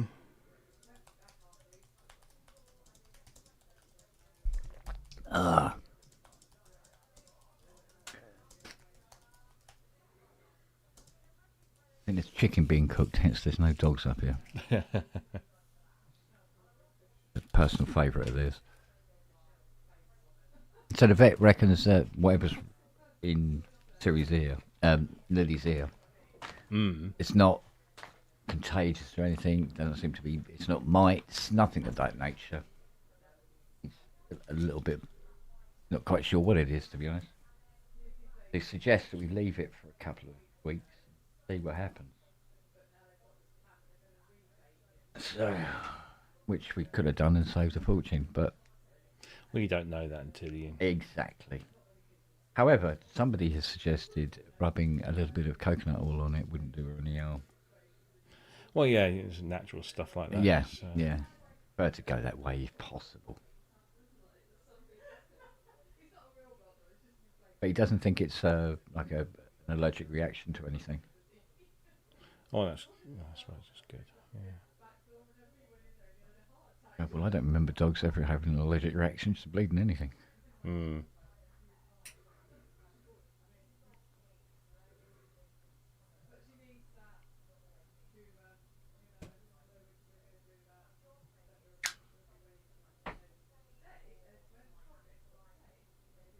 Right, it's not appreciating that too much. So we go to, what was it? Apple.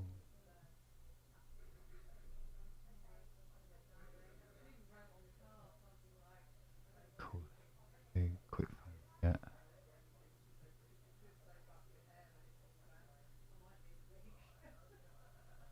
There certainly seems to be a degree of fettling to be done around Cubase at the moment. While trying to get these libraries to go in, I think some of them I'm actually technically forcing in actually. So, but we'll see. Let's have a look. So we want to load Opus. Hasn't crashed. Cool. Right. Ra.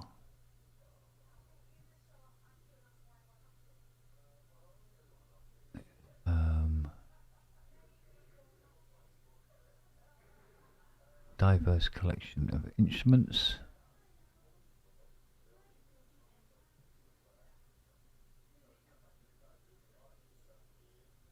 What we got here?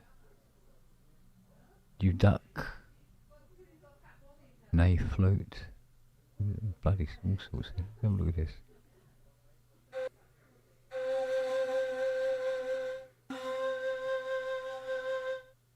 Let's have the Duck.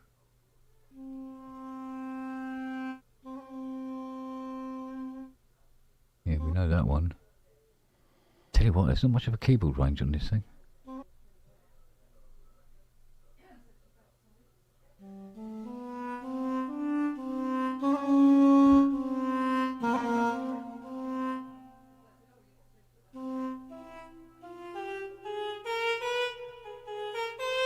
Is it?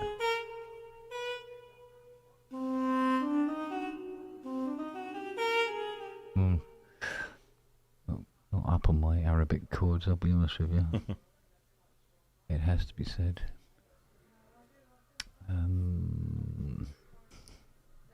Okay, let's have a look at...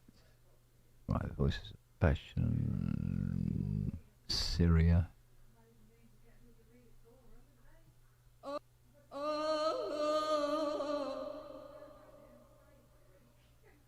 Yeah, I know that one.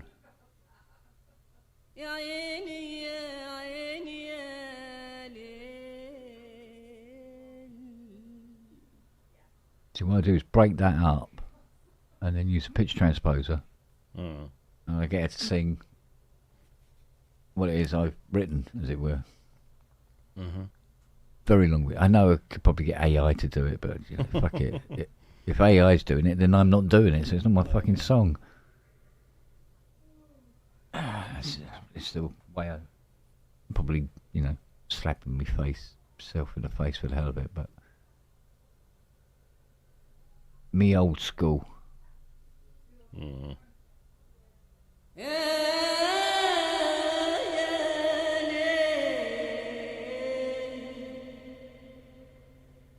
Cool. Tell you what, the load time on these things is really, really good now. Well, it will be with that, won't it? Yeah. I've got to click on it again.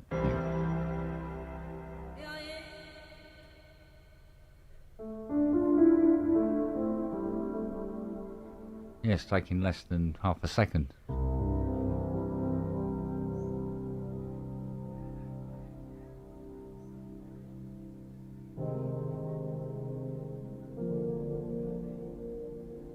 I'm sorry, you can't beat a good Bosendorfer.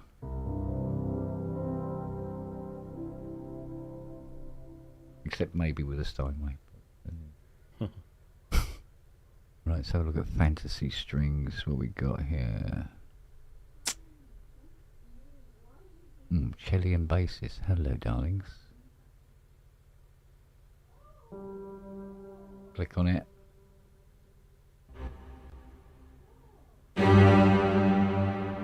Big sounds.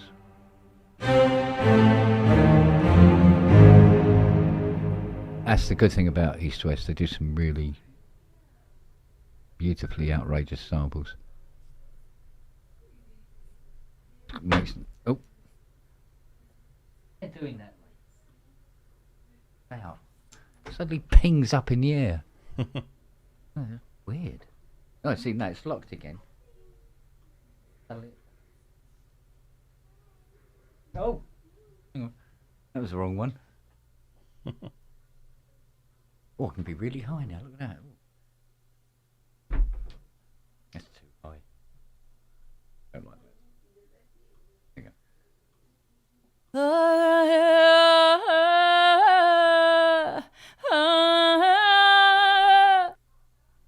There you go. Yeah. Have some of Excelente. Right, so that is about... Well, altogether, I've now added about 40 libraries that weren't showing up, but they are now. But it... Oh.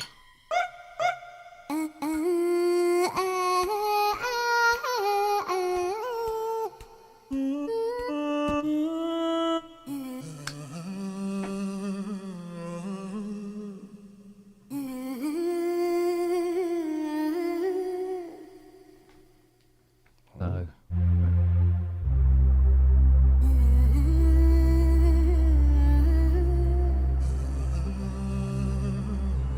Fucking hell, scrolls forever.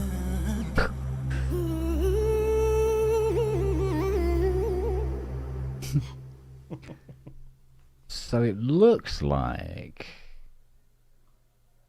as far as the Spitfire audio stuff is concerned, they all have to be reset and reloaded again to then appear in Cubase.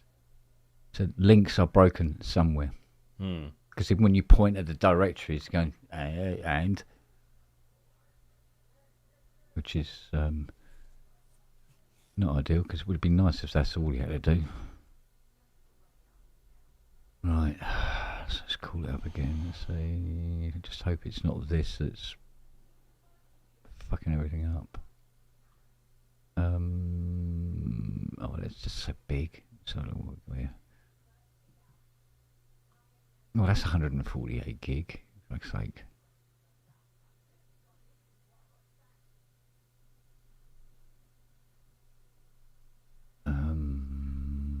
That one is 1.1 gig.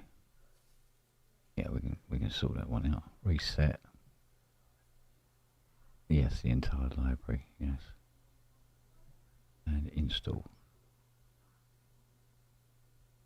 It was pointing in the right place. It is. And install.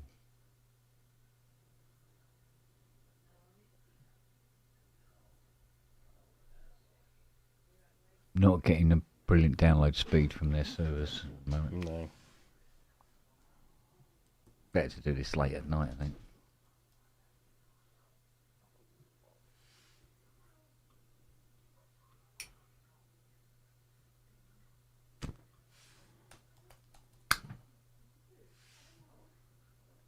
Madame.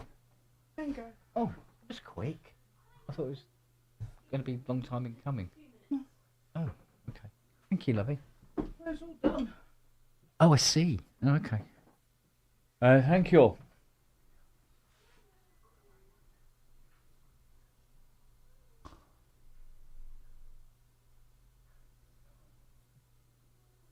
Wait a minute.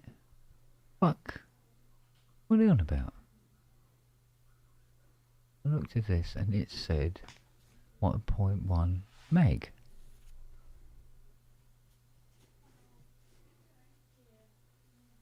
I'm downloading it and it says, no, actually it's 50 gig. That's slightly more, isn't it?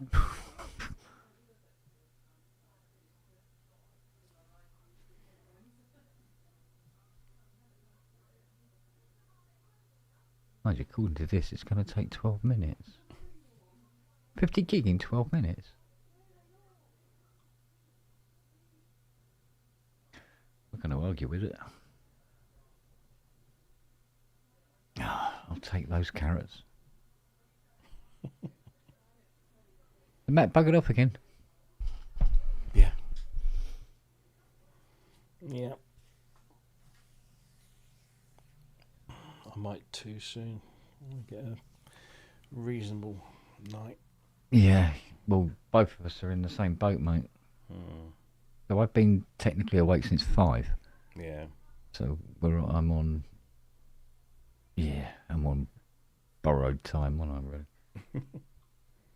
The thing is, I know that all right, go to bed early, and I lay there and lay there and lay there, and maybe a little doom scrolling, then a bit more doom scrolling. Next thing I know, it's 3 o'clock in the morning, and then I fall asleep, and then I wake up at maybe 7, and then I'm up again. Yes, indeed. But I might get, I might get lucky. Get myself so bloody tired. Yeah, so I can't go to bed unless I actually feel like I need to. Yeah, sleep. you have to feel like your eyelids are heavy and everything, yeah. And even done the thing, you turn all the lights out, you snuggle up, this one starts wedging herself under your neck, starts snoring. Have maybe an audio book going gently in the background, but with no light. And you wait, and you wait, and you wait, and you wait. And it seems to be the more you wait for it, the less likely it's going to turn up. Yeah. But in all honesty, doing all this, farting around with this and trying to get libraries to load in and going backwards and forwards and then rebooting the computer when it locks up and all this sort of thing, makes you tired.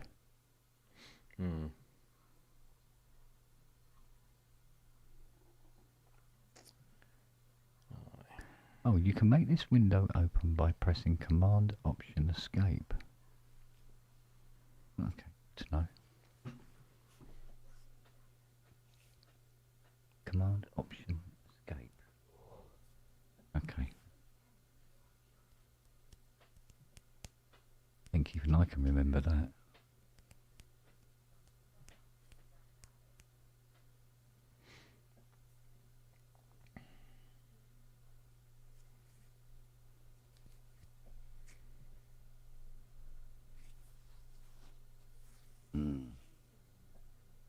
So what are you thinking is going to be your target time? Target time.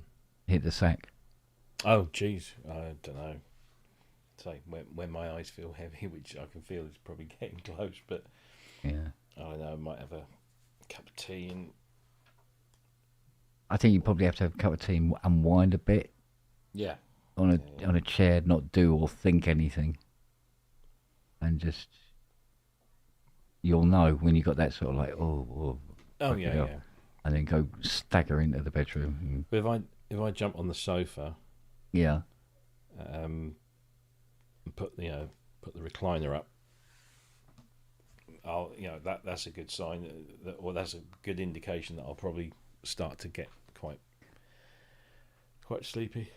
So, yeah, but I find this thing where I get this kind of like second wind about 8 o'clock. Yeah, and then I think, I don't feel too tired. And then I end up looking at, it's 1 o'clock again.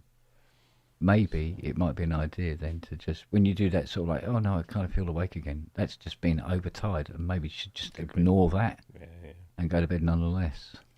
Yeah. But like I said, doing all that stuff this morning, it was turned out to be one big fucking pointless. Yeah. And there's more things to look at, but I'm running out of room, so I think they'll have to go. He'll either go for it, which I can't see him going for it, because Fiona has priced it in such a way that she hopes he doesn't go for it, and get on with some of the other ones, which would be good. Well, shit, that was a lot of money. Brakes replaced under warranty, still over $500. Under warranty. Under warranty. Normally, if I had a full brake job, it's like $1,300. But surely under warranty means you shouldn't have to pay for it at all. No, because you still have to pay for labor. And when you get new brake pads installed, they incur their own warranty on top of the other warranty, the car warranty. So, wow, complicated shit. I'll say. Yeah. Yeah, although it doesn't need to be. Well, but I can't replace my own brakes. I kind of know how, but I don't want to go through that road. And I'm driving so much, I got to have good brakes, especially in fucking San Francisco with all the hills and stuff. Yeah. So these pads lasted about 20,000 miles. These new ones might give me 30. You got to told them to put better pads in there. So. Yeah, I'm dreading getting to that point where I need to replace the brakes on my one. The brake discs alone on the front are as big as the wheels on my wife's car. Yeah. They're not carbon fibre, are they? No, they're not. That's something. Yeah, no, they're vented. Something like drilled $5,000 a disc for carbon fibre discs. Yeah.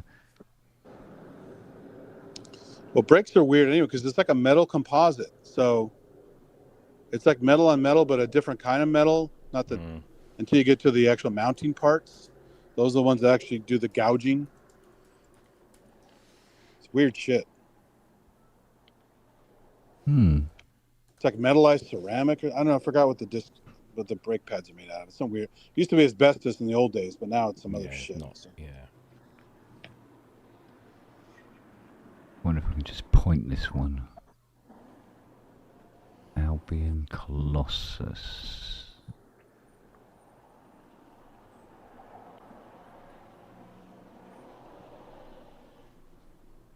Oh, there it is. Okay. So on a given thing that you make, how many string libraries are you using at the same time? It depends. It depends on what I'm doing. Sometimes it's just because I can use like one type of violin from one library, brass from a different one, and then there'll be a change or something like that, and then I'll use a string from a different library. Or sometimes I'll takes forever just to choose, right? It can do, but you tend to after a while you tend to know which ones are going to give you what you want. Yeah. Because you can go like, oh, here's a string library. You go, oh, okay, we don't need another string library. Yeah, you do, because in the other string library there'd be one where it's done more romantically. There's one where it's done, more quietly. One that has more vibrato on it and stuff like that. And you just flick between the two different libraries depending on what sort of feeling you want to get out of it. Yeah. So right. It looks like it's repaired, that one. And do they all have the articulations you want, or are you adding stuff with controllers sometimes? Yeah, because sometimes, like when you have an articulation, like for instance, instead of bowing the string, you do I think it's called a staccato, where you run the bow and lift it, sort of thing. And you might want that on a couple of notes, and you can do it on a key switch. But sometimes you have to then load more into your RAM to be able to do the key switch to it quickly. Where sometimes you can just have another library and just call up just those notes for that part. Right. Okay. Especially if it does it sort of like louder or has more of a percussion than in the library you're using. So you mix and match. Then you have timbre differences with the different violins. Right? Yeah, exactly.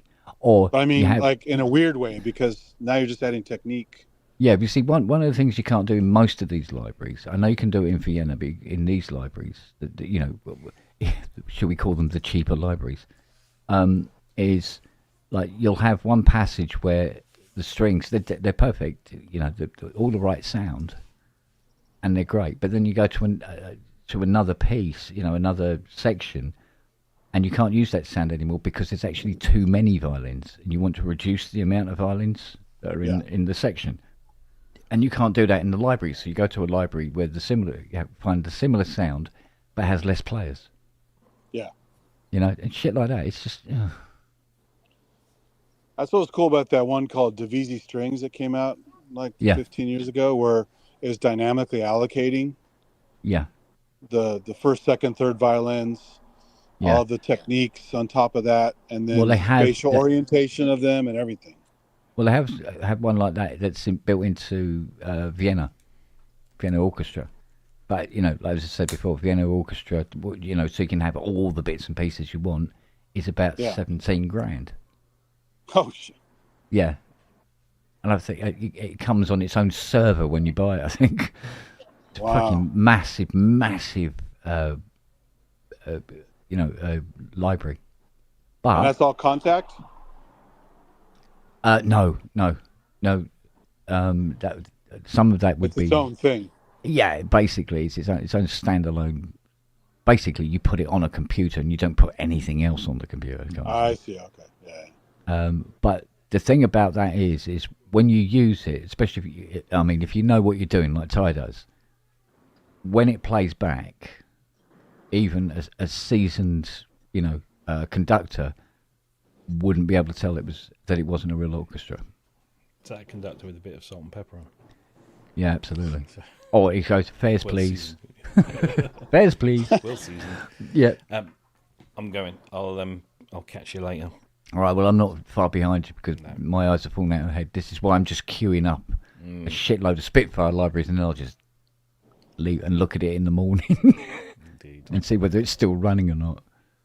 All right, darling. I'll see you all. Bye. Boy.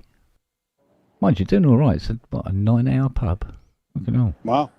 Yeah. Getting up there. Right, now we got Symphony Orchestra piano. What's the state of play with that?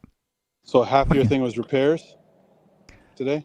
Yeah, and it really didn't happen because it was just not on, basically. Yeah. It was what's the word? It was over exaggerated on their condition. So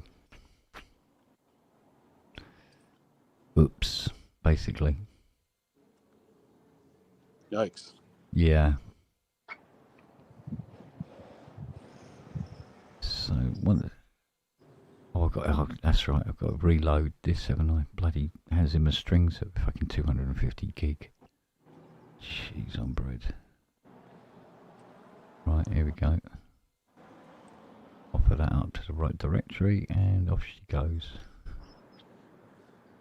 I hate to see how long. Oh, hang on a minute. It's picked up from where it left off. Thank fuck for that. Do you get a lot of stuff that's covered with stickers and other garbage, or are people pretty respectful? Yeah, no, that's what this has got. Yeah, and you know how an SH101 is grey. Yeah. Right. Well, this is an orangey yellow. Yeah. And it's everywhere. And then when you look down the side of the keys on some of these units down there, they're black with nicotine and dirt and stuff like that. Sure. And they're burnt. They've got cigarette burns all over them. Oh, God. The PG800 remote controller that he's got for his JX10, there's, you know, where you got the sliders, little micro sliders next to each other. They're sort of like this shape, but they sort of like wobble up like that, where they've melted.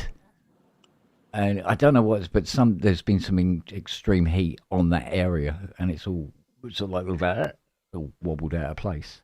He's doing on the top of his car or something. The cat keyboard doesn't work properly. VCO2 doesn't work at all, and that's supposed to be in great nick. Yeah. The Jupiter 6 is a bag of cats. The Jupiter 8 is even worse. And these are also supposed to be like, oh no, it's just got this little problem or that little problem, and it's not. It's absolutely, you know, it's a mess. So There was, give 'em there was something on my local used place that I get a lot of stuff that somebody finally bought it, but I think it was an NPC or something similar to it, and just painted custom to hell, like really shitty paint job, and just amateur hour, ugly. Yeah. And how are you going to resell something like that? But somebody bought it. Just really wanted one. Well, I'd I be mean, embarrassed to use something like that. It just looks like well, shit. if they're willing to put the money into it, I mean, most of it you can like flat, and then especially if it's black, you can just flat it and respray it black. But as far as the front panels are concerned, and the the lettering and everything, you can get it done. You pay a few, it costs a few dollars, but you can get it done, and you can have it looking as good as new again if you want to invest it, as long as you're getting it cheap enough. Well, I knew a guy who bought something from somebody who had that customized on it. It was actually, I think it was a command station, actually. EMU command station. It had been painted to shit, looked like crap. So he took it apart, he sandblasted it to bring it down to the metal, and then did a halfway decent job repainting it. And then it was okay, Yeah. But it's just, some people are just maniacs. Yeah. Like, this is a great idea. I'm going to fuck this thing up. Yeah, always seems like a good idea at the time. Yeah. And then afterwards you go, oh shit, why did I do that? It's like, at least at the very most, put a skin on it. You can just take off, Yeah. Yeah, because I know there's this thing with getting wraps done. Yeah. So, like I saw a joke one because people making fun of native instruments and their current standing. Someone made an Akai skin to put on a machina. Yeah. And so it was amusing, but easily pulled off. Yeah. Not some pretty whack ass paint job. Yeah, I know. It happens quite a lot. So you get mostly stickers, not paint, right? Yes, but sometimes you get the stickers have eaten into the paintwork, the glue of the sticker. Oh yeah. And it's discoloured and upset the paintwork, all the plastic that it was put on. But like this SH101, it's got a big sticker on it, but it's over a gap of where they've lost the battery cover. Oh. So just put a big sticker over it, and you go, yeah, but it doesn't cover the whole thing, so you can see that it doesn't have the battery cover in it. So, and I know I know Richard would be reluctant to put that up on his site for sale. Yeah. So, if at all, in fact. So, Are those covers hard to get, by the way? I know a lot of things are missing yeah, covers here. yeah, they're pretty rare on the ground, and like so many people lose them. Yeah, that's true. Like a lot of little Casio and Yamaha keyboards, they often lose their battery covers. Yeah, mainly because after a while they do get loose and then they fall off. Yeah. You know. Or people leave the batteries in too long, and the compartment gets destroyed by all the leakage, and then they take the cover off, and then they misplace the cover, and it's gone forever. So. Yeah. I'm sure you can 3D print them. I haven't seen that many 3D printed covers, but No, it's really hard to get the finish. Or the strength, and have that little flexible clip that doesn't break. Yeah. But because the surface of the SH101 has this kind of mottled finish to it. Yeah. It's not smooth. So when you put a smooth battery cover on it, you can never At least get it it's on the the right bottom, grey. though. You won't see it, you know. Yeah. Well, yeah, but on an SH101, it's on the top. So it's glaring at you, you know. So and it'll be smooth, and it won't be the same colour grey, you know. Yeah. But in some cases that's not going to matter because it's still better than not having one there at all.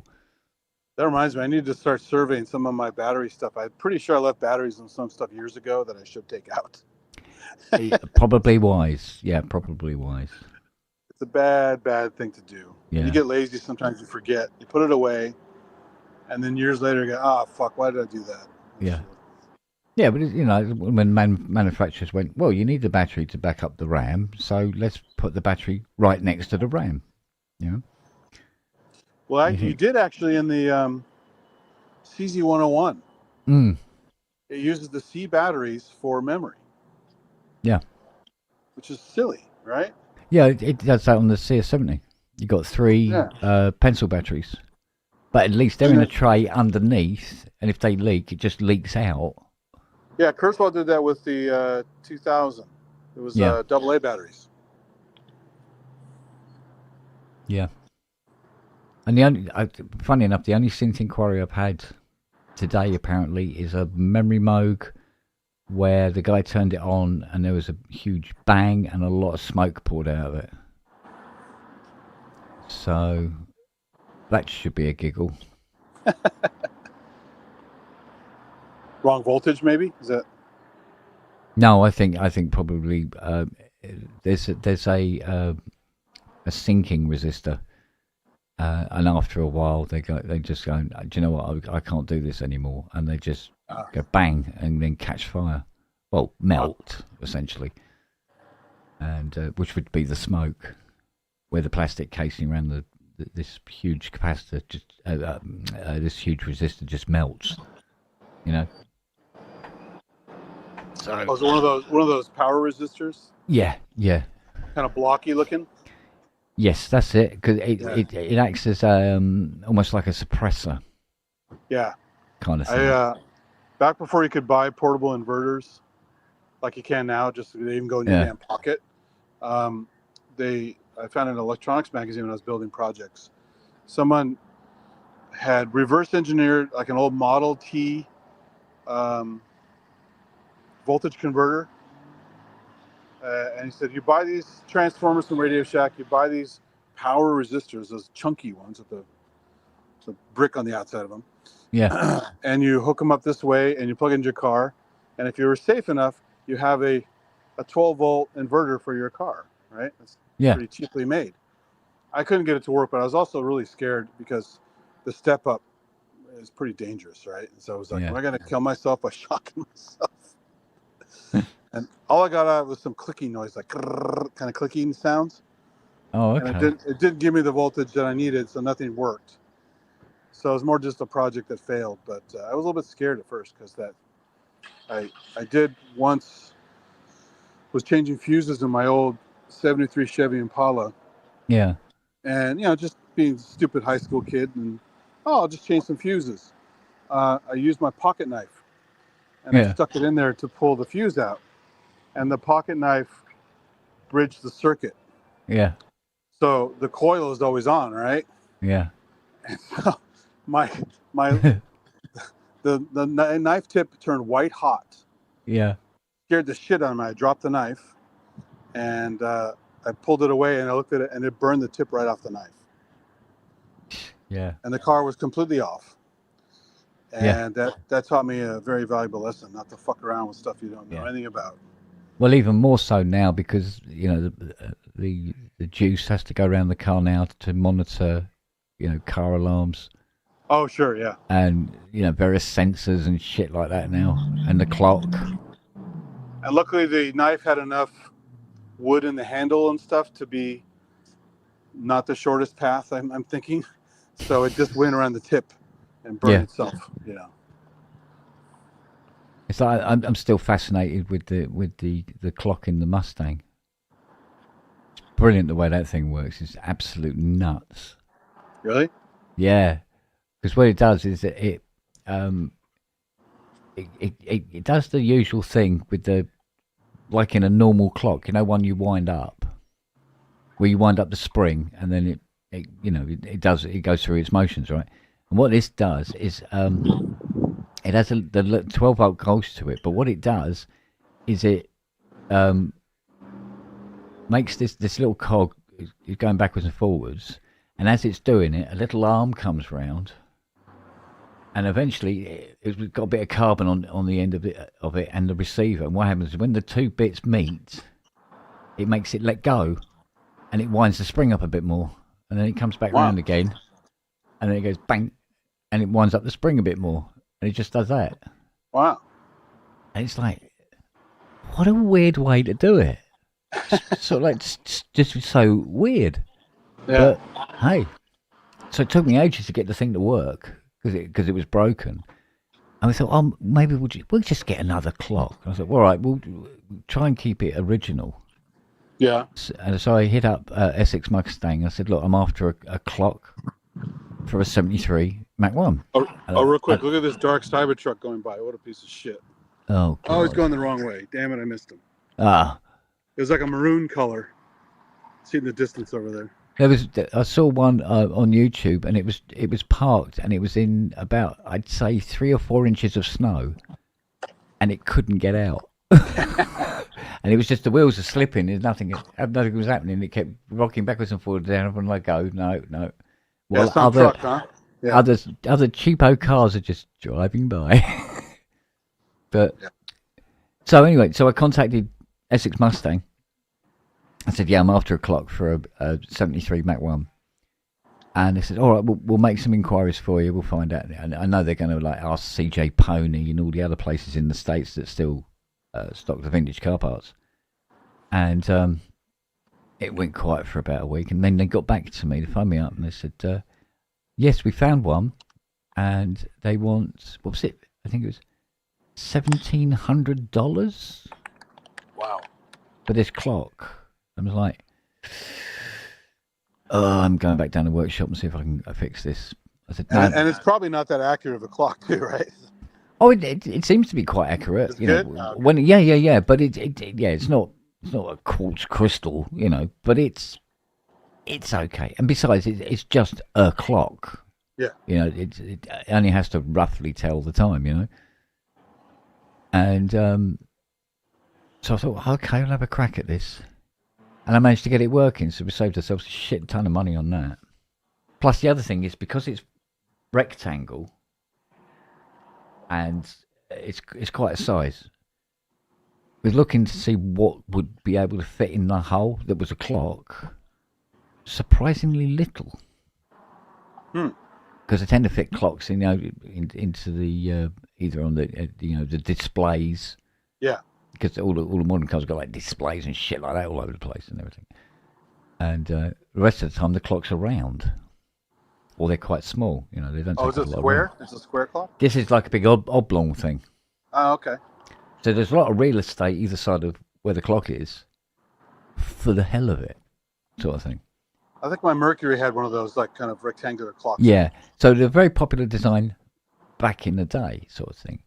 But because it had to be technically, it had to be a Mustang one. Yeah, they're kind of waiting for you, sort of thing. Go, got a mortgage, mate. Sure. You know, so. But we've got a new steering wheel because the old one was just rotted away, and the wood had split, and all that jazz. You know, probably intense sunshine and woods. This is 67? She's 73. 73, okay. Yeah, she's 73. Wish it was a 67, because it'd be worth 5 times more.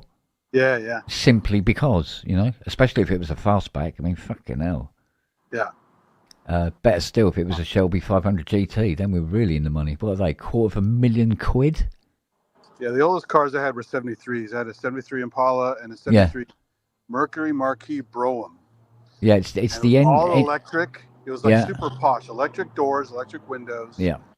Plush padded seats. The little covers that go over the lights are electric. Yeah.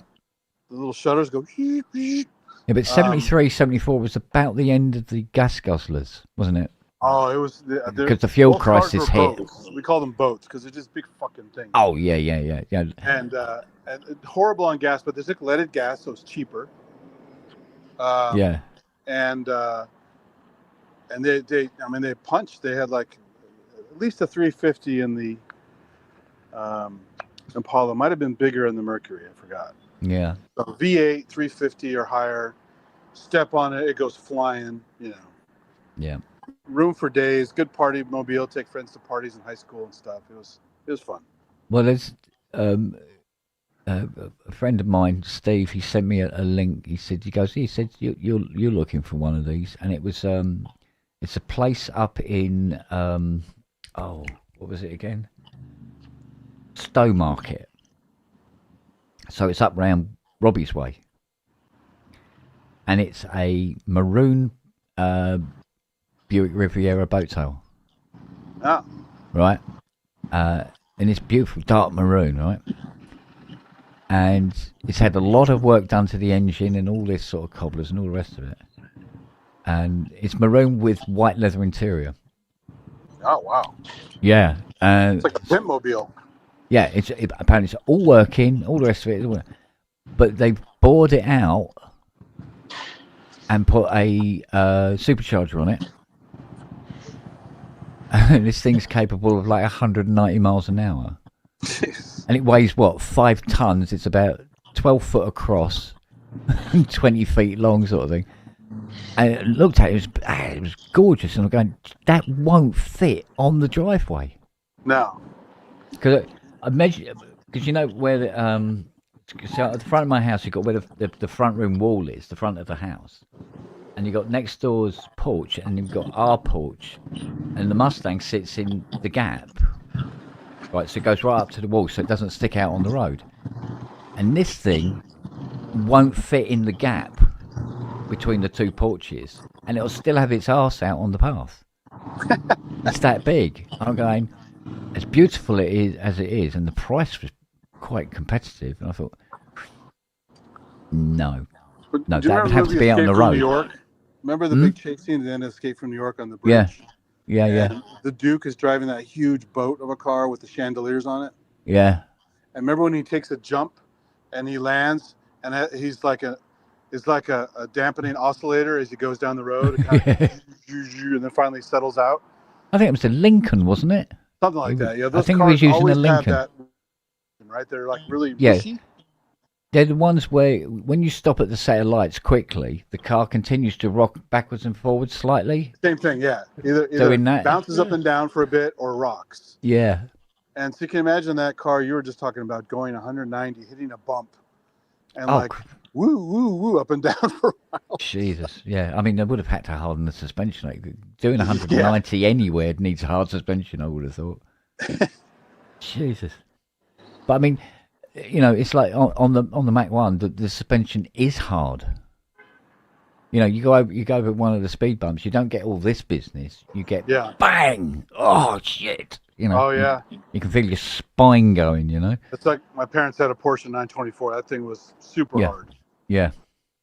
It was like driving a soapbox, wasn't it? But man, it was great when you rip around corners. It's so tight. Yeah. Yeah. Yeah. But also this is it. manual steering, so you're cranking that sucker. Yeah. It's like, because anyway, we ordered this steering wheel for the Muzzy from Essex Mustang, and I couldn't remember this because this huge parcel turned up, and we opened it up, and it's trims, the chrome trims that go along the A post along the roof and down the back, or well, at least to the back where the right.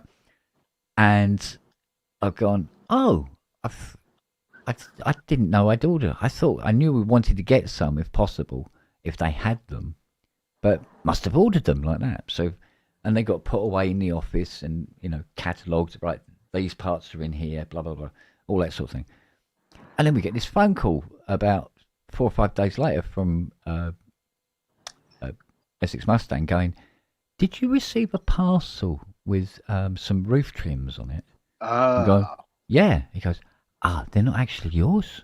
I went, oh, he goes, they won't fit your Mustang anyway. I went, oh, okay, because we were wondering, maybe that you'd ship the steering wheel as well with the trims, but there was no steering wheel in the box, so we thought, well, it must be another parcel coming. He goes, no, you've got his roof trims, he's got your steering wheel. They have a hell of a filing system, it sounds like. So. No, he said apparently what it was, drop it, hide it, lose it. Come to collect the parcels, and they put their own labels on. So that although they've got the labels on that Essex Mustang have done, and they put their own labels on it as well. And this guy put the wrong labels on the wrong box. Don't take any notice of the address on the label. Only take a notice of the address that's on their label. And delivered all 3 parcels to the wrong Hey, places. why double check your work, right? It's just... Sure, yeah. So we've had to pack because we're trying the box out because it was a huge box. So Fiona made up a box from lots of other boxes, all duct taped together, to put these trims back in. Yeah, sure. And so we're still waiting for them that to get picked up. It was supposed to get picked up Monday. It's now Wednesday. It's still in the front room, and we're still waiting for our I've had steering many wheel. a custom box, just taped together boxes. Yeah. Because this box looked like it had been through the wars anyway when it arrived. Oh, sorry, got a glitch there. Yeah, so There, this box looked like it was buggered long before, Anyway, it had big tears in the side, like a mountain lion had attacked it. So so when the steering wheel arrives, we can fit that, and I'll be able to start her up and move her. Unless I can put a pair of mole grips on the steering column, it's not going anywhere. Because I want to. Does your car have chrome trims on their wheel wells also? Some of the models did. Yeah. A lot of them didn't. So because there was even they did a 73 Mac where in their infinite wisdom decided it would look nice with a vinyl roof on it. Yeah. But it's what they call a 3/4 vinyl roof.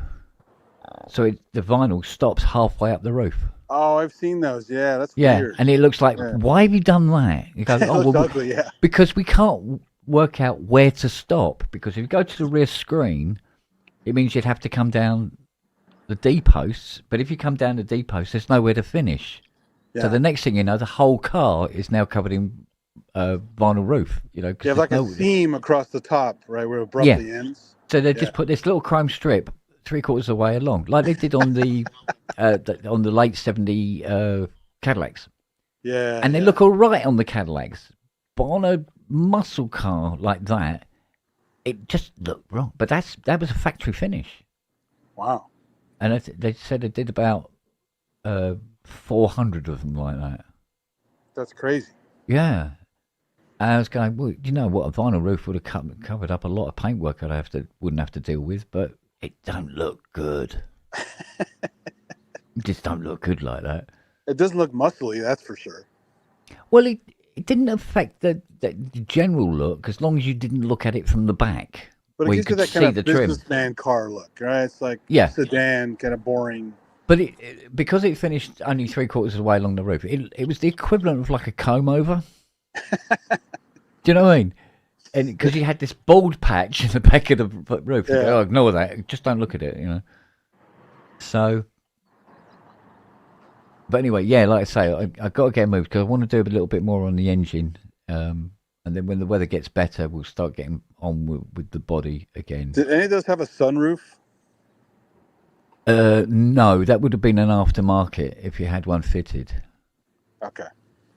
Because I'm thinking maybe if they were planning for a sunroof, having that trim go up to a certain point, then they could plan for like a sunroof there or something. Or... Yeah, but there'd be a sunroof over the back seats. Oh, you're talking about the other way. Oh yeah, no, they stop. They stop back. Oh, so where you got the? If you can imagine the side where you got the door and you got the quarter light of the rear wing. Yeah. It stops just midway through like those rear quarter lights. Okay.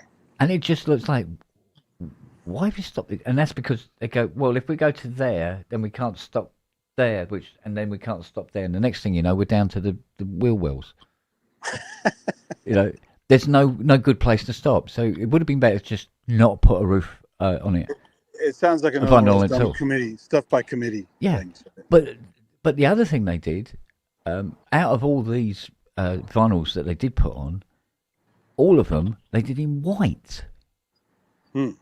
So it didn't matter if the car was red, black, green, blue. It didn't matter. The vinyl was always white. Yeah. And on the white, on the light blue Mac ones, and with a white vinyl, it looks really, really stupid. I mean, particularly bad. It didn't look too bad on the darker cars. Yeah. Apart from the fact it finished halfway along, like he had a bald spot on the roof, but on the lighter coloured cars, it looked really wrong. Plus, white, especially if it's not metal, white doesn't really hold up well in the elements. No, but you see, black, on the other hand, will bake the roof. True. Something rotten, you know. So you can't really get away from it. Especially, I mean, you know, California, midsummer. Yeah. And you've got a black vinyl. Ow. Don't rest your arm on the roof. Jesus Christ, you'll know about it. You know? Yeah, I noticed that on. I used to have a dark blue truck. Yeah. It was a really nice Silverado kind of truck that got totaled. Yeah. Some asshole hit me on the freeway. Oh, and right. But that thing would get pretty fucking hot. Yeah. My current vehicle is kind of that graphite gray color. Yeah. So it's not quite as dark as a black vehicle would be, or a dark blue. Mm-hmm. But it gets a little warmer. My previous Ford Explorer was white, and it seemed to stay a little cooler. But the problem is the interior is always dark on these things. Yeah. So that also soaks up Yeah. the light. Even if you have slightly tinted windows, it still gets hot. Yeah. And the funny thing is, if I had a black exterior and black upholstery, Yeah. I could qualify for Uber Black and make a lot more money potentially, because people want to be in a fancy looking vehicle that's all black. Yeah. How stupid is that? Yeah. Yeah. Just by changing the look of the car, I could qualify for a higher paying ride category. Yeah. For some asshole who wants to be seen in a black car, like it's some kind of almost like a SUV limo or something. It's kind of weird. Well, I mean, me and Fiona have been having the discussion / argument over spending the probably about just over $1,000, I think, on the fuel injection system for the car. And it's not that it makes it go faster or anything like that. What it's all about is on the Cleveland, the one thing it suffered from, if it stood for any length of time, say 3 or 4 days, the fuel in the carb evaporated. Oh. And then you'd have to turn the car over and turn it over and turn it over and turn it over while you waited it for it to pump all the fuel back in to the thingy. And I said, well, we can have the fuel injection system, and that way it will run sweeter as well. Yeah. And then I think it was Janice at Essex Mustang said, she goes, well, one of the things people are doing now is just put an electric fuel pump on it. Yeah. I went, oh, what, and bypass the mechanical fuel pump altogether? She went, yeah. And you still have points, right? Yeah. Yeah. So we go, well, okay, we could do that, I suppose. She goes, but saying that, you know, you could have the fuel injection for sure. And she goes, if you fancy it, there is a supercharger you can put on it as well. Wow. I'm going, no, do you know what? Yeah, that's so crazy. Yeah. So you still mess with the timing light and the timing belt and all that shit? Yeah, got to do all that, all that girly stuff. And the gauges for your points and all that shit. Exactly. But that said, it does mean that anything goes wrong with that engine, a screwdriver and 2 spanners, and you can fix it. Oh, it's true. Doesn't matter what I it auto is. shop in high school, learned a lot, but I haven't used a car like that forever. So Yeah, and that's it. And you know, the right to repair, as it was, compared with today's engines. You know, when you need a laptop with the special software and all that sort of bollocks. Oh yeah. You know, this is like, you know, get your dungarees on, spanner, 2 screwdrivers, and you're away. You can do anything on that. Well, I got an obscure code on my car recently for some kind of maintenance thing, right? And you go into the details in the menu, and it goes, yeah, you need maintenance. I'm like, so what fucking maintenance do I need? Yeah. And so I buy one of those little readers. You pop in Oh, on right, the the dash. ODE plugins, yeah. And it still doesn't tell you the details I need. I can go in and do some various little tweaks here and there.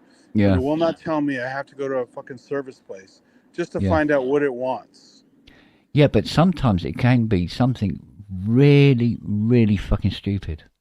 Yeah. I mean, really, really stupid. It could just be a reminder. Like, oh, by the way, make sure you do yeah, this. Yeah. But the next thing you know, you got a £600 service bill. Yeah. You know, oh yeah, we had to change the windscreen wiper wiper. Why?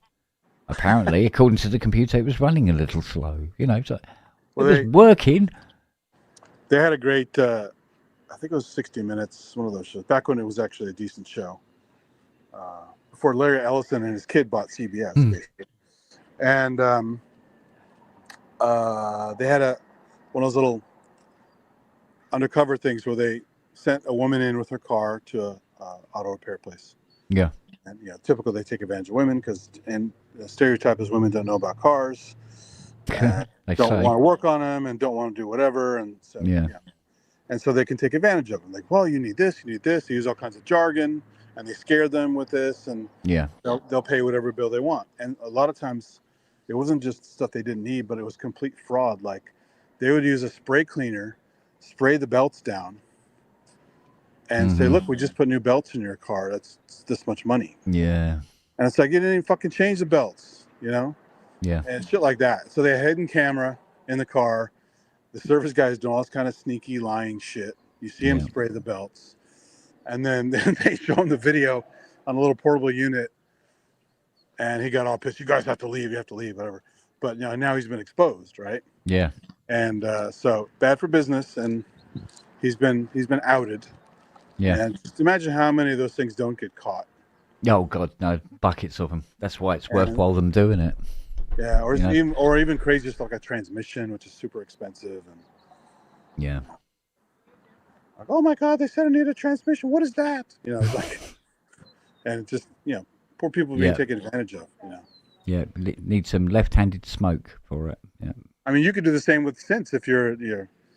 I think you could. Yeah, I think you could, but it's it wouldn't. You wouldn't be able to do it for very long before you were. I had to put the special tantalum capacitor. Yeah, and they're very rare and very expensive. Yeah, the special gold-plated ones. Yeah. Next thing you know, you'd be up to your arse and shit. Oh, here we go. You would hope, but I'm sure there's a bunch of that fucking fraud out there, even in the repair community. So.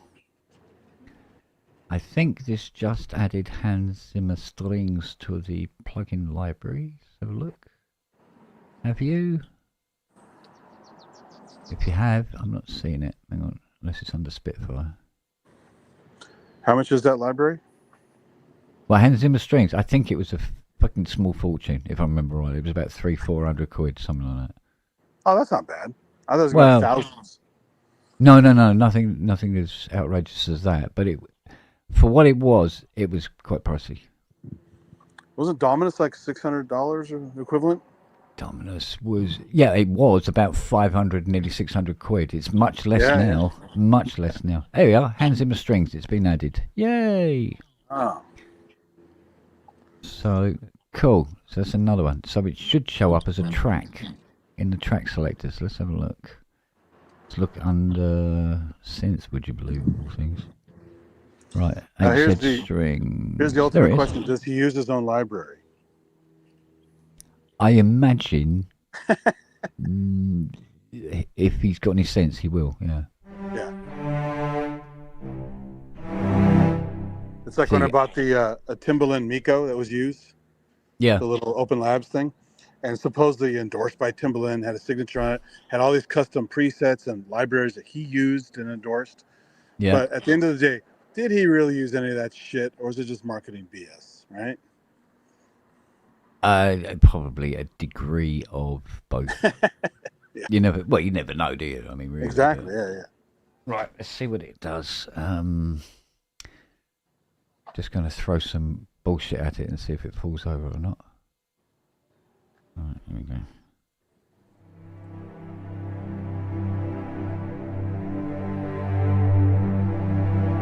Yeah, nice.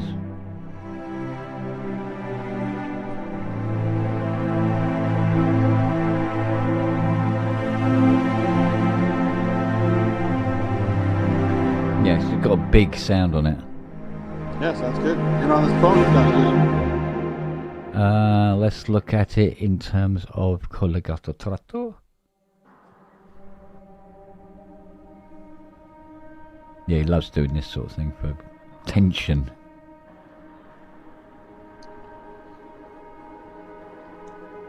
That's what he said in his masterclass promo. This question, here's your response.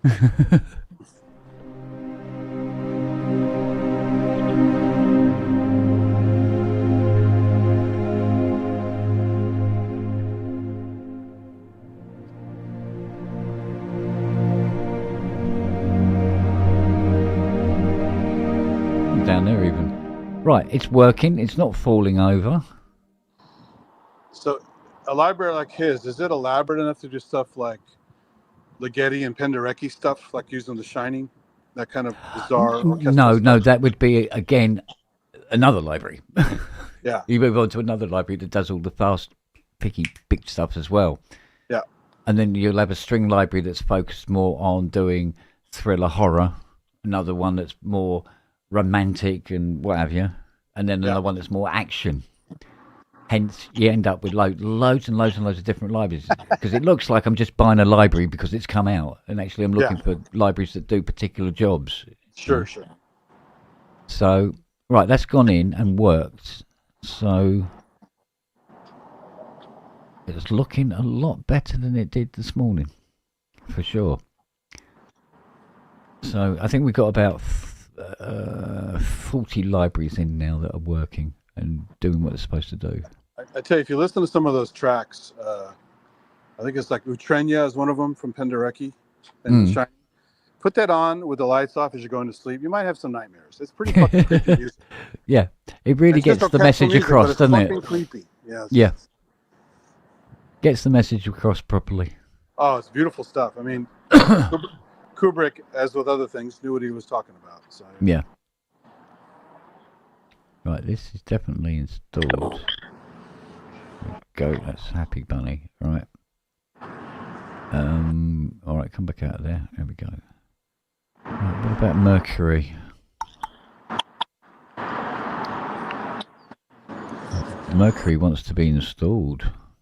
Proper. Let's have a look. See if we can find it on the existing install. What's Mercury? I'm trying to remember. I know I've used it before now, but what it was I was using it for eludes me. Here we go. Is it the same company? Yeah, it's Spitfire. Yeah, Spitfire. It's a Spitfire library. Right, it's not on the drive. It says it's installed. It's not here. Oh, wait a minute. Unless, yeah, you might have it. You might have the Spitfire designation, so it'd be down here. Here we are. Mercury. Let's have a look. No, it's not here. Not even under Spitfire. So is the Hans Zimmer the most expensive Spitfire? No, not at all. No, there are. I think. Oh, it's Albion, right? Was it Albion? No, BBC SO. Oh, it's the BBC. Okay. Yeah, that is pricey, as they say. Right, so I have to. Oh no, I can't locate it because it's not there. Can't optimize it because it's not there. Can't repair it. It's not there. Can I reset it? All right, reset the entire library and see what it comes back with. Yep, got to install it. What a surprise! Here we go. How big is it? Oh, she's a little bitty one. She's only 8 gig. Oh, it's a cute one. It's a little tiny little baby one. Yeah. Yeah, because I mean, like I say, Hans Zimmer Strings is what about what was it? 250 gig. And BBC SO is about 650, 700 terabyte gig, nearly a terabyte sort of thing. Yeah. But that covers the entire orchestra. To be fair, there's a lot in there, but it's expensive and fat. So like this, the timpanis that has all the timpani effects in it. Got all the timpanis and stuff like that, flutes, oboe, So the woodwinds, it covers all the different oboes, bass oboe, and all that sort of stuff. Does it have like the metal sheets for thunder and all that kind of shit? Yeah, that's in the percussion section. Yeah, the percussion's quite big as well. I think the percussion's somewhere in the region about 85 gig. And the what's that one called? The Flexitone. Yeah, there'll be all those little all that. There's all that stuff in there. I must admit, everything you get in the conventional Western orchestra, it will be in there. Cartoon sound effects and stuff.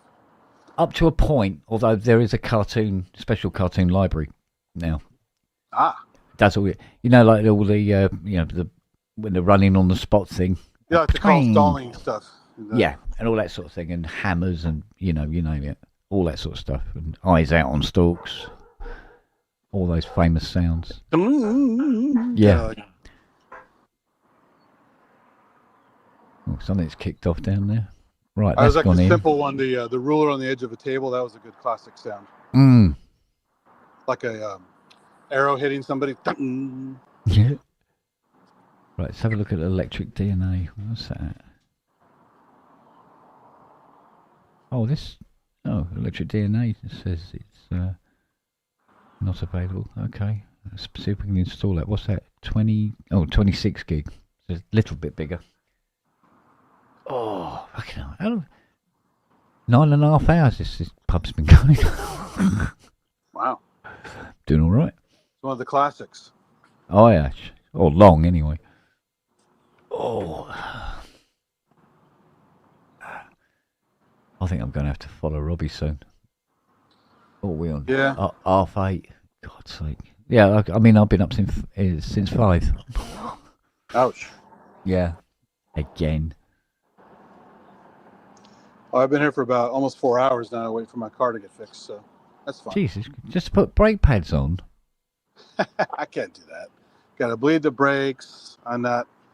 I did car stuff a long time ago. I'm not a car guy anymore. I can't do it. I don't trust my skills. Oh yeah, but I mean, this garage is putting pads on for you, yeah. Well, it's a busy place, so I got in line early. Oh, I see. Yeah. For a tire and brake check because there's some issues I noticed. Yeah, because it's literally lift the clips and pull out the pads, put the new pads in, put the clips back, isn't it? Yeah, but they had to get the pads from a place down the road and. Oh right, okay. All that kind of shit. So. Yeah, they weren't really ready for it. No, especially since I said I wanted the better pads this time. I don't want 20,000 mile pads. I want a little bit better. I'm paying decent money for it. I want better pads. So. Yeah, well. Yeah, because imagine, like I say, with all those hills, it puts a lot of wear. I've been pretty gingerly driving around in the hills. I mean, you have to brake, but I'm not like stomping on shit. Yeah, but it's still just normal wear and tear. You know? Yeah, but it's slightly more aggressive wear than, like, driving around New York, for instance. Well, before I was doing this, driving a lot in the hills and stuff, I barely got my brakes fixed. It's just, yeah, they last a long time. All right, baby girl.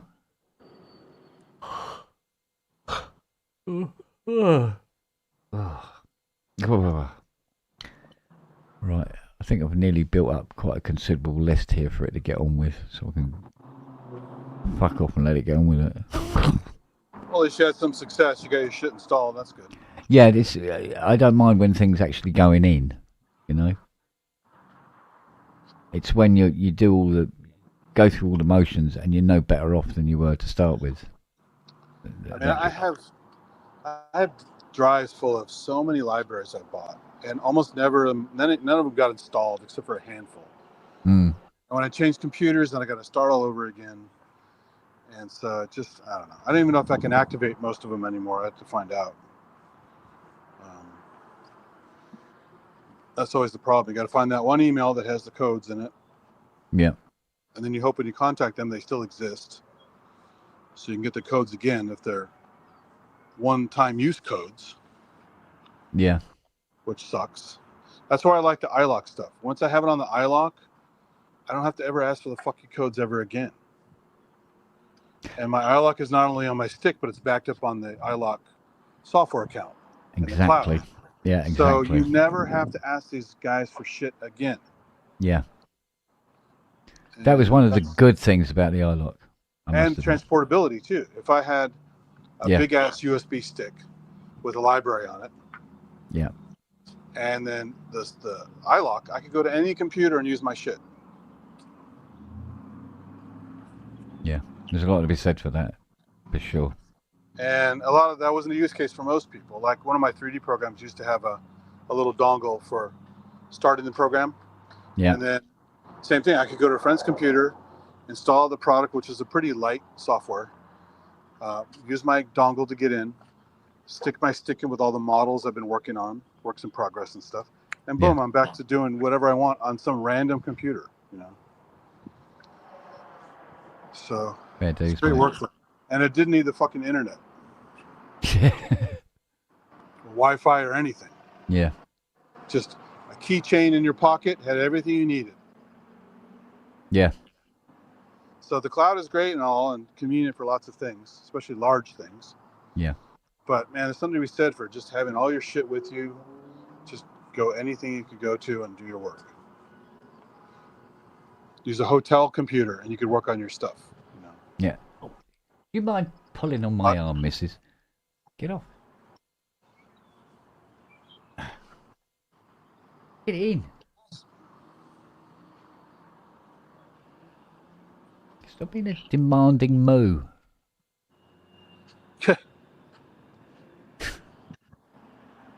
Oh, no, stop that. I'll tie your paws together. Well, that's why you have dogs and not cats. You love all the attention, right? Yeah. Got ya. She don't like that. I'll blow a raspberry on your head again.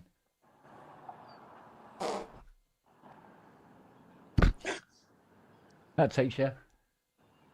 That's funny. Right, we've got quite a significant list building up here now of libraries that are downloading. Do you have more you're looking at, or are you just downloading stuff you bought? Just downloading already existing owned stuff and then making sure they're going on to the SSD, external SSD properly, and then being registered by Cubase. Is there anything recent that you have your eyes on that you still need? Not really. Not now. No. No, not really. A library would have to come on. It'd have to be really special and offering something really different to get me attention now. So there hasn't been anything of that particular nature knocking around yet. Yeah. So, right. So it looks like something. You know, they're saying they're installed, but they're clearly not.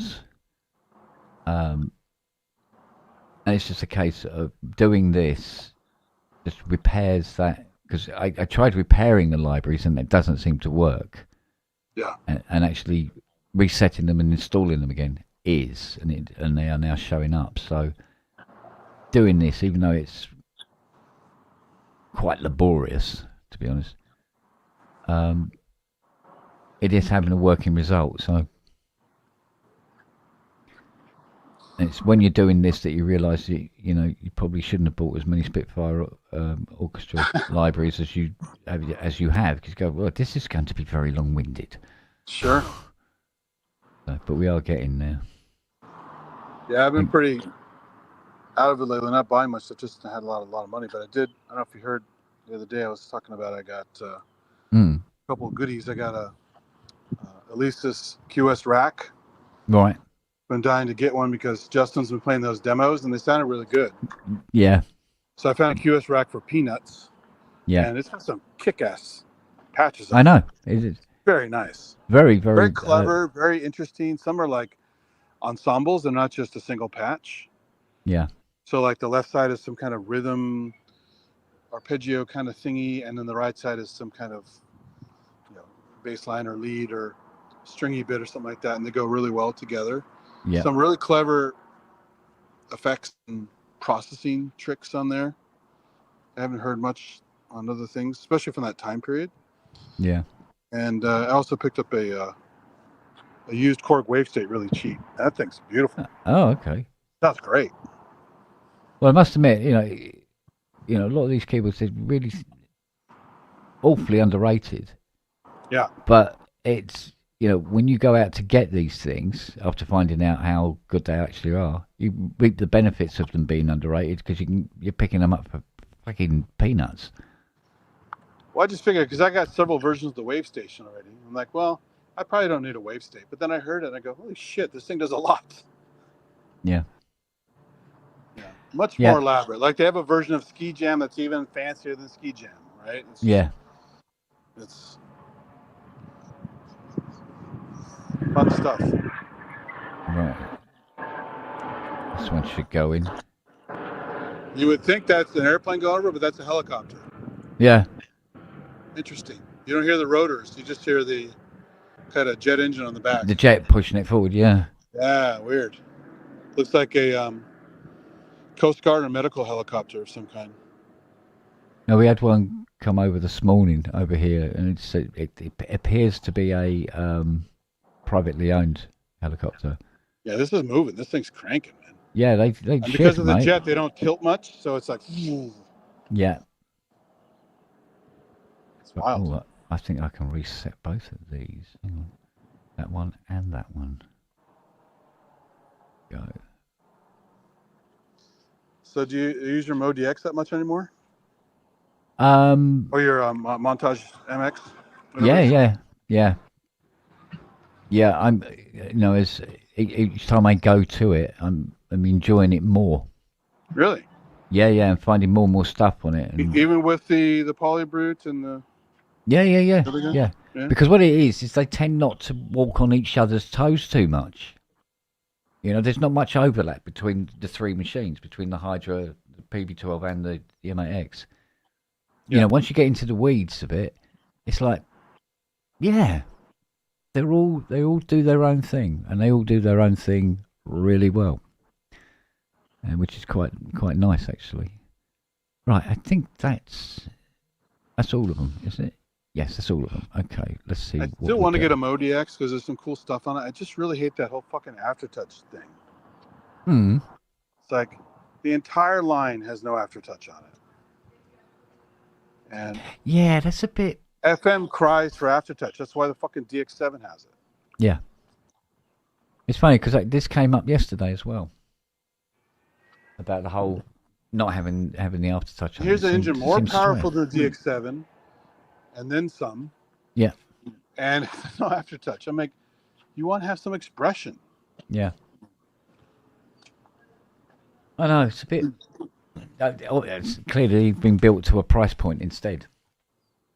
You know, I mean, luckily I can hook another keyboard to it and do that. Yeah. But you're paying a lot of money for a complete system. Yes. And it ain't complete. Yeah. But it's like, when people said, about that, and you're, how much was the EM8X? How much did that cost you? And I said, it was about 5,400 quid. And I go, no, it never cost that much. And I go, well, I'm thinking, I'm sure it did. I seem to remember it cost him 5,400 quid. No, but what it was, yes, I paid 5,400 quid for it because I bought it on HP. That's why it's costing me 5,400 quid. And it was actually 4,000 and something. Yeah, they're high fours over here for dollars. So. Yeah. Plus, the paintwork was barely dry when I bought that. Do you know what I mean? They were literally just about hitting the shops, and I went, "Thank you." So, and they go, "Do you want finance?" And I go, "I've seen my bank account. Yes, please." So, and I'm glad I bought her. I really like her. And the fact that it has poly aftertouch. I've times in the store, but it seems cool. Yeah, but the fact that it has poly aftertouch, but it has a hammer action keyboard, on paper that shouldn't work. It's pretty wild. Yeah, the TS12 didn't do that because they knew it wouldn't work with the keys. They've managed to nail that. It works beautifully. It's poly aftertouch when you want it to be, and hammer action the rest of the time. It's fucking brilliant. Yeah. Very, very clever. They must have some kind of mechanism that's based on how you play it. It invokes different things. Is that kind of how it works? I think it's something mechanically. Along those lines. It doesn't. If you do more aftertouch stuff. Well, what is weird about it? It's like two separate operations on the keyboard, and never the twain shall meet unless you want them to. So, I mean, the aftertouch on it. I mean, you don't have to stand on it or anything. It's there and quite available. But when you're playing it hammer action, it's not triggering it, and it's just somehow it's perfectly balanced. And the strange thing was, I didn't have to learn how to play it. I'm just playing, and it just naturally was doing it, and it's like, okay, cool, How about the Polybrit though? That's a bit of a learning thing, right? Yeah, I mean, once you figure out that matrix on that, it starts to make more sense. As you put it into the different modes, and the matrix works in a different way for each mode. And it's sort of like, hang on. Yeah, and it's actually not that difficult. But at first, when you're looking at it, you're going, oh, God, I'm going to be ages trying to work out how this bloody thing works. And it's actually not. Quite clever. So I was putting sequences into it yesterday. And you can do it visually. You don't have to play it in. You can do it visually on the matrix. Like you would with an old-fashioned step sequencer. Or you can play them in and then move the notes around to the timings you want. Nice. So, it's just cool. Have some of that. But you don't use the Rolly that much anymore, right? Hmm? The Rolly, you don't use that much anymore? Oh, yeah. No, I love using the Rolly. Yeah. Oh, yeah. I haven't put in as much practice of it as I would have liked. That's for sure. So, but, yeah. Yeah, it's all viable. So how are we doing here? How is this doing?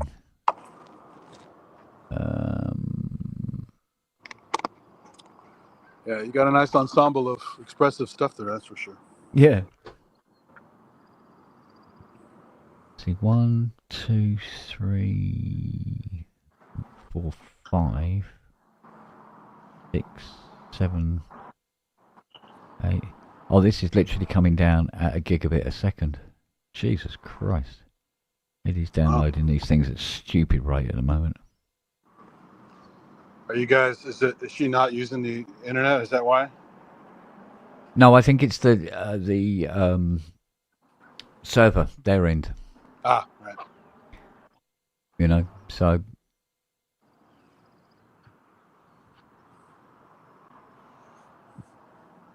there you go.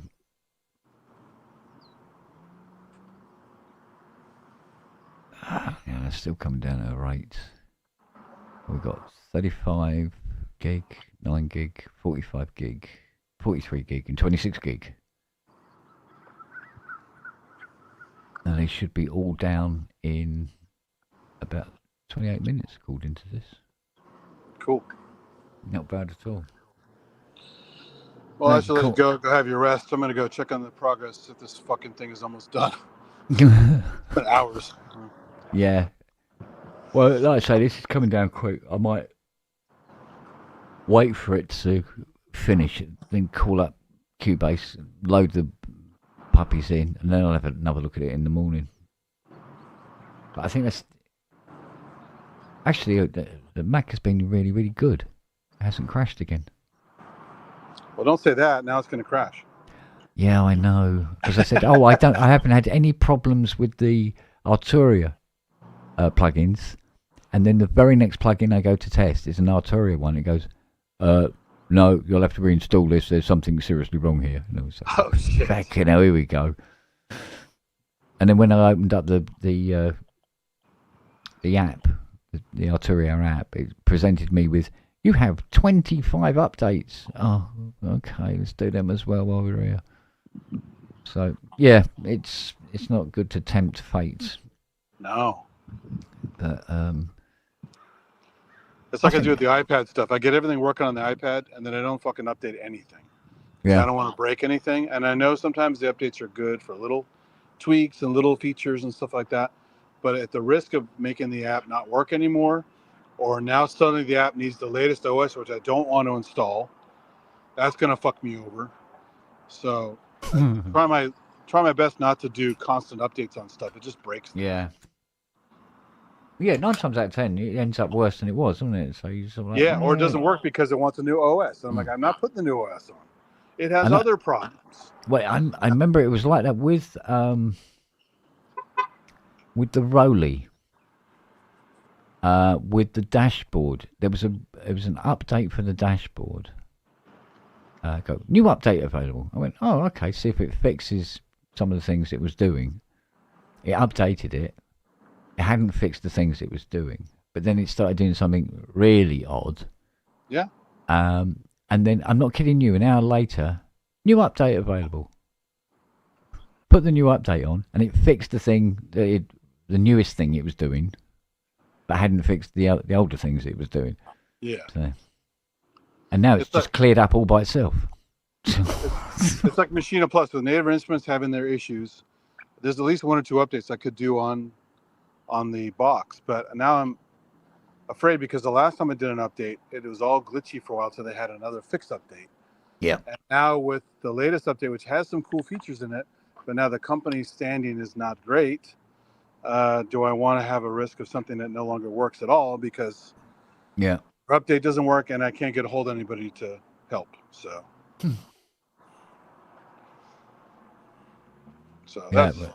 that's why hardware is always great because you don't have to worry about shit like that generally. Yeah, exactly. Unless it just flat out breaks, like you have to replace a component. Yeah. But at the end of the day, I'm still convinced that, because as you're saying, parts are getting harder to get. So yeah. Eventually, you can't even get them anymore, and it's a boat anchor, right? Yeah. So a proper VST that's really good version of these existing synths on VMs, on whatever computer in the future you want to use, is really going to be the longevity of these things. Yeah. Soft synths on VMs is going to save everything because it doesn't care. It's agnostic where it goes. It doesn't give a shit. Yeah. And if it sounds great, like you're working on your patches to sound more like a CS80, stuff like that, then you won't need a CS80. Yeah. That's, I think, the ultimate goal. So, yeah, but I mean, See, the thing is, leading up to that, leading up to the parts not being available, you get people who have a couple, and then they ask the world for them. Yeah, exactly. You know? And it's getting like that with sliders for Jupiter 6. The price of them have been going up exponentially because there's very few of them around. Yeah. Because they're the same sliders that they put in the SH101. Oh, really? Yeah, and they're getting very, very pricey again. As stock runs out and nobody's making any, nobody else is using those type of sliders. So It's like the Waldorf wave or the Andromeda thing. Like these custom chips, and maybe yours is better shaped than the one you could cannibalize it from. But eventually, you're cannibalizing to the point of there's nothing. There's more. none left. Yeah, exactly. And what a silly predicament. Yeah. Yep, it certainly is. I've always liked soft synths, but now because of that kind of future idea, I really like soft synths. So do I. You know, when they're working, and my my door can find them. Well, that's a whole other problem. But at least having the instrument and having it, you know, like when you put it in a VM and it's all registered and everything's good, you just copy that VM around forever. You don't have to register shit anymore. Yeah. And it's basically like an image. And that's it. You're all done. Mm. Unless somewhere down the line, VM hosting becomes problematic for some other reason. Well, yeah, there is that. But in general, I have a VM for Windows XP. I have a Windows 7 one. They're all chock full of cool tools that I can't get anymore. You know, I have some Mac VMs, a bunch of other stuff, and it's great just to fire up some old shit on a box that shouldn't be able to play it, and it works great. So.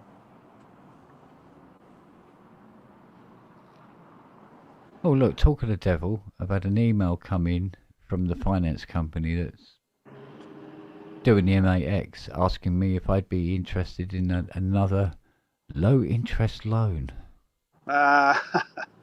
Because this one's coming to an end, you see. So wow. Anything else you need? Funny enough, a new Mac M4 would be nice. It's like that thing we have here called Affirm. A lot of people are using Affirm. To buy stuff on a form of credit, and again, eventually paying through the nose and charges and things like that, just so you can get the thing at a moment's notice. So sale things never on sale anymore. Yeah, always paying a lot for them. Well, I've heard nothing back at all from Veer Harmonic. That's 2 days now. Well, it doesn't work? Apparently you only get 5 authorizations. Oh. And it looks like I've used up my 5 authorizations because of various